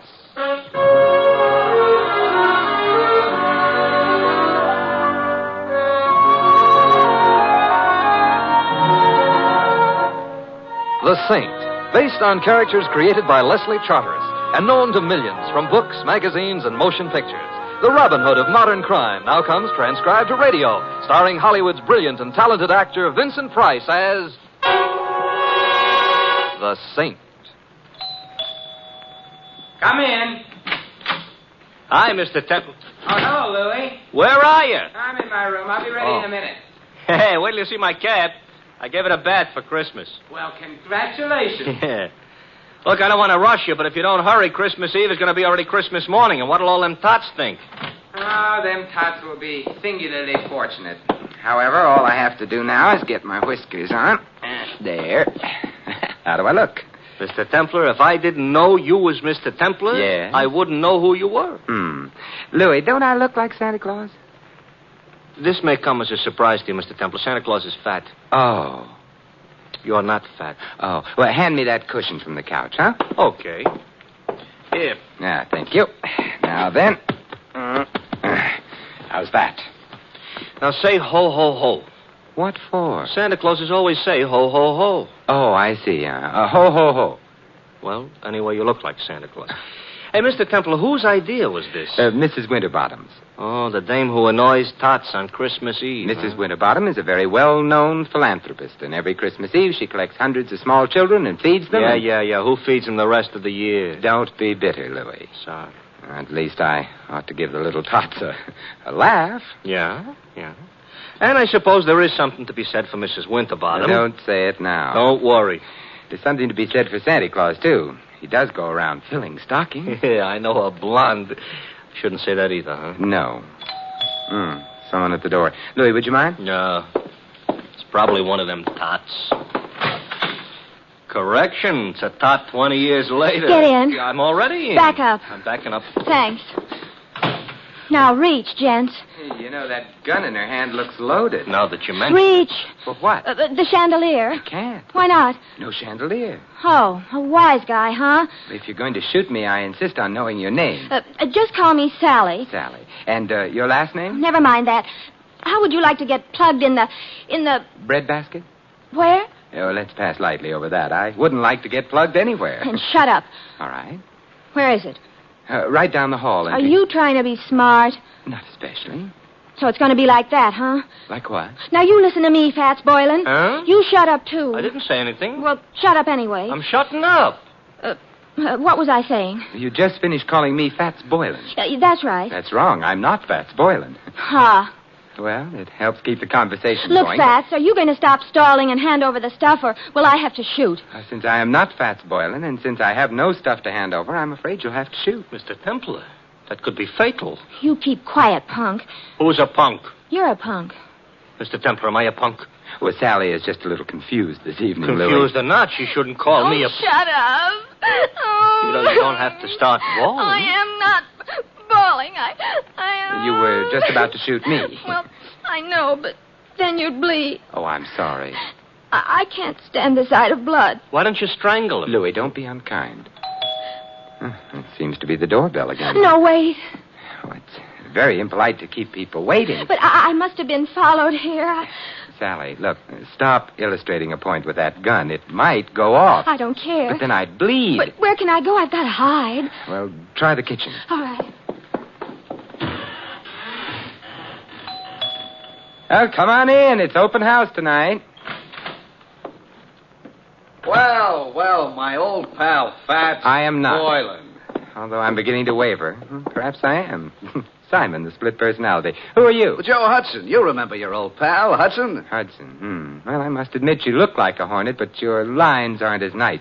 Look, if I'm your old pal, why don't I know you? Oh, that's easy. We never met personally. Well, how else can you meet? Ignore that. But if we haven't met personally or otherwise, how can I be your pal? Oh, I was just being friendly. Besides, you got something for me. I have? Great little kidder, ain't you, Fats? Ain't he, pal? Now I feel better. I'm a pal, too. Look, I wish I deserved your delighted choice. Look, but... just leave me have the stuff, and then I'll get... Stuff again? What stuff? Am I going to have trouble with you? The door behind you is open. Why don't you use it, huh? That way, nobody will have any trouble. I'll use it after. After what? Such like that, huh? Ever see one of these before? I'm afraid I'm going to disappoint you, but the answer is yes, I have. Good. And you know how it works. It shoots bullets at guys. Guys who get bullet shot at them have a habit of dying. Really? Well, then perhaps you'd better not shoot that gun at me. I won't. So gimme. So I ain't got... Well, that is you ain't got. Thanks, Louis. Basic, I ain't a patient man. Hand the stuff over, or I don't have any stuff. Or you get shot. I'd bleed. Who cares? I do. I hoped you might. However... This could be a stall. This could be trouble, so you... You can't shoot him. Why not? It's against the law. I read it in the papers. It's against the law. Yeah, I believe you. Oh, well, so that's okay. Yeah, but I like doing things against the law. Oh, well, you could go to jail. I already been there. Well, for shooting somebody, they'll hang you or something. If somebody told them. Well, I would. You would, huh? I would. So maybe I'd better shoot you first. Well, I wouldn't want to deprive Mr. Templar of the privilege. Well, Fats, it's your last chance. Oh, not that phrase. Also, I still don't know... So it looks like I'm going to break a law. Hey, who did that? You did, you dope. I did not. This here's a plan. But you won't get away with it. Goodbye, Mr. Hudson. Mr. Templar, who made with the artillery? It must have been Sally. She's in the kitchen. She can stay there. She saved our lives, Louis. Yeah, but maybe by now she's found out she likes to shoot guns. Well, let's hope not. Hello. It was nice of you to frighten Mr. Hudson off. I did? You did. I didn't hit anybody? No. Oh, I'm so glad. Hey, I've got her. She's out cold. Come on, up. Put her on the couch. Yeah. Come on.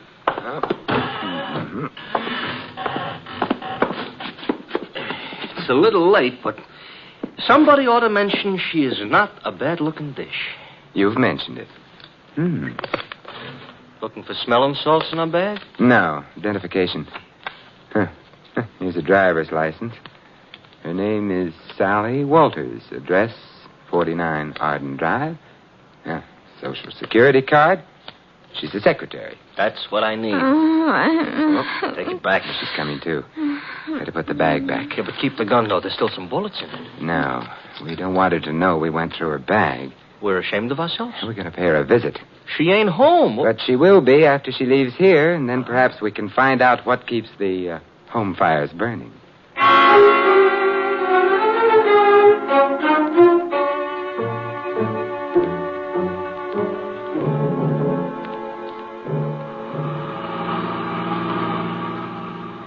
Sally was in kind of a hurry leaving us. So she was. Mr. Templar, don't look right, Santa Claus chasing a blonde. I'm not chasing her. Technicalities will get you no place. Hey, this must be it. 49. What is she a secretary of? The Treasury? I suspect this is where she works, Louis. She works overtime, huh? Yeah, and probably sleeps in. Come on. Yeah. I hope that nobody is peeking because they'll think Santa Claus is off schedule. I think perhaps I can manage without the whiskers. Yeah. Ouch!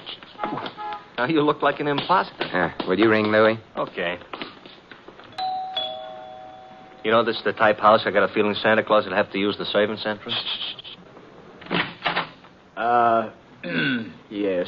I'm Simon Templar. You are? I am. There's nothing I can do about it. Mr. Templar, all butlers are like him? I doubt it. I think he's been practicing. Haw. Haw? Well, good night, then. I think not. Would you mind removing your shoe from the door? I would. You might at least have shined it. Humphrey, whoever is it at this time of night? No one, madam. Oh, but such an interesting-looking no one. Santa Claus, you've lost your whiskers. I haven't. They're right here in my pocket. How nice. Actually, my name is Simon Templar. I'm Carla Worth. This is Louis. Hi. Oh, I mean... Hi. Be kind to the peasants type. Did you want to see me? Now that I've seen you, yes. Well, come in, then. Thank you. But, madam... Humphrey, go away.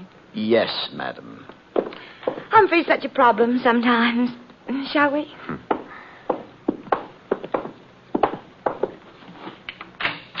Nice? Yeah. Fire in the fireplace, books on the bookshelves, port in that decanter. Yes, would you like some? No, thank you. I just wanted to be sure the accessories were all correct.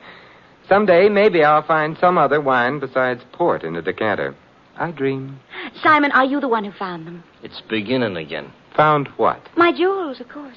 Have they been lost? Simon, they were stolen. You know that, don't you? Should I?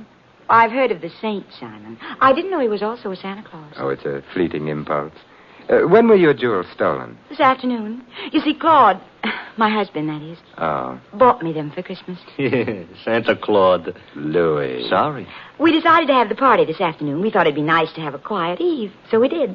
The jewels were in quite a large box. There were quite a lot of them. And? Claude had hired a Santa Claus, but before the party was over, Santa Claus had disappeared. So had the jewels. Well, there must have been some precautions. Oh, there were several detectives. But the Santa Claus said he was going out to get some air while the party was on. He never came back. But he didn't have the jewels on him. The box was locked, and it was too large for the detectives not to have noticed. I see. The name of the man hired to play Santa Claus was, of course, Fats Boylan. And who may you be? Claude, this is Simon Templar. And Louis. I know neither of them. Snoops, obviously. Get rid of them. Claude likes to behave as though he were an emperor on occasion. The box wasn't found anywhere in the house? The jewel box, no. The jewels were insured? Naturally. It's none of your affair. I shall speak severely to Humphrey. He should never have let you in. I let them in, darling. So now he's going to speak severely to her. We'll go quietly, except... Mr. Worth, what is Fats Boylan's address? I have no idea. Good night. Good night, Simon, and I'm sorry. So am I. I'll show you out. Thank you. Wow, wow, wow, wow, wow. Pronounced Carla Worth. Yeah. What do we do now, Santa Claus? We get into your nice, clean cab and... Hey, wait a minute, Louis. Now we're going to find out what became of Sally. Simon. Well, good evening, Sally. I overheard. Fat's address is 17 Beale Street. 17 Beale. Yes, I've got to get right back to the house before anybody notices. Goodbye. An awful short visit. But long enough. Now we're going to visit Mr. Boylan? I think so. I hope he ain't so handy with a gun as the rest of these characters. He may be, he may not be. Now I'm all cheered up. But there's one thing I'm sure he isn't. What's that? Fat.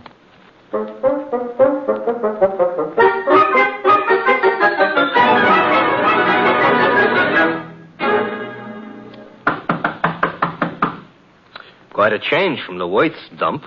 Now this is a dump. Yeah, and Mr. Boylan would seem to be shy. Mr. Templar, you said something about the one thing he wouldn't be was fat. Why, because he was called Fats? Not exactly. Louis, I'm worried. Hey, the door was open. Yes. Maybe that means our bird has flown? Maybe. Come on, let's go in. Okay. I ain't usually so poetical, but the light's on. Yes. And the room looks funny. Looks like a hurricane came to stay for dinner. And remained for 6 months. Somebody was looking for a jewel box? And someone obviously didn't find it. The extent of the search indicates that. Nothing was left untouched. It's a funny smell in this room, you know. A couple of funny smells. Yeah. One's perfume and the other... Gunpowder. Huh? Gunpowder. That's why I ain't been looking behind any pieces of furniture. It really wasn't very far to look, Louis. Huh? He's behind the daybed. Fats? Fats, Louis. He ain't doing so good? He's dead. And Louis... Yeah? He wasn't fat.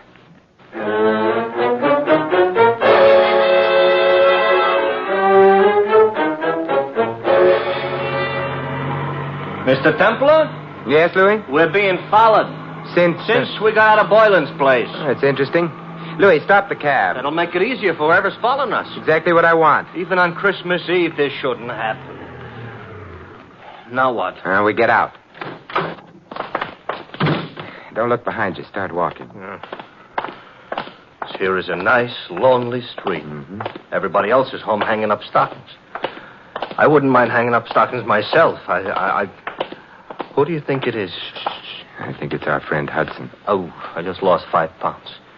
You mean the guy that was chasing Sally, who was all ready to shoot us until she made the explosion? Neat reminder. Oh, you think he wants our money or our life? Possibly. What kind of an answer is that? In here, quickly. Here. Mr. Templar, this here alley is full of garbage cans. It's also dark. You don't have to see garbage cans to know they're around. Hudson? Yes. Good evening, Hudson. What?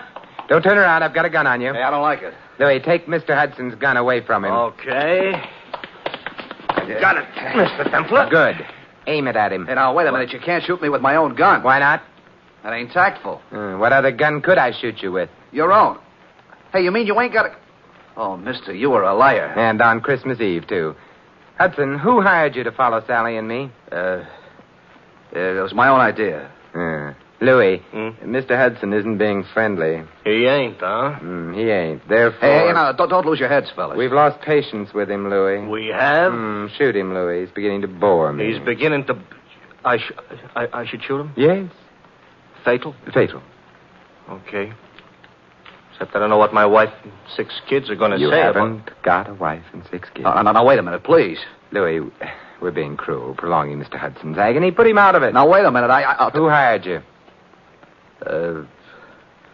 Mrs. Worth. Mrs. Carla Worth. You quite sure? Strike me dead. That is, don't strike me dead. Look, if she didn't, why would I say she did? You have a point there. But why should she have wanted you to follow Sally? Well, she had an idea. Her husband and Sally were kind of, kind of decorating their own little tree together. I couldn't put it more tactful. I see.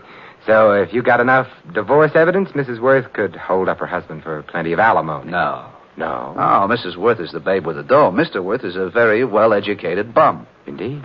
It's interesting. Louis, let me have the gun. Yeah, here. Wait, I just told you the truth. I'm sure you did. No. Mr. Templar, that's gratitude? It's necessity. Oh. We need him out of the way for a little while. He's out of the way. Now, Yeah? Now we're going to find out who else knew that Fats Boylan was thin.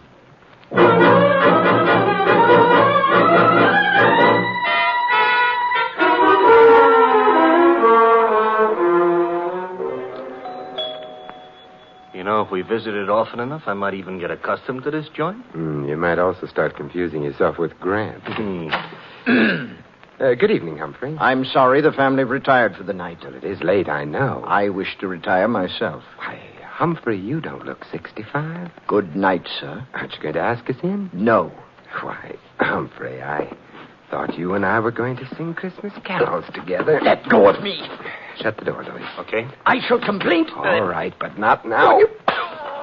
Mr. Templar, I'm going to wear that gun out hitting people over the head with it. And I couldn't have him warn anyone we're here. Why, we're going to burgle the joint? In a way. Huh? And a kinder description would be search the place, Louis. Oh, for what?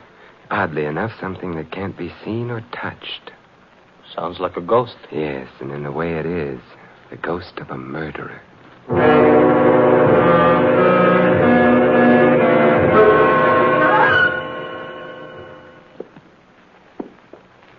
It's the night before Christmas, all right, but a creature is stirring. A couple of creatures, us.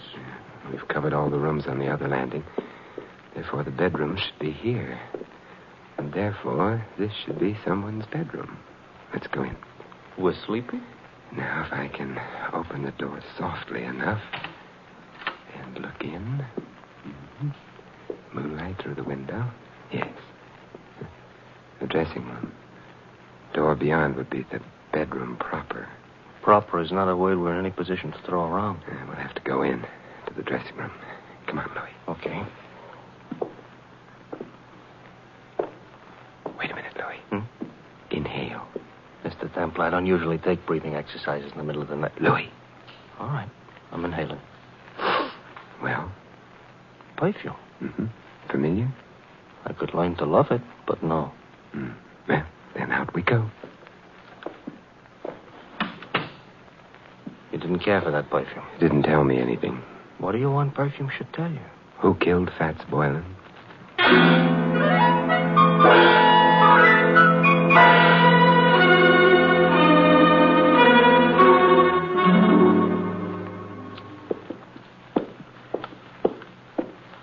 Another bedroom. We go in? Naturally. For a bachelor, that ain't the word you should have used.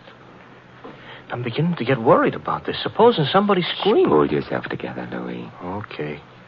After all, like the poet says, strong heart never won fair maiden. You mean faint heart. All right, so for dinner I'll eat dog food. Now. Another dressing room. Well? Hey, Mr. Templar. Yes. The same perfume we noticed. Uh-oh. Don't be frightened. Why, Simon, what are you doing in here? Louis and I have been testing perfumes. It's the middle of the night. You awakened me. I'm sorry. I'm even sorrier about something else. What's that? The perfume you use is very distinctive, Sally. I supposed to say thanks? No. Because the last place Louis and I noticed it was in Fats Boylan's room. Minutes after he'd been killed. Oh. Not good, Sally. You're making all this up. No. This bottle of perfume will be evidence. But I didn't kill Boylan. You must be joking about that. I don't think a jury would find it funny. You knew about Boylan stealing the jewels. You must have helped him. I didn't. But then you found yourself being trailed by Hudson, who'd been hired by Mrs. Worth. You were afraid he'd discover the connection between you and Boylan. That's why you came to my apartment. No. Oh, yes. You hoped I'd throw Hudson off, perhaps frighten him. In the meanwhile, you could get to Boylan, get the jewels from him. That isn't true. But when you got to Boylan's place, you found him already dead, and the jewels gone. I didn't. It would be much better for you that way.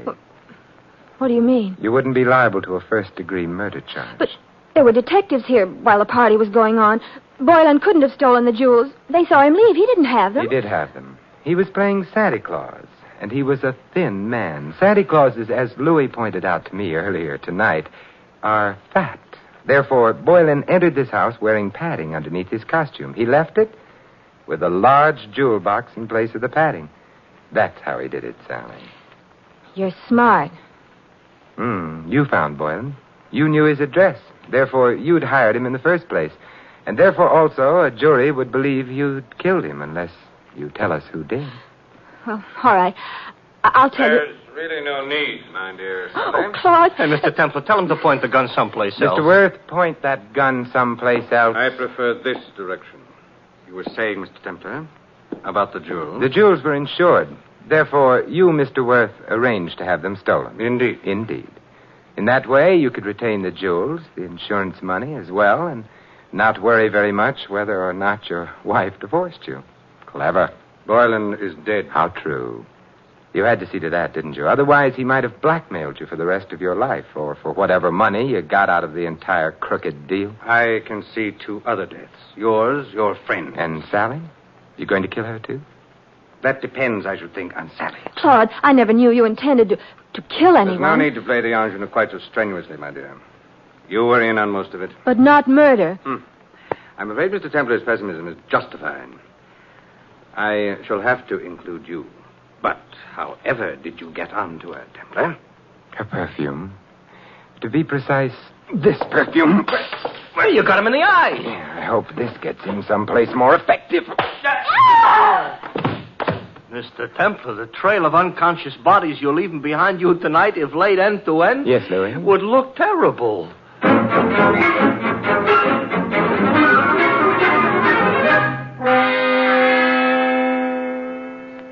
Simon. Yes, Carla? You've been very sweet.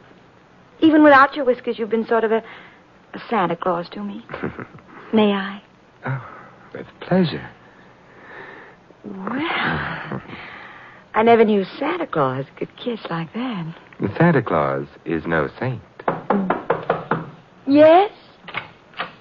Oh. Hello, Louis. Mr. Templar, you better put on your whiskers. You've forgotten all about Mrs. Winterbottom? Mrs. Oh, well, the hour is past midnight. The tots have undoubtedly tottered off to bed by now. Louis, you may tell Mrs. Winterbottom... I know.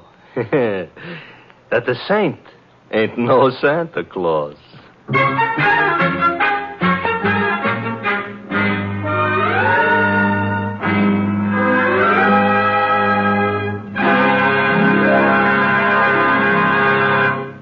You have been listening to another transcribed adventure of The Saint, the Robin Hood of modern crime. Now, here is our star, Vincent Price. Ladies and gentlemen, all of us who live in the United States are aware of the spiritual values of American life, our factories and machines and luxuries. But there is another side to American life, a side made up of spiritual values. Our country was founded upon faith in God. In the Declaration of Independence, it states that men were endowed by their Creator with certain inalienable rights. Thus, religious faith is part of the very foundation of American democracy, and one of our most precious national heritages is freedom of worship. By exercising this freedom, you and your families can enjoy the spiritual pleasures that come with church or synagogue attendance. Moreover, your religious leaders stand ready to give you their help, whether you need personal or family guidance. And if you suffer the loneliness natural to a newcomer to this country, the churches of your faith will welcome you. We all know that without spiritual values, the other advantages of American life have little meaning. Without faith, the family and the community become unstable. Without faith, the individual denies himself the peace and guidance of religion. The doors of your churches and synagogues are open to you. The freedom to worship as you please is yours. And so America's religious organizations invite you to find yourself through faith and to come to church this week. And may I wish you all a wonderful Christmas, and for the world, peace in all the years to come. This is Vincent Price inviting you to join us again next week at this same time for another exciting adventure of the Saint. Good night.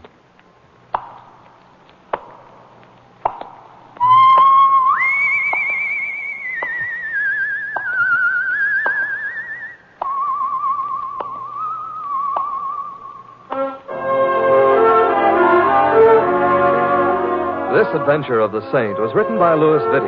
Our cast included Mary Shipp as Sally and Betty Lou Gerson as Carla. Hy Everback was Hudson, Ted Osborne, Claude. The butler, Stanley Farrar. Louis is played by Larry Dobkin. The Saint, based on characters created by Leslie Charteris, is a James L. Safier production and is directed by Helen Mack. Vincent Price is soon to be seen co-starring in RKO's production of His Kind of Woman. All you Saint fans will be glad to know that the Saint comic books are on sale at all newsstands. Your announcer, Don Stanley. 3 chimes mean good times on NBC. For your Christmas Eve listening pleasure, there's another broadcast of NBC's Sunday hour-and-a-half extravaganza, The Big Show. There's a whole Christmas stocking full of stars, including Tallulah, Jimmy Durante, Ed Wynn, Charles Boyer, Robert Merrill, and many more.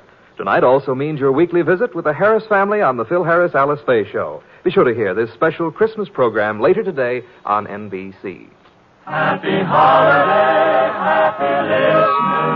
Happy holiday, happy listening. NBC wishes you a season of good cheer. A merry, merry Christmas and a happier New Year.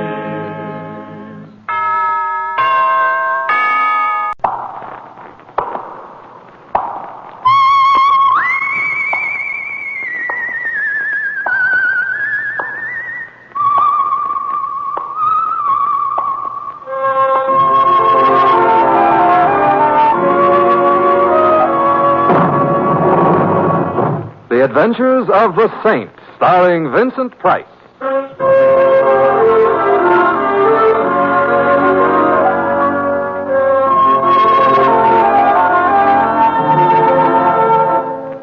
The Saint, based on characters created by Leslie Charteris and known to millions from books, magazines, and motion pictures. The Robin Hood of modern crime now comes transcribed to radio, starring Hollywood's brilliant and talented actor Vincent Price as The Saint. They say each man kills the thing he loves. And so I have killed you, my love. But the cruel, merciful knife which parts our flesh shall bring us yet together, in a together which is forever. I am ready, officer.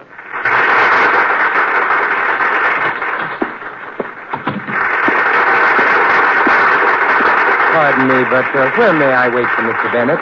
He's still on stage taking down. Yes, I know. I was in the audience. My name is Templar. Oh, yes, Mr. Templar. He's expecting you. You can wait in his dressing room. It's right down the hall there, first on the right. The one with all the flowers on it. Thank you, thank you. Oh, thank you. Thank you, darling. Did you really? Did you? I enjoyed it. Thank you. See you shortly. Mercer. Come in, my dear. You are sweet, dear, but... hello, Mercer. Congratulations. Simon Templar, how perfectly wonderful of you to come. As I was saying, my dear Shari, you were sweet and utterly charming throughout, but never, never cross in front of me. Never. Yes, Mercer, I'll remember. And you were magnificent. Thank you. Oh, Shari, this is my old friend, Simon Templar. Templar, Shari Babcock, my leading lady. How do you do? How do you do? Go change, my dear. I'll meet you shortly. Of course, Mercer. Goodbye, Mr. Templar. Goodbye, Miss Babcock. Well, your taste is still excellent, Mercer. I picked my leaves on her acting ability alone, Templar. Now, why I sent for you. By the way, what did you think of the play? Well, it was... Yes, I know. I took only 5 curtain calls, an ominous sign. For me, practically a courtesy. Writers. Why, Templar, why don't they have writers like Shakespeare around these days? It's a plot against actors. I believe you. Well, perhaps the Bennett name will carry this thing along for a season, but it will be a strain. Mercer, why did you send for me? Oh. Sit down, Templar, while I remove my makeup. I am sitting down. Well, then stand up. No, don't. I hate to talk up to someone. I don't work well that way at all. Templar, I'm afraid of this play. It scares me, too. Oh, no, not that way. Templar, I've begun to notice a peculiar relationship between Mercer Bennett and his roles. Now, you'll think this a bit eccentric of me, perhaps, but it's true. Templar, I'm living my roles. No. Wait, let me tell you. I don't know what it is. Perhaps I put too much of myself into a part, but the roles I portray on the stage, I also portray in real life. For example? For example, in Time Waits for Tomorrow, I played an actor who marries his leading lady. I married my leading lady. Astonishing. Wait. In Crossroads of the World, I played a singer who marries the ingenue. I married the ingenue. Laugh that off. I don't have to. I didn't marry her. You did. Yes. But I could go on, Templar. This thing has been plaguing me for years. I have a feeling of fatalism about any role I undertake, that it can't help being realized offstage. Why get excited about it now? Because, Templar, because in this play I not only fall in love with my leading lady, but I kill her. Well, has the first part come true? Well, one might say so, yes. She's utterly infatuated with me, of course, and she's a charming thing. I see. And you're afraid you're going to kill her? Deathly afraid. Well, it's been nice seeing you again, Mercer, but Wait, don't go. I'm not just imagining things. The way the part was originally written, I shot Shari. But in our tryout in Boston, the prop man discovered that someone had put real bullets in the gun. Are you sure? Of course I am. That's why I had it rewritten to a knife. We use a rubber blade, of course. Of course. And you have no idea who put those bullets in the gun? None.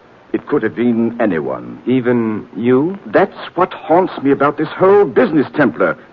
Could I have done it and not know it? Could I do it again? Oh, you've got to help me, Simon. Yeah. All right, I'll do what I can.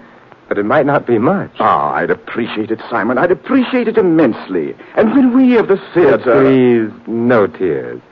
Where should I start? My agent and business manager will tell you whom to see, and take you around. Stuart Jackson. Low fellow. Well, I'll see him in the morning. I'm deeply grateful, Simon. Why, I hardly dare look at the girl. I avoid her. Daddy? Coming, Shari, darling, coming. Well, you see, Yes, I know. The show must go on. See you tomorrow, Mercer.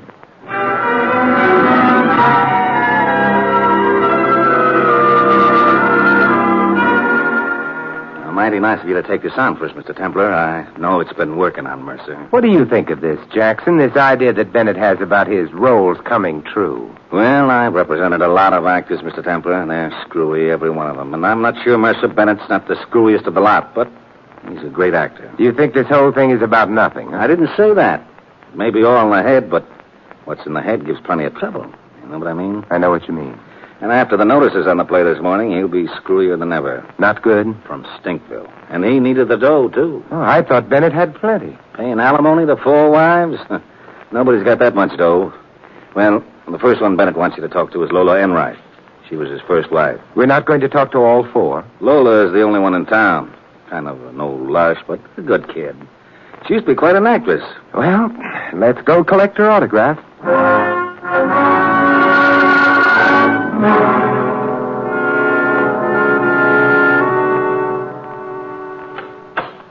Morning, Lola. Can we come in? Why, Mr. Jackson, do come in. I hope you'll excuse my dishabille. Just reading over a frightful stack of plays they're begging me to do. Safely wearing, finding a vehicle. Skip it, Lola. This isn't the producer. This is Simon Templar, the saint. Now, why didn't you say so? How do you do, Mr. Templar? Sit down. Thank you, Miss Enright. I've enjoyed your performances many times. Must be older than you look. What's up, boys? Mr. Templar, I'd like to ask you a few questions, Lola, about Mercer. Well, if you're going to talk about him, I've got to be fortified. Excuse me. Mr. Templar, have you ever met my friend? Huh? Oh, yes, I have. Oh, good. Then I don't have to introduce you. How about joining us? Well, I'm very fond of your friend, but not this early in the morning. About Mercer Bennett, Miss Enright. What about him? Well, very briefly, he has a fixation about roles he plays on the stage and acting themselves in real life. And in his latest play, he kills his leading lady. Tell him not to worry. That turkey won't run long enough for him to step on an ant. Something has occurred, however, to indicate that this isn't all imagination. You know anyone bearing any ill will against Bennett, Miss Enright? Sure I do. Anybody that knows him. Oh? Well, how about you, if I may be blunt? You mean, would I kill his leading lady and frame him with the murder? Let me think it over, Simon. Sure you don't want to say hello to my pal here? No, thanks. Well, I do. Mercer Bennett. The problem being, would I like to see him accused of murdering his latest love? Well, I might. I very well might. Anything else I can do for you, Simon? Play Camille, butch candy between acts, tour with the South Pacific Company of South Pacific? If anything comes up, Lola, I'll let you know. Oh, you're a nice boy, Simon. I'll give you a tip. Never be seen in public with agents. So long, Jackson. Here's to crime, Simon. Happy days, Lola. Yeah? Happy days.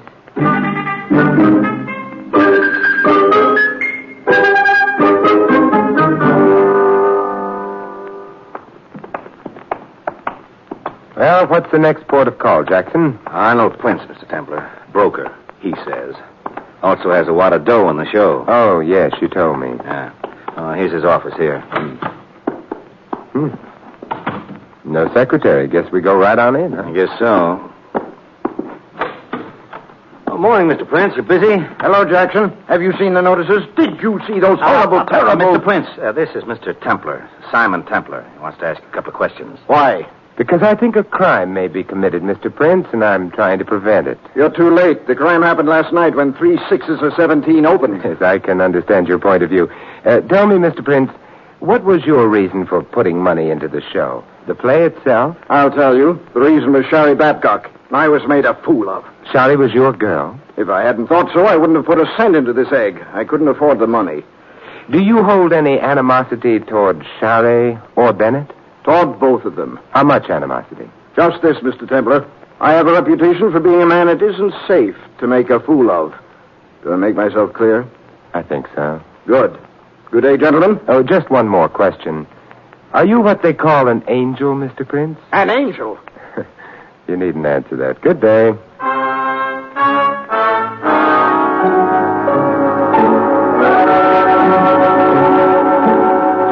This is Shari Babcock's apartment, Mr. Templar. I hope you don't mind if I let you go in alone. I shudder at the thought. Oh, yeah.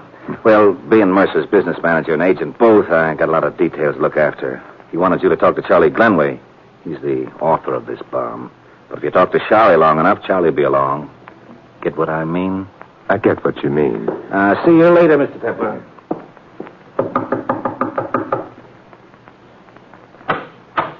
Good morning, Miss Babcock. I don't know if you remember me, but How could I forget? Won't you come in, Mr. Templar? Simon? Oh, thank you, Shari. Have you seen the notices? Yes. Well, it was to be expected, of course. Charlie's a nice boy, but just not a writer. Just not a writer. Shari, are you aware of the fact that as long as this play runs, you may be in considerable danger? Terribly exciting, isn't it? Huh? You're not frightened? But that's theater, Simon, dear. Actors living their roles, the excitement of opening night, the smell of grease paint. Shari, let's not do the grease paint in the veins bit, huh? Of course. You know about what happened in Boston? The real bullets instead of the blanks? Mm-hmm. Wouldn't it be fascinating if darling old Mercer had actually done it himself? I mean, conscious love, but subconscious hate. Fascinating, like Ibsen. Look, Hedda Gabler, did it ever occur to you that... Shari, you seen the reviews? Knock, Charles, darling, knock. Simon Templar, this is Charles Glenway, our author. The rats desert the sinking ship. You thought the play was pretty hot stuff this time yesterday, Shari. Oh, how are you, Templar? Thank you. Don't be rude, Charlie. And if one simply isn't a playwright, one should face it. Quote, Mercer Bennett, unquote. It was a play before he got hold of it, him and his rewrites. Of course it ended up garbage. It was bound to. Oh, speaking of rewrites, Charles, darling, I've got some ideas about the second act. My lines simply have to be fixed, you know. Your lines have to be fixed. Well, you certainly fixed them last night, all right. Why don't you get that dramatic school mush out of your mouth and talk? You think it improves things if nobody can hear you? In this case, yes. Am I intruding on anything? All right. We won't fight, Shari. I don't want to. Fine, darling. And you will rewrite my lines in the second act? No. Yes. I'll keep score for you. Who is this guy, anyway? Another Arnold Prince? I was never anything to Arnold Prince but nice to him, so he put up the money for your show. How nice were you? Glenway, I hate you. Sorry, darling. Mercer, sweet. Oh, Glenway. And Templar. Sorry, old man. Shall I leave? Not at all. I mean, don't rush off. About the notices, Shari, darling. Disregard them. Of course, the play is bad. The thing to remember is that I've carried worse plays than this. You were younger then. Jealousy rearing its juvenile head. But it's a good thing you're here, Glenway. There's a lot of rewriting and fixing to be done. And you might possibly be of some help to me. I have an earth-shaking suggestion. Why not just do the play as it was written in the first place? You're questioning my knowledge of the theater? I think you're over the hill, Jack. Pay no attention to this scribbler, Mercer. Artie. I find your conduct unprofessional, Glenway. We of the theater. And I find your conduct unbecoming to your fellow members in the Townsend Club, Bennett. Hams. What did you say, Templar? I have been up since dawn trying to prevent a murder about which I now feel almost indifferent. I have foregone my breakfast, but I find myself unable and unwilling to do so another second. If anyone wants me, I shall be in the restaurant on the corner, saving a life near and dear to me, my own. Farewell, Thespians.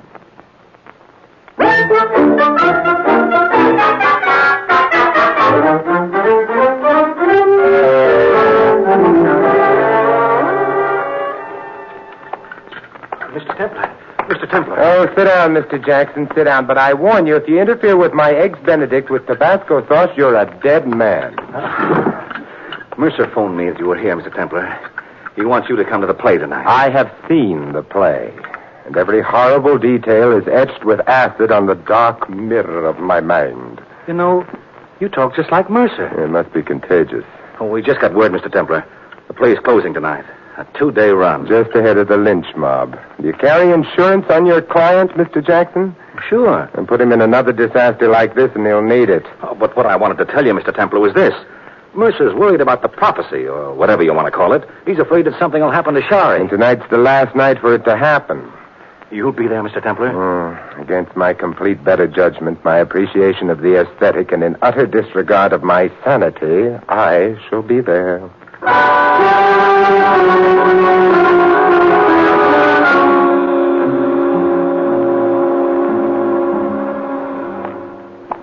Hello, Mr. Templar. Oh, hi, Charlie. Where have you been, huh? Out front. Everything all right back here, Mr. Templar? It's all quiet so far. This is the final scene. Yeah, the death scene. Yeah. He plays the violin to her before he stabs her. You think the audience is buying it, Mr. Templar? Well, they haven't stormed the stage as yet. Well, it's not a bad play, or it wasn't at first. It's Bennett in the rewrite. Now it's all hash. How do you like Shari? As an actress?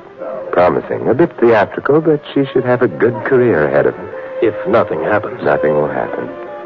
Hey, there's Prince backstage. I don't like that. I'll keep an eye on her. And there's Lola, too. She's... I know. She's Bennett's first wife. And she's bitter because he hasn't paid her alimony for years. Look. They're going into the death scene. Yeah, I'm watching, Charlie. Don't let anything happen to her, Mr. Templar. Charlie. Hey, what's that on the prop table, huh? A knife. Well, it's not a real one. It's like the one Bennett stabbed Shari with, a rubber blade. But if that knife is here, what has Bennett got? What? Well, I don't know. Templar, Shari! Shari, look out! Quick! The curtain! Pull down the curtain, quick! Shari, are you hurt? What happened, Bennett? I don't know. I started to stab her like I always do, and blood came. I had the wrong knife. Let me, Templar. Shari, baby. How bad is it? Get a doctor, somebody. No doctors to spoil our last moment, Charles. Just you and me. Oh, it will always be you and me, Shari, always. No. The realization came too late. The bloom withers in the bud. Its fragrant secret forever. Shari. Next week, East Lynn.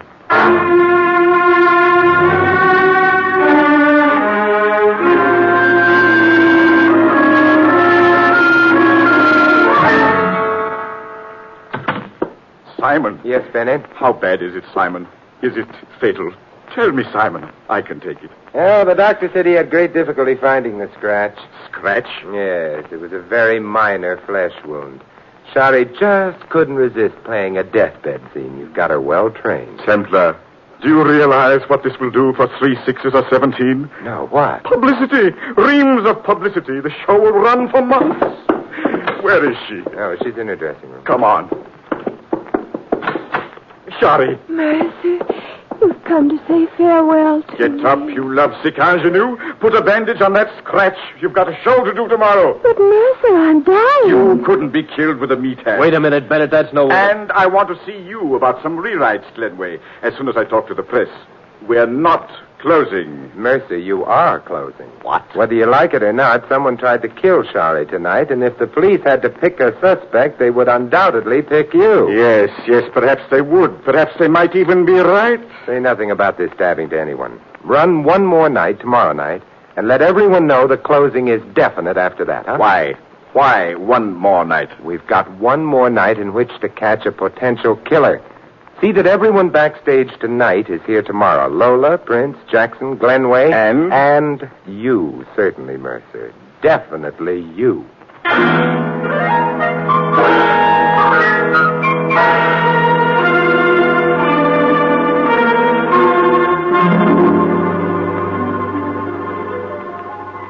They say each man kills the thing he loves.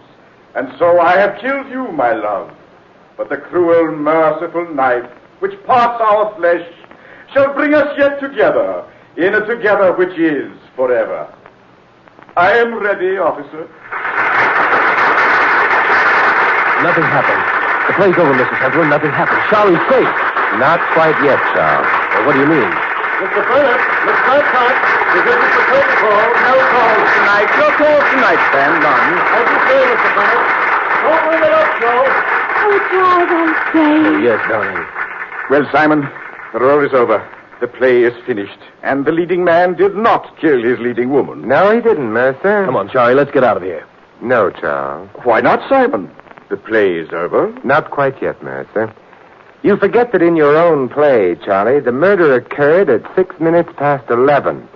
It's now just 10:45. You're suggesting we stay here until 6 after 11? I'm suggesting it very strongly. Charles, would you ask Lola, Arnold Prince, and Stuart Jackson to join us? They're all backstage. Okay, Mr. Templar. What are you expecting, Simon? Charlie, I'm expecting another attempt on your life. There have been 2 already. I intend to see that this is the final one. What if it's a success? If my theory is correct, it won't be. The saint is never wrong, Shari. Are you? Well, hardly ever. Let's join the others, shall we? I'm giving a theater party.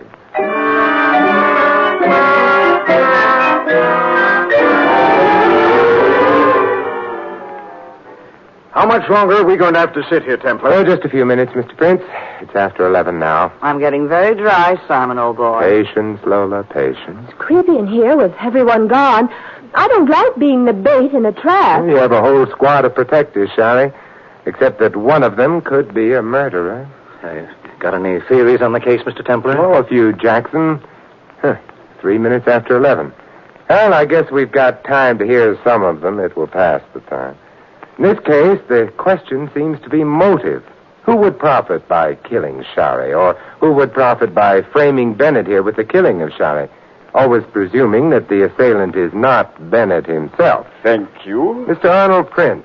A motive, certainly. I agree with you. A rejected suitor who feels himself used badly. She's a little... Why, you... Gentlemen, no violence until 6 after 11. Mr. Prince lost money he could ill afford to lose. He thought he lost Miss Babcock to Mr. Bennett, and so had reason to hate them both. Stick around, Mr. Prince. Don't worry. I wouldn't miss Shari's murder for twice as much dough as I poured in this raffle. Oh, Miss Lola Enright. A motive, perhaps? Love. Desperate, hopeless love for this road company, Barrymore, and hatred for the younger rival. Right, Simon? Couldn't have done it better myself. I'll stick around, Simon. Mr. Mercer Bennett. A strange fixation that he is destined to carry out whatever roles he plays on the stage. A mania, perhaps? I've tried to get him to an analyst, Mr. Templar, many times. Ask him. Shut up, Jackson. Tempers are getting edgy as we approach the hour. Mr. Charles Glenway, one of the best of motives. What? Oh, I might warn you, I don't know if the electrician knows we're still here, so we might find ourselves in the darkness. Simon. And then it might not happen at all. Let's see, where were we? Oh, yes. Charles Glenway. Oh, Charlie couldn't do it, Simon. All right, drop it, you. Drop it, or I'm going to break your wrist. Drop it.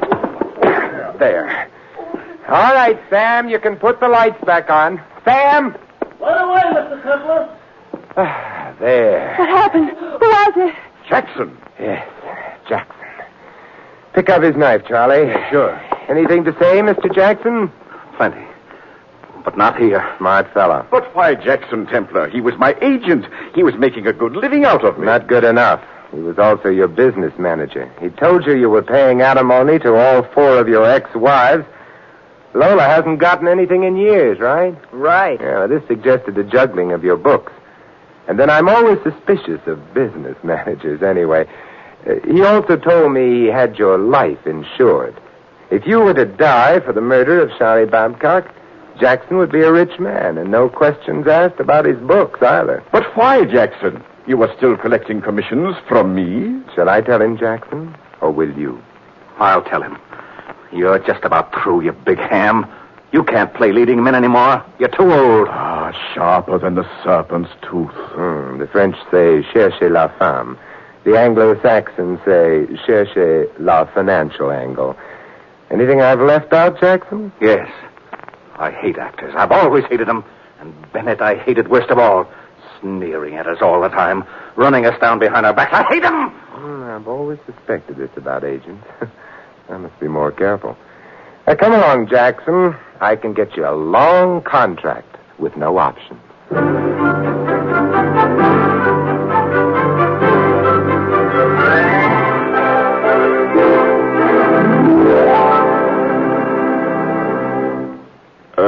Templar. Yes, Mason? After you turned Jackson in, you didn't give the full story to the papers, did you? The full story? Not yet. Why? Don't. Don't, as a favor to me. Oh, but this will be wonderful publicity for your show. It will run forever. I'd rather you didn't. But why, Mercer? Well, Jackson's statement about me being too old for leads. Of course, it's totally untrue, but if word of a charge like that gets around show business, well, you know... Yes, I see. My lips are sealed. Thanks, Templar, thanks. Maybe the trouble is I'm not wearing a tight enough girdle, or maybe chin straps while I sleep at night. Actors. You know, Jackson may have been right.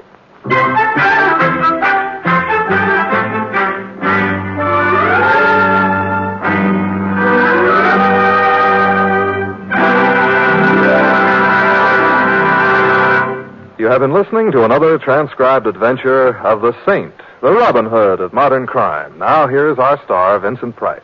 Ladies and gentlemen, it's difficult to comprehend the fact that you can hold life itself in the palm of your hand. The shape it takes isn't particularly dramatic. It's as simple as this. A few coins, a few dollars, your contribution to the Red Cross. The life you hold is that of some unknown person who will be restored to health through the Red Cross National Blood Program. That program is already in its 2nd year. It still hasn't been fully developed. It still isn't bringing the amazing medicine of whole blood to all those who need it. That won't come without more doctors, nurses, technicians, and equipment. That won't come without your help. The only thing that makes it possible for the Red Cross to carry on its mission of mercy. More than 1,500 hospitals have been supplied free of charge with blood and blood derivatives. More than 500,000 pints have already been provided for medical use. And yet this is only part of the Red Cross program. The Red Cross follows in the wake of disasters of all kind, treating the injured, feeding the hungry, and sheltering the homeless. From the Red Cross emanates a network of services to the armed forces, to veterans, to the community as a whole. The complete cost of all these operations for the next year will be $67 million. But the cost to you is whatever you can give to help the helpless. Remember, all of us can help through the Red Cross. This is Vincent Price inviting you to join us again next week at this same time for another exciting adventure of the Saint. Good night.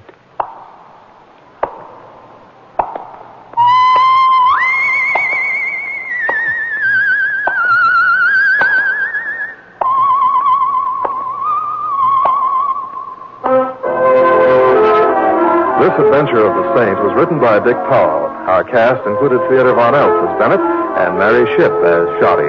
Ed Begley was Jackson, Maggie Morley, Lola. Prince was played by Stanley Farrar and Charlie by Bob Clark. Harry Brown was the doorman. The Saint, based on characters created by Leslie Charteris, is a James L. Safier production and is directed by Helen Mack. Vincent Price is soon to be seen co-starring in RKO's production of His Kind of Woman. All you Saint fans will be glad to know that Mr. Price is guest editor of the January issue of Inside Detective, world's largest-selling detective magazine. Your announcer, Don Stanley. 3 chimes mean good times on NBC. The chimes are ringing for tonight's broadcast of The Big Show, radio's greatest spectacle. Your stars for this evening's Big Show, in addition to the unpredictable Tallulah, will be Louis Calhern, Jimmy Durante, Jack Carter, Martha Ray, and many, many more. For drama tonight, Theater Guild on the Air presents a 1-hour adaptation of the fascinating story Trilby, starring Rex Harrison and Teresa Wright. So remember, The Big Show and Theater Guild on NBC.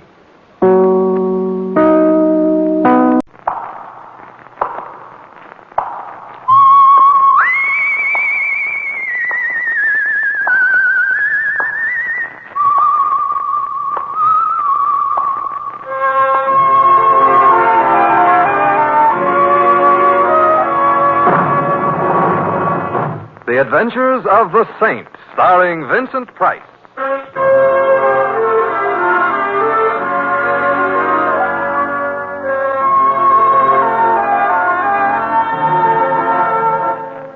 The Saint, based on characters created by Leslie Charteris and known to millions from books, magazines, and motion pictures. The Robin Hood of modern crime now comes transcribed to radio, starring Hollywood's brilliant and talented actor Vincent Price as The Saint.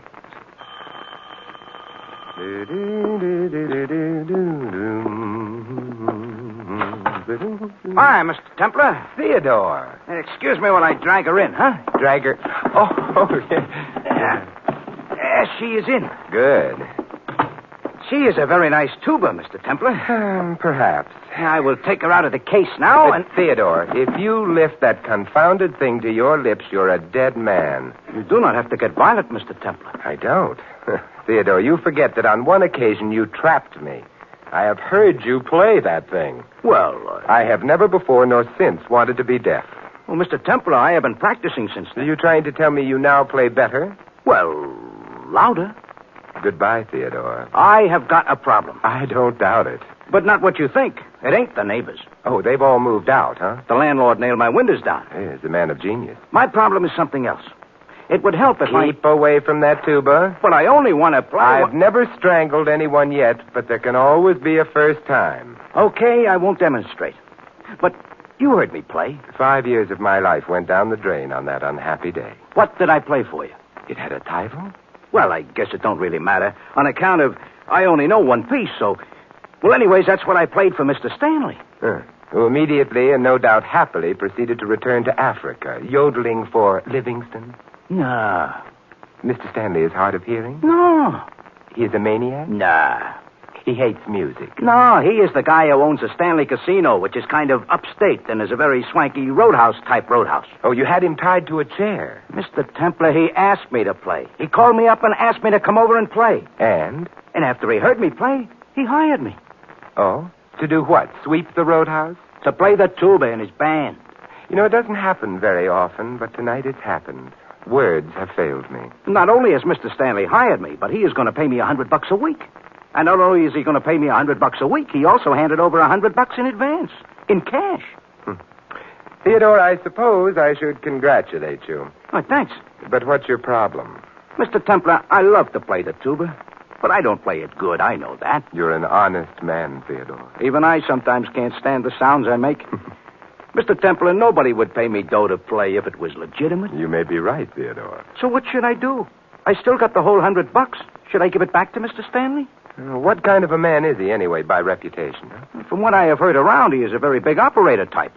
And I do not think he has had a reputation ever since he was expelled from reform school. Oh, why was he expelled? Oh, he lowered the tone of the place. Theodore, when do you start working for him? I make my debut tonight. Debut? I see. So what I'm asking you, Mr. Templar, is will you please be there when I debut?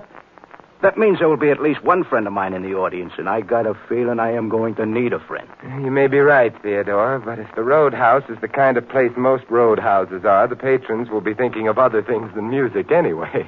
Yeah, but suppose they think of murder.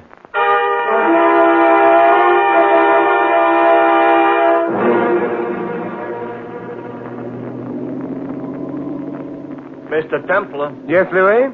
It ain't none of my business. Will that stop you? No. I didn't think it would. One of these days, I'm going to hail somebody else's cab. So then what happens to my wife and my 6... No, don't say it. I haven't got a wife and 6 kids.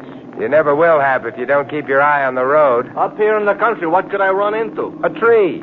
True. Yeah, but Mr. Templar, I started to ask you something. You're going to the Stanley Casino. The Stanley Casino is in the country. Westchester, Louis. Yeah, well, the same thing. Also, the Stanley Casino is a very romantic place. Fellas take their girls there. Now, you're not equipped with a girl, therefore... Why am I going there? To listen to a friend of mine play the tuba. Well, one thing you can say for that, it's different. It's also true. Yeah. Mr. Templar, I'm not saying I can understand why a guy would want to play a tuba in the first place, but maybe he's got a reason. But for somebody to voluntarily listen to him, then there's no excuse. I'm fond of Theodore, Louis. I have a feeling he may be in trouble. Oh, that I can understand. You see, he must have been hired for a reason that has nothing to do with his tuba playing. Now, what it is, I can't imagine. Maybe you should have stopped him. I couldn't, Louis. It was a job, and, I don't know. Maybe I should have. Maybe not. I feel a little like Hamlet. Oh, this I got a feeling I'm going to regret. What do you mean you feel like Hamlet? He couldn't decide either. Of course, you remember his famous soliloquy. I think the children should ought to be sent to bed right now. The one that begins, tuba or not tuba, that is the question.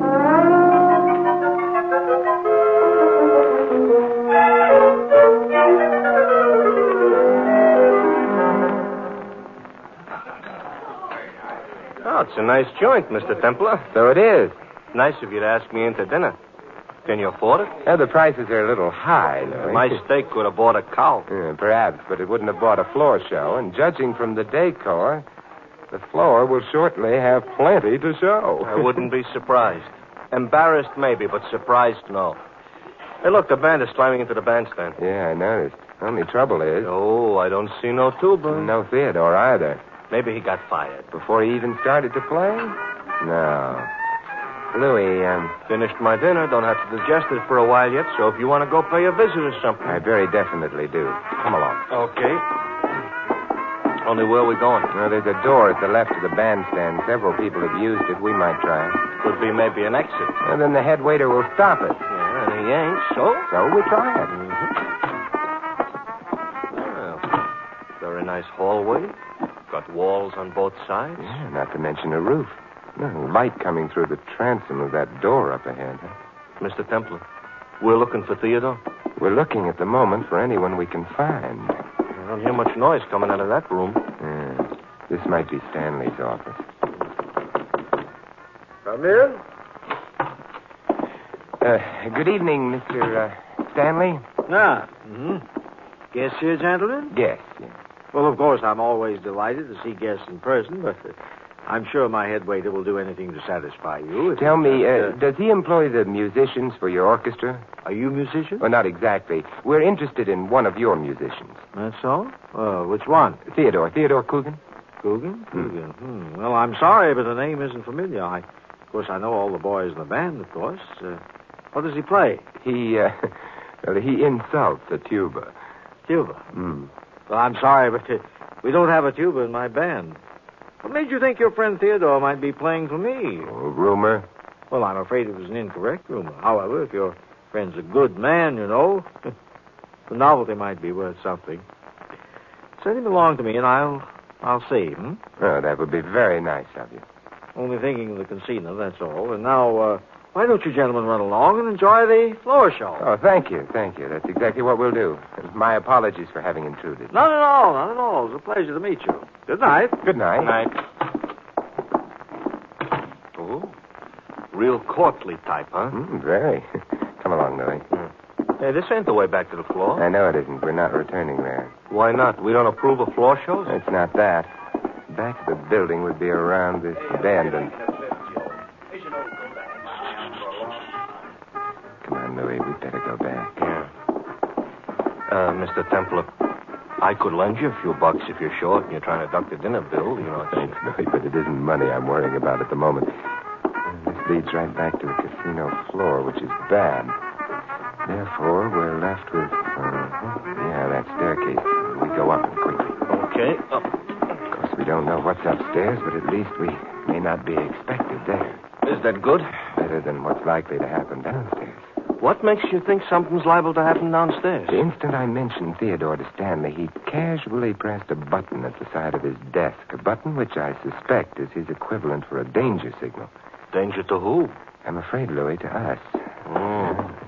Turning the landing and... Another hallway. We'll have to try. It's locked. There's another door on this side. Also locked, yeah. So far, all this upstairs consists of is a lot of doors which are locked. The rooms are probably used for storage. Stanley will realize shortly that we didn't return to the floor show. The back door was guarded, so he'll know we didn't leave through it, which means... Yeah, he'll come up and see us sometimes, and there's sometimes it's going to be now. It is. Of course, I don't know whether Stanley intends anything too drastic. We haven't seen Theodore. Yeah, supposing we had. Well, let's try this door. Hey, this one's open. Come on. Quite a suite. Too bad they didn't use some sweet air in their suite. Maybe they ducked up here. Hey, shut the door, Louis. Okay. Is there a bolt on the door? Yeah. I slide it? You slide it. You know, it ain't very strong. Window over on this side. Hey, it's a room with a view. Yeah?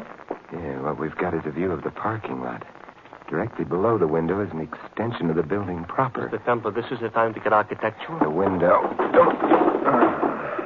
Oh, it's cold out. Perhaps. Hey, watch, Joe. Out, Louis. The roof of the extension is only a few feet below. So it's out? Good. It's a solid roof, Mr. Templar. Good. Move over. So we're out on the roof. So? Hey, wait a minute, Louis. Huh? Someone down there in the parking lot. Oh, yeah. And even from here, I can see he's carrying something besides small change in his right-hand coat pocket. Armed and unquestionably forewarned. Room service back in the room is getting impatient. Only a short drop to the ground. Louis, jump down. Jump? But... And let that man down there come to you. You stay right down below the edge of the roof. I'm coy, yeah? Louis, hurry. Okay. Hey, you. For me? Don't move. Never broke a lease in my life. Keep your hands away from your pockets. Yeah, but they're in my pocket. I said. Okay. I heard what you said. Well, here goes. Mr. Templar, you didn't say 4, and you landed right on him. Hey, he's out cold. Come on, Louis. Yeah, I already located it. It's over to the left. Come on, let's take a cab, huh? Templar. Yeah? A very good foot racer, I ought to tell you. I'm not. I take it back. I just gained 50 miles an hour. We're almost to the cab. The light isn't too good for their aim. Their aim could be too bad for our health. Ow! Hey, Louis, were you hit? No, they scratched the fender. I just painted it. I'll buy you a new fender. Quick, Louis, in. Yeah. What? Look, come on. Mr. Templar, did we stop at a gas station on the way out here? Yeah, the one with the flying red horse just outside the city. We should have taken the horse. Oh. No, we'll go. Those bullets are breaking the speed limit. Oh, boy, I think we're out of range now. As long as we ain't out of gas. Hey, Louis. What? I just remembered. What is it, Mr. Templar? What happened? I forgot to pay the check.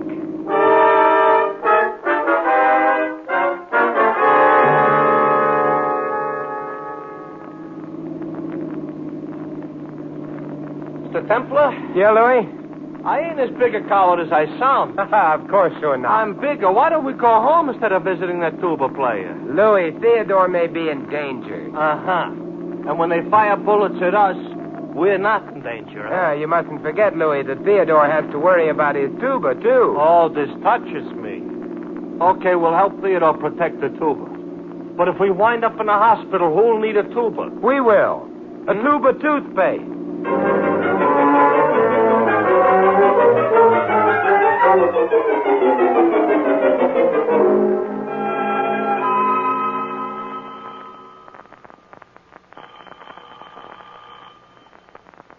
I guess he ain't in, Mr. Templar. Apparently not, however. Hello. Ooh. That's a tuba player? Good evening. I'm Simon Templar. This is Louis. I'm the Queen of Transylvania. But don't let that bother you. Oh, may we come in? Of course. The king is out of town. There's only one trouble about being the Queen of Transylvania. What's that? There is no such place as Transylvania. You're bright. But I didn't want to frighten you outside. Or upset the neighbors with your gun. I always worry about the neighbors. And now that you have your gun pointing at me, what am I supposed to worry about? A good explanation of why you're looking for Theodore. Why does that concern you? I don't think I like people who go around looking for Theodore. Maybe they can't help it. It's a neurosis or something. Yeah, I might want to offer Theodore a job. Doing what? Well, playing the tuba in an orchestra. And I'm the Queen of Transylvania. You'll have to do better than that, Mr. Templar. Hey, that car. Unless I'm guessing badly, the number of people you dislike is shortly going to be increased. I don't... That car which just stopped outside may be bringing more seekers for Theodore. Don't move, please. See anything interesting through that window? The car did stop a little. Somebody's getting in. Oh. Both of you stay where you are. And don't try to follow me.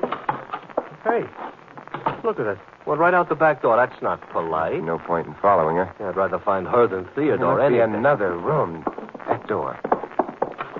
You still think maybe Theodore is here? I don't know. This is the bedroom. And...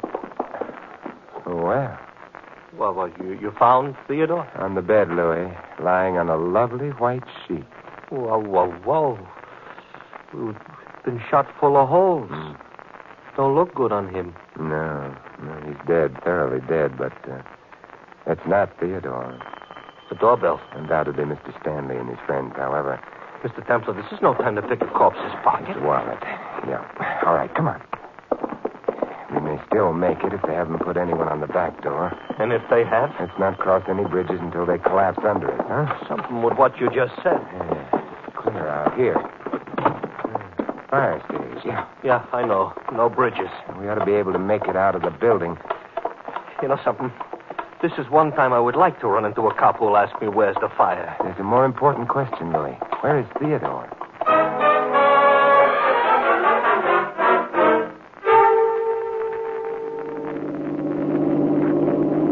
Look, Mr. Templar, ain't we had enough escapes for tonight? I don't know. Louis, the corpse back in Theodore's apartment was a man named Max Carter. Oh, that's why you swiped his wallet. There wasn't nobody around to introduce him to it. Yeah, that's right. Does that wallet also tell you why he was murdered? No. Therefore... Yeah? Suppose we stop at the nearest drugstore. Mr. Templar, I couldn't eat a thing. That's not what we need a drugstore for. Now, look, there's one up ahead, Louis. Okay. Hey, no, Mr. Templar. Wouldn't you have thought that whoever killed that Carter guy could have been smart enough at least to swipe the wallet so that the body wouldn't have been immediately identified? No. I suspect it was very important to the killer that the body be identified, and quickly. I will say aha. This makes me sound smart, like I understood what you said. So now I can be a dope again. We're in the drugstore, now what? So we find a phone booth. Yeah, this one. Yeah. And we make a phone call. Well, if you'd have had a chance at least to get a phone number, I would know who you were phoning. But you didn't. So who you phoning? The police. Louis, I've got to find out who Max Carter is. Lieutenant Archer here. Oh, Lieutenant Simon Templar. The lieutenant just left for the upper Amazon. Good night. Well, what's the matter with the lower Amazon? Too low. Simon, what can I do for you? Who is Max Carter? Crook, drug addict, blackmailer. A wholesome little character. I see. Suppose he was found murdered. I'd give 3 cheers. And after that, you'd suspect whom? Killing Carter? Thousands of people. But the first guy I'd try to get in touch with would be a little tuba player named Theodore Coogan. Theodore Coogan? Why, Lieutenant? Well, Coogan was engaged to a girl named Wendy Breen. Very much in love with her. She committed suicide. Because of Carter, huh? Yep. So, unless Theodore had an ironclad alibi... Lieutenant, not ironclad. That went out with the bustle. Simon, why are you interested? In the bustle? No, in Carter. Well, maybe he has a bustle. Goodbye, Lieutenant. That's interesting. What is? Louis, I am about to ruin an old proverb. Oh, Mr. Templar, be careful. It's sometimes necessary to pay the piper, true.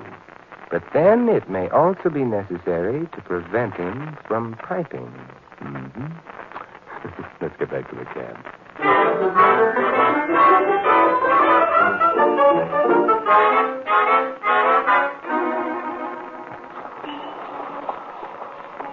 Did the lieutenant mention why he would suspect Theodore? Yes, Carter was the reason for a suicide of a girl named Wendy Breen. Theodore was going to marry her. Oh, that's plenty motive. Yeah. Okay, the cab. Well, where to? Oh, twice around the park. What? Mr. Templar, you're not the man you used to be. Don't be silly, Louis. The Queen of Transylvania has joined us. Uh-huh. I've been following you two. Well, we're flattered. When you stopped, I paid off my cab and decided to use yours. Oh, cozier? Cheaper. Mr. Templar, why were you looking for Theodore? I wasn't. Not in his apartment, at any rate. What were you looking for? You know that as well as I do. You'd better tell me anyway. You know, you really should have words with your dressmaker. Your revolver's showing again. Besides, do I really have to tell you? You were in the bedroom. No, I didn't have a chance to look. Go on, start the car. I start, Mr. Templar? You start, Louis. Now, suppose you tell me what you were looking for. I'm the one who has the gun. I don't have to answer any questions. Not mine, perhaps. The police, however, will be ruder and more insistent. The police? Excuse me for interrupting, Mr. Templar, but we are being followed. Oh, by someone else beside the Queen here? Must make quite a procession. Louis, can you get any more speed out of this cab? Well, there's a car right in front of me going slow. Well, you might try passing it. Okay. Hey, he's swinging over right in front of us. Hey. How do you like that? Oh, Mr. Stanley is thorough. One car in front of us, one behind. Hey, we're boxed in. Good evening, Mr. Templar. Louis will sue you, Mr. Stanley. He's very touchy around the fenders. Oh, indeed. Well, and can that be my beautiful Mona? I've got a gun. Half a dozen of my boys surrounding the cab, and you better let me have that gun. Thank you. Now then, you'll all join me in my car. I think you'll find it more comfortable. Yeah, but I like it here. Besides, your car is black. It reminds me of a funeral. You know, that's a very interesting comment, because that may be precisely where all of you are going.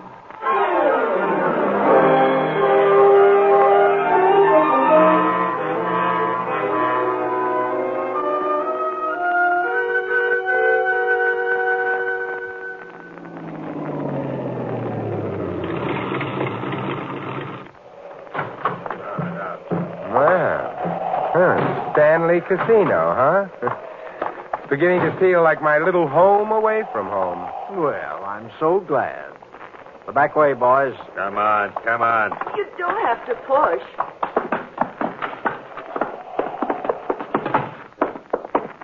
My office. No one minds. Oh, no, my love? I don't mind. Good. Ain't you going to ask me to? No. But I mind. Shut up. All right. I just don't like to be overlooked. Well, make yourselves comfortable.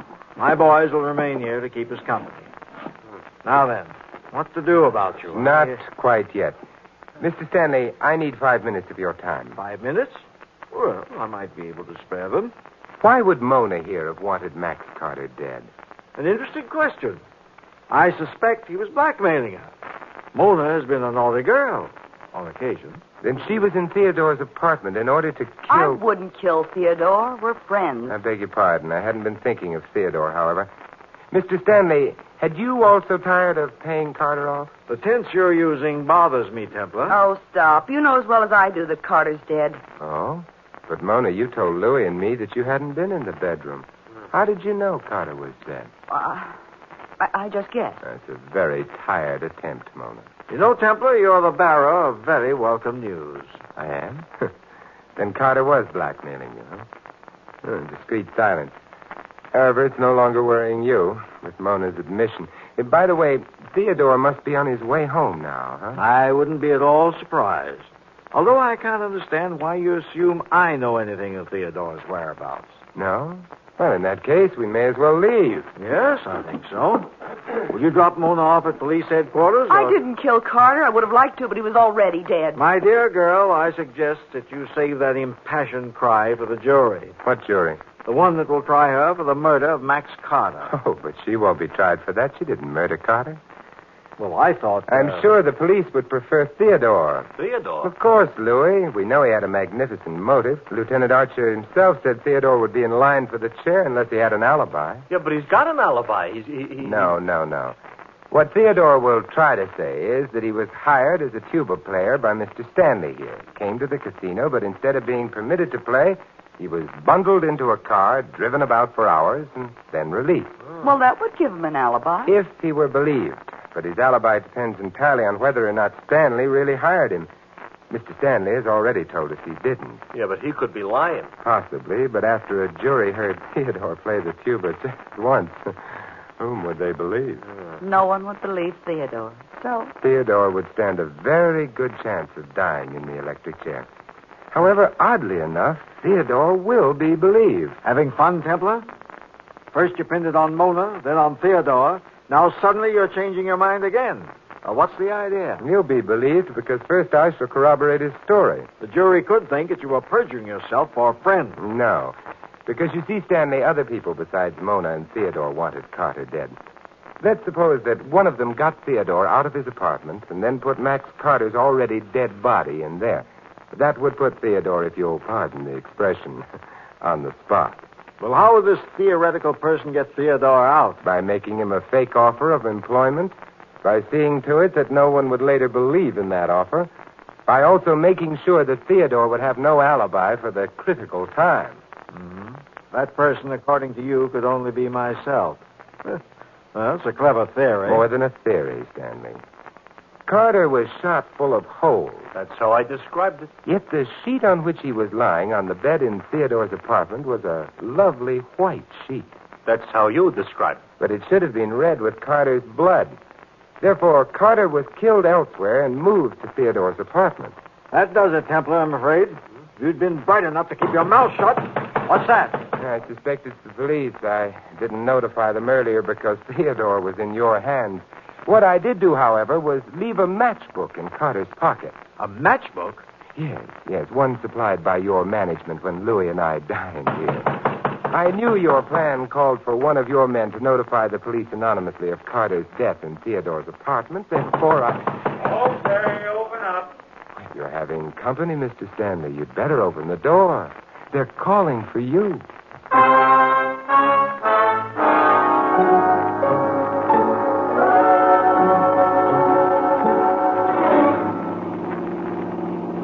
Well, Mr. Templar, we got through it alive. Perhaps, but will we ever be the same? Is that bad, Simon? Well, I never would have met the Queen of Transylvania otherwise, so... Simon. So? So long live the Queen.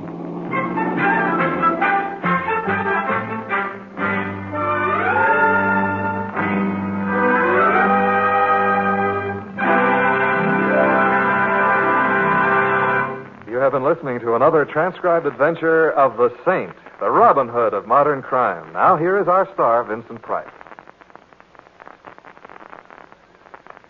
Ladies and gentlemen, almost by definition, freedom has been an integral part of America. It is the foundation upon which our political philosophy is based. And now we must reaffirm our faith in that philosophy.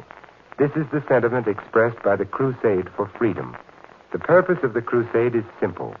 First, to bring moral and financial support to a radio station operating in the heart of Europe itself.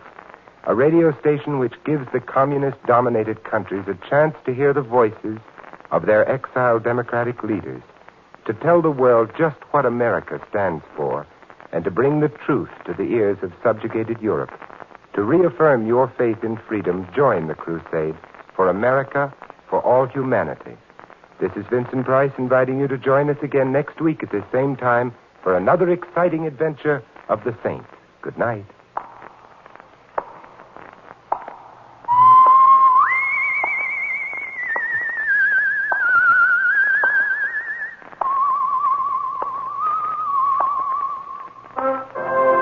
This adventure of the Saint was written by Louis Vittes. Our cast included Maggie Morley as Mona and Jack Moyles as Theodore. Victor Rodman was Stanley, Frank Gerstle the lieutenant, and Louis is played by Larry Dodkin. The Saint, based on characters created by Leslie Charteris, is a James L. Safier production and is directed by Helen Mack.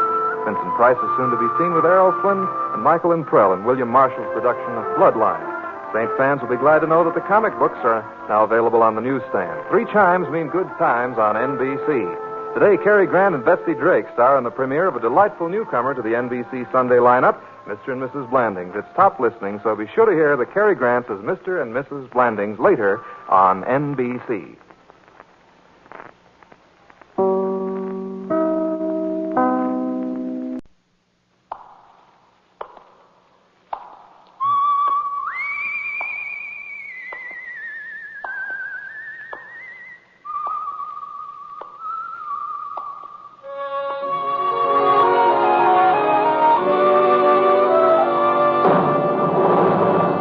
The Adventures of the Saint, starring Vincent Price.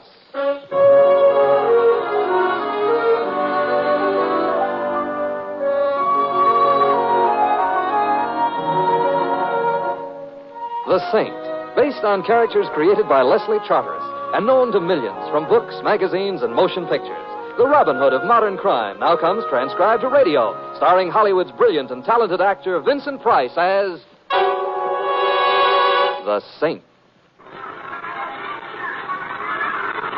Just step a little closer, if you will, my friend. You might be the start of a mighty insurgent throng. You mean me? You and none other. Slumming tonight, friend? Oh, I just happen to like carnivals. The gentleman says he likes carnivals. And now let us all step up a little closer here while we talk about the greatest attraction on the mighty Midway. A test of strength, courage, and endurance, attracting attention all over the civilized world and further. Texas. It's a joke, friend. Oh, sorry. Yes, sir. Indeed. Well, I am talking about that little lady inside the tent here that all your friends have told you positively not to miss. The courageous girl who lies buried alive 20 feet below the surface of the earth. Are you going in, friend, or am I wasting my time? I'm still on the fence. Yeah, indeed. Well, you have heard her name, you have read about her in the papers, and now you are going to see Mona, the buried alive girl, who has lain in her grave on these premises for 222 hours, 36 minutes, and 21 seconds, and is now attempting to break the world record of 244 hours. Ooh, how strenuous. Inside the tent, you will see her, talk to her, ask her any questions that happen to be on your mind. Tell me more. My friend, I don't request that you buy a ticket for this great attraction. I just ask that you put this question to yourself. Yes? Would I have the courage to change places with Mona, the buried alive girl? No. I thank you for your kind attention, and the box office is now open. Oh, one, please. One, he says. Some days it don't pay to get buried alive. There you are, son. The entrance is right in front of you. My change? Oh, yeah. Yeah, the change. That's right. It's a mere oversight, sir, I assure you. Here you are, right straight ahead. Yeah, thank you. Thank you.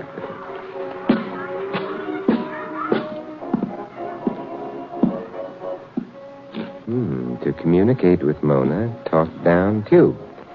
Well, all right, I talk. Mona. Frankie, you gotta get me out of here. I'm going crazy down here. I'm scared. Mona, this I've been thinking, Frankie. I've been thinking all day what Angie said just before she... I don't want to end up like Angie, Frank. I don't. And I will if you don't get me out of here. I know I will. I don't want to die, Frankie. Get me up. Mona, this isn't Frankie. This is Simon Templar. Can I help you? Oh, you're not Frankie? No, but I'll help you if you'll tell me what you're afraid of. Mona. I am in very good health and am enjoying no physical discomfort whatsoever.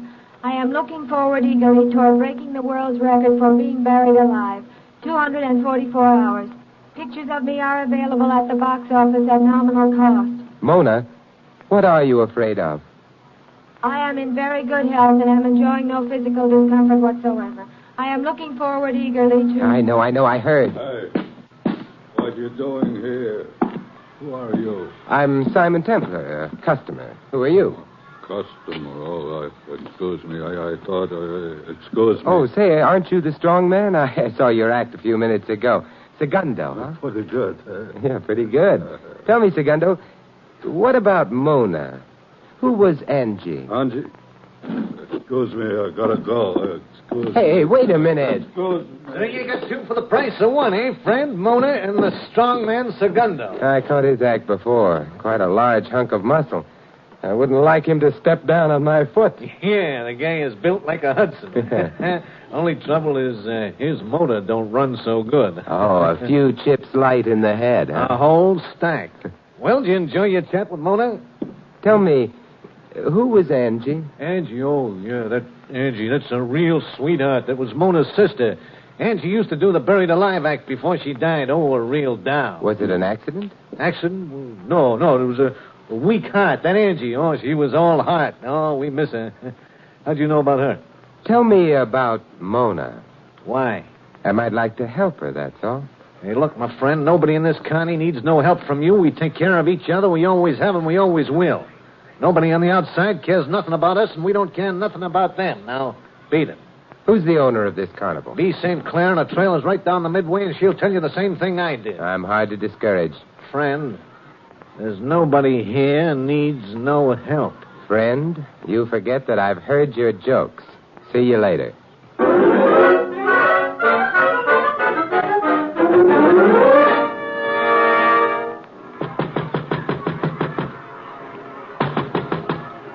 Come in. Miss St. Clair? Right.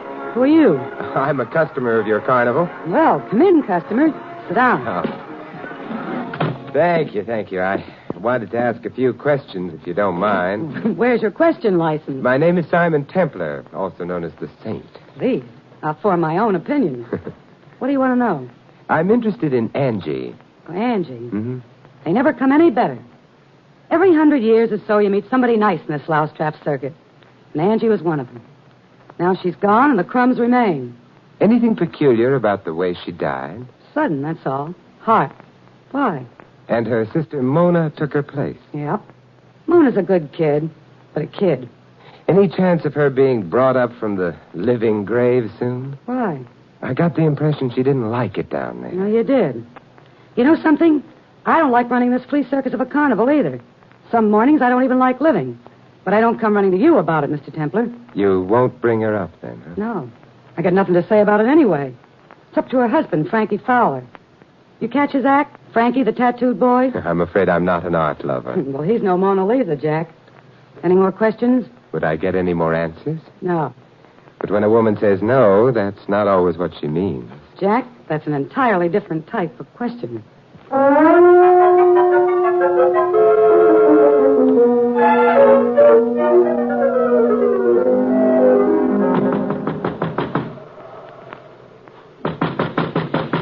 Hello. Anybody here? Yeah? Frankie, I'd like to talk to you. Who are you? My name is Simon Templar, Frankie. What do you want? Well, I've always been interested in tattoos. I think they're fascinating. Oh? Almost as fascinating as the people who do them. Oh, a fan. Come in. Thank you. You know, the Connie's closed for the night, but I'm always glad to oblige a customer. Well, I'm not exactly a customer. I'm a friend of Mona's. Mona's got no friend, Simon Templar. Well, let's say a speaking acquaintance. Did you know Angie, Frankie? Know her. Angie was my wife. Wonderful girl. Almost killed me when she passed away. Omaha. She's buried there? I couldn't leave her behind. Not with strangers. Call me sentimental if you want to, but that's the way I felt. You see that urn over there on the table? Now Angie's with me always. I see. They say us Carney people got no heart. You like to see some real artistic work in tattoo, Mr. Templar? Oh, maybe some other time, Frankie. Look at that. Here. Monitor and a Merrimack. Civil War. Authentic, 100%. They don't do work like that anymore. Frankie, Everything I got on me is art. Art! I seen a guy the other day ask him what he had on. He said surrealism. Surrealism. I told him right out. I said, the guy that tattooed that on you ain't American. That's what I told him, and I'll stand by it. Surrealism. Frankie, I've been talking to Mona. What about? She's buried too far under the earth, Frankie. She wants to come up. Well, she does she? She say anything else, did she? I just got the impression she was frightened down there. Well, let her be. Let her stay there. She's getting just like Angie. Oh? Angie was frightened? Well, No, that's not what I meant. Angie was the greatest. It's just that they're sisters, see? What's this to you? Nothing, except I think it might be better if you brought Mona up. Oh, you do? You do? Segundo! Frankie. Come in here. Now you see what happens to guys who get nosy. Afraid to do your own strong-arm work, eh, Frankie? Why, you... Here I am. Look, Segundo, this guy came in here saying bad things about Angie. About Angie? Yeah. You shouldn't have said that, mister. Not about Angie. I don't like nobody to say bad things about Angie. I'm trying to help her, Segundo, and Mona. Don't listen to him, Segundo. Get him. I don't trust strangers. Hit him again, Segundo. Throw him out. Yeah. You shouldn't have said bad things about...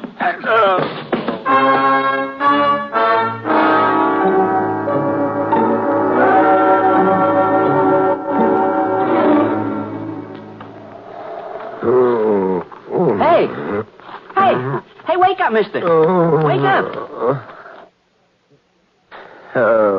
Hey, Carnival's closed for the night, friend. Why don't you go home and sleep? Where till I find my head? What happened? Well, let's say too much cotton candy and circus peanuts, huh? Drink help you out? Ooh, immeasurably. Lead the way. You don't mind drinking with a dwarf, do you? Uh-huh. Why should I? Well, some people do. My name's Carlos. Hello. I'm Simon Templar. Yeah. Right in here. My home. One of the wagons. Don't bump your head. I'll watch it. Here. Pour this down. Oh, thank you, my friend. My, I needed that. Have to go, or can you stay and talk a while? Oh, I'd like to stay if I may, Carlos. Oh, thank you. I very seldom get the chance to talk, Mr. Templar. Why is that? The dwarf's rather a lonely occupation. Not freak enough to make much money in the carnival, and too much of a freak to be accepted out of it. Oh, I'm sorry to burden you with my troubles.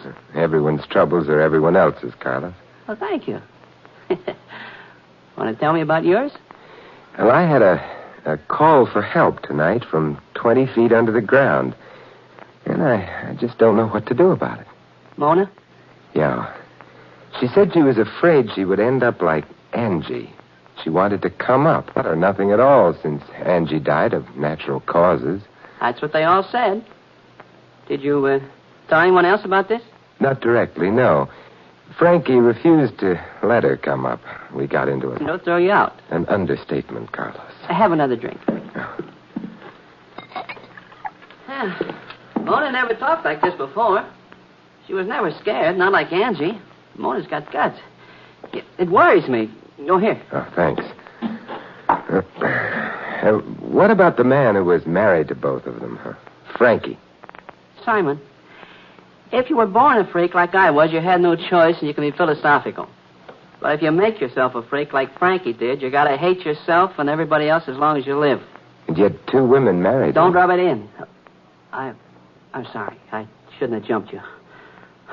I'm not always as philosophical as I try to be. I can't help thinking of Mona, buried alive, afraid. Afraid of what? And she mentioned that Angie said something to her just before she died. What? She didn't say. Tell me, how far are we from where Mona is? Just across the midway. You want to go over there? I'd feel better. And so would I. Let's go.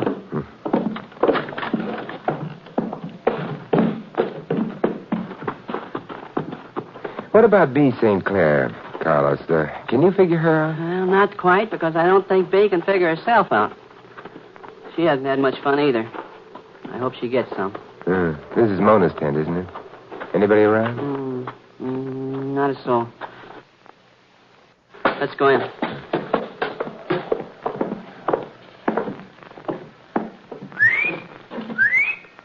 Mona! Mona! Huh. She must be asleep. Well, let me try.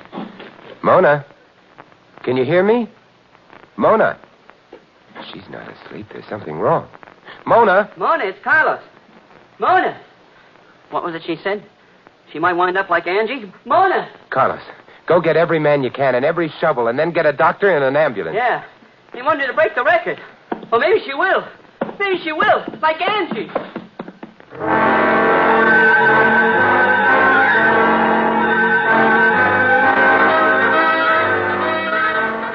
I'll help you. Take it. That's it. Keep stop. Get out of the way. Move. Go. It's faster than I told myself. Okay. Are they almost down to her, B? Well, I think so. It's only about 8 feet. We advertised 20, but 8 is enough. What do you think happened, Carlos? I don't know.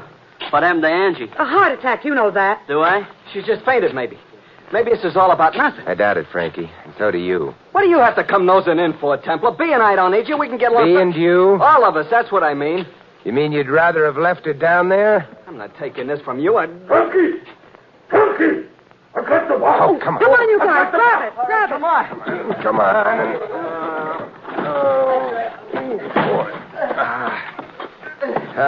There now. Give me a hand with the lid. You better come over here, Doctor. Right, Mr. Templar. There.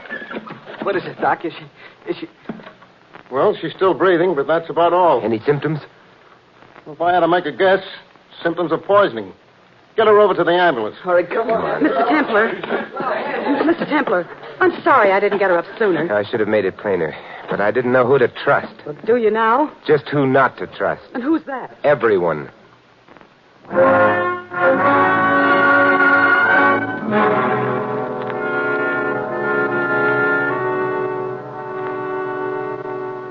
How is she this morning, Doctor? Oh, she's a sick girl, but she'll live.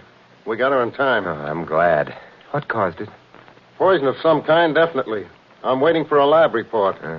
May I see her? Yes, go ahead, Mr. Templar. She's rational now.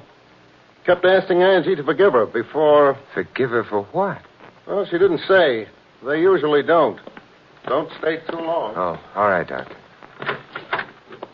Good morning, Mona. Who are you? Simon Templar. I spoke to you down the tube yesterday. You thought at first I was Frankie. I don't remember. Don't you? You said you were afraid you might end up like Angie. She said something to you before she died, Mona. What was it? I don't remember. She didn't say anything. You know what happened to you last night, Mona? No. There was poison in your food that was lowered through the tube. Got any idea who did it? Poison? I don't believe it. Well, police will find out. I don't want the police. I did it. I took it myself. What kind? Well, I don't remember, but I took it. Why did you want Angie to forgive you, Mona? Who told you that? I mean, you're making that up. I'm trying to help you, Mona. I don't need help. I want Frankie. I want him back. I want him back. All right. I'll find him for you.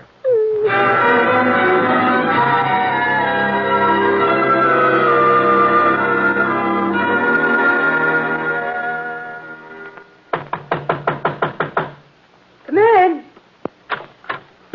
Simon, come in. How are you, B? How's Mona, Simon? Better, Carlos. I was at the hospital all day. Had to wait for the lab reports on the poison. Who did it? Oh, it could have been put there by anyone. To the police now? Not yet. Mona claims she took it herself. She's obviously protecting someone, or is afraid of someone. But who? B, you don't have to answer unless you want to. What, Simon? Has there been anything between you and Frankie? Well, everybody gets lonely. Are you still lonely? Jack, I got no ambition to travel around the country in an urn. That answer it? That's good enough. If I can wind this thing up tonight, will the two of you help me? You especially, Carlos. Anything I can, Simon. All right. You're not closing the carnival down tonight, B. We'll stay open if you say so. Well, it might make it easier. Carlos, you go to Frankie's trailer while he's doing his show and take the urn. Would you mind doing that? I'll do it. Good. Put it in a safe place. Doesn't matter where, and come back to the trailer. All three of us will wait for Frankie to come back after his show. What happens then? I don't know for sure, but I have a theory. Hope it's right. It's a question. What happens if it's not right? B, that's an entirely different type of question.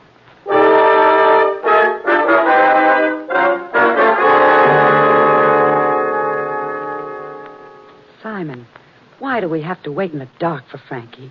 It's creepy in here. He might not come in if he saw the lights, Bee. Do you mind, Carlos? Not a bit. The dark is a friend of mine. Oh, I'm getting jumpy. You can leave if you want to. I might be able to handle what I have to do alone. Oh, I'll stick. But give me a chance to gripe, will you? How about you, Carlos? Oh, I'm enjoying it, Mr. Templar. Gives me a chance to feel important. I don't get many chances like that. Gee, Frankie's late. He should have been here by now. Well, maybe business was good tonight. Well, usually is. Oh? Say, Bee, I don't want to be personal, but running a carnival, is it lucrative? Jack, I don't want to brag, but I am loaded. Oh, how nice for you. Why, last year alone, I... Someone coming.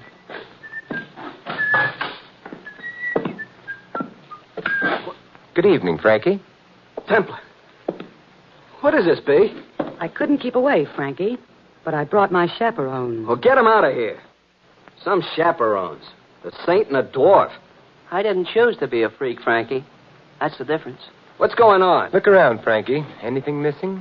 What do you mean? The urn. Where is it? What'd you do with it? We took it. You took it?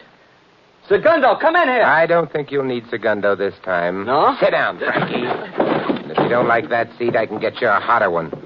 You think you know something? I'm nosy, Frankie. Very nosy, as you pointed out. What is it, Frankie? This guy Templar again, Segundo. He's been saying bad things and doing bad things. He took Angie's urn. Easy, Segundo. You'll want to hear this, too. Hear what? Don't wait, Segundo. He's just stalling. Go get him. You took the urn. Segundo, sit down. No. Segundo, wait in here. Wait in here. Okay, Carlos, I trust you. Good. It's about Angie, Segundo. This morning and last night, Mona was calling out for Angie to forgive her. For what? Because she'd been going around with you, Frankie, while you were married to her older sister. I loved Angie. And how long after she died did you marry Mona? 6 weeks. I couldn't help it if the kid was crazy about me. And you couldn't help it when you killed Angie with poison. Who says I did? Where's the evidence? You thought there wasn't any. It was almost a smart job, Frankie, but you couldn't pull anything all the way smart. It was only half smart, and that can be fatal. If you think I'm going to stand here and listen to this You'll stuff... stand and you'll listen. Murderers hardly ever change tactics, Frankie. The poison showed up in Mona's stomach. We couldn't prove that on you, but there are certain poisons that can be traced even after cremation. The kind you used is one. Now, do you begin to get the point? It's not true. You can't trace it, can you, Carlos? Yes, you can. I should have remembered. I should have had that urn analyzed long ago. Now, wait a minute. You're guessing at this. Are we? Where's the urn? You're guessing at a motive. I didn't kill Angie. And why would I want to kill Mona? Bigger stakes. You were after B. She was loaded. It's all a lie. I mean, B and I... Segundo, stay away from me. Put that gun away, Frankie. No. I'll use it if you don't stay back, Segundo. Frankie, you killed Angie. I tell you, nobody killed her. She had a weak heart. That was it, a weak heart. Segundo, listen to me. You killed Angie, Frankie. Stay back. Stay back. He's going to shoot, Segundo. She never done no harm. She was so... Stay back, I'm warning you. She loved you and you gave her poison. Don't come no closer, I mean it. Stay back. She laughed sometime, and she did like a little girl. Keep away from me, you big creep. Why, you couldn't let her live? You crazy creep, why don't you drop? You ain't human. Keep your hands off of me. Segundo, come on. Let go of him. Let go of him. Let go. It's me. Carlos, let him go. Let him go. Sure, Carlos, sure. Segundo, are you hurt? Bad? No. Oh, I think one was a clean miss. The other two got him in the shoulder. Maybe he'll live. Here, let me help you up, Segundo. Come on now. Sit down, sit down. B, get a doctor. All right, Father. Quite a man, this Segundo. Not so strong upstairs, but in the heart, plenty. Yeah, he almost killed Frankie. I'm almost sorry he didn't. Frankie doesn't deserve to live. Someone else will decide that, Carlos. What Segundo did? I wish I could have done it, Saint. In my hands, I wish I could have done it. Carlos. I never told anybody, Saint. I never told her. She never guessed. But I loved Angie, too. Heaven help me. I loved her, too.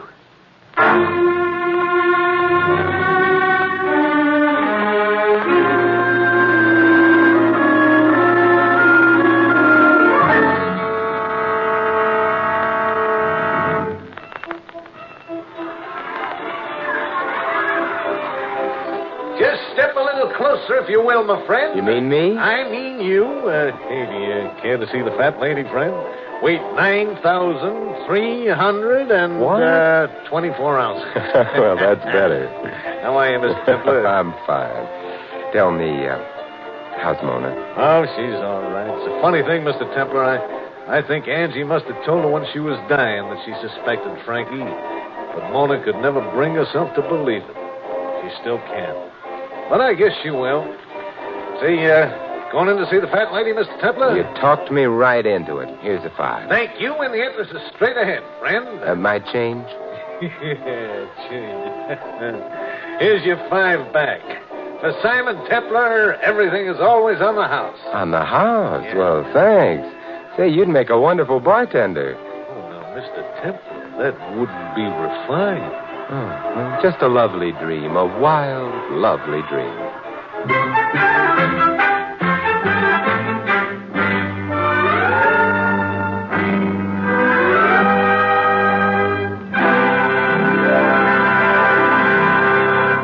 You have been listening to another transcribed adventure of the Saint, the Robin Hood of modern crime. And now here is our star, Vincent Price. Ladies and gentlemen, your life is your own. It's yours to guard when danger is near. And danger is never absent from the highways of America, where some 30,000 persons are killed every year. Only you can take the responsibility for averting the most tragic of all traffic accidents, the accident that happens to you. You can take that responsibility by recognizing the dangers of the road and by obeying the laws that have been made to protect your life. In almost every single motor accident reported by the National Safety Council, there was at least one violation of traffic regulations. The most common violation was speed. Speed too great for safety. Speed to save a few seconds. Speed that spelled out death and tragedy on the road. And, as always, the National Safety Council warns about driving after drinking. It's not an empty warning because fully 1/4 of all fatal accidents involve drivers or pedestrians who have been drinking. This is a fact. So when you drive, remember that an accident can happen to you.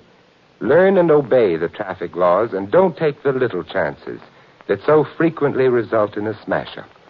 The care you take may save a life, and that life may be your own. This is Vincent Price inviting you to join us again next week at this same time for another exciting adventure of the Saint. Good night.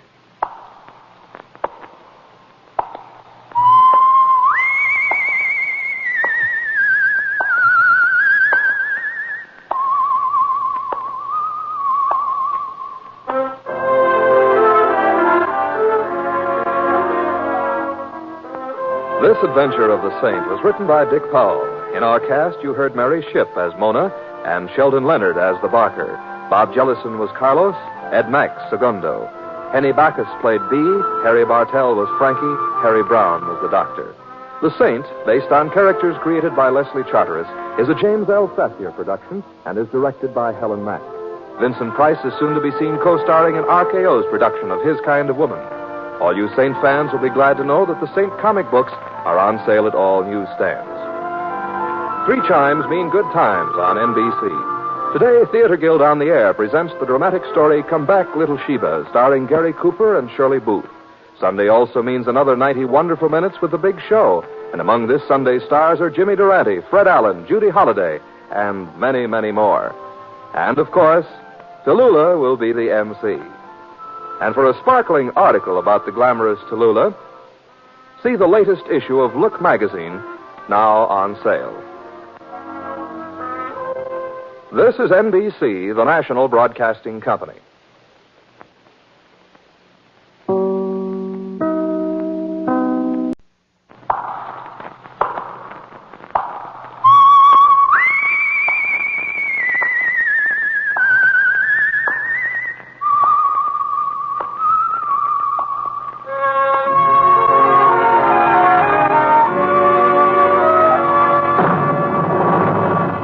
The Adventures of the Saint, starring Vincent Price.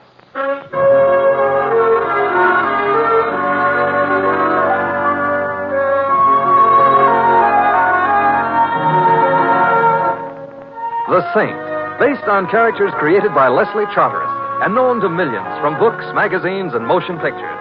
The Robin Hood of modern crime now comes transcribed to radio, starring Hollywood's brilliant and talented actor Vincent Price as the Saint. Taxi! Personally, lady, the name is Louis, but... Please hurry. Okay, but where to? I don't care. You don't... I don't like to mention this, lady, but I think you mislaid your groom. What? Of course, a girl getting married, she's kind of excited. Maybe she forgets a little something here and there, but, lady, not your husband. I'm not married. Look, you're all dressed up like your bride. You come running out of that church. They was having a wedding there. They thought they were, but... Oh, I want Jimmy. Look, please, lady, don't cry. If I had Jimmy, I'd give him to you. Who's Jimmy? I love him, and we were going to get married, and I went to the church, and everybody was there, except... Jimmy. Yes. I called everywhere. I know something terrible must have happened to him.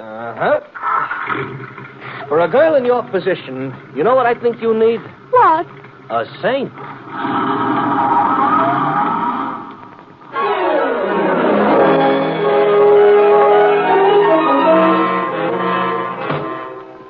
Mr. Templar, I hope you don't mind our barging in like this. Of course not, Louis. But you see, this here is...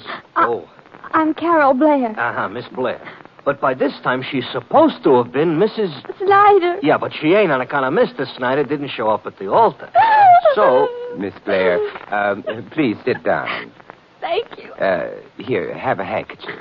I don't want a handkerchief.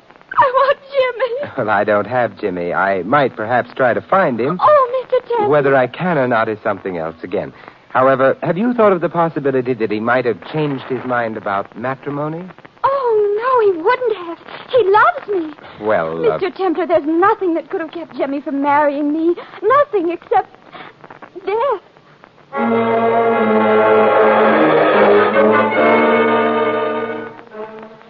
Thank you for bringing me home, Mr. Templar. You're very welcome, Carol. I'm sorry I cried so much. Well, I'll call you as soon as I have any news. Good night. Yeah. Miss Blair lives in a very mansion-type mansion. So she does. Well, let's go, Louis. Okay. Where to? James Snyder's apartment.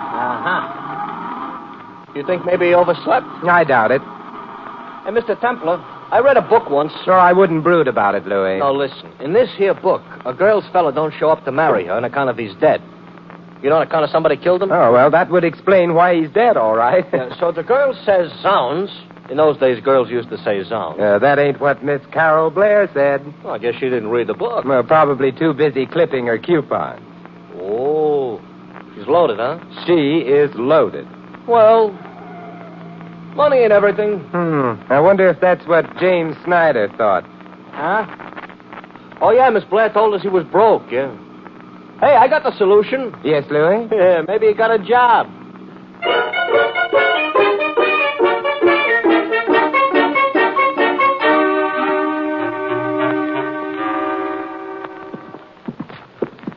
Now, this here is a very fancy type hallway, Mr. Templar. So it is. Gaudy, but not neat. 1C, 1C. Yes, here it is. How can a guy with no dough afford to live here? Well, we'll ask him if he answers that doorbell. Hey, he's in. Hello. Ooh. Except he's a she. Good evening. May we come in? All right. Thank you. Hey, Mr. Templar. Maybe she's why Snyder didn't show up. I think we stop here, no? Yes, Miss... I am Marie. Oh, Mary. This is Louis. Hello. Yeah, and I'm Simon Templar. Ah, you are the saint. I'm afraid I am. Spending the winter here? In this apartment? For right now, I am reading the book, you see. Book on American history. You're a student?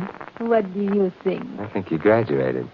Why the book, then? Well, I'm not so long in this country, and I wish to learn about... The American people? American men. Oh, they're not that different from Frenchmen. Maybe so, but it's the little difference that counts, Perhaps.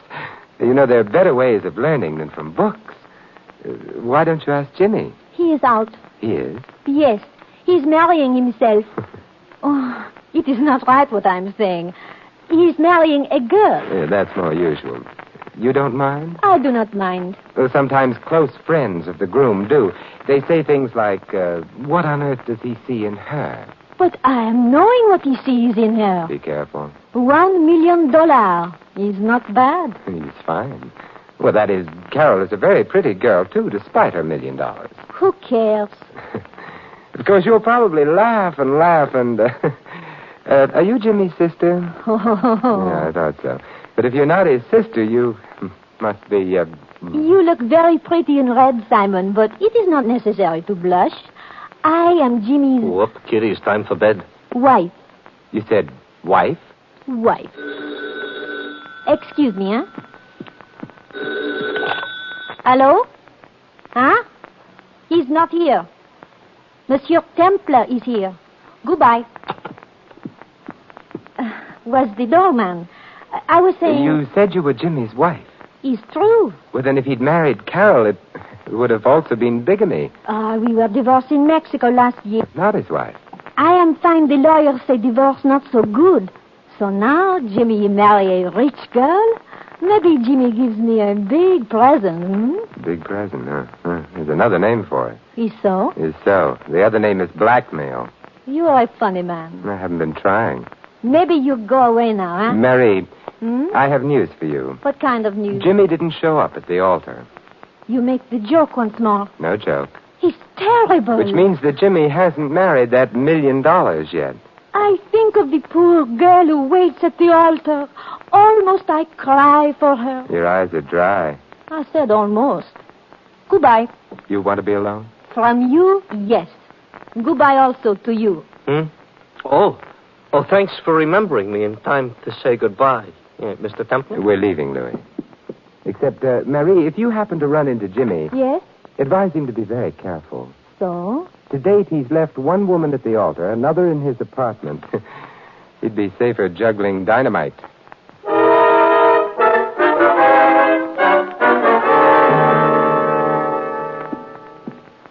About Marie's character, I got nothing to say. But about her figure... Louis.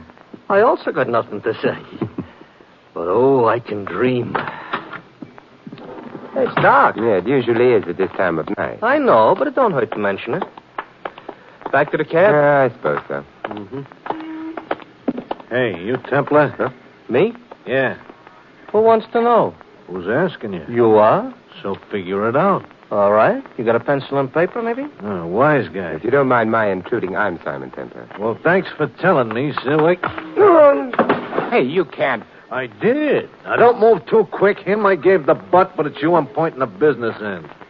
Get in the car. Not just yet. If you've hurt Louis... You want to get shot? Not especially. But first I'm going to look at Louis. He's unconscious. Hey, what was the idea? Well, all I wanted was you, so let's get going, huh? But Louis... From what I gave him, he'll wake up, but you won't if you don't get in the car. Oh, very well. Your name would be... You already know mine. Where are we going? That's what you're going to tell me. I am? Yeah. Because we're on our way to visit Jimmy Snyder. You've told me. Just so happens his present address slips my mind, so give, huh? Or else? No. Tonight we don't play. Tonight it's for keeps. Take me to Snyder. Nobody likes to die.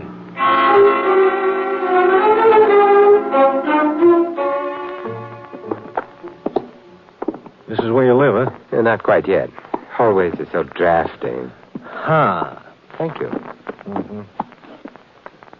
Snyder's in your apartment? We'll be inside in a moment.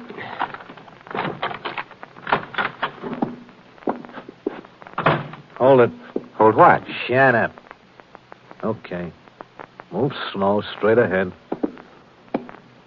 You mean now you've cased the joint? I mean, I wanted to get that light on. Now, Templar. Yes? I don't see Snyder. Hey, now that you mention it, I don't see him either. Hey, you could overdo that light stuff. You really think so? Where is he? I don't know. But he might be along at any moment. Yeah? Why not? How'd you like a slap in the eye? Put your gun down and try it. Why, Careful. Besides, would Marie approve of your language? Not to mention your tactics. Well, she don't have to. I'm the one that gives the orders, and... Oh, thank you. For what? Telling me that you're the person who spoke to her over the phone a little while ago, back at Snyder's apartment. It explains how you happened to know I was there. Forget it. Now, what I want to know is when is Snyder going to show here? Well, of course, he may have mislaid his timetable. Yeah? Or perhaps even his life.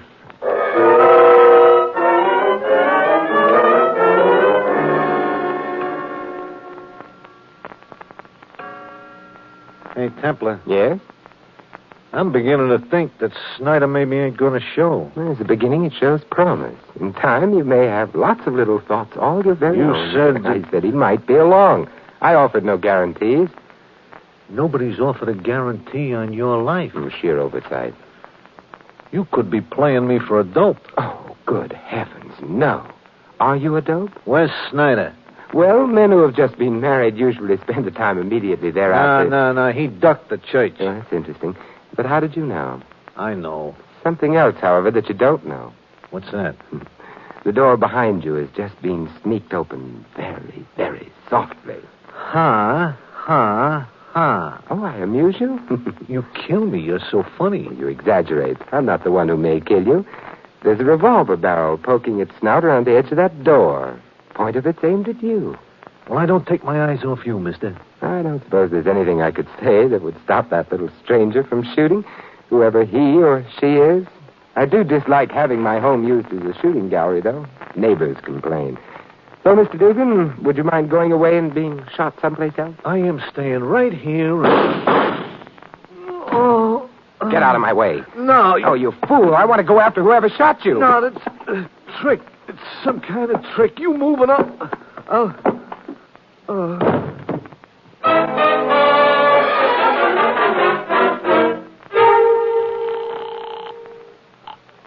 Lieutenant Archer, homicide. Hello, Lieutenant. This is Simon Templar. Lieutenant Archer just grabbed his Nash for a quick trip to the upper Amazon. Lieutenant Archer hasn't got a Nash. He's doing it the hard way. Good night. Lieutenant. Yeah?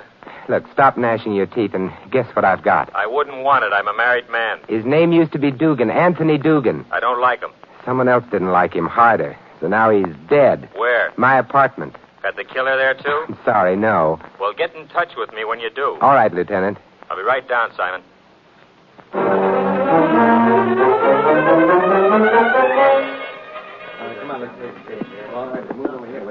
He doesn't make a pretty corpse. He makes a very dead one, though. Friend of yours? Lieutenant, neither of us really care. Yeah, company, Simon. Who? Oh, Louis. Louis, he says.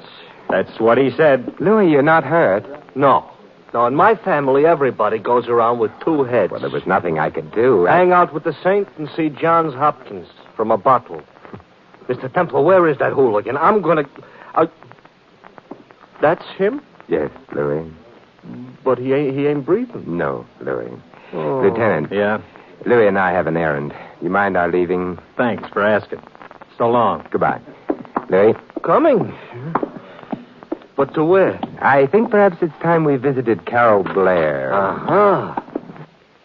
You think maybe she needs help? Help? Or an alibi?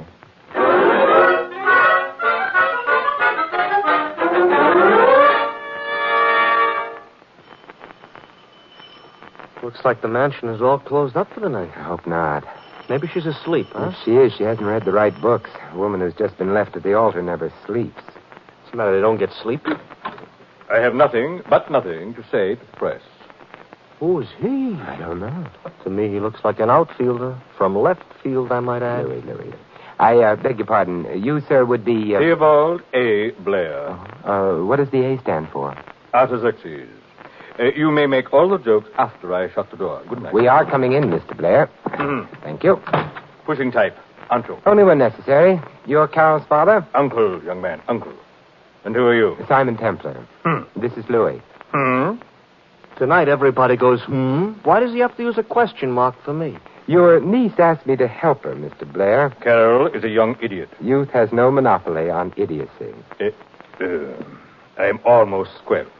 Something that hasn't happened to me in years. How about an offer of employment? The last one I received was in the early 30s. Since then, no one's been vulgar enough to... That is hardly your concern, is it? It might be. By the way, Marie sends her love. Good heavens, sir. Not here. I beg your pardon? Well, we're men of the world, true, but still. Then you knew Jimmy was married?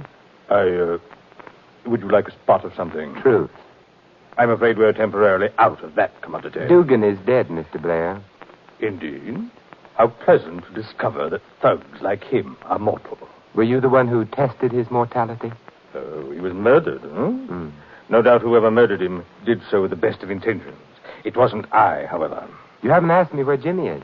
You haven't implied that you know. Do you? No. Do you want to know? Of course I do. In order to test his mortality? Nonsense. I wanted Jimmy to marry Carol. Wanted it very badly. Uncle, I heard...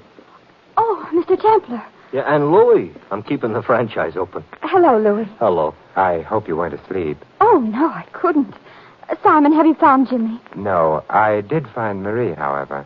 Who is Marie? Uncle Theobald can tell you, probably with more details than I would know. Uncle?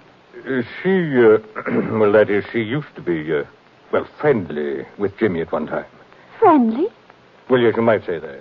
As a matter of fact, she carried it to the extent of marrying him. Oh, no. Uncle, you're joking. Now, my dear, perhaps you'd better lie down. Uncle, I've warned you time and time again. I'm not a child. I never thought you were. Oh, Mr. Templar, it isn't true, is it? That Jimmy was married? I'm afraid it is. But it can't be. Otherwise, why would he have... Been ready to marry you? But he was under the impression that he'd been divorced from his first wife. Oh, and the divorce wasn't any good. So it seems. Then Jimmy did love me. Jimmy would be the best one to answer that. Which reminds me, Louis and I have another errand to perform. What errand? But I can't tell as yet whether it would be a matter for the police or for the medical examiner.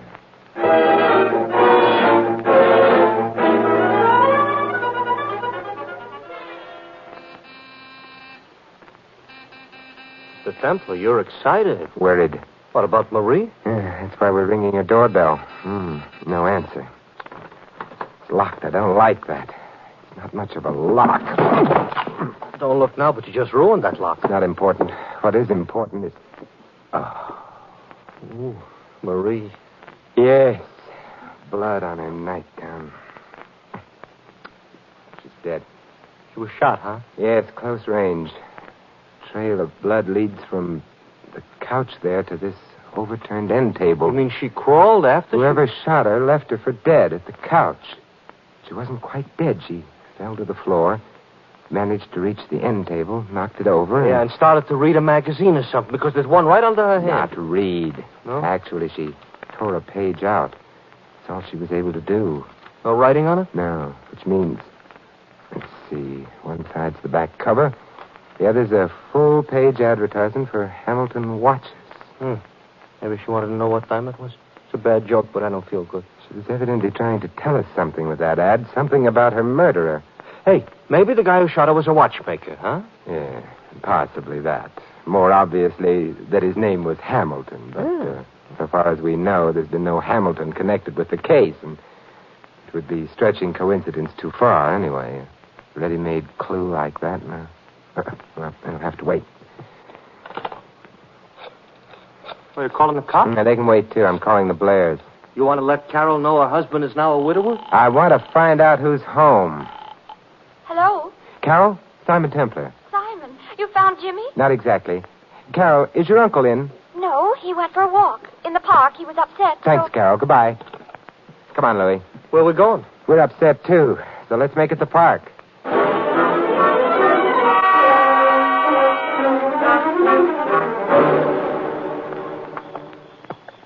You know, this here just happens to be a very dark park. No sign of Uncle Theobald. Mr. Templar, you think there's something phony about him taking a walk this time of night? Phony? Not necessarily. Let's call it dangerous. No, I'm nervous. Let's not. Maybe he used to be a watchmaker. That's possible. Mr. Templar, you know, I just thought of something else. You kind of stopped looking for Jimmy Snyder. You think it's hopeless? I don't know. Other things to worry about first. For Snyder, if he's still alive... You wouldn't bet on that, huh? Hey, look. Up ahead by the side of the road. Yeah, Theobald. He's waiting for the traffic lights to change. There's not many cars are driving around through the park this time of night, though. But there is one parked down the road a bit. Come on. Yeah. The lights change. He's starting to cross. So's the car. Theobald! Theobald! He ain't heard you. He's out in the roadway. Theobald! The car hit him. No lights, no license plate type. Is he dead? No. Car just sideswiped him. Oh. Hey, Theobald. Hello, there? Bad driving. No. Murderous driving. That car tried to kill you.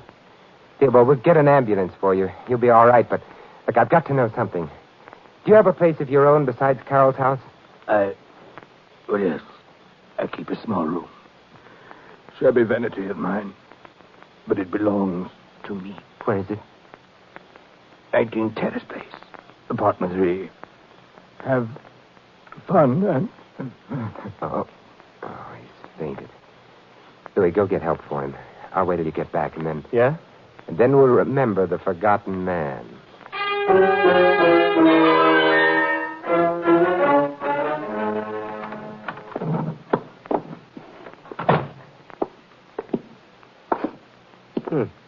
This here ain't a very elegant dump. Louis, I'm worried. About who's killing everybody? No, I think that's fairly clear. Oh, you speak for yourself, John. But Mary's dying action, it puzzles me. That ad for watches, it seems to point nowhere. Just adds an unnecessary complication. To me, all complications are unnecessary. You know, Mr. Templar, maybe what you need is a secretary. A what? All I said was a secretary. Louis, I love you. What? Look, this is my busy weekend, please. Here's apartment 3. Oh. This is where he hangs out when he ain't being rich. Hey? Yeah. From back there. It's this closet. Don't look now, but that there must be Jimmy Snyder all tied up and gagged. You're quite right, Louis. I better untie him. No, Louis. Huh? You better make a phone call. Who to? The police. Mr. Snyder can untie himself without too much difficulty, I suspect. Hey, he's got a hand I free. rather thought he would. I'll take that gun and... Oh. You felt you had to do that? Of course. He wasn't tied up very good. No. But... All right, I'll phone the police. Yeah, but what'll I tell them? To come and pick up Mr. James Snyder, vanishing bridegroom and murderer.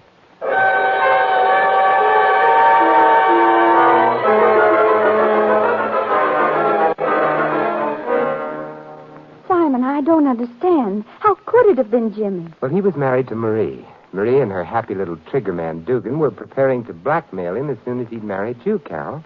Jimmy didn't care for the program, and so... So he killed him? Right, Louis. Your uncle also knew, so that meant that he, too, would have to die. But Jimmy tried to arrange it so that Theobald's death would seem to be an accident. After he had ran him down in the park, he went to Theobald's apartment and tied himself up. He knew someone would find him there shortly. And everybody would have thought that Uncle had killed Marie and Dugan. Simon, however did you know? Marie. She was murdered in her living room. She was wearing a nightgown at the time. It's hardly likely she would have received any ordinary visitor in that state. Yeah, except her husband, Jimmy. Right, Louis. Only now, look, what's the business with the watch ad? Well, we know that Marie dying tore a page out of a magazine. Obviously because that page contained an indication of who had killed her. Wait a minute. All that page contained was an ad for Hamilton watches. No, you're forgetting something, Louis. Yeah? What was Marie doing the first time that we met her? She was, Oh, yeah, she was reading a book. About? American history. Mm-hmm. I remembered that. And then when you mentioned the word secretary... Yeah, this I mentioned, all right. I knew whom she'd named as her murderer. Uh-huh. I still don't know. Louis. Yeah? Look, in American history, who was Alexander Hamilton? But Pilgrim Father. No. Pilgrim's son? Louis. What? Alexander Hamilton was the first Secretary of the Treasury. Uh-huh. So? So, who's the Secretary of the Treasury today? Oh, well, that's a guy named, wait a minute, let me look at a dollar bill. Oh, yeah. Right. And Jimmy Snyder was a suspect, so it goes to show people ought to read American history. You know, Marie was awfully bright. I'm not. I feel terrible, Simon. You needn't, Carol. You'll get over Jimmy. Do you think so, Simon? How? Well, Louis... Oh, yeah, Mr. Templar? Please go take a cab. Hmm?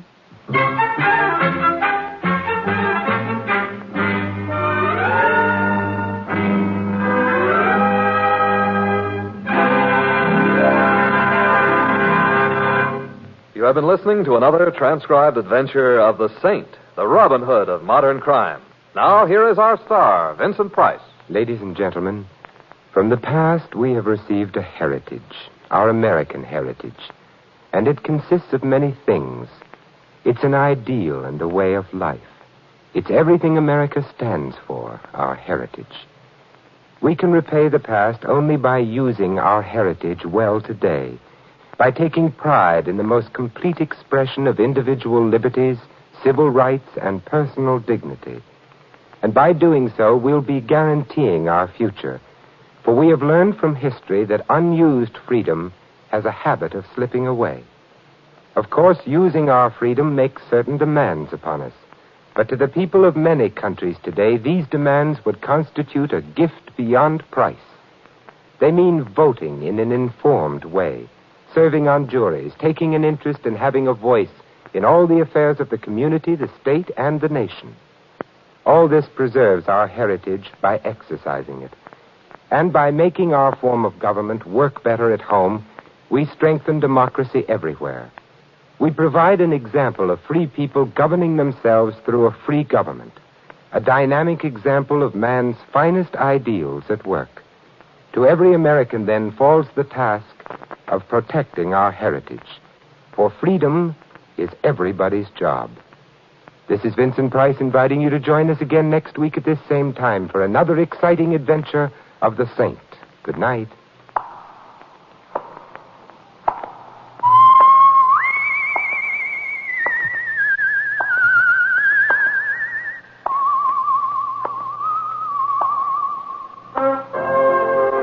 This script of The Saint was written by Louis Witty.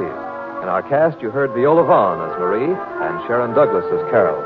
Sheldon Leonard was Dugan, Ted Osborne, Uncle Theobald. Frank Gerstle was Lieutenant Archer. Louis is played by Larry Dodkin.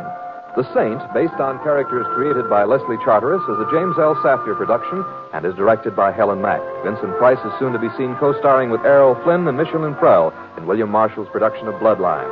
All you Saint fans will be glad to know that the Saint comic books are now on sale at all newsstands.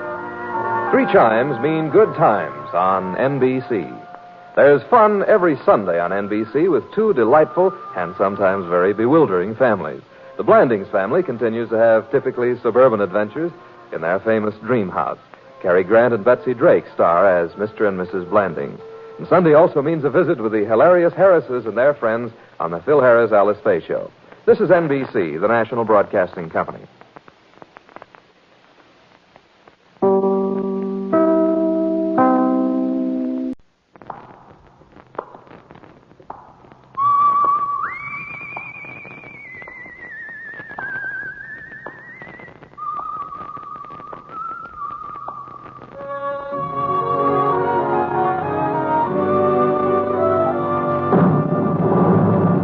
The Adventures of the Saint, starring Vincent Price.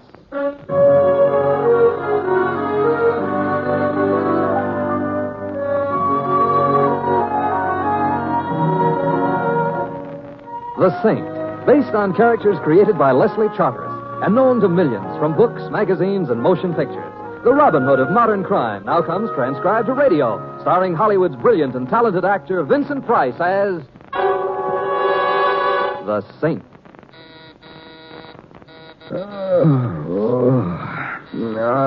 All right, I'm coming. Wait until I put my head on, can't you? You? Well, this is an unexpected displeasure. I gotta talk to you, Saint, quick. Let me in. All right, Blanco. But I'm surprised at you. 4 o'clock in the morning is no time for a man in your profession to pay social calls. Like I say, I gotta talk, and you gotta listen. I'm listening. They got a job gonna be pulled tomorrow. Today, I mean. It's a big deal, Saint. Big deal. Oh, I'm glad. I'd hate to think you'd retired from crime, Blanco. It would throw so many deserving policemen out of work. It's a dirty deal. Filthy. Sounds like something right up your alley. Not this kind of thing, Saint. This is one line I draw. And it's a straight line, you hear? Yes, I hear. Before I know what the score is, before I know who they're going to use it on, I rig it. The best job of its kind I ever do.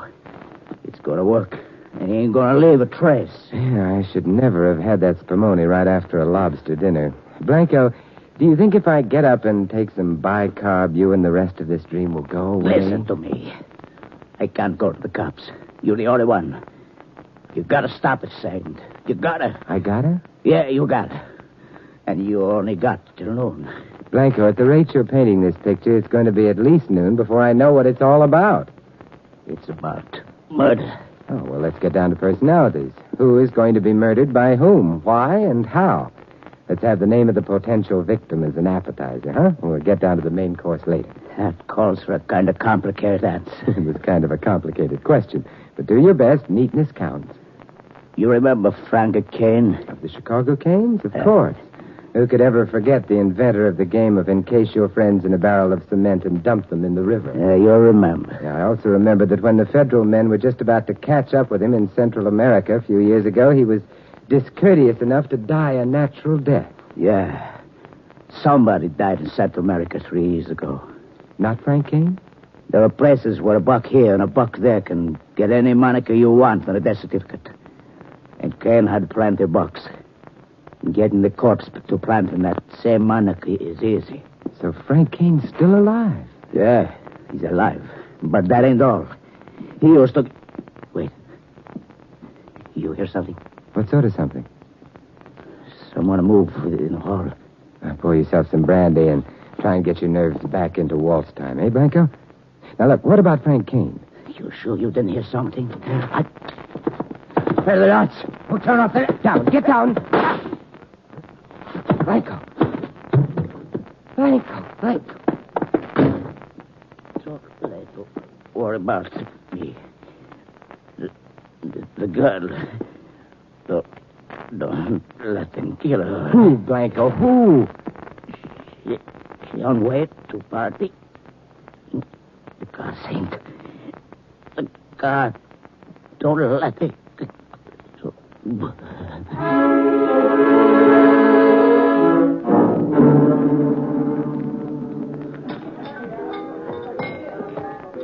It's good to see you again, Mr. Templar. And here I've been thinking you'd given up after I was drinking. I just about have. And it's a pity because I like this bar of yours, Morgan. Why don't you make an honest saloon out of it and open up during legal hours? My customers would never stand for it. No? My customers all learned to drink during Prohibition. In speakeasies. The way they look at it, a drink just doesn't have any kick in it if it's legal. Yeah, and this is the part of the lost generation that's still lost, eh? Would you like a table? Just some information. Yes? About a year ago, when I was one of your regular patrons, a lady used to frequent this place. A lady in this place? Her name was Violet, and so was the color of her hair. She used to sit at a table around the bend there and make tender speeches to a bottle of scotch. Do you remember Violet? Indeed I do. Where can I find her? At a table around the bend there, making tender speeches to a bottle of scotch. I should have known. There was a love that was fated to last. Thanks, Morgan. You're welcome, Mr. Templar. Hello, Violet. Go away. Oh, now that's no way to treat an old friend. Old friend? You're no old friend. Don't have friends. Go away. You mean you've forgotten me? What's your name? It's an old Scotch name, 8 years old. Sit down, friend. Thank you. Hey, waiter. Yes, sir? The usual for the lady, doubled, hmm? Coming right up, sir. Sit down again, friend. Thanks. No. Look, speaking of friends, whatever became of Louis Blanco? Blanco? Mm-hmm. You friend of Blanco? A former friend. What do you want him for? You cop? No. I have some money for him. Money? You owe money? What for? Well, he did a job for me. Job? How about? I'd like to pay him before he gets the wrong idea. Where does he hang out? You don't know? What? About the job he got, the garage. What garage? Central Garage, 55th Street. Oh, yes, of course. Here you are, sir. My old friend. Violet, look, tell me something. You know I like you. Yeah, I like you, Violet. But tell me, why does a fellow like Blanco hang around a garage? You don't know? No. You're no friend of Blanco's. You're a cop. You're pumping me for him. Let's have a drink. Yeah, let's. How's Frank these days? Frank? If you know Blanco, you certainly must know Frank. Blanco used to work for him in the old days. Frank Kane, remember? How do you torture me like this? You know Frank's dead. You sure? Sure. I ought to know whether or not I'm a widow. Why do you think I drink like this? Why do you think... Oh, look, Go away, go away.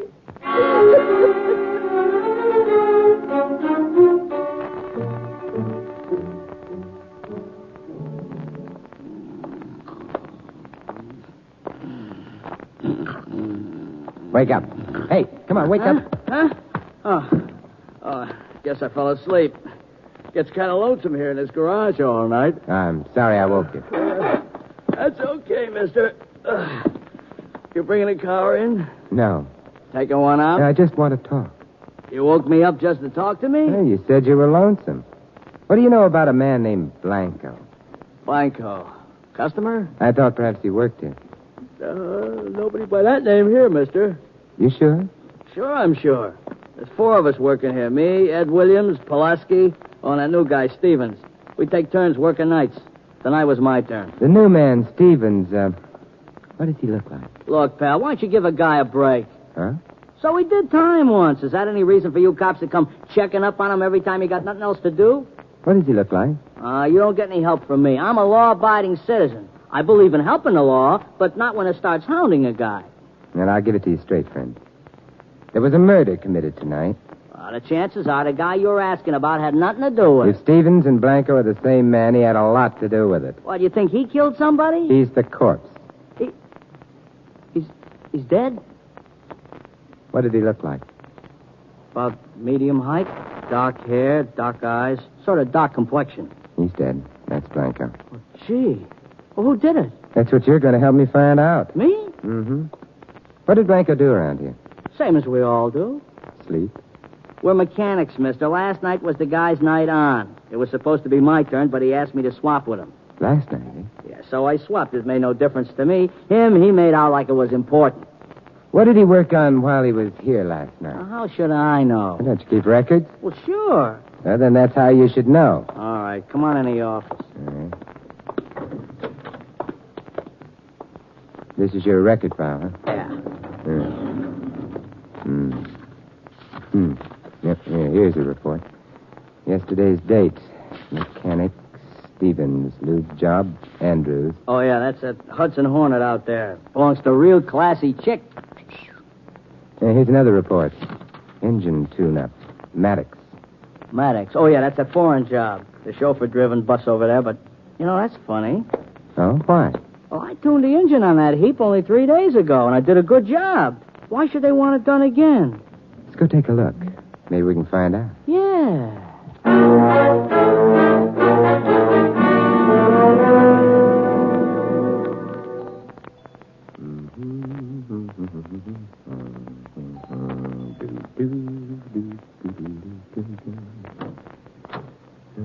Yes? My name is Templar. I'd like to see Miss Maddox, please. Miss Maddox? Mm-hmm. Miss Virginia Maddox? Yes, please. Forgive me for being inquisitive, sir, but it isn't quite 8 o'clock yet. A little early for a social call. Are you acquainted with Miss Maddox? We went to school together. You did? Who is it, Carson? There's a gentleman calling on Miss Maddox. What's that? Calling on Miss... You wish to see Miss Maddox?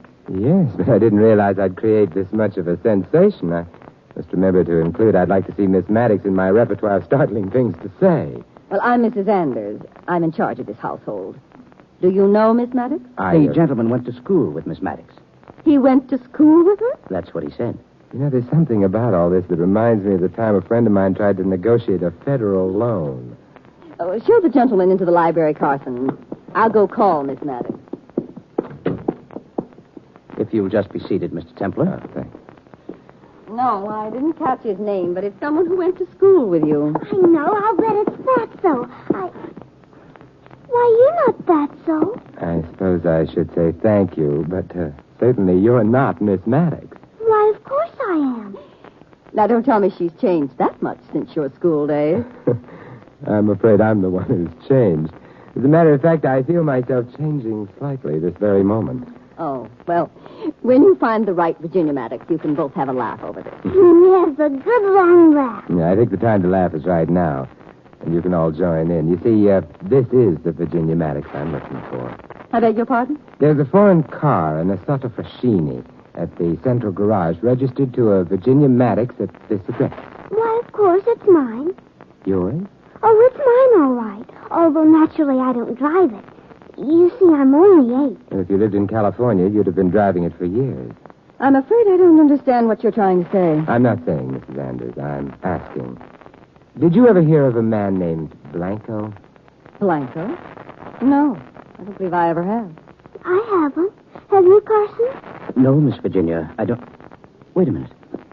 When I took the Asata down to the garage the other day, there's a new mechanic there. I think his name is Blanco. Now, that's interesting. You're a detective. That's what you are. A detective. No, Virginia. Besides, if I were a detective, I'd know the answer to something Carson just said without having to ask. And what does that mean? Suppose you tell me. What?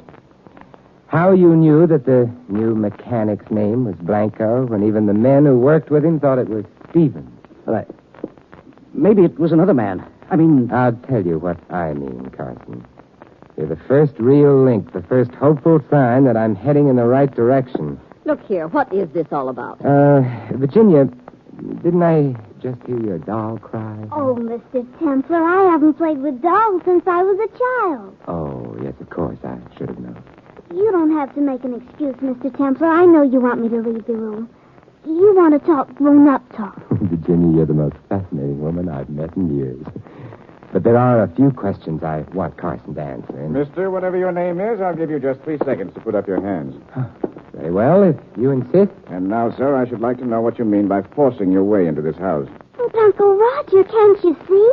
He's a detective, just like in the comic book. Exactly. Fire that gun, sir, and I'll bleed ink all over this handsome carpet. He forced his way in on the pretense of seeing Virginia, Mr. Pierce. But it appears that it was really Carson he wanted to see. You know this man, Carson? No, Mr. Pierce. I never saw him before. His name is Templar. Templar? Simon Templar? And I'm certainly not fatso, am I, Virginia? No. Oh, so you're the saint. I'm very glad to meet you. Then, may I put my hands down? Of course. But what is the reason for this rather strange and unsaintly visit, Mr. Templar? Virginia, why don't you go try on your party dress? Huh? The one you're going to wear this afternoon? Oh, I've already tried it. But how did you know I was going to Janice Fuller's party this afternoon? We comic book detectives know everything. Is Carson going to drive you in the car? Well, of course. The only way to get to Janice's house is by car. Unless you feel like walking all the way up the mountain. Mountain? Yes, it would have to be a mountain, wouldn't it? Mountain road with a great many curves. I am still waiting for your explanation, Templar. The child. Leave the room, Virginia. No, I want to Virginia? Stay. Oh, very well. But you know I'll find out everything anyway. Carson will tell me. Won't you, Carson? If I can, dear. Goodbye, Mr. Templar. Goodbye, Virginia. I've enjoyed meeting you. Now, Mr. Templar, what did you want to see us about? About murder, Mr. Pierce. One that was committed a few hours back and another one that I hope to prevent. It's scheduled to take place in a few hours from now. What? Mr. Templar, please explain. Well, a few hours ago, I was paid a call by a hoodlum named Blanco. This led to a brief but informative conversation with a lady barfly named Violet, which in turn led to an interesting half hour with a limousine named Asata Frashini.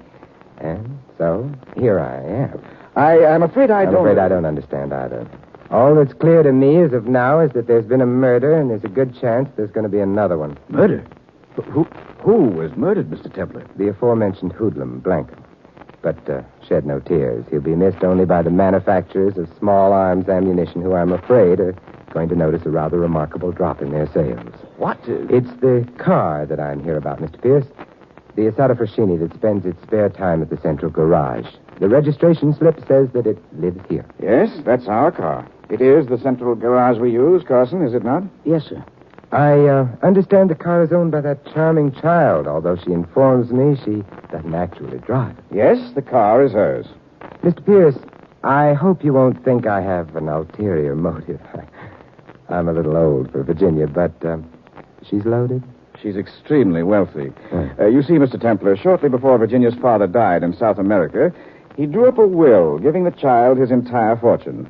I was designated her guardian until she comes of age. Oh, then you're not really her uncle. I'm an uncle in name only. Oh, I see. Tell me something. Where in South America did the child's father die? In Honduras. That's Central America. Oh, is it? Why, I do believe it is. Why do you ask, Mr. Templar? I wasn't really asking. I was shooting in the dark. What? When I return to this house in an hour or two, Mr. Pierce, we must all have another delightful talk. It will be a different kind of talk, perhaps, but nonetheless delightful. But what in heaven's name Later, Mr. Pierce, later. Right now I have a date with a lady with violet hair who thinks I'm a bottle of scotch.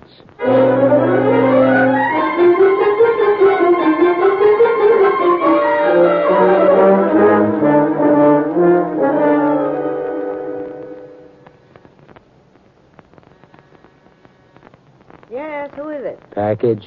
Package. I didn't order any. Package from what? What is this? Hello, Violet. I'd like to have a talk with you. A talk. Say, look here, I don't know who you are, but... If you let me in, No, Come on. Hey, What do you mean by forcing your way in here? Argument, while always stimulating, takes time, and I don't have much time. What's this all about? Blanco's dead. Blanco. What's that to me, Copper? I'm not the police. My name is Simon Templar. The Saint? And you're Violet Kane, Frank Kane's wife. Widow. Yeah, that's another argument we're not going to have time for. You're nuts. If Frank were alive, I'd know it. Drink? No, thanks. There, that's better. All right, we can talk now. What's Blanco's murder got to do with me? You're next on the list. Hey, you dropped your glass. What do you mean by that crack? There's nobody... I don't feel so good. May I help you? No, What? Who'd want to kill me? Somebody who's related to you. I'm not sure who. Related to me? But I've only got one...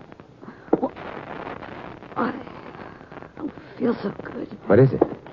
Oh, it burns. Violet, come on, now let me... No, listen to me. Picture on the table. Only relative.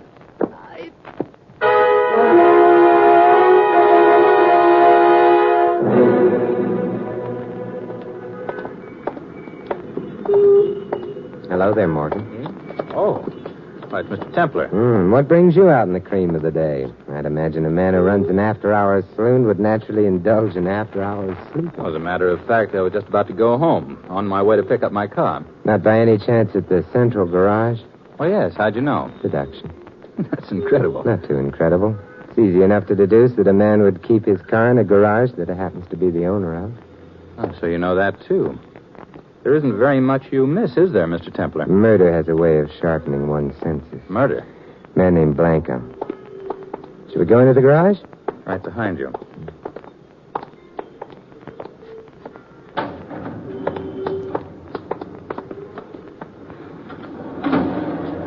You, said his name was Blanco? Yeah. And just now, Violet Kane. Violet dead? But how? Someone evidently thought her whiskey would have a bigger kick with a pinch of poison in the bottle. It did. It's ghastly. Terrible. But who did this thing? You did. Me? I realize it's rather early in the day for a man to be at his best, but don't you think that joke is in bad taste? If it were a joke, it would be. The Asata. Beautiful automobile that child owns, isn't it? Look at those lines. So sleek, so graceful. Get in, Morgan. Get in. It's a perfect morning for a drive. I don't think anyone would mind if we took her out. You see, I'm rather friendly with the owner. She likes me. To her, I'm a character straight out of her favorite comic book. Get in, Morgan. No, thanks. Why not? We'll take her climbing. I'd like to see what she'll do on a mountain road. Road with a couple of hairpin curves. Come on. No, some other time, Saint. Won't be another time. Or didn't you see the beautiful job Blanco did on the tie rod? No. Sawed through until it's hanging together by the proverbial hair. One sharp turn, like the turns you'd find on a mountain road, and the steering system collapses. And there's an accident. Yeah. Yeah, Blanco did an excellent job until he learned who the victim was to be. It was too much for even his stomach. Oh, you're dreaming. Why would anybody want to wreck an expensive bus like this? A little girl who was going to a party on top of a mountain this afternoon has too much money, Morgan. If she should happen to fall off that mountain in this car, some happy next of kin would have a very happy fortune. Well, that lets me out, Saint. I'm nobody's next of kin. There was a picture Violet pointed out to me before she died. A snapshot taken at a wedding. And do you know who the bride and groom were? Okay, we've talked long enough, Saint. Frank Kane left a lot of money when he died. I'm too close to it. That's another mistake you made, Morgan. Huh? It's me, Frank Kane. Kane? Say, what are you pulling your Carson, the chauffeur? Carson's only his nom de plastic surgery. It's Kane with a new name and a new face. Yeah, but with the same old trigger eye. Kane, are you... Yeah, but never mind me. Don't let him get away. You took care of that. You're the one who didn't let him get away, Kane. A man loses all inclination to run when there's a bullet in his kneecap. You keep until the police come. Good. Saint, Virginia, little girl. See, look, don't try to talk now. Gotta tell you. See that she... Don't worry, Kane. Your daughter will be safe. I'm going to make sure of that right now.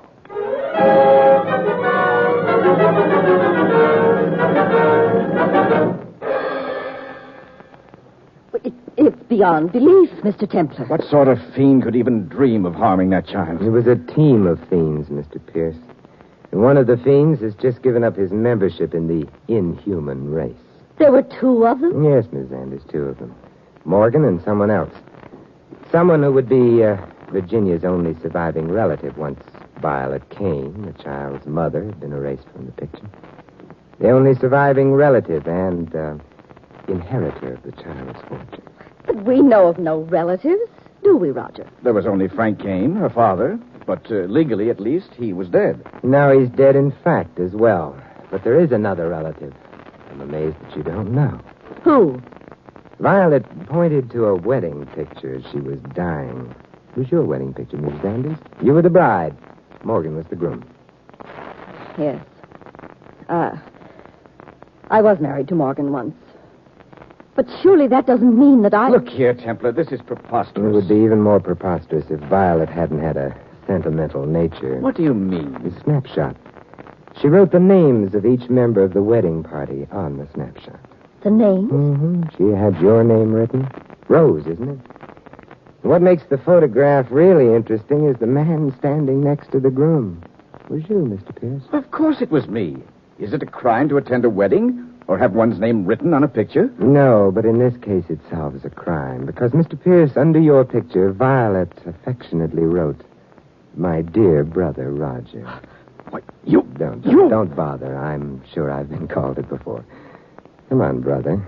We're going visiting. There's a new district attorney downtown who's dying to make himself a reputation.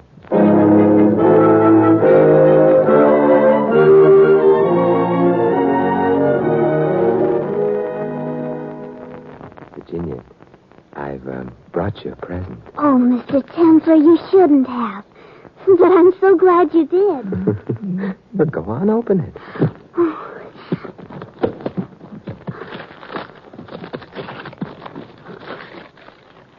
Oh, it's the most beautiful doll I ever saw. You did tell me once that you hadn't played with dolls since you were a child, but...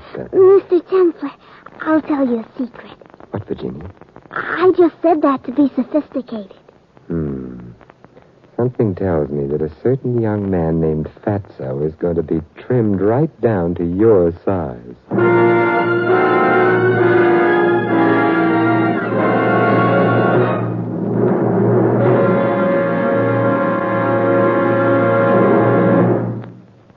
You have been listening to another transcribed adventure of the Saint, the Robin Hood of modern crime. And now, here is our star, Vincent Price.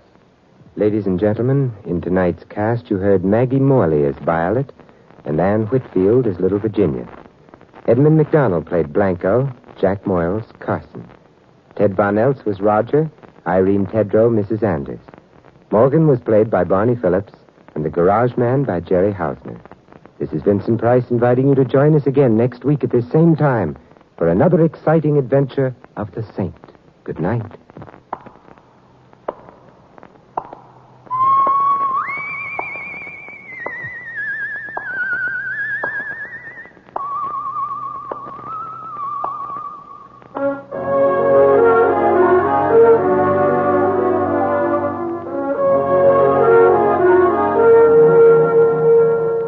marvelous adventure of the Saint was written by Michael Cramoy. The Saint, based on characters created by Leslie Charteris, is a James L. Safier production and is directed by Helen Mack.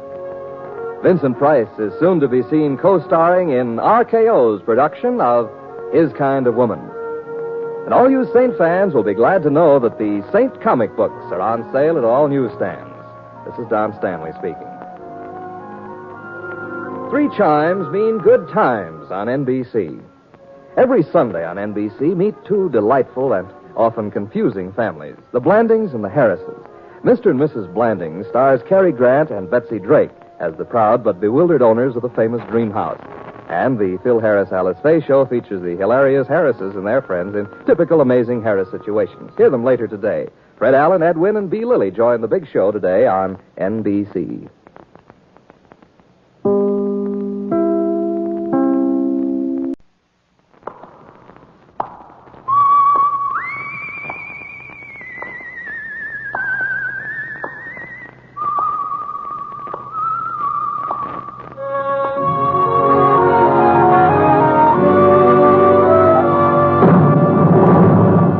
The Adventures of the Saint, starring Vincent Price.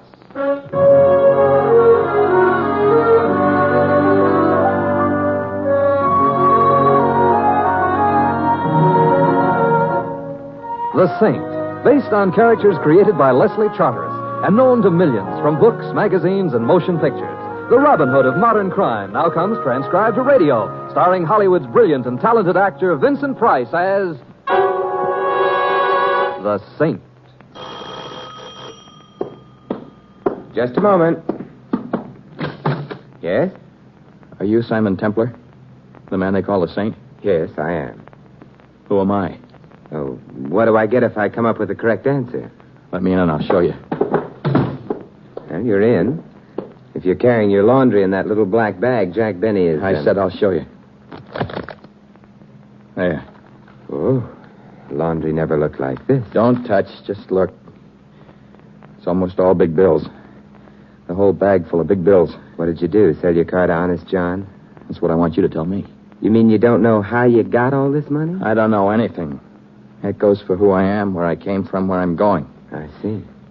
An hour ago, I woke up in a taxi, and we're driving through the park. I got a bump on the head the size of an ostrich egg and this bag full of sugar beside me.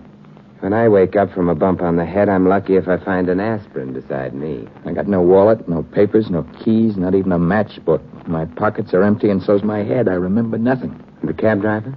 Oh, he's waiting for me downstairs. Says he picked me up on a midtown street. Says I gave him a 10 spot to drive me through the park while I took a nap. So for $1,000 from this joy-jammed bag, Saint, who am I? My friend, I'm afraid you have amnesia. You'd better tear some doctor away from his cigarette test and have yourself looked at. You're nuts. You go to a doctor with a knock on your noggin, the doctor calls the cops come calling, and write your own finish. You don't like cops? With a head like I'm wearing, I'm not even positive I hate spinach. It isn't what I might think of cops that's important, Saint. It's what they might think of me. You mean the money? I mean exactly nothing else. Anybody carrying this kind of dough these days has either been stealing from a bank or holding on to the government. No hospital, Saint, no doctors, no cops, no explanations, no jails. You. Me. You. Once again, Saint, for $1,000. Who am I? All right. $1,000 goes to the Red Cross in anticipation of the day that I become a national disaster. You just made a deal. And as for you, you'd better go into my guest room, lock yourself and your money in, and sleep off that bump, huh? Before it grows into another head and wants to know who it is. You'll find sleeping pills in the medicine chest if you need them. I'll need them. You're going somewhere? I want to see if that cab driver left his meter running. Thanks a lot, Mr. Templar. You're very welcome, Mr. I can't help you there. For the time being, I'll just call you Mr. Sugar.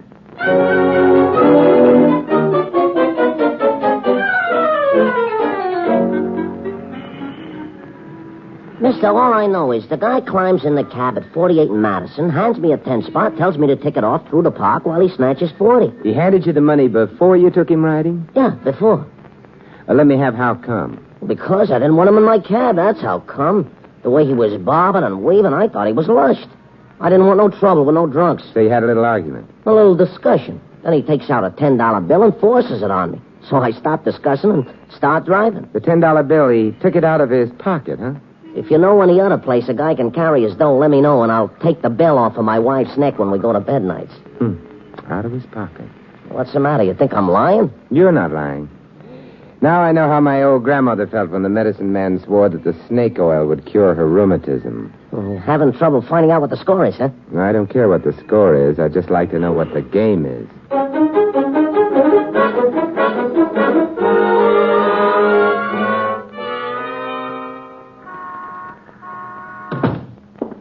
Well, here he is at long last, Basil. Yeah, and I'm very glad, Cecil. Oh, so glad. You were waiting for me. Yeah, we seen you chatting with the cab pusher outside, Saint. We didn't want to interrupt. So we come here into the hall. To await you. We want to have a chat, too. With you, Saint. With you? Oh, please, now, one head at a time. Now, what should we chat about? A man. Which man? The man we've been shagging. Shagging? He means following. The guy's in your apartment now. When we phone the boss and tell him, the boss has a reaction. Right while he's talking to us. I can understand it. I feel a little sick myself. The boss says we should collar you and ask you politely. No, Basil. He said first ask him politely. Oh, thank you, Cecil. So we are asking, Saint. Politely?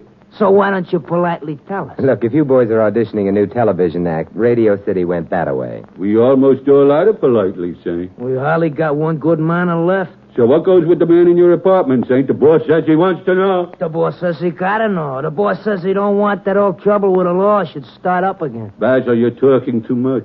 I apologize, And Cecil. Saint, you are not talking enough. Now, politely, for the final time, the man with the black bag, what's he up to? Yeah, and what's he carrying in a bag? Mustache wax. Mustache wax? Yes, a new kind of mustache wax, homogenized. He dropped in to give me a free home demonstration. No, don't give us none of that. You ain't even got a mustache. Well, he said he didn't mind waiting. Oh, there. Basil, shall you hold him while I hit him, or shall I hold him while you hit him? No, you make the choice. No, Basil, I insist. Cecil, are you high? I couldn't bear to see such a beautiful friendship broken up. Stop it! Oh, hello, boss. Stop! Hell here! Well, hello, boss. Hello, Saint. Hey, you're just in time to accept my thank you. You thanking me? Yeah, for making me a member of the Thug of the Month Club. To think of all the money I've been wasting on gymnasiums. From where I sat, it didn't look wasted. Go on, beat it, boys. I'll talk to you later. Now, don't be sore, boss. We try to be polite, didn't we, Cecil? We engage that. Yeah, beat it. Yeah. You know me, Templar? Not as well as I would if I bet on horse races. Frank O'Connor, you're a bookmaker. Well, you don't know me at all, Saint. I'm not a bookmaker. I'm the bookmaker. Bully for you. We'll get right to the heart of the thing, eh? How much? I've got nothing for sale.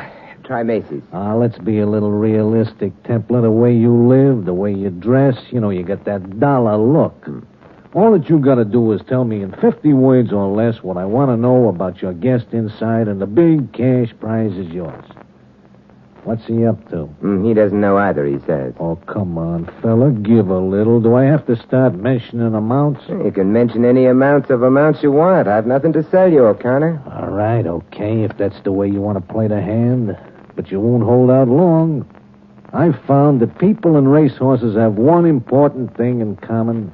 They both have a price. And then why bother me with your impossible questions? Go make a deal with Citation. Now, the deal will be with you, Saint. And if my money won't make the record spin, the boys have a way all their own. Yes, the boys. It's too bad they weren't able to stick around and play a little longer, but I guess the zoo was getting anxious. Oh, you'll be seeing them again. Soon. And, Saint, maybe you better start getting anxious.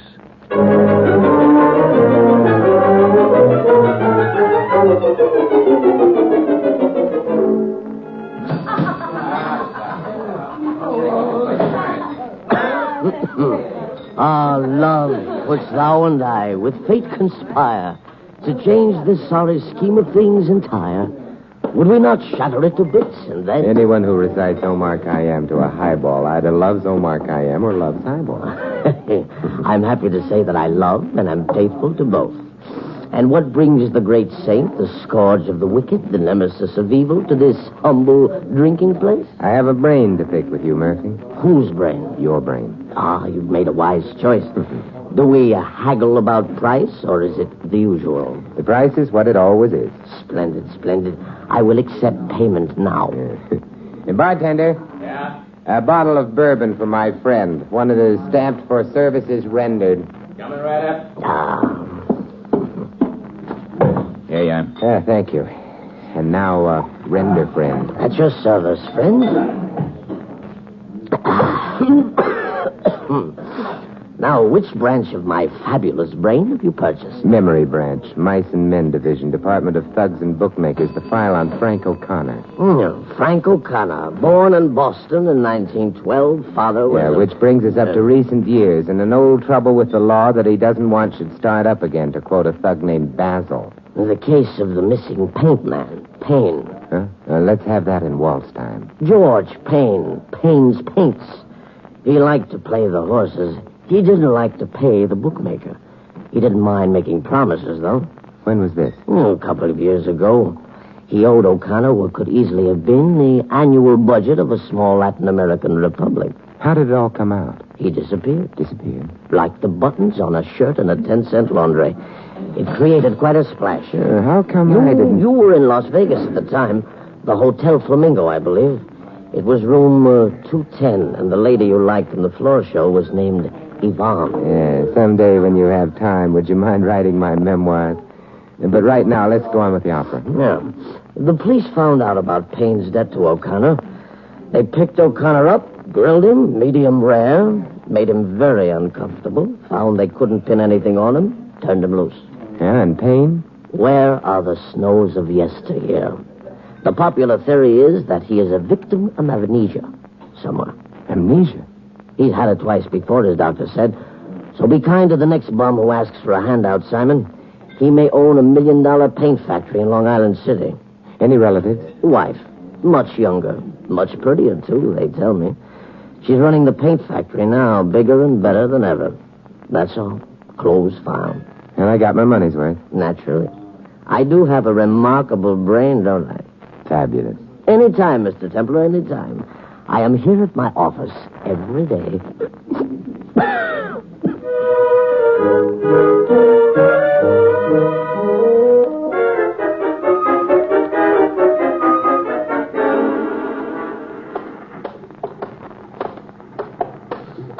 Excuse me. You're excused, but with reluctance.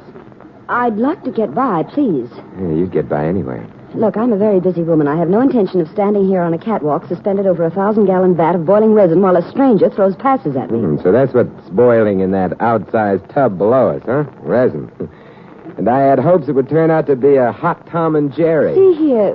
Who are you? What are you doing here? Well, they told me in the front office that Mrs. Payne would be back here in the production office. I'm Simon Templar. I'm Mrs. Payne.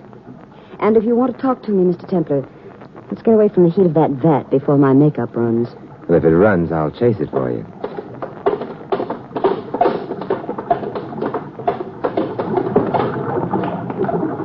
Come into my office. Oh, thank you. Ms. Payne, I'm here to talk to you about your husband. My husband? You know something about George. You know where he is. Well, let's just say I know where a man with amnesia is. At least he says he has amnesia. He says... I'm afraid I don't understand. Well, frankly, neither do I yet. Then what makes you think you... Well, a bookmaker named Frank O'Connor. O'Connor? Yeah, and two patrons of the arts named Basil and Cecil who work for him. I'm afraid I don't follow you. In the course of a dull conversation, Basil let it slip that their interest in my man with a paralyzed memory is a continuation of their one-time interest in your husband. So you think that the man with amnesia and my husband are one and the same? It's the theory that I'm working on. Oh, if only it turns out to be more than a theory. Mr. Templar, when can I meet this man? You'll get your hat. No? All right. Only... Now, look, if you're worried about that resin you have cooking, couldn't you get some obliging neighbor to turn it off when it's done? My only obliging neighbor is the foreman at this plant. I can leave as soon as he comes back. Fine. Here's my card. Thank you. Oh, if only I could have George back again. Mr. Templar, if the man with the bump on his head does turn out to be my husband, I shall be eternally in your debt. That idea has some fascinating connotations.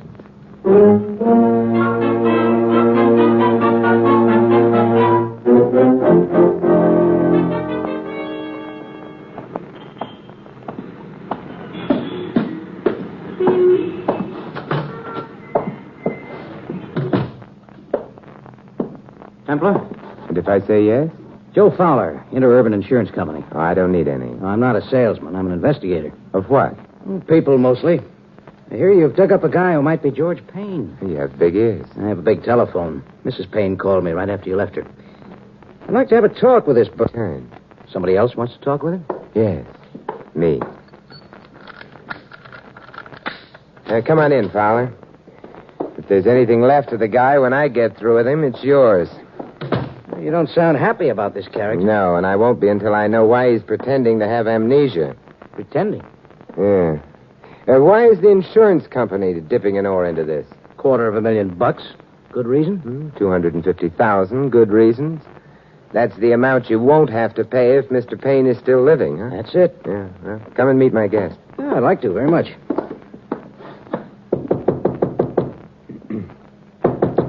Mr. Sugar.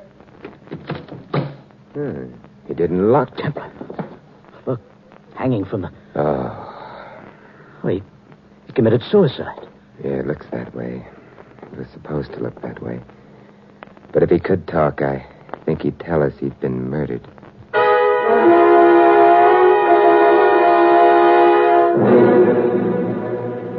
Cheerful place, isn't it, Fowler? Waiting rooms of morgues aren't supposed to be cheerful. You're pretty sure that the unfortunate victim is Payne, aren't you? Oh, I didn't say that, Saint. I said he fits the physical description. But if the lovely Mrs. Payne should tell us that she is satisfied with the identification that the corpse is her husband, then what? Well, then in all likelihood, the insurance company will be equally satisfied. And $250,000 moves from your pocket to hers. That's the way it goes, Saint. When a policyholder dies, we pay. It's the basic principle of life insurance, you know. I know. But in this particular instance, a few things strike me as being a little too basic. What do you mean? And I can answer that partially as of now, but I prefer to answer it entirely as of later. You still think Payne was murdered, Saint? Thoroughly. Guesswork? Mathematics. The well-worn problem of 2 added to 2 and equaling 4, only in this case it was 10 and 10 equaling 20. 20 what? Sleeping pills. Sleeping pills? 20 sleeping pills, each one guaranteed by the manufacturer to make you dream of Hedy Lamarr. They're in my medicine chest. Oh, today I'm stupid. The late lamented knew I had dream pills in my medicine chest. He even said he thought he would need one. So he took one, and it didn't work. And he lay awake with a bump on the head and a skull full of amnesia, and being mentally upset, he became depressed, and he got out of bed and hung himself. Fowler, have you ever hung yourself? Huh? It's a difficult thing to do. And it's a dreary way to die. Painful, too. You can swing and sway in agony for as much as 5 minutes before you pronounce yourself dead. Well, but people have been known to do it, Saint. Not people who have 20 sleeping pills available. See what you mean. If he'd wanted to kill himself, he'd have gone after the pills instead of the cord. Say, you are a detective. But why was he murdered? Well, some people call it the root of all evil. You and I simply refer to it as money. This is where I get off. If he was knocked off for anything, it was certainly not for money. Or didn't you notice that little black bag was still with him? If the killer had taken the little black bag with its little green contents, the suicide he hoped to make everyone think it was would no longer look like suicide. There's a lot of sugar in that bag, Saint. And the killer could have so easily taken it. It cost him a lot of money to make this murder look like suicide. The way I'm thinking, it didn't cost him 1 red cent. What do you mean? Not 1 Chinese dime. Because that little black bag with its cargo of joy, every last penny of it will now go back to its lawful owner. Lawful owner? But who? The killer. I don't think I'll wait any longer for Mrs. Payne to come and identify the body. I have a sudden urge to talk to a certain bookmaker. You're going? You're not interested in knowing whether or not Mrs. Payne identifies the guy as her husband? Mr. Fowler, are you kidding?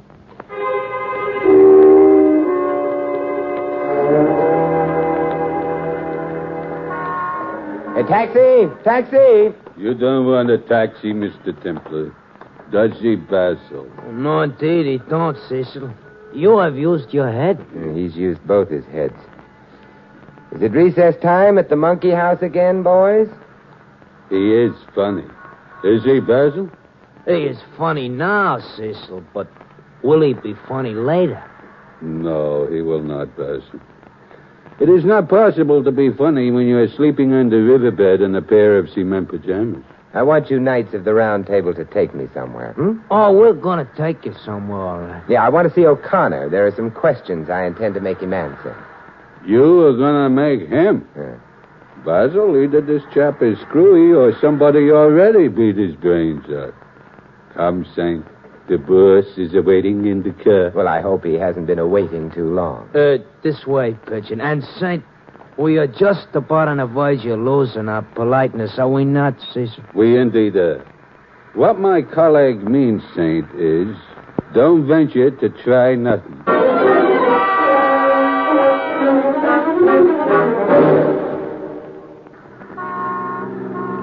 Yes, Saint, like I told you, people and racehorses, they both have a price. You wouldn't talk for money, so the price is now a painless rub-out as against one that's full of agony. You're being far too generous, O'Connor. Hey, drive carefully, you hooligan. You want the cops on us? I'm sorry, boss. Don't worry, boss. I will see that Basil drives careful. Yeah. Well, Saint, look, I'll make the offer even more attractive. I'll let you choose the spot where the bullets go. Oh, really? Now, that's too much. Frankly, Saint, I'd like to be able to tell you to let you go after you told me what I want. You know, maybe with just a couple of broken bones here and there, some little stuff. Yeah. But I can't do it. I can't let you continue alive. You're too smart. And unless you're running way off form, you've stirred up a fire I thought I put out 3 years ago. You did kill Payne the Paint Man 3 years ago, didn't you? Well, he owed me some pretty important money. The boys and I called on him to collect, and he said no. And the boys went into action. I'll stay with that. Yeah, these 2 apes of mine, they made with a little too much action.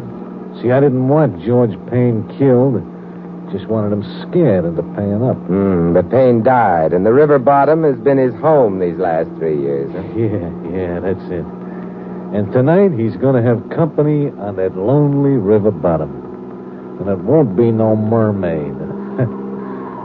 Ready to give me an earful now, Saint? Not quite ready. We'll make him ready when we get to the shack, boss. Yeah, be just screaming to talk. Meanwhile, then, let's have some more of your reminiscences, O'Connor. For instance, what made you so interested in the little man with the black bag, huh? What made me interested? Hey, you crazy? Here we go. We knock a guy off 3 years ago, and for 3 years he's laying in a river. See? How would you feel if you see him or his exact duplicate, the same clothes, same everything, on the street one day last week? I'd feel haunted. So you had the boys tail him for a couple of days, huh? Yeah. And one of the places he went was my apartment. Yeah. But where he goes twice before that, that's what I get to worry over. Yeah. He went to the place where George Payne would be most apt to go, didn't he? Yeah, he sure did. So you began to worry about it, huh? You didn't want George Payne or anything concerning him to pop up anywhere. Yeah, that's it. You worried because whatever Payne's double was up to had to be a swindle. And you were afraid that the swindle might interest the police again in the Payne affair, and that you'd be on the carpet again, and maybe this time you'd be nailed as Payne's killer. Yeah, I knew that you had it figured, Saint. You see what brains do for a guy, though? You are going to be killed because you got brains. How sad. Come on, Saint. Come on, give, huh? Give. Spare the boys some bruised knuckles. What's the swindle the guy who looks like Payne is pulling? Well, if he's pulling us any swindle right now, it's trying to convince St. Peter that he belongs. Huh? Yeah, the man you're worried about is dead. Dead? Now you're pulling a swindle. Well, a little sightseeing trip to the morgue will convince you. Okay. All right, we'll take that trip, Saint, and if the guy is dead like you say, maybe you'll live a little. But if he's not, you're going to be dead a little.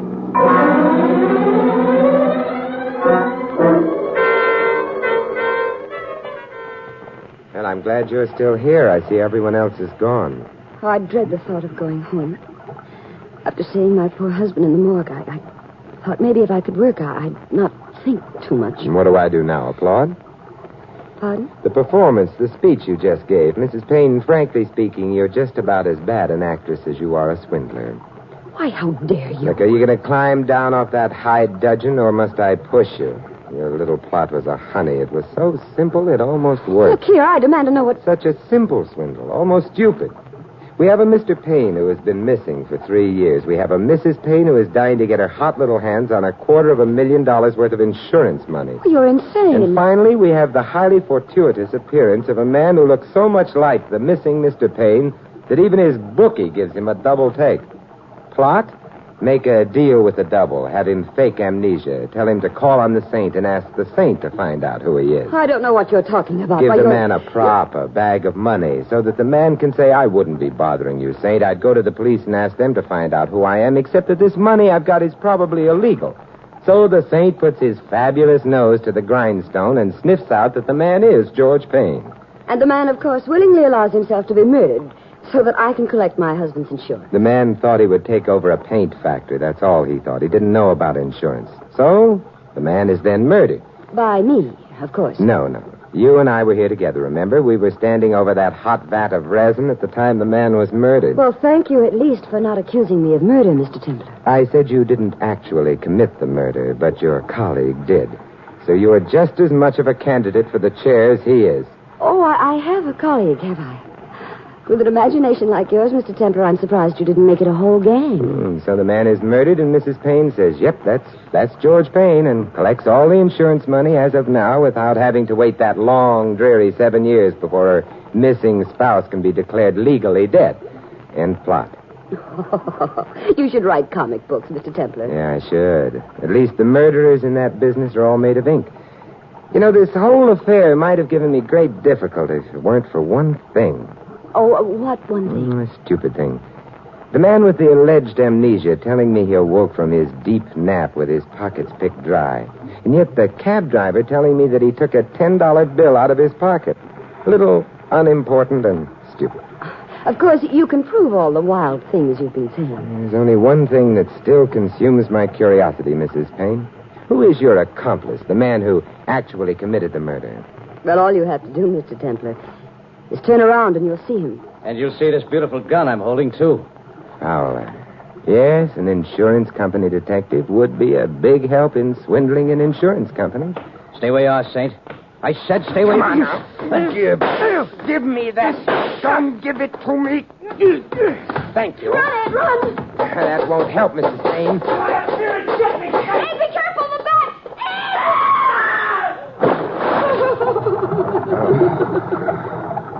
Someday, somebody is going to buy a can of your paint, Mrs. Payne, and wonder why there are buttons in it. You. Don't bother, Mrs. Payne. I've been called it before. What do you say we go drop in on some policemen, huh?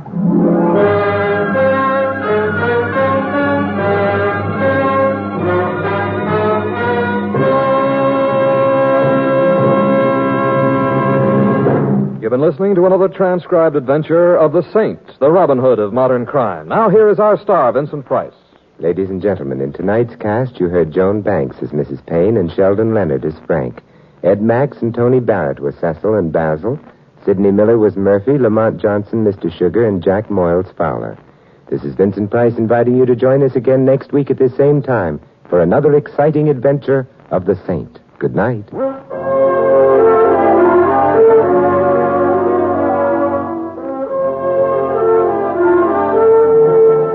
This adventure of the Saint was written by Michael Cramoy. The Saint, based on characters created by Leslie Charteris, is a James L. Safier production and is directed by Helen Mack. Vincent Price is soon to be seen co-starring with Michelin Prell and Errol Flynn in William Marshall's production of Bloodline. All you Saint fans will be glad to know the Saint comic books are available on all newsstands. 3 chimes mean good times on NBC. Next Sunday, you're invited to the Theater Guild on the Air's full hour-and-a-half production of Shakespeare's masterpiece, Hamlet. The pages of Hamlet come to life on Theater Guild next Sunday, March 4th on NBC.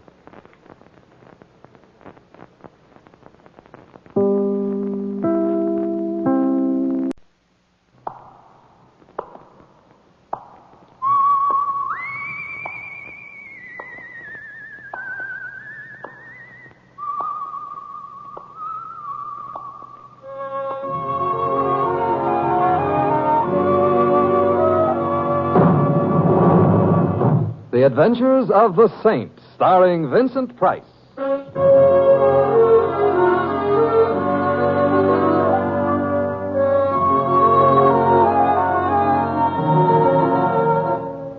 The Saint, based on characters created by Leslie Charteris and known to millions from books, magazines, and motion pictures.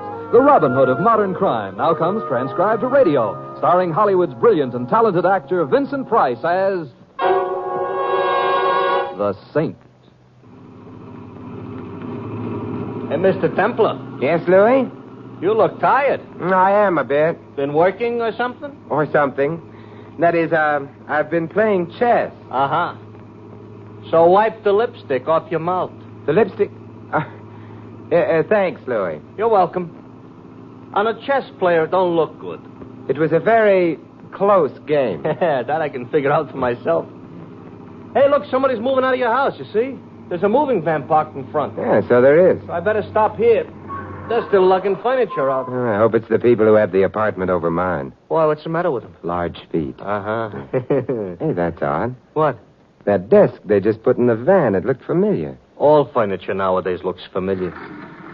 Oh, they're all finished. I'll pull up. Don't bother, Louis. How much do I owe you? $1. Hey, Mr. Temple, what's the matter? I'm beginning to realize why it looked so familiar. Why? Because it was my desk.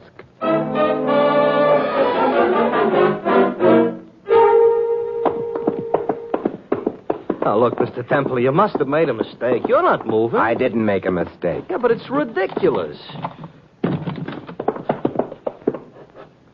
Mr. Templar. Yes, it was my desk. Not to mention my table, my chairs, my... Hey, Louis, did you get the license number of that truck? No. But it belonged to the North America Van Lines. How do you know? Said so on the side. Oh, well, I'll look it up in the phone book. Yeah. Room looks awful naked. You know, furniture does a lot to fill up a room. Yeah, I've got it here. North American, 45 Columbus. Phone number? Well, anyway, we know one thing about where your furniture has gone. We do? Yeah. North America. Oh, fine. That's a big help. North American, good evening. Good evening. My name is Simon Templar. I have a complaint. Then you want the manager. I do? You do. His name is George H. Smith. Smith? Oh, very well. Well, let me talk to him. He's not in. Sorry. Well, you might be able to help me. You see, my complaint has to do with my furniture. It's just been moved by you people. Didn't we move it far enough? You shouldn't have moved it at all. We're so enthusiastic. I think you'd better check your records. Find out who ordered the van and where the furniture is to be delivered. Very well, sir. Just hold on. Having trouble, Mr. Temple? No, Louis, just whimsy. From truck drivers? We'll sue them. Who will? Us cabbies in New York. The whimsy belongs to us. And furthermore, Mr. Templar? Yes? You ordered your furniture moved. I did? Paid for it in advance, turned the key over to our men, and asked for rapid service. Well, I certainly got it. And where did I order the furniture moved to? The Sprague Furniture Galleries. Sprague? But he handles antiques. My furniture's modern. Maybe it's aged rapidly. Good night. Good night, sir. Come on, Louis. We're going to a gallery. We're in a hurry? Yes, you might say we've got to get a move on.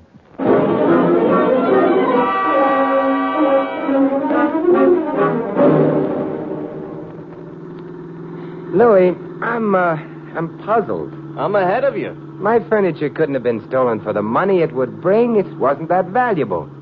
Too great a risk was involved. So somebody did it for fun? Oh, hardly. Why was it stolen tonight, not last week, last month, or last year? Maybe the guys that swiped it were too busy. Also, half a dozen pieces were taken. Among them, a particularly worthless whatnot. What? Whatnot. And who's on third? A whatnot, Louis, is a Victorian monstrosity which shouldn't happen to a tree. The point I'm making, though, is that I've had that whatnot only a few days. Uh-huh. Well, that means they were after the whatnot. So why did they swipe the other stuff? To confuse the issue.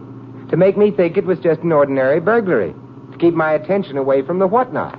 Maybe it's worth a lot of money, huh? It's worth exactly what I paid for it, $17. So that don't figure. Where'd you get it, anyway? Oddly enough, Louis, at the Sprague Gallery.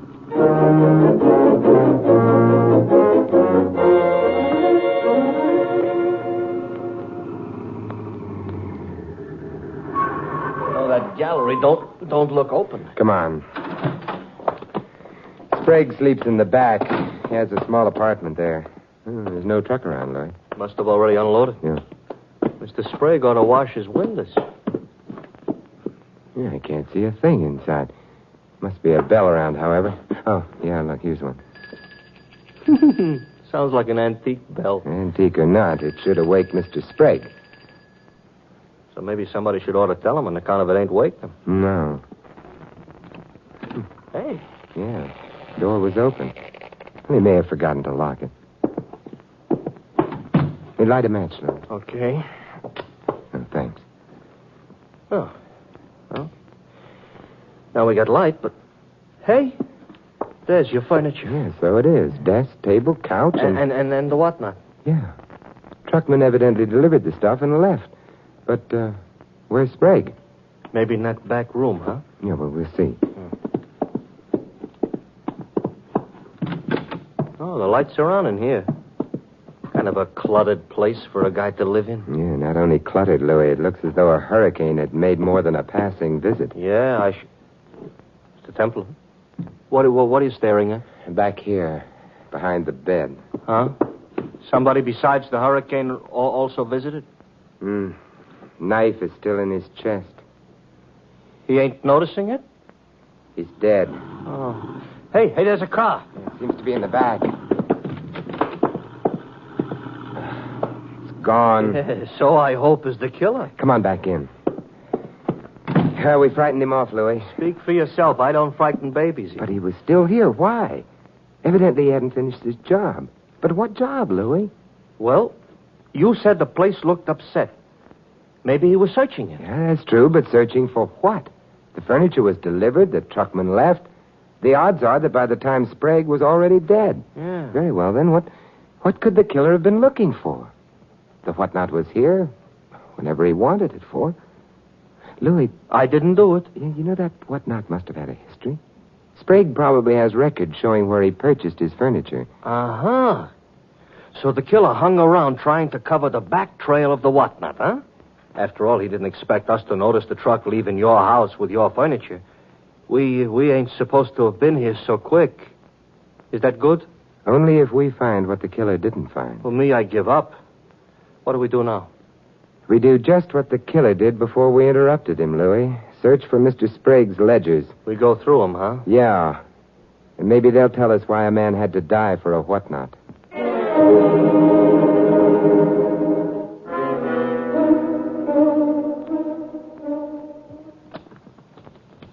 It's not in this one. Yeah. Hey, Mr. Templar, I think I got it. Oh, let me see. Here. Victorian whatnot, yeah. Mrs. Susan Carter, Hill Road, Cresdale, New York. Cresdale? That's only half a dozen miles north of the Bronx. This is strange. He doesn't seem to have paid her anything at all for the whatnot. Maybe she paid him. We could phone, but... You know, Louis, about the only thing on our side is the element of time. We're moving faster than the killer anticipated, therefore... I know. We go north.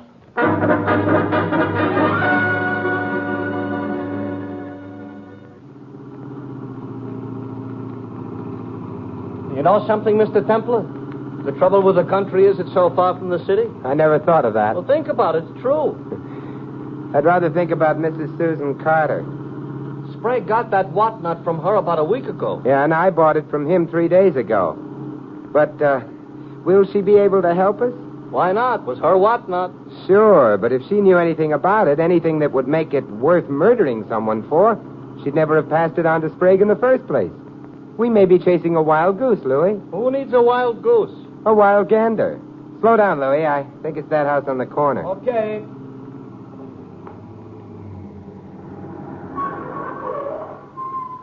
Yeah, this is it. Ooh, it's a large house. Yeah. It looks like there ought to be bats flying around it. It's not so bad. It's not a house most people would prefer to live in. Make a wonderful place to die in. Ooh, what am I saying? I have to frighten myself yet?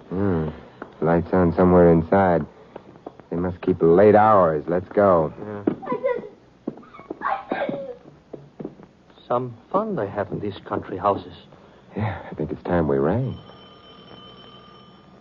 You know, I'm wondering what she didn't. Hey, look, the light just went out inside. I got a feeling nobody is going to open that door. All right. So I was wrong. But who opened it? It doesn't matter. We can get in. Okay. Except I would be happier if somebody at least had opened it. Oh. It's like a house of the dead. Stop making up phrases like that. It came from someplace down this hallway. You're running in the wrong direction. We're running forward. Hey, look, it must be this door. It's the only one along the hallway. Does it open? Yeah, it opened. Who are you? Oh, hello, I'm Simon Templar. This is Louis. Yeah. What do you want here? We heard you scream. I just because I saw a mouse. It must have been a large mouse. It was a large scream, Mrs. Carter. I'm not Mrs. Carter. But, Claire Wayne, Miss Carter's niece. Oh, I apologize. How'd you get in? Well, the front door opened by itself. A very mysterious effect. You're making things up. Not really. Could we see Mrs. Carter? Could you... Oh, no. No! Miss Wayne. Come on, Louis. Yeah, I'm right behind you. Claire! Where the devil? Claire! Oh, I'm sorry. Neither of us is Claire. Are you Mr. Carter? Carter? Me? No, I'm Harold Thompson, Susan's nephew. Oh, I'm Simon Templar. Louis. Templar, huh? Are you the saint? Yes, I am. Well, this is quite an honor for us. Thank you. Actually, I wanted to speak to your aunt. You did? I said something amusing? You've no idea how amusing. I'll laugh about it all night. Hey. Oh, he's gone, too. Yeah, very restless type characters. Well, anyway, we're getting acquainted fast. Except with Mrs. Carter. Large house. We'll have to look through all the rooms in it. You'll have to look even farther than that, sir. I didn't hear you come into the room. You walk softly. It's a habit of mine. The ill and the dying resent a heavy footstep. It frightens them. Really? A delusion of reverence. I suspect they associate it with death coming for them. You're a doctor? Yes, I'm Dr. Thorne. My name's Templar, and this is Louis. Good evening, gentlemen. How do you do? You're Mrs. Carter's physician? Yes. She's ill, then? No. She's not at all ill. Well, then I'd like to speak to her at once. About, About a whatnot that she gave to an antique dealer named Sprague. Seems a trivial reason to have brought you out here at this hour. The whatnot in itself is perhaps a trivial thing, Doctor, but murder isn't. Murder? Mr. Sprague. Oh. At what time was he... Probably around 8 this evening. It's interesting. At 8, I was out in my car on my way here, but I took a long way around. Might have included the stop in the city. At 8, Harold Thompson had not as yet reached this house. Of course, where he was until then, I cannot say. At 8, Claire Wayne was at the movie. She told me earlier. Well, perhaps she was. Well, very interesting hour. Yes, and where was Mrs. Carter at 8 o'clock? Well, she was where she is now, with a nurse in attendance. I thought you said she wasn't ill. She isn't. She was. Oh, I see. She's dead, then. She's dead. Interesting. 3 people might have known what the mystery of the whatnot was, and of them 2 are dead. The 3rd is a murderer. Susan Carter was an old woman with a weak heart. Meaning her death was natural? Yes. I don't sneer at coincidence, Dr. Thorne, but under the circumstances, I'd like to be sure it was coincidence. Well, of course, I can't quarrel with you about that. I've had a thought or two about Susan's death myself. And? She wasn't stabbed to death. Her heart did fail. Mr. Templar, I'm not a young man anymore. I'm tired. I'm all confused. And before going any further into this thing, I'd like to rest. Would it be asking too much of you to spend the night here, Mr. Templar? I think it's very hospitable of you. Plenty of room. This is a large house. Suppose we all go to bed. In the morning, perhaps the shadows will all have fled.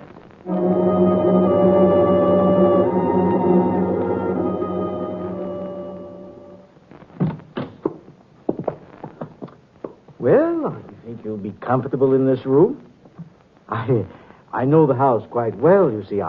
I played in it as a child. There was a time when I thought that perhaps Susan and I would live in it together, but I married someone else. Good night. Good night, Doctor. Yeah, good night. He's kind of broken up about Mrs. Carter's death, huh? Yes, he is. Could be an act. Seemed genuine. You know, Louis, nobody in this house has an alibi for Sprague's death. Yeah, Mr. Templar, let's go to sleep, huh? In the morning, I'll feel strong enough to be surprised, but right now... All right, we'll go to sleep. Yeah. What could happen, anyway?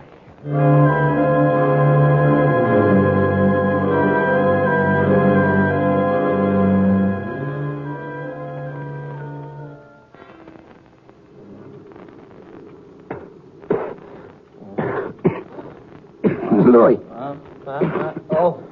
Oh, Mr. Temple, what? Hey, I smell smoke. The house is on fire. Hey, come on, Louis. Yeah, I'm right with you. The smoke is terrible. Oh, hey, look, we've got to warn the others. Yeah. I'll get the ones the other side of the hall. The smoke is getting awful thick. Miss Wayne. Miss Wayne. Oh, I was asleep. Go downstairs and out of the house, quick. The house happens to be on fire. Oh, all right. Louis. Templar? Oh, I got both Dr. Thorne and Harold Thompson. They're on their way down. We better get downstairs, too. No, not yet. But we got every living thing out of the house. Yeah, but you forgot the dead.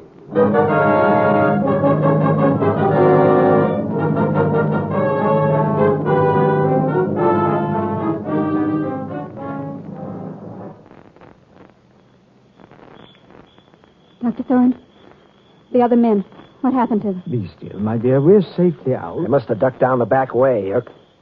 No, here they come now. Carrying something. Not something, Harold.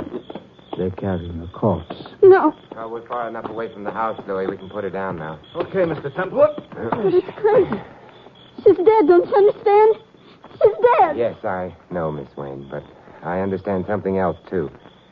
That fire wasn't for our benefit. It was for hers. Louis, the lower half of the house hasn't been touched yet. I'm going back in to phone the fire department. Maybe I better go with you. No. You're to stay here to make sure that no one harms her. Miss Wayne? No, Louis. Mrs. Carter.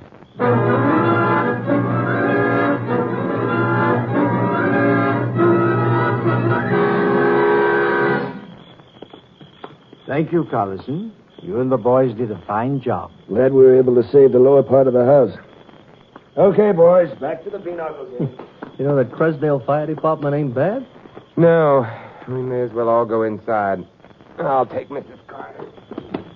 I can't say I exactly follow your mental processes, Templar. Oh, is that important?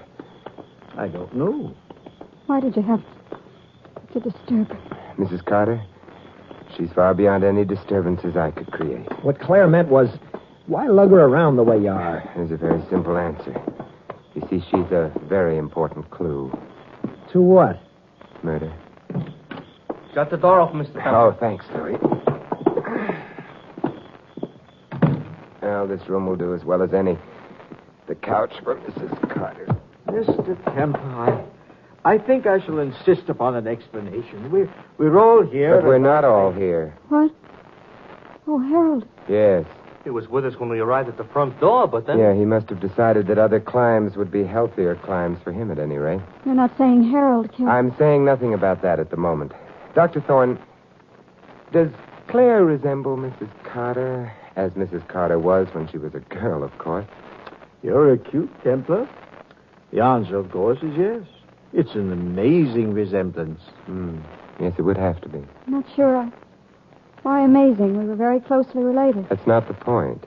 Then what is? Someone burgled my apartment, stole a number of pieces of furniture. Among those pieces was a worthless whatnot. Since it was taken along with the others were merely camouflaged. The burglar was primarily after the whatnot. Well, what connection is there between furniture and... death? That whatnot, Dr. Thorne, until a week ago belonged to Mrs. Carter. Oh? A Mrs. Carter who may have died naturally or who may have been killed. I told you her heart failed. Almost anything might have brought it on. Yes, Doctor, almost anything. Perhaps a tiny dose of poison, so tiny that it wouldn't of itself be fatal, so tiny that it would produce no symptoms of poisoning, but it would strain an already weak heart, wouldn't it? Well, yes, it's possible. More than possible. It has to be so. Otherwise, why the fire in the upper part of the house? A fire, therefore, that couldn't have been accidental. No cooking or heating is done up there. Well, maybe somebody was after... The living, Louis? No. No doors were locked. None of us were drugged. The house itself is easy to escape from. The fire had only one purpose, to destroy the body of Mrs. Carter, to destroy the possibility of an autopsy on that body. I'm tired. Oh, tired. I better go home. Not quite yet, Doctor. Mrs. Carter was wealthy? Well, no one knows, you see. She never kept money in the bank. There's always, of course, been a theory that she hid all the money somewhere in this house. She's mean and nasty. I don't mind telling you that Harold and I searched all through the house looking for that money. Did you find it? No. Do you need money, Doctor? His wife spends more than he earns. Of course he does. I do. Harold does. There wasn't any money. Was Mrs. Carter a sentimental woman, Doctor? No. No, she was a bitter woman. She hated. Well. Yes, and she was very ill. She knew she was surrounded by... Yes, vultures waiting for her to die so they could pick up her old bones or whatever money clung to them. Your way of putting it. Well, it's an accurate way. And now that you know, Mr. Templar, may I go home? Yes. Yes, after you answer one question. That question being? Somewhat earlier this evening, when I asked you about the possibility of Mrs. Carter's death having been murder, you denied that possibility. I still... Or perhaps I do no longer deny it. However, that's not my question. At that time, you said she wasn't stabbed to death, meaning that Mr. Sprague, of whose murder I had just informed you, was stabbed to death. But, Dr. Thorne, there are many ways in which a man can be killed. Your question, then, is, how did I know that Sprague had been killed with a knife? Yes, Doctor. I don't think I shall answer that question. I'm sorry. Louis, will you get on the phone? The cops? The police. Okay. Sit down, Dr. Thorne. You won't need me anymore. No, Miss Wayne. Then I'll go. Any other room. This one's ugly. What's the matter? Just caught my stockings in the edge of the chair. Oh, that's too bad. They're pretty stockings. Well, they should be. They're nylon. They cost a fortune. Good night, Mr. Templar. Good night. Well, I phoned the cops. They're on their way, Mr. Templar. Yeah, good, Louis. Hey, Dr. Thorne, you don't look so good. No. You know, if murderers would clap master padlocks on their lips, a lot of them would be better off. They wouldn't give themselves away. And detectives would have a harder time. No, Louis. No matter how securely a murderer's lips may be locked, I coin a phrase, murder will out. Yeah, but if Dr. Thorne hadn't made that slip about the stabbing, you'd never been able to pin the killing on him. That's true. But then you see, Dr. Thorne didn't kill anyone.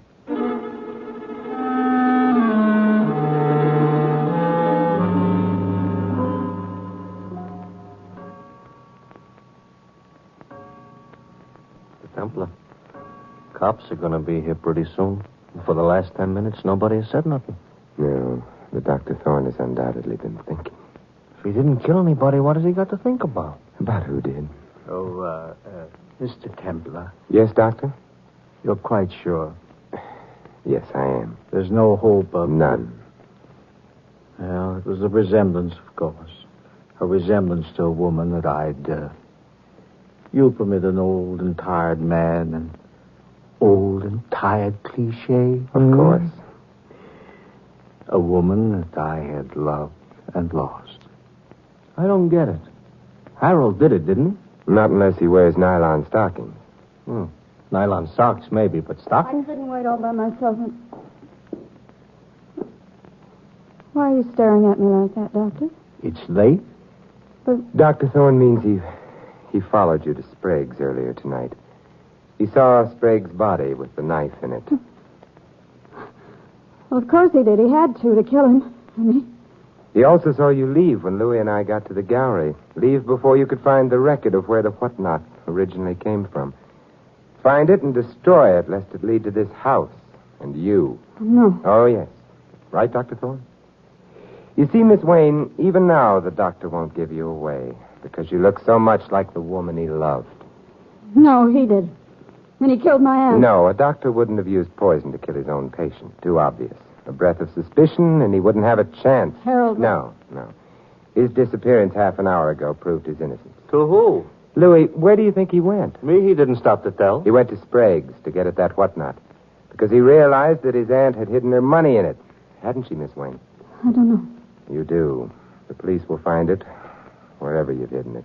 The police aren't going. Come on, open up there! Yeah, the police are, and that will be proof enough. It's a pity. And all because of a whatnot. Such an ugly thing.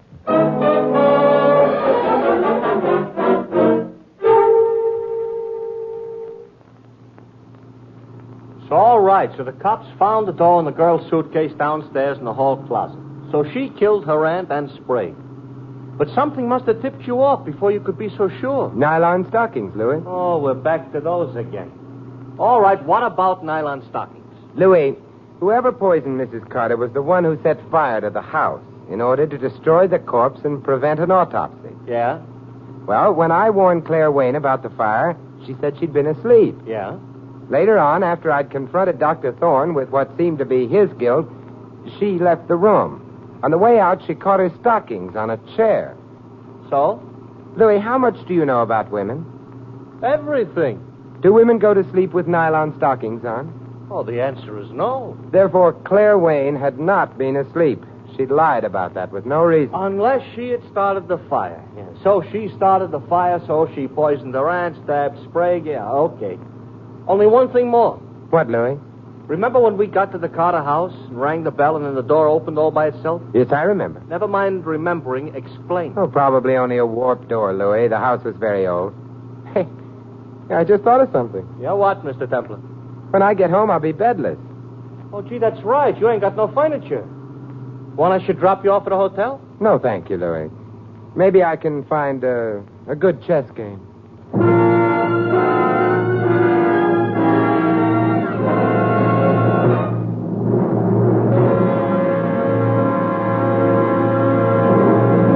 You've been listening to another transcribed adventure of the Saint, the Robin Hood of modern crime. Now here's our star, Vincent Price.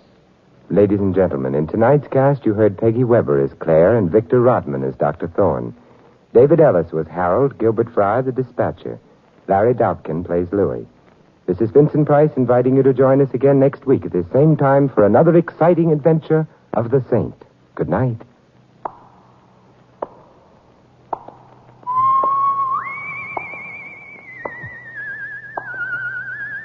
This adventure of the Saint was written by Lou Vitties. The Saint, based on characters created by Leslie Charteris, is produced by James L. Safier and directed by Helen Mack. Vincent Price is soon to be seen co-starring in RKO's production of His Kind of Woman. 3 chimes mean good times on NBC. For something new and exciting in your big Sunday lineup on NBC, listen to the Phil Regan Camp Show coming up next. There'll be prizes for talented GIs and the very best Sunday listening for you with the Phil Regan Camp Show next on NBC.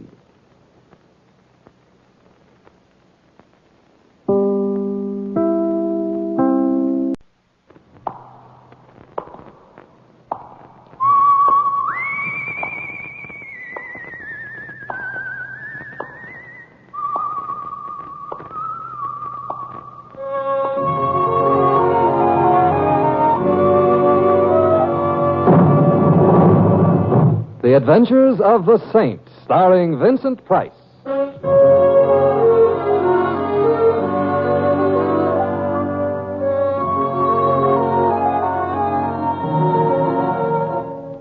The Saint, based on characters created by Leslie Charteris and known to millions from books, magazines, and motion pictures. The Robin Hood of modern crime now comes transcribed to radio, starring Hollywood's brilliant and talented actor Vincent Price as the Saint. Just a moment, please. Yes? Mr. Templar?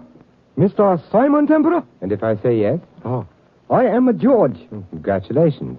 What army are you dressed for? Oh, not army uniform I wear, sir. Chauffeur. You come? Huh? You come now? You want me to go somewhere with you? You are sure you are Mr. Simon Templar, the Saint? If I'm not, my old grandmother shouldn't have lied to me all these years. Then you come. Where? Did you not receive the call, sir? Even the most casual eavesdropper would have to admit it doesn't appear so. What call? Employer say, George, go to this number and get Mr. Templar. Employer say, he called, so when I arrive, you know you come. No call, sir? No call. Who is your employer? Mr. Orlando Button. Him old man. He very afraid. Orlando Button. Art collector? Button galleries? Employer say, much trouble coming. You come help? Oh, what sort of trouble? We go now, yes? You go now, yes. My neck and I recently came to an understanding. Oh, your neck, sir? My neck. I promised not to stick it out again until I at least knew why it was going to be chopped at, and it, in turn, agreed to be a little more tolerant of starched collars. I am going to bed. Oh, no. You are coming. You know, with one swift gesture, you have given me 6 good reasons why I should go with you. Or does that revolver hold 8 bullets? You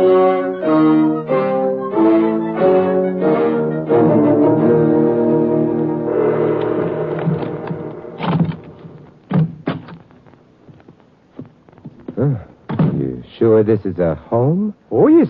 Home of my employer, Mr. Orlando Button. Add a couple of ticket windows, scatter around a few timetables, and could easily pass for the home of the super chief. Employer awaits you in the study, Mr. Templar. You come this way, please. Yes. Now, look, would it be too much to ask you to stop waving that gun under my nose? You come. I come. Now, you wait. I wait. Sir! Sir! Sir! Mr. Button, I have brought Mr. Templar, sir.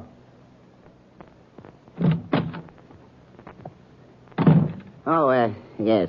Thank you, George. I must have dozed off. Mr. Templar, it was good of you to come, but Not half as good as it was of George to bring me. He is very persuasive. Eh? Mr. Templar say no come. I invite him at the point of a pistol. You no call him, sir. No. I fell asleep. That will be all, George. Yes, Go. thank you. Yes. Yes, sir. I'm sorry George had to resort to melodrama, Mr. Templar. Look, you'll forgive me, I'm sure. It's all a mistake. What's all a mistake? This incident. I never should have sent for you. My nerves. I'm a victim of my own imagination. Remarkable. Eh? Here you are, trembling, yet scarcely 2 minutes ago, according to you, you were in your study there, napping. But what... There's fear in that trembling, Mr. Button. And on your face, too. You're scared witless. Scared people don't doze. Please, I beg of you, go at once. Forget that you've been here. That was a long ride across town with your chauffeur's gun in my ribs, sir. Long and unpleasant. But I didn't tell George to use a gun. Look, we can talk in your study. No, you mustn't go in there. You... Oh. You shouldn't have done that. I tried to keep him out of here. I knew you didn't want him to see the... Why are you pointing that gun at me? What are you going to do?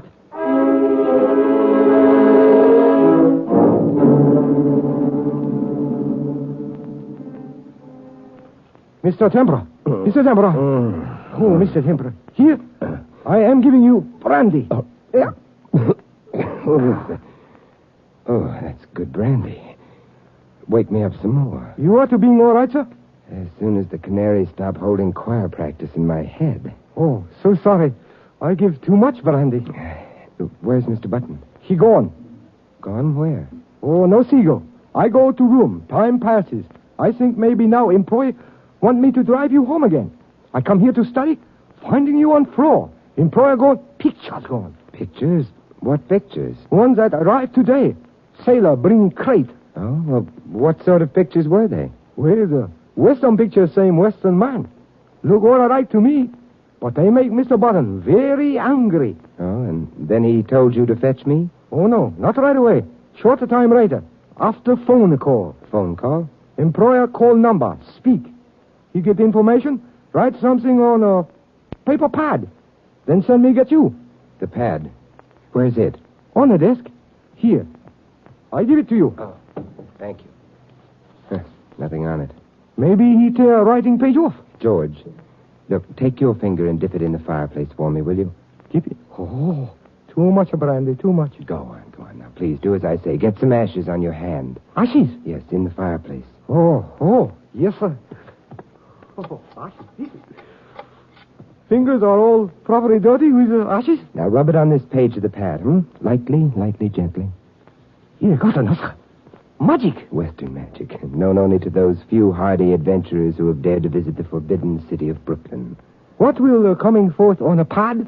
A picture of Anime Wong. Holy mackerel. Look, now, rub the ashes in a little harder, huh? Yeah, there, that's it. But is words. No picture. Words that were on former page torn off. If Mr. Motto should ever need an assistant. That's enough now. Now, give it to me.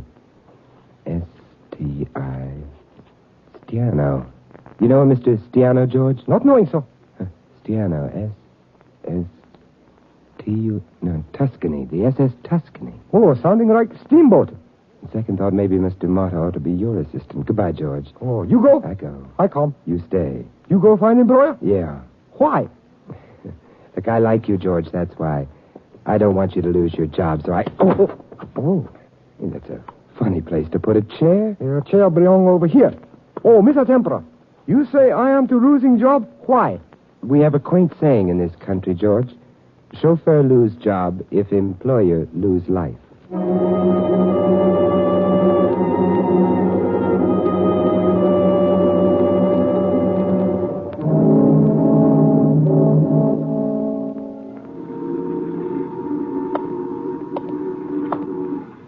Who's that on deck? Who is it? Speak up. It's me, if that means anything. Muller, huh? Hey, you're late. I expected you. Hey, what is this? You ain't Muller. Name's Templar. All right, so the name's Templar. What are you doing aboard my ship? Looking? You a customs man? You the captain? Third officer. Captain went ashore. I'm in charge. Look, fella, you boys from customs already went over this vessel 3 times since we docked this morning. 3 times, eh? It's the usual procedure, isn't it? 3 times as usual, and each time so thorough the ship is practically dismantled? What goes, pal? Hey, you tell me. I don't know what you boys are looking for, mister, but I'll tell you here now, it ain't on board the Tuscany. This here's an honest ship. Yeah, and I'm the captain of the Pinafore. You got a man named Stiano on board? Look, mister, Stiano's a good guy. One of the best men on this ship. He works hard, no complaints. He's loyal, efficient, a good all-around man. That's Stiano. Oh, you know him pretty well. Know him? I'm him. Well, I'm glad to meet a good, loyal, efficient, uncomplaining, all-around man. You know a man named Button? No. You say Button? Button, like in what one is sometimes told to do with one's lip. Button. Like in Button Galleries, Button? Yeah. I know about his art gallery, that's all. Oh, what about it? We hauled cargo for him this voyage. A crate we picked up in Genoa. That's in Italy.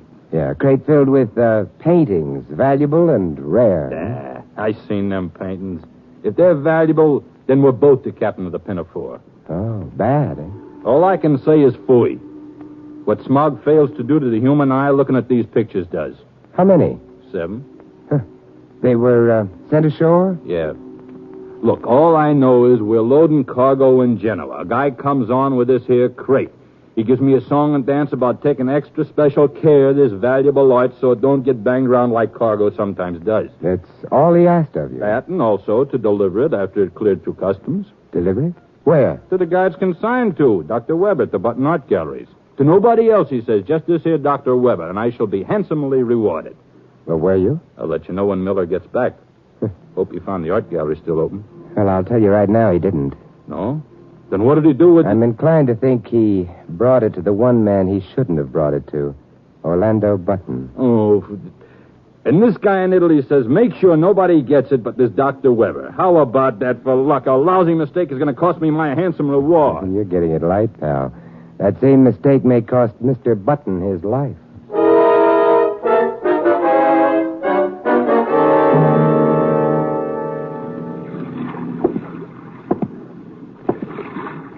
Hello, Saint. Hey, Kesa. Yeah. I want to make sure it was you who just come off the ship. I'm kind of glad it's you, sucker. You know, I'm kind of glad to see you. Let's see how good you are without the gun, you sucker. Don't worry about it. When I finish tearing it off, I promise you I'll give it back to you. Please. Come on now. What ill wind brought you out of retirement, Kasak? No temper, my kind of work. When a guy says he's retired, he's either trying to kid the cops or kid himself. You mean there's always another hoodlum who'd force you back into it, eh? Now, let's have some talk, Kasak. Let go down first. Let loose the talk first. I got nothing. I'll loosen your tongue with a little history. When I first knew you, you worked for Scorelli as his trigger, till he was deported a couple of years back.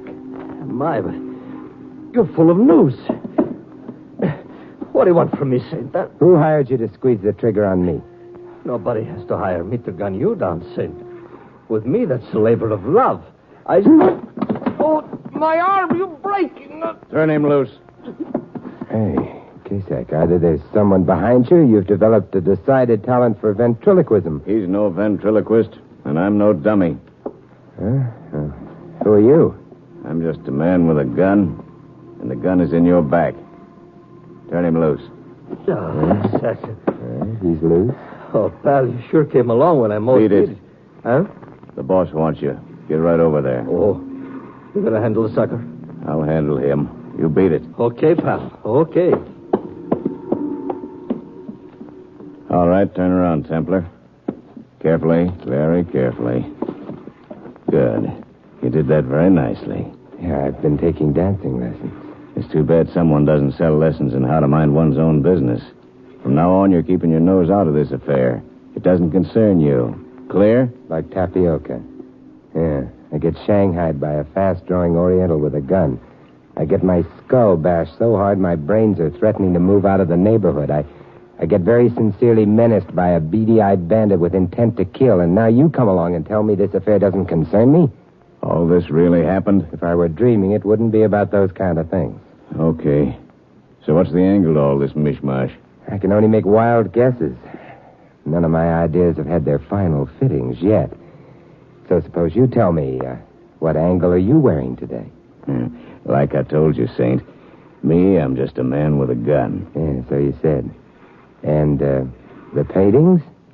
Paintings? Yeah, the crate of paintings, 7 in number, that arrived today from Italy for the Button Galleries. Now I'm dreaming. You mean you're chasing paintings? You mean you're not chasing paintings? Friend, either you're deliberately throwing me a curve or we're not even playing in the same ball game. No, I'm not chasing paintings. What I'm chasing is just a little more dangerous. You wouldn't say that if you were wearing my aching head. I'll be seeing you, art lover. Yeah, it's inevitable. And if you should run across an old party named Orlando Button before I do, will you please do something to help him stay alive? Now, this is the last pipe dream I'll listen to. Why can't this old party manage to stay alive on his own efforts? This is one of the wild guesses I was telling you about. The last time I saw Button, he was a very frightened man. The kind of fright that only comes to a man who expects he's going to be killed. If I see him, I'll do what I can to stop him from being afraid. And that statement can be taken 2 ways. And in the light of the fact that it was pronounced by a fellow who hobnobs with Killer Casack... Goodbye, Saint. And if I were you, I'd worry about trying to keep myself alive.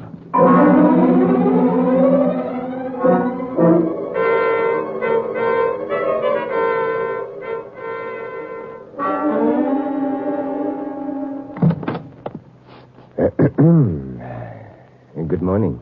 I believe the door is plainly marked private, isn't it? One finds it difficult to believe all one reads these days. You know, it's nice. What's nice? That they don't hang all the works of art in this gallery on the walls. Some of it sits in a low-cut dress behind a sign that says assistant to the director. You wish to see someone? Actually, my wish is to remain here with you, but I'd never get to see Dr. Weber that way. You have an appointment with Dr. Weber? No. Well, I'm afraid he can't see you then. He's very busy. And then I'll see Mr. Button.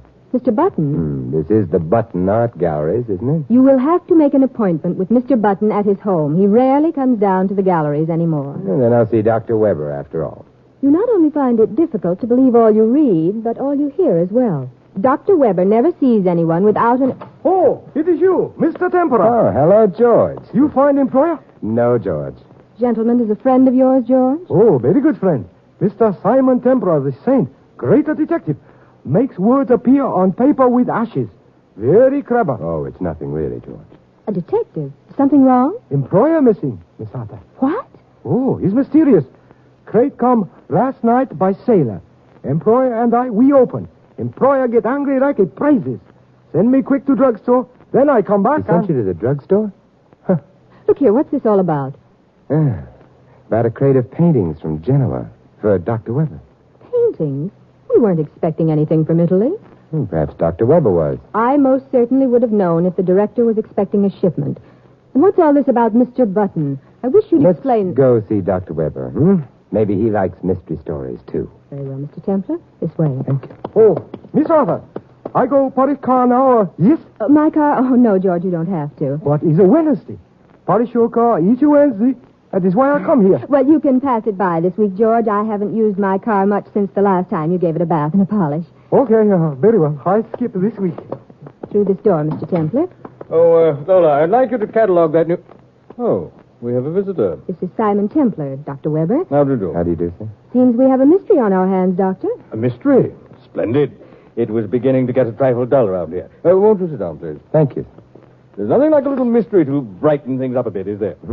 Especially if you're one of those people who enjoys going to funerals, Doctor. Someone is... Let's just say that someone, when last seen, was terrified. And let's also say that someone hasn't been seen since. But who? Mr. Button. According to George, he's been missing since last night. I see. Mr. Templar, am I to understand that just because Mr. Button wasn't home last night, you are assuming that he's been murdered? Well, that is more or less the condensed version, yes. I believe the little verse goes like this. Don't make tragedies out of trifles. Don't shoot butterflies with rifles. It's just as foolish to make a trifle out of what might well be a tragedy. Perhaps I should give you the full-length version now, huh? Perhaps you should, Mr. Templar. A freighter arrived from Italy yesterday, the Tuscany from Genoa. It carried a small crate consigned to you, Dr. Weber, at the gallery here. But I received no crate. What was in it? Paintings, Doctor. And from what Stiano tells me, extremely bad paintings. But where are they, Doctor? Let's let these pictures speak for themselves. Where are they? I never heard of them until this moment. I wasn't even in town yesterday. You weren't? I was in Chicago, attending a fraternity convention. There was no crate of paintings delivered here to the gallery yesterday, Mr. Templar, I assure you. Oh, they weren't delivered to the gallery, Miss Arthur.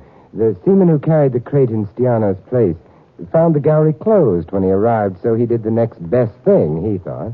The next best thing? Yes, he had no way of knowing, of course, that old Mr. Button had more or less retired from business, leaving Dr. Weber in charge of his gallery. And so rather than lug the crate all the way back to the ship, he brought it over to the Button residence. Well, Mr. Button opened the thing up, curious to see what sort of stuff his gallery was buying these days, I suppose, and probably wished he was dead. I'm afraid his wish was granted all too soon. But why would anyone take the trouble to ship us bad paintings? That's what I wondered for a while, too. And that's what Button must have wondered, but not for long.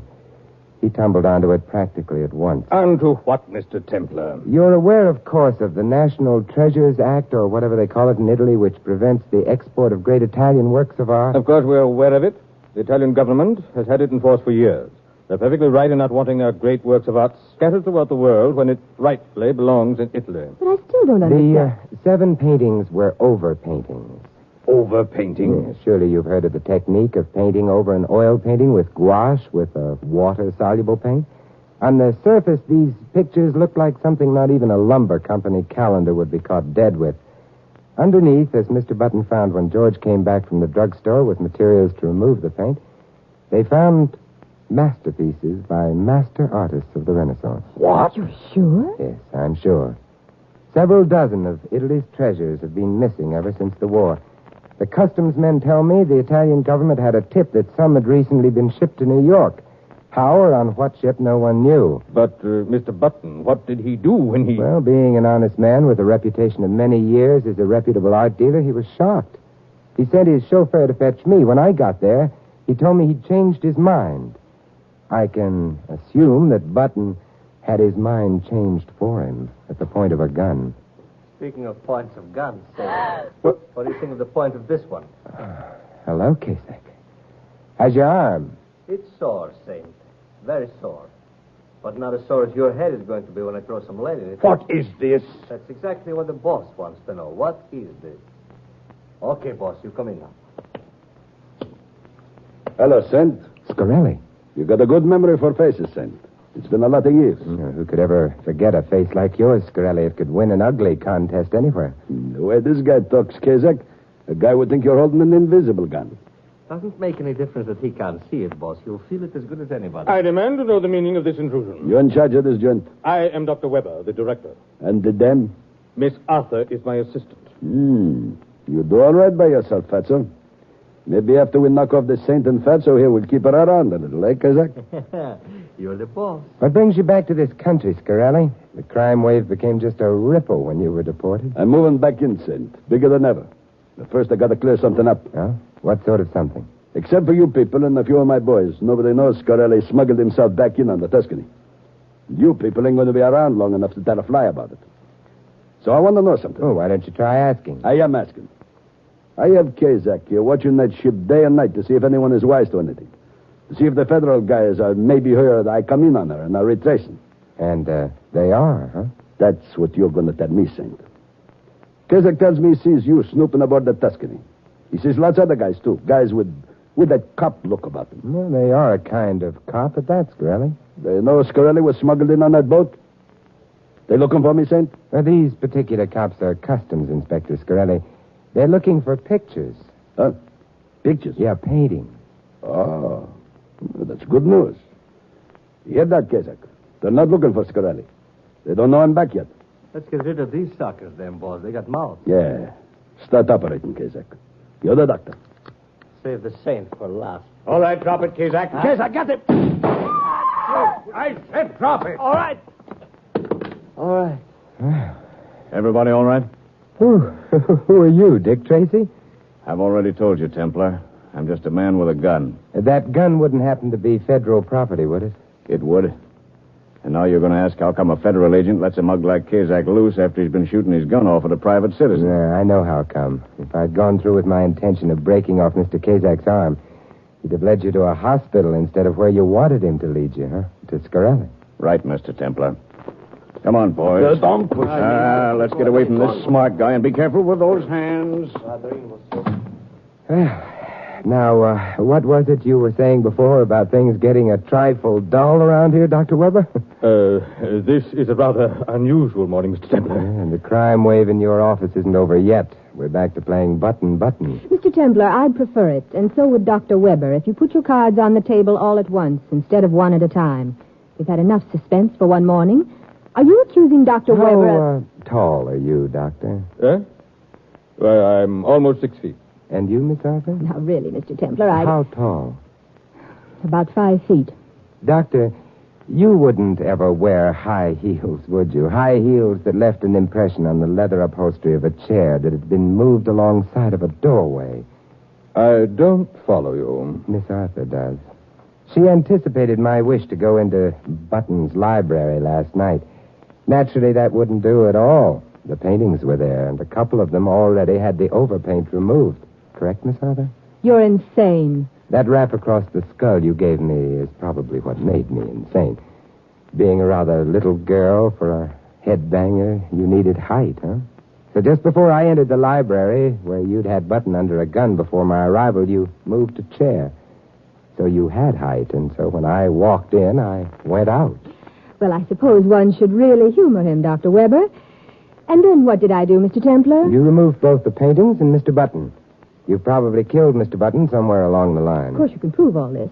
You can tell me, or the police, shall we say, exactly where Mr. Button's body lies, where the paintings are, and... Unfortunately, no. Oh, then just as unfortunately, Mr. Templar, you have no case. Without the paintings found in my possession, without Mr. Button's body... Pardon, interruption, please. We're rather busy at the moment, George, please. Oh, we'll not take a moment. Miss Arthur, you are to making mistake. Oh, please, George, we're having a conference. Would you mind leaving? But, come all the way downtown to wash and polish car. You say car no dirty. Not need bath. Not need polish. George, will you please go now? But this is mistaken. Just see car in parking lot. Some other time, George. Car very dirty. Car need a wash, polish most part. I go do so, yes? No. Of course you go do so, George. And while you're at it, take a look in the trunk compartment. No. Trunk compartment? What find in trunk compartment, Mr. Templar? Employer, George. Oh, employer in trunk? No. I didn't plan to kill him. I didn't plan to kill him. I go look in the trunk compartment. Never mind, George. Go call the police instead. Oh, yes, Mr. Templar. I go call. And, George. Sir? If Mr. Moto should ever need an assistant, I'll be very happy to give you a reference.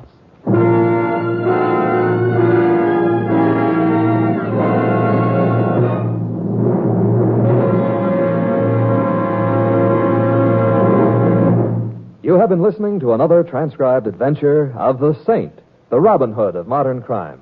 Now here's our star, Vincent Price. Ladies and gentlemen, in tonight's cast, you heard Mary Shipp as Lola and Charlie Lung as George. Ted DeCorsia was Scarelli, Larry Dobkin, Kazak. Fred Shields played Nash and Ted Osborne, Dr. Weber. Barney Phillips was Stiano. This is Vincent Price inviting you to join us again next week at the same time for another exciting adventure of The Saint. Good night.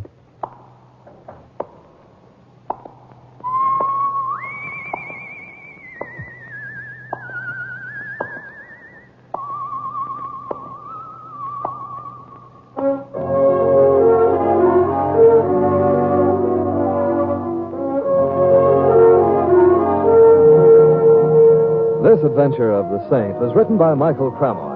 The Saint, based on characters created by Leslie Charteris, is produced by James L. Safier and directed by Helen Mack. Vincent Price is soon to be seen co-starring with Errol Flynn and Michelin Prell in William Marshall's production of Bloodline. All you Saint fans will be glad to know that the Saint comic books are on sale at all newsstands. 3 chimes mean good times on NBC. For something new about the Army, hear the Phil Regan Show, next over most of these NBC stations. Coming from a different service base every week, Phil Regan brings you songs and fun, and brings prizes to talented GIs. It's an exciting newcomer to your Sunday chime lineup on NBC. So hear it next, the Phil Regan Show. And later today, following the Phil Regan Show, hear Mr. and Mrs. Blanding on NBC.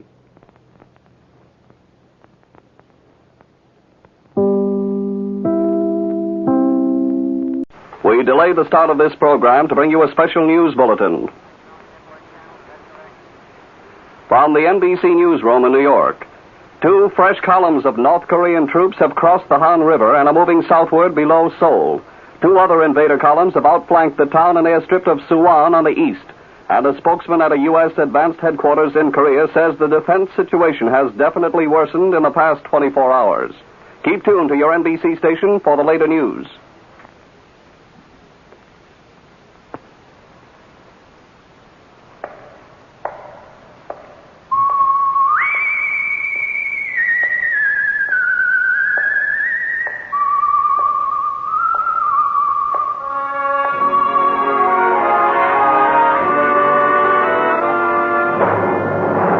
The Adventures of the Saint, starring Vincent Price.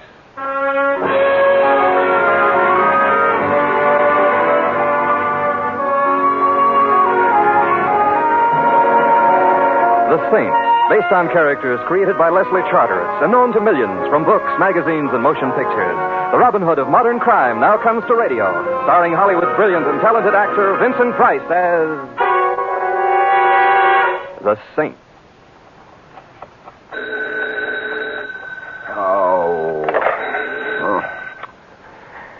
Hello, Templar's mortuary. Mr. Simon Templar? Unfortunately. Littleton is calling. What time is it? At the sound of the... I'm sorry, I'm not allowed to give that information. Littleton is calling. All right, put him on. One moment, please. Hello? Hello? Is this Simon Templar? Yes, it is. Well, my name is Shirley Gray. Please, I need your... Yes? Go on. Hello? Sammy. Who are you talking to? Oh, well, I was just calling you at the theater. You knew I was with the cops. Hang it up. All right. Hello? I'm sorry I bothered you. Sammy just got back. Hello? Hello? Your party has hung up, sir. So they have, thank you. Shirley Gray. Shirley Gray. Oh, of course.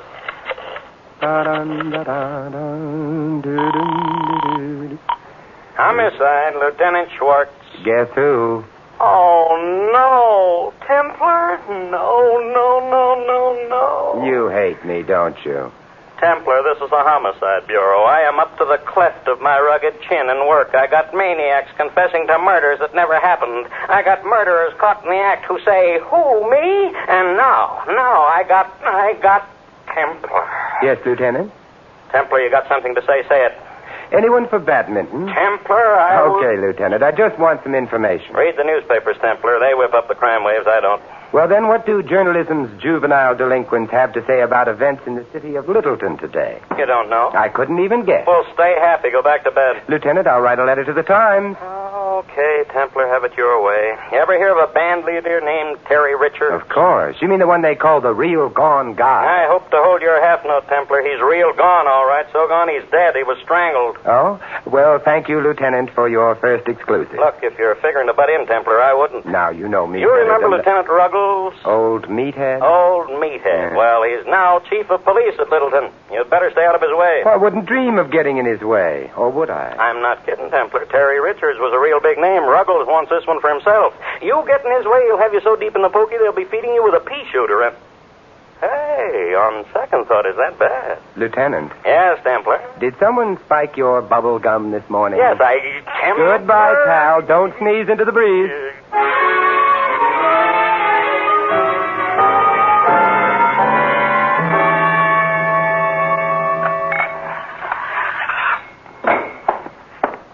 Yes, sir? I'd like to go backstage, please, Mr. Doorman. Well, it's possible to get there if your cultural development is at a certain level. Well, I'm fond of Mondrian. I collect Americana. I am fond of portraits of those men who have become our presidents. I am especially cheered by portraits of Lincoln, done, of course, on fine paper in black, bordered and shaded in hues and shades of green, which one finds so cool and comforting. Your taste is admirable. It happens that I, here you are. A perfect specimen. Pass, friend. Thank you so much. Oh, Mr. Templar. You know me? You expected me? Miss Gray hoped for you. She described you. Still, it cost me $5. Nothing ventured, nothing gained. Miss Gray is in her dressing room. First corridor to your right, and first door to the left. Oh, thank you. Say, tell me something. Is this the same Shirley Gray who sings ballads so wonderfully? The same, but she sings them no more. Merlo Rooney El Rowdy. You swallowed something? Bop. That's what the great Terry Richards played. Oh, I gather you were not a fan of the late Mr. Richards. The man who knocked him off was a hero. I see. Miss Gray is the only nice person in the band. Take care of her, will you? You think she needs taking care of?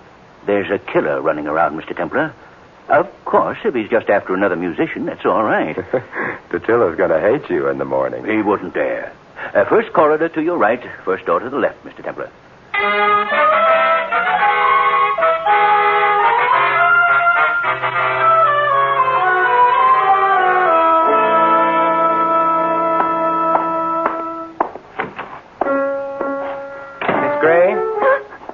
You frightened me.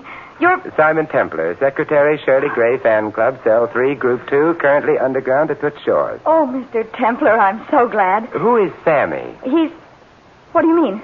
Well, all the way down here, I've been asking myself, why would Shirley Gray call me? And after calling, why would she hang up just because a man named Sammy entered the room?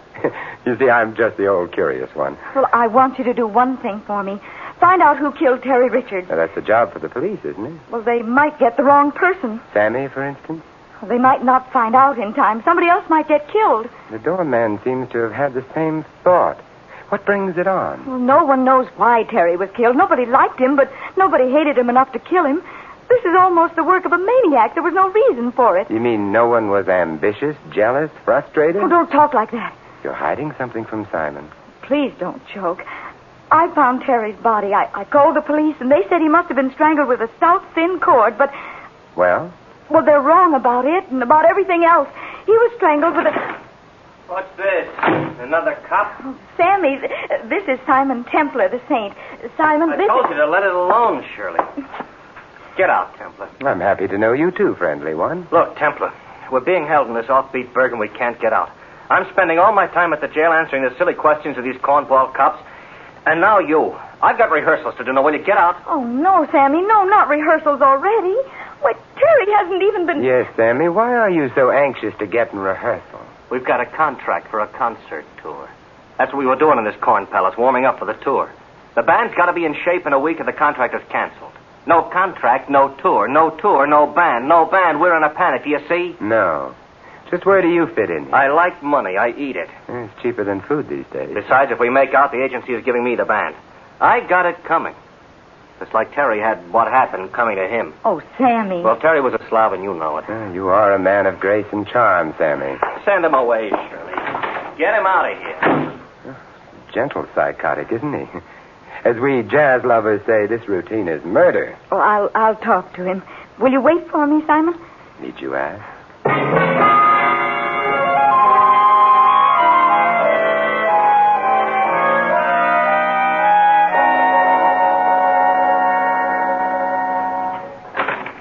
May I come in, Mr. Templar? Of course.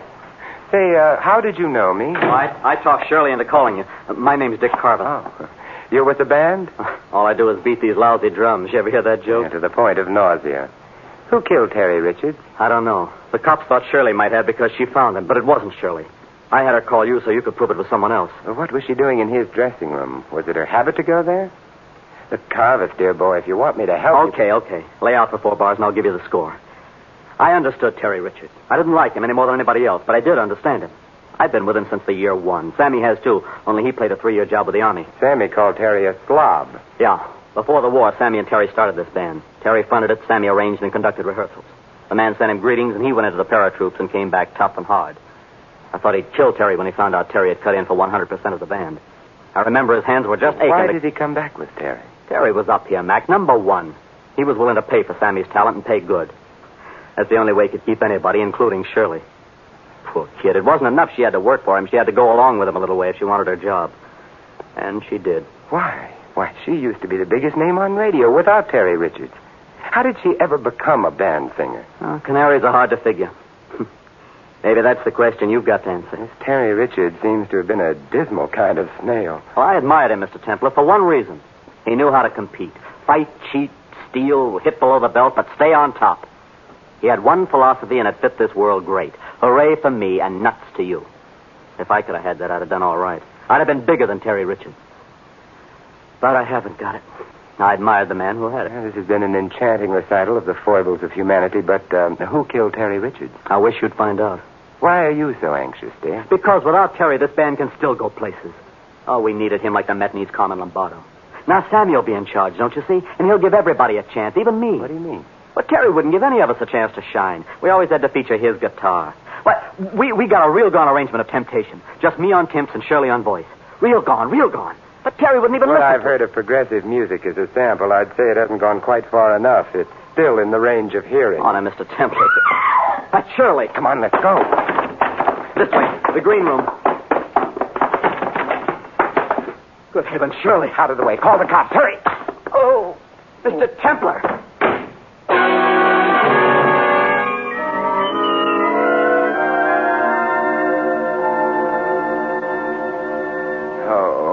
Are you all right, Simon? Oh, yes, Angel. I'll be all right. Hey, I thought you were dead. She just fainted, Templar. Did you call the police, Dick? Between giving her smelling salts and bathing your head, I haven't had much of a chance. What, as they say in the whodunits, happened? Well, somebody slugged you from behind and pushed me through the door and slammed it. Oh, my neck. Oof, there must have been a rabbit punch. Do you want a doctor, Simon? Dear heart, I want an answer. By the way, what did happen to you? Well, I argued with Sammy for a while, and then I came over here, and I picked up Sammy's baton, and this was wrapped around it. Wait till I stand up. Oh, that floor was so comfortable. Hey, what is this thing? It's an E-string from a guitar. Huh. It's what was used to kill Terry. Probably from his own guitar. Probably someone had a sense of poetic justice, a guitar string for a guitarist. Let me see that thing. Ow! What's the matter? I pulled it tight. It cut into my hands. Hey, wait a minute. How did you know Terry was killed with an E-string, Shirley? Well, it was beside him when I found him. Between the time I called the police and the time they got here, someone had taken it. Shirley, my sweet, Emily Post has it that when one is in possession of evidence or information about evidence, one tells the cops, or one suffers, one does.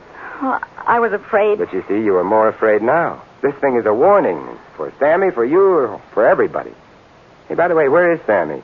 Why didn't he come running when he heard you scream? Same reason I knew she was in the green room and not his dressing room. His room is soundproof. Well, I move that we adjourn to Sammy's little cell and see. No. Shirley, you're not going to be stubborn. All right, let's go.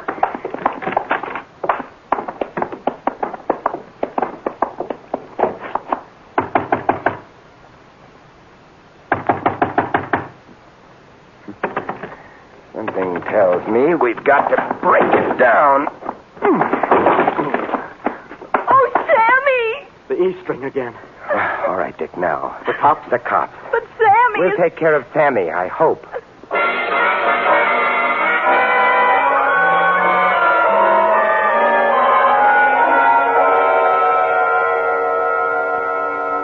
Mr. Templar, I have answered the questions of the police. I have answered the questions of my wife. Now you want me to answer your question. My friend, as doorman of this house of culture, you are in a most enviable position. You see who goes and who comes. Now, let me review the bidding. The famous Terry Richards... The infamous Terry Richards? Nonetheless, he was killed. A bumbling, murderous toad came within a minute of killing Sammy today. The same wart-brained idiot delivered a rabbit punch to my neck. I only want to be sure it was no outside force. Do you follow me? As the animal act follows the acrobats, Mr. Templar. But I must repeat, no insidious force has come through these portals. Unless that boss be you. And you should hear Chief Ruggles on the subject of you. Police. You don't like the police? Mr. Templar, the police were put on this earth for one reason, so that so-called musicians could arise in the morning with the assurance that somewhere on earth there was someone lower on the scale of human beings. You could be censored for that. Tell me, are you here all the time? Mr. Templar, there are matters one does not discuss with just any stranger. Oh? Oh, touche, I'm sure. I simply want to learn who could be a murderer. That's all. It's a simple want. Some people want food. I want a murderer. Some people want a new apartment. I want a sneaky, soft-pedaled thug who could walk so softly he would be unheard. And who would slug me from behind. Even I could do that, Mr. Templar. I wear sneakers. They're relaxing. I could come upon you so quietly. So you could. I'll give it thought. Thank you so very much. It was nothing, Mr. Templar. I know. Nothing.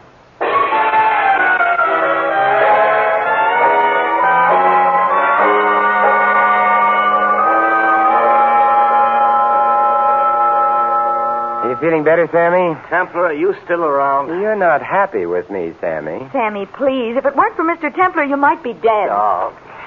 If he hadn't shown up, it wouldn't have happened. He got a hold of something and scared somebody, that's all. Whom did I frighten, Sammy? You? What do you mean? It occurs to me that if I were a person so willed and so frightened, I could hold a wire about my neck and induce unconsciousness. You've got rocks in your head, Templar. Why don't you leave it alone? Let the cops have it. Because somebody slugged me, Sammy, and I'm very sensitive about such things. Why don't you two stop fighting? This is serious. Somebody else is going to get hurt. Yes, and I hereby nominate Simon Templar. I must decline because of the press of business. Look, instead of us arguing like this, why don't you go rehearse? Oh, great. Now he's going to run the band, too. No, but at least you'll be out of my hair for a while. Oh, Sammy has an abrupt personality. Well, Shirley, we're alone. Simon, are you getting anywhere? The answer to that would have to come from your own lovely lips. You're very sweet, Shirley. To see you as you are now, well, as they say in the soap operas, it does something to me here. Well, suppose whoever it is gets away with it. Suppose he succeeds next time, kills Sammy or me. Tell me, Shirley, did you kill Terry? What did you say? I said, did you kill Terry and try to kill Sammy? Simon! I'm very rude. My analyst tells me. Oh, never mind my analyst. I hate him. You didn't answer my question. No, I didn't kill Terry. You satisfied? Eminently. Tell me something, Shirley. A couple of years ago, you were going great guns as a soloist. I remember reading something about a big recording contract. I had your recording of April in Paris. It was one of the best things I ever heard. I'm still getting royalties on it. How is it that you came to work with a band? What happened that you gave up your contracts and your big career? Why do you stay with this band? Is my career pertinent? I don't know, but I do know that we're going to have this cleared up very soon. Oh, do you really think so? Mm-hmm. I've got something right on the tip of my mind. Can't quite get hold of it, but I will. And if we can clear it up in time and Sammy has the band in shape, you'll be hitting the road, so you'd better be in shape. But Why don't you go to your dressing now and rest, huh? Go on. It'll do you good. Well, all right. If you say so. I'll walk with you. Is that idea of Dick's about temptation going to work out, really? I don't know, Simon. I'm not too crazy about it, but maybe it will. I hope so for Dick's sake. Dick's sake? Yes. You know, every time Sammy wrote an arrangement so Dick would have some breaks, Terry would insist that it be rewritten for his guitar. And poor Dick would just sit up and keep a rhythm. As he said, all he does is play those lousy drums. Yes, it might be a break for Dick at that. He's a nice fella. He's got something coming, I should suppose. Well, this is where I drop off. What are you going to do? Oh, I don't know. Catch a murderer, maybe?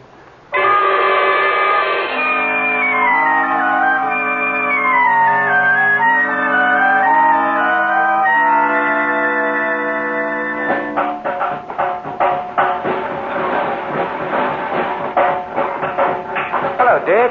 Oh, hello, Mr. Templar. Oh, no, don't stop playing. Go right ahead, Dick. Oh, I was just passing the time of day. You having any luck? Well, I'm about to step out of the store window and call for Philip Marlowe. Well, if there's anything I can do, or any of the fellas for that matter, I know they'll help. I thought they were all happy to see you, a late maestro, go. That was the impression I had. Now, Sammy might give you that impression, or that whacked-up doorkeeper out there. But I don't think anybody likes to see somebody murdered. especially when they know the killer is still on the loose. Mm-hmm, but you fellas seem to be taking it in stride. Some people, yes, some people, no. Me, I'm worried. Oh, take it easy now. Say, you certainly need a lot of paraphernalia in your trade. Yeah, cymbals, chimps, bongo, tambourine. What are these things? These? These are claves. What are they for? Set a rhythm for the Latin American stuff. Here, let me show you. See? Very simple. Yes, indeed. Very simple. Yeah, this is quite an array of stuff for one who just beats the drum. That's all I do. Beat these lousy drums. Well, I have to do some more snooping, Dick. I'll see you around. Okay, Mr. Templar. Lousy drums.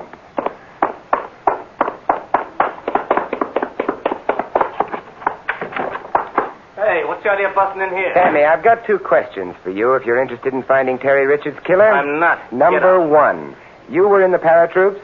Yes, I was in the paratroops. Number 2, did you make patrols behind the lines where you had to kill a man with your own hands? You scum. I asked you a question, did you? That's my answer. Now get out of here. And if I set eyes on you again, I'll... Kill me, Sammy? Get out!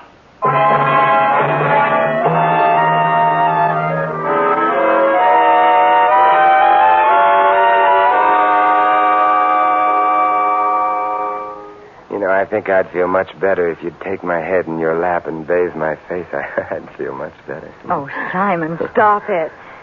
You know, you shouldn't have just barged in on Sammy like that. He has a temper, and he doesn't like to be reminded of... Well, you just should have been more diplomatic. I was. Diplomacy, my dear girl, is not always a matter of kid gloves. Oh, Simon, why don't you give it up? I'm awfully sorry I got you into this. I'm not at all. It's well worth everything just to sit here and have your sympathy and... Hey, Shirley. Simon, what's the matter? That dress form. Round the neck of it. An E string. Oh, Simon, Never mind, Shirley. I think I know what it means now, all of it. But why me? Do I know something? What is it? No, you don't know anything, but you've done something. Yes, it figures. Oh, Simon. Now, don't cry, Shirley. Tell me, did Sammy get someone to take Terry's place with the guitar? No. Good. First, we'll take care of that for him. But I... Second, you're going to make sure the public address system is warmed up in the wing so I can use it. And third, you're going to tell Sammy and Dick you want to run through temptation. Oh, no, Simon, I couldn't. Make like that tired old gag. You know, the show must go on. It's one of the most important things in your life. And I want you to do just as I say, or I'm afraid you're not going to have a life to have important things happen in.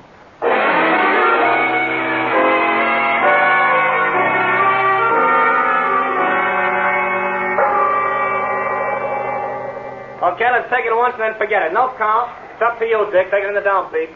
You ready, Maestro? Yeah. Okay, now, remember what you're to do. Ready, Shirley? Yeah, Sammy. Dick, roll it.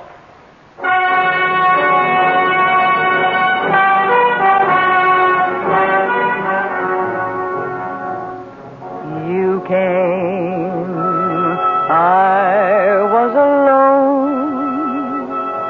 I should have known you were temptation.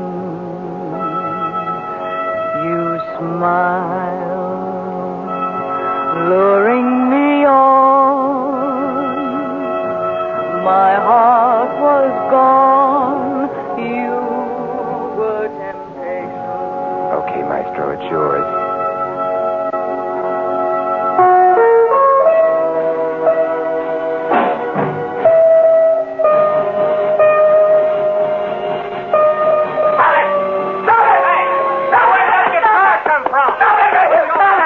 What's the matter, Dick?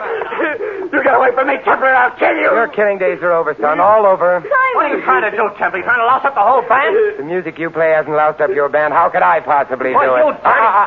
Simon will clip you. Dick, how could it... I don't understand. We understand, don't we, Dick? I don't know what you're talking about. Sammy, if you will call the cops, I'll tell Dick a little story about a man who was very ambitious, who wanted to be big and important like Terry Richards, who didn't want anybody to get in the way of his ambitions, who admired selfishness and ruthlessness. That's about the story we'll tell, isn't it, Dick? All I do is beat these lousy drums.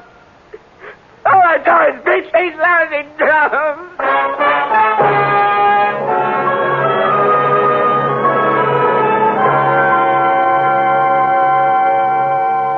But why did he try kill me, Simon. Quiet, dear. Just remain as you are. Isn't this romantic? Simon, you should know that... Oh, I do know. He killed Terry because, as you said, Terry took all the licks. Is that what you say? That Dick thought belonged to him. Then he got real ambitious. He wanted to be like Krupa, have his own band, and he tried to kill Sammy. Then he could fight for the leadership of a band that was already great. Oh, it's so awful. Dear heart and gentle woman, it's so wonderful. Simon. I mean meeting you. Oh, but when did you first suspect? That you are wonderful. No, that Dick was the killer. I was puzzled that someone had used a guitar string for the purpose of strangling Terry Richards. It cuts into the hands, and there's no purchase unless it's wound around the hands, and that gives no wire for strangulation. Then I came across the claves and Dick's drums, and everything fell into place. I see.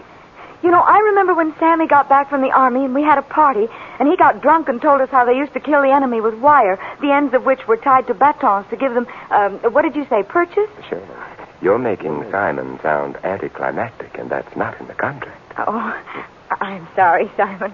You really did a good job, but... Now, just stay as you are, dear. Oh, Simon... Well, in any event, Dick remembered Sammy's tales with the paratroops. He tied the ends of the guitar strings to the claves he used for Latin American rhythms. And then he approached his victims from the rear, looped the wire over their heads and curtains. Ooh, how terrible. It was very clever. When you screamed and fainted and we came to you, he stepped behind me and slugged me. Then he ran to make his pass at killing Sammy. He wasn't clever enough to take his time and make it thorough. Oh, I think it's so gruesome. I think it's wonderful. Oh, Simon, you can't. But I do. The more I explain, the more you shiver. And the more you shiver, the closer you come. And it's wonderful. Oh, will you please listen to me for a moment? No, dear, you're upset. You'll be going back to the city now. You know, I think that monster Chief Ruggles will release all of you. Why don't you have dinner at my place? Just you and me. You'll like my place. I have a fine collection of modern art, especially Picasso. You're inviting me to come up and see your Picasso? My dear, when one as charming as you comes to my place, it's not to see the Picassos, but the handwriting on the wall. What are you doing with my wife, Templar? My wife. Oh, how depressing. Simon, that's what I've been trying to tell you. You asked why I stayed with this band and gave up my other career. Well, it's because Sammy and I have been secretly married for 6 months. Oh, no. Well, that's why I called you. I was afraid when the police found out, they'd think that Sammy killed Terry because of jealousy. I would still like to know, Templar, what you were doing with your arm around my wife. I was consoling her. Oh. I've got some consolation for you. Sammy, I wouldn't advise violence. I'm ready this time. Violence? You've got me all wrong. Chief Ruggles. Sammy. Now, what do you want? You still looking for Templar? What else? Here he is. Oh, no. Templar. Hello, Chief. I want to talk to you. Say goodbye to the nice man, Shirley. Goodbye, Simon. And thanks. Dear, my sweet. We'll meet again. Over my dead body. I'll try to arrange it.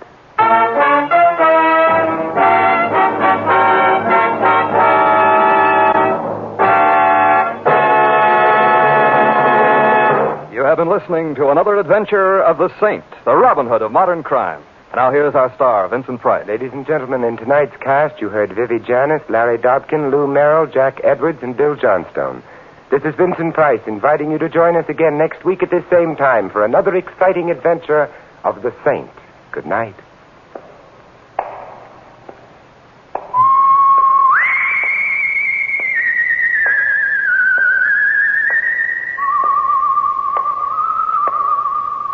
Script of The Saint was written by Charles Glenn. The music was composed and conducted by Vaughn Dexter. The Saint, based on characters created by Leslie Charteris, is a James L. Safier production and is directed by Helen Mack. Vincent Price is soon to be seen in the Universal International picture Curtain Call at Cactus Creek. And all you Saint fans will be glad to know that the Saint comic books are on sale at all newsstands. Your announcer is Don Stanley. Next, it's Sam Spade, then Summer Symphony on NBC.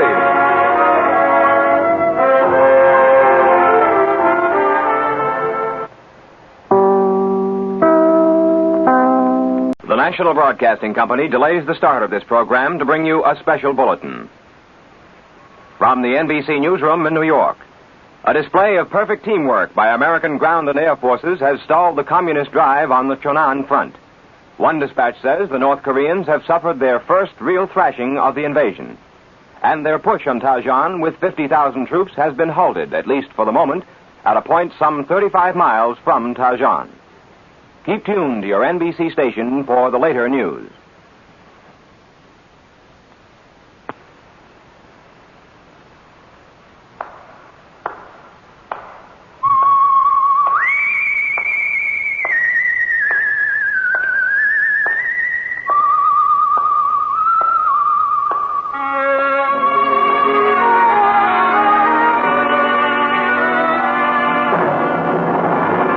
The Adventures of The Saint, starring Vincent Price.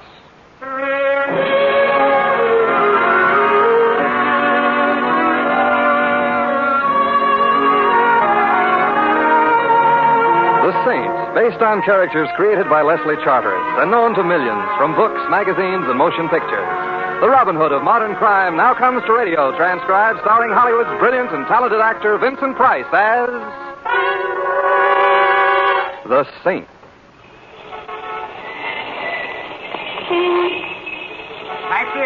Taxi! You don't want a taxi, Mr. Templar. I got a car right here. What?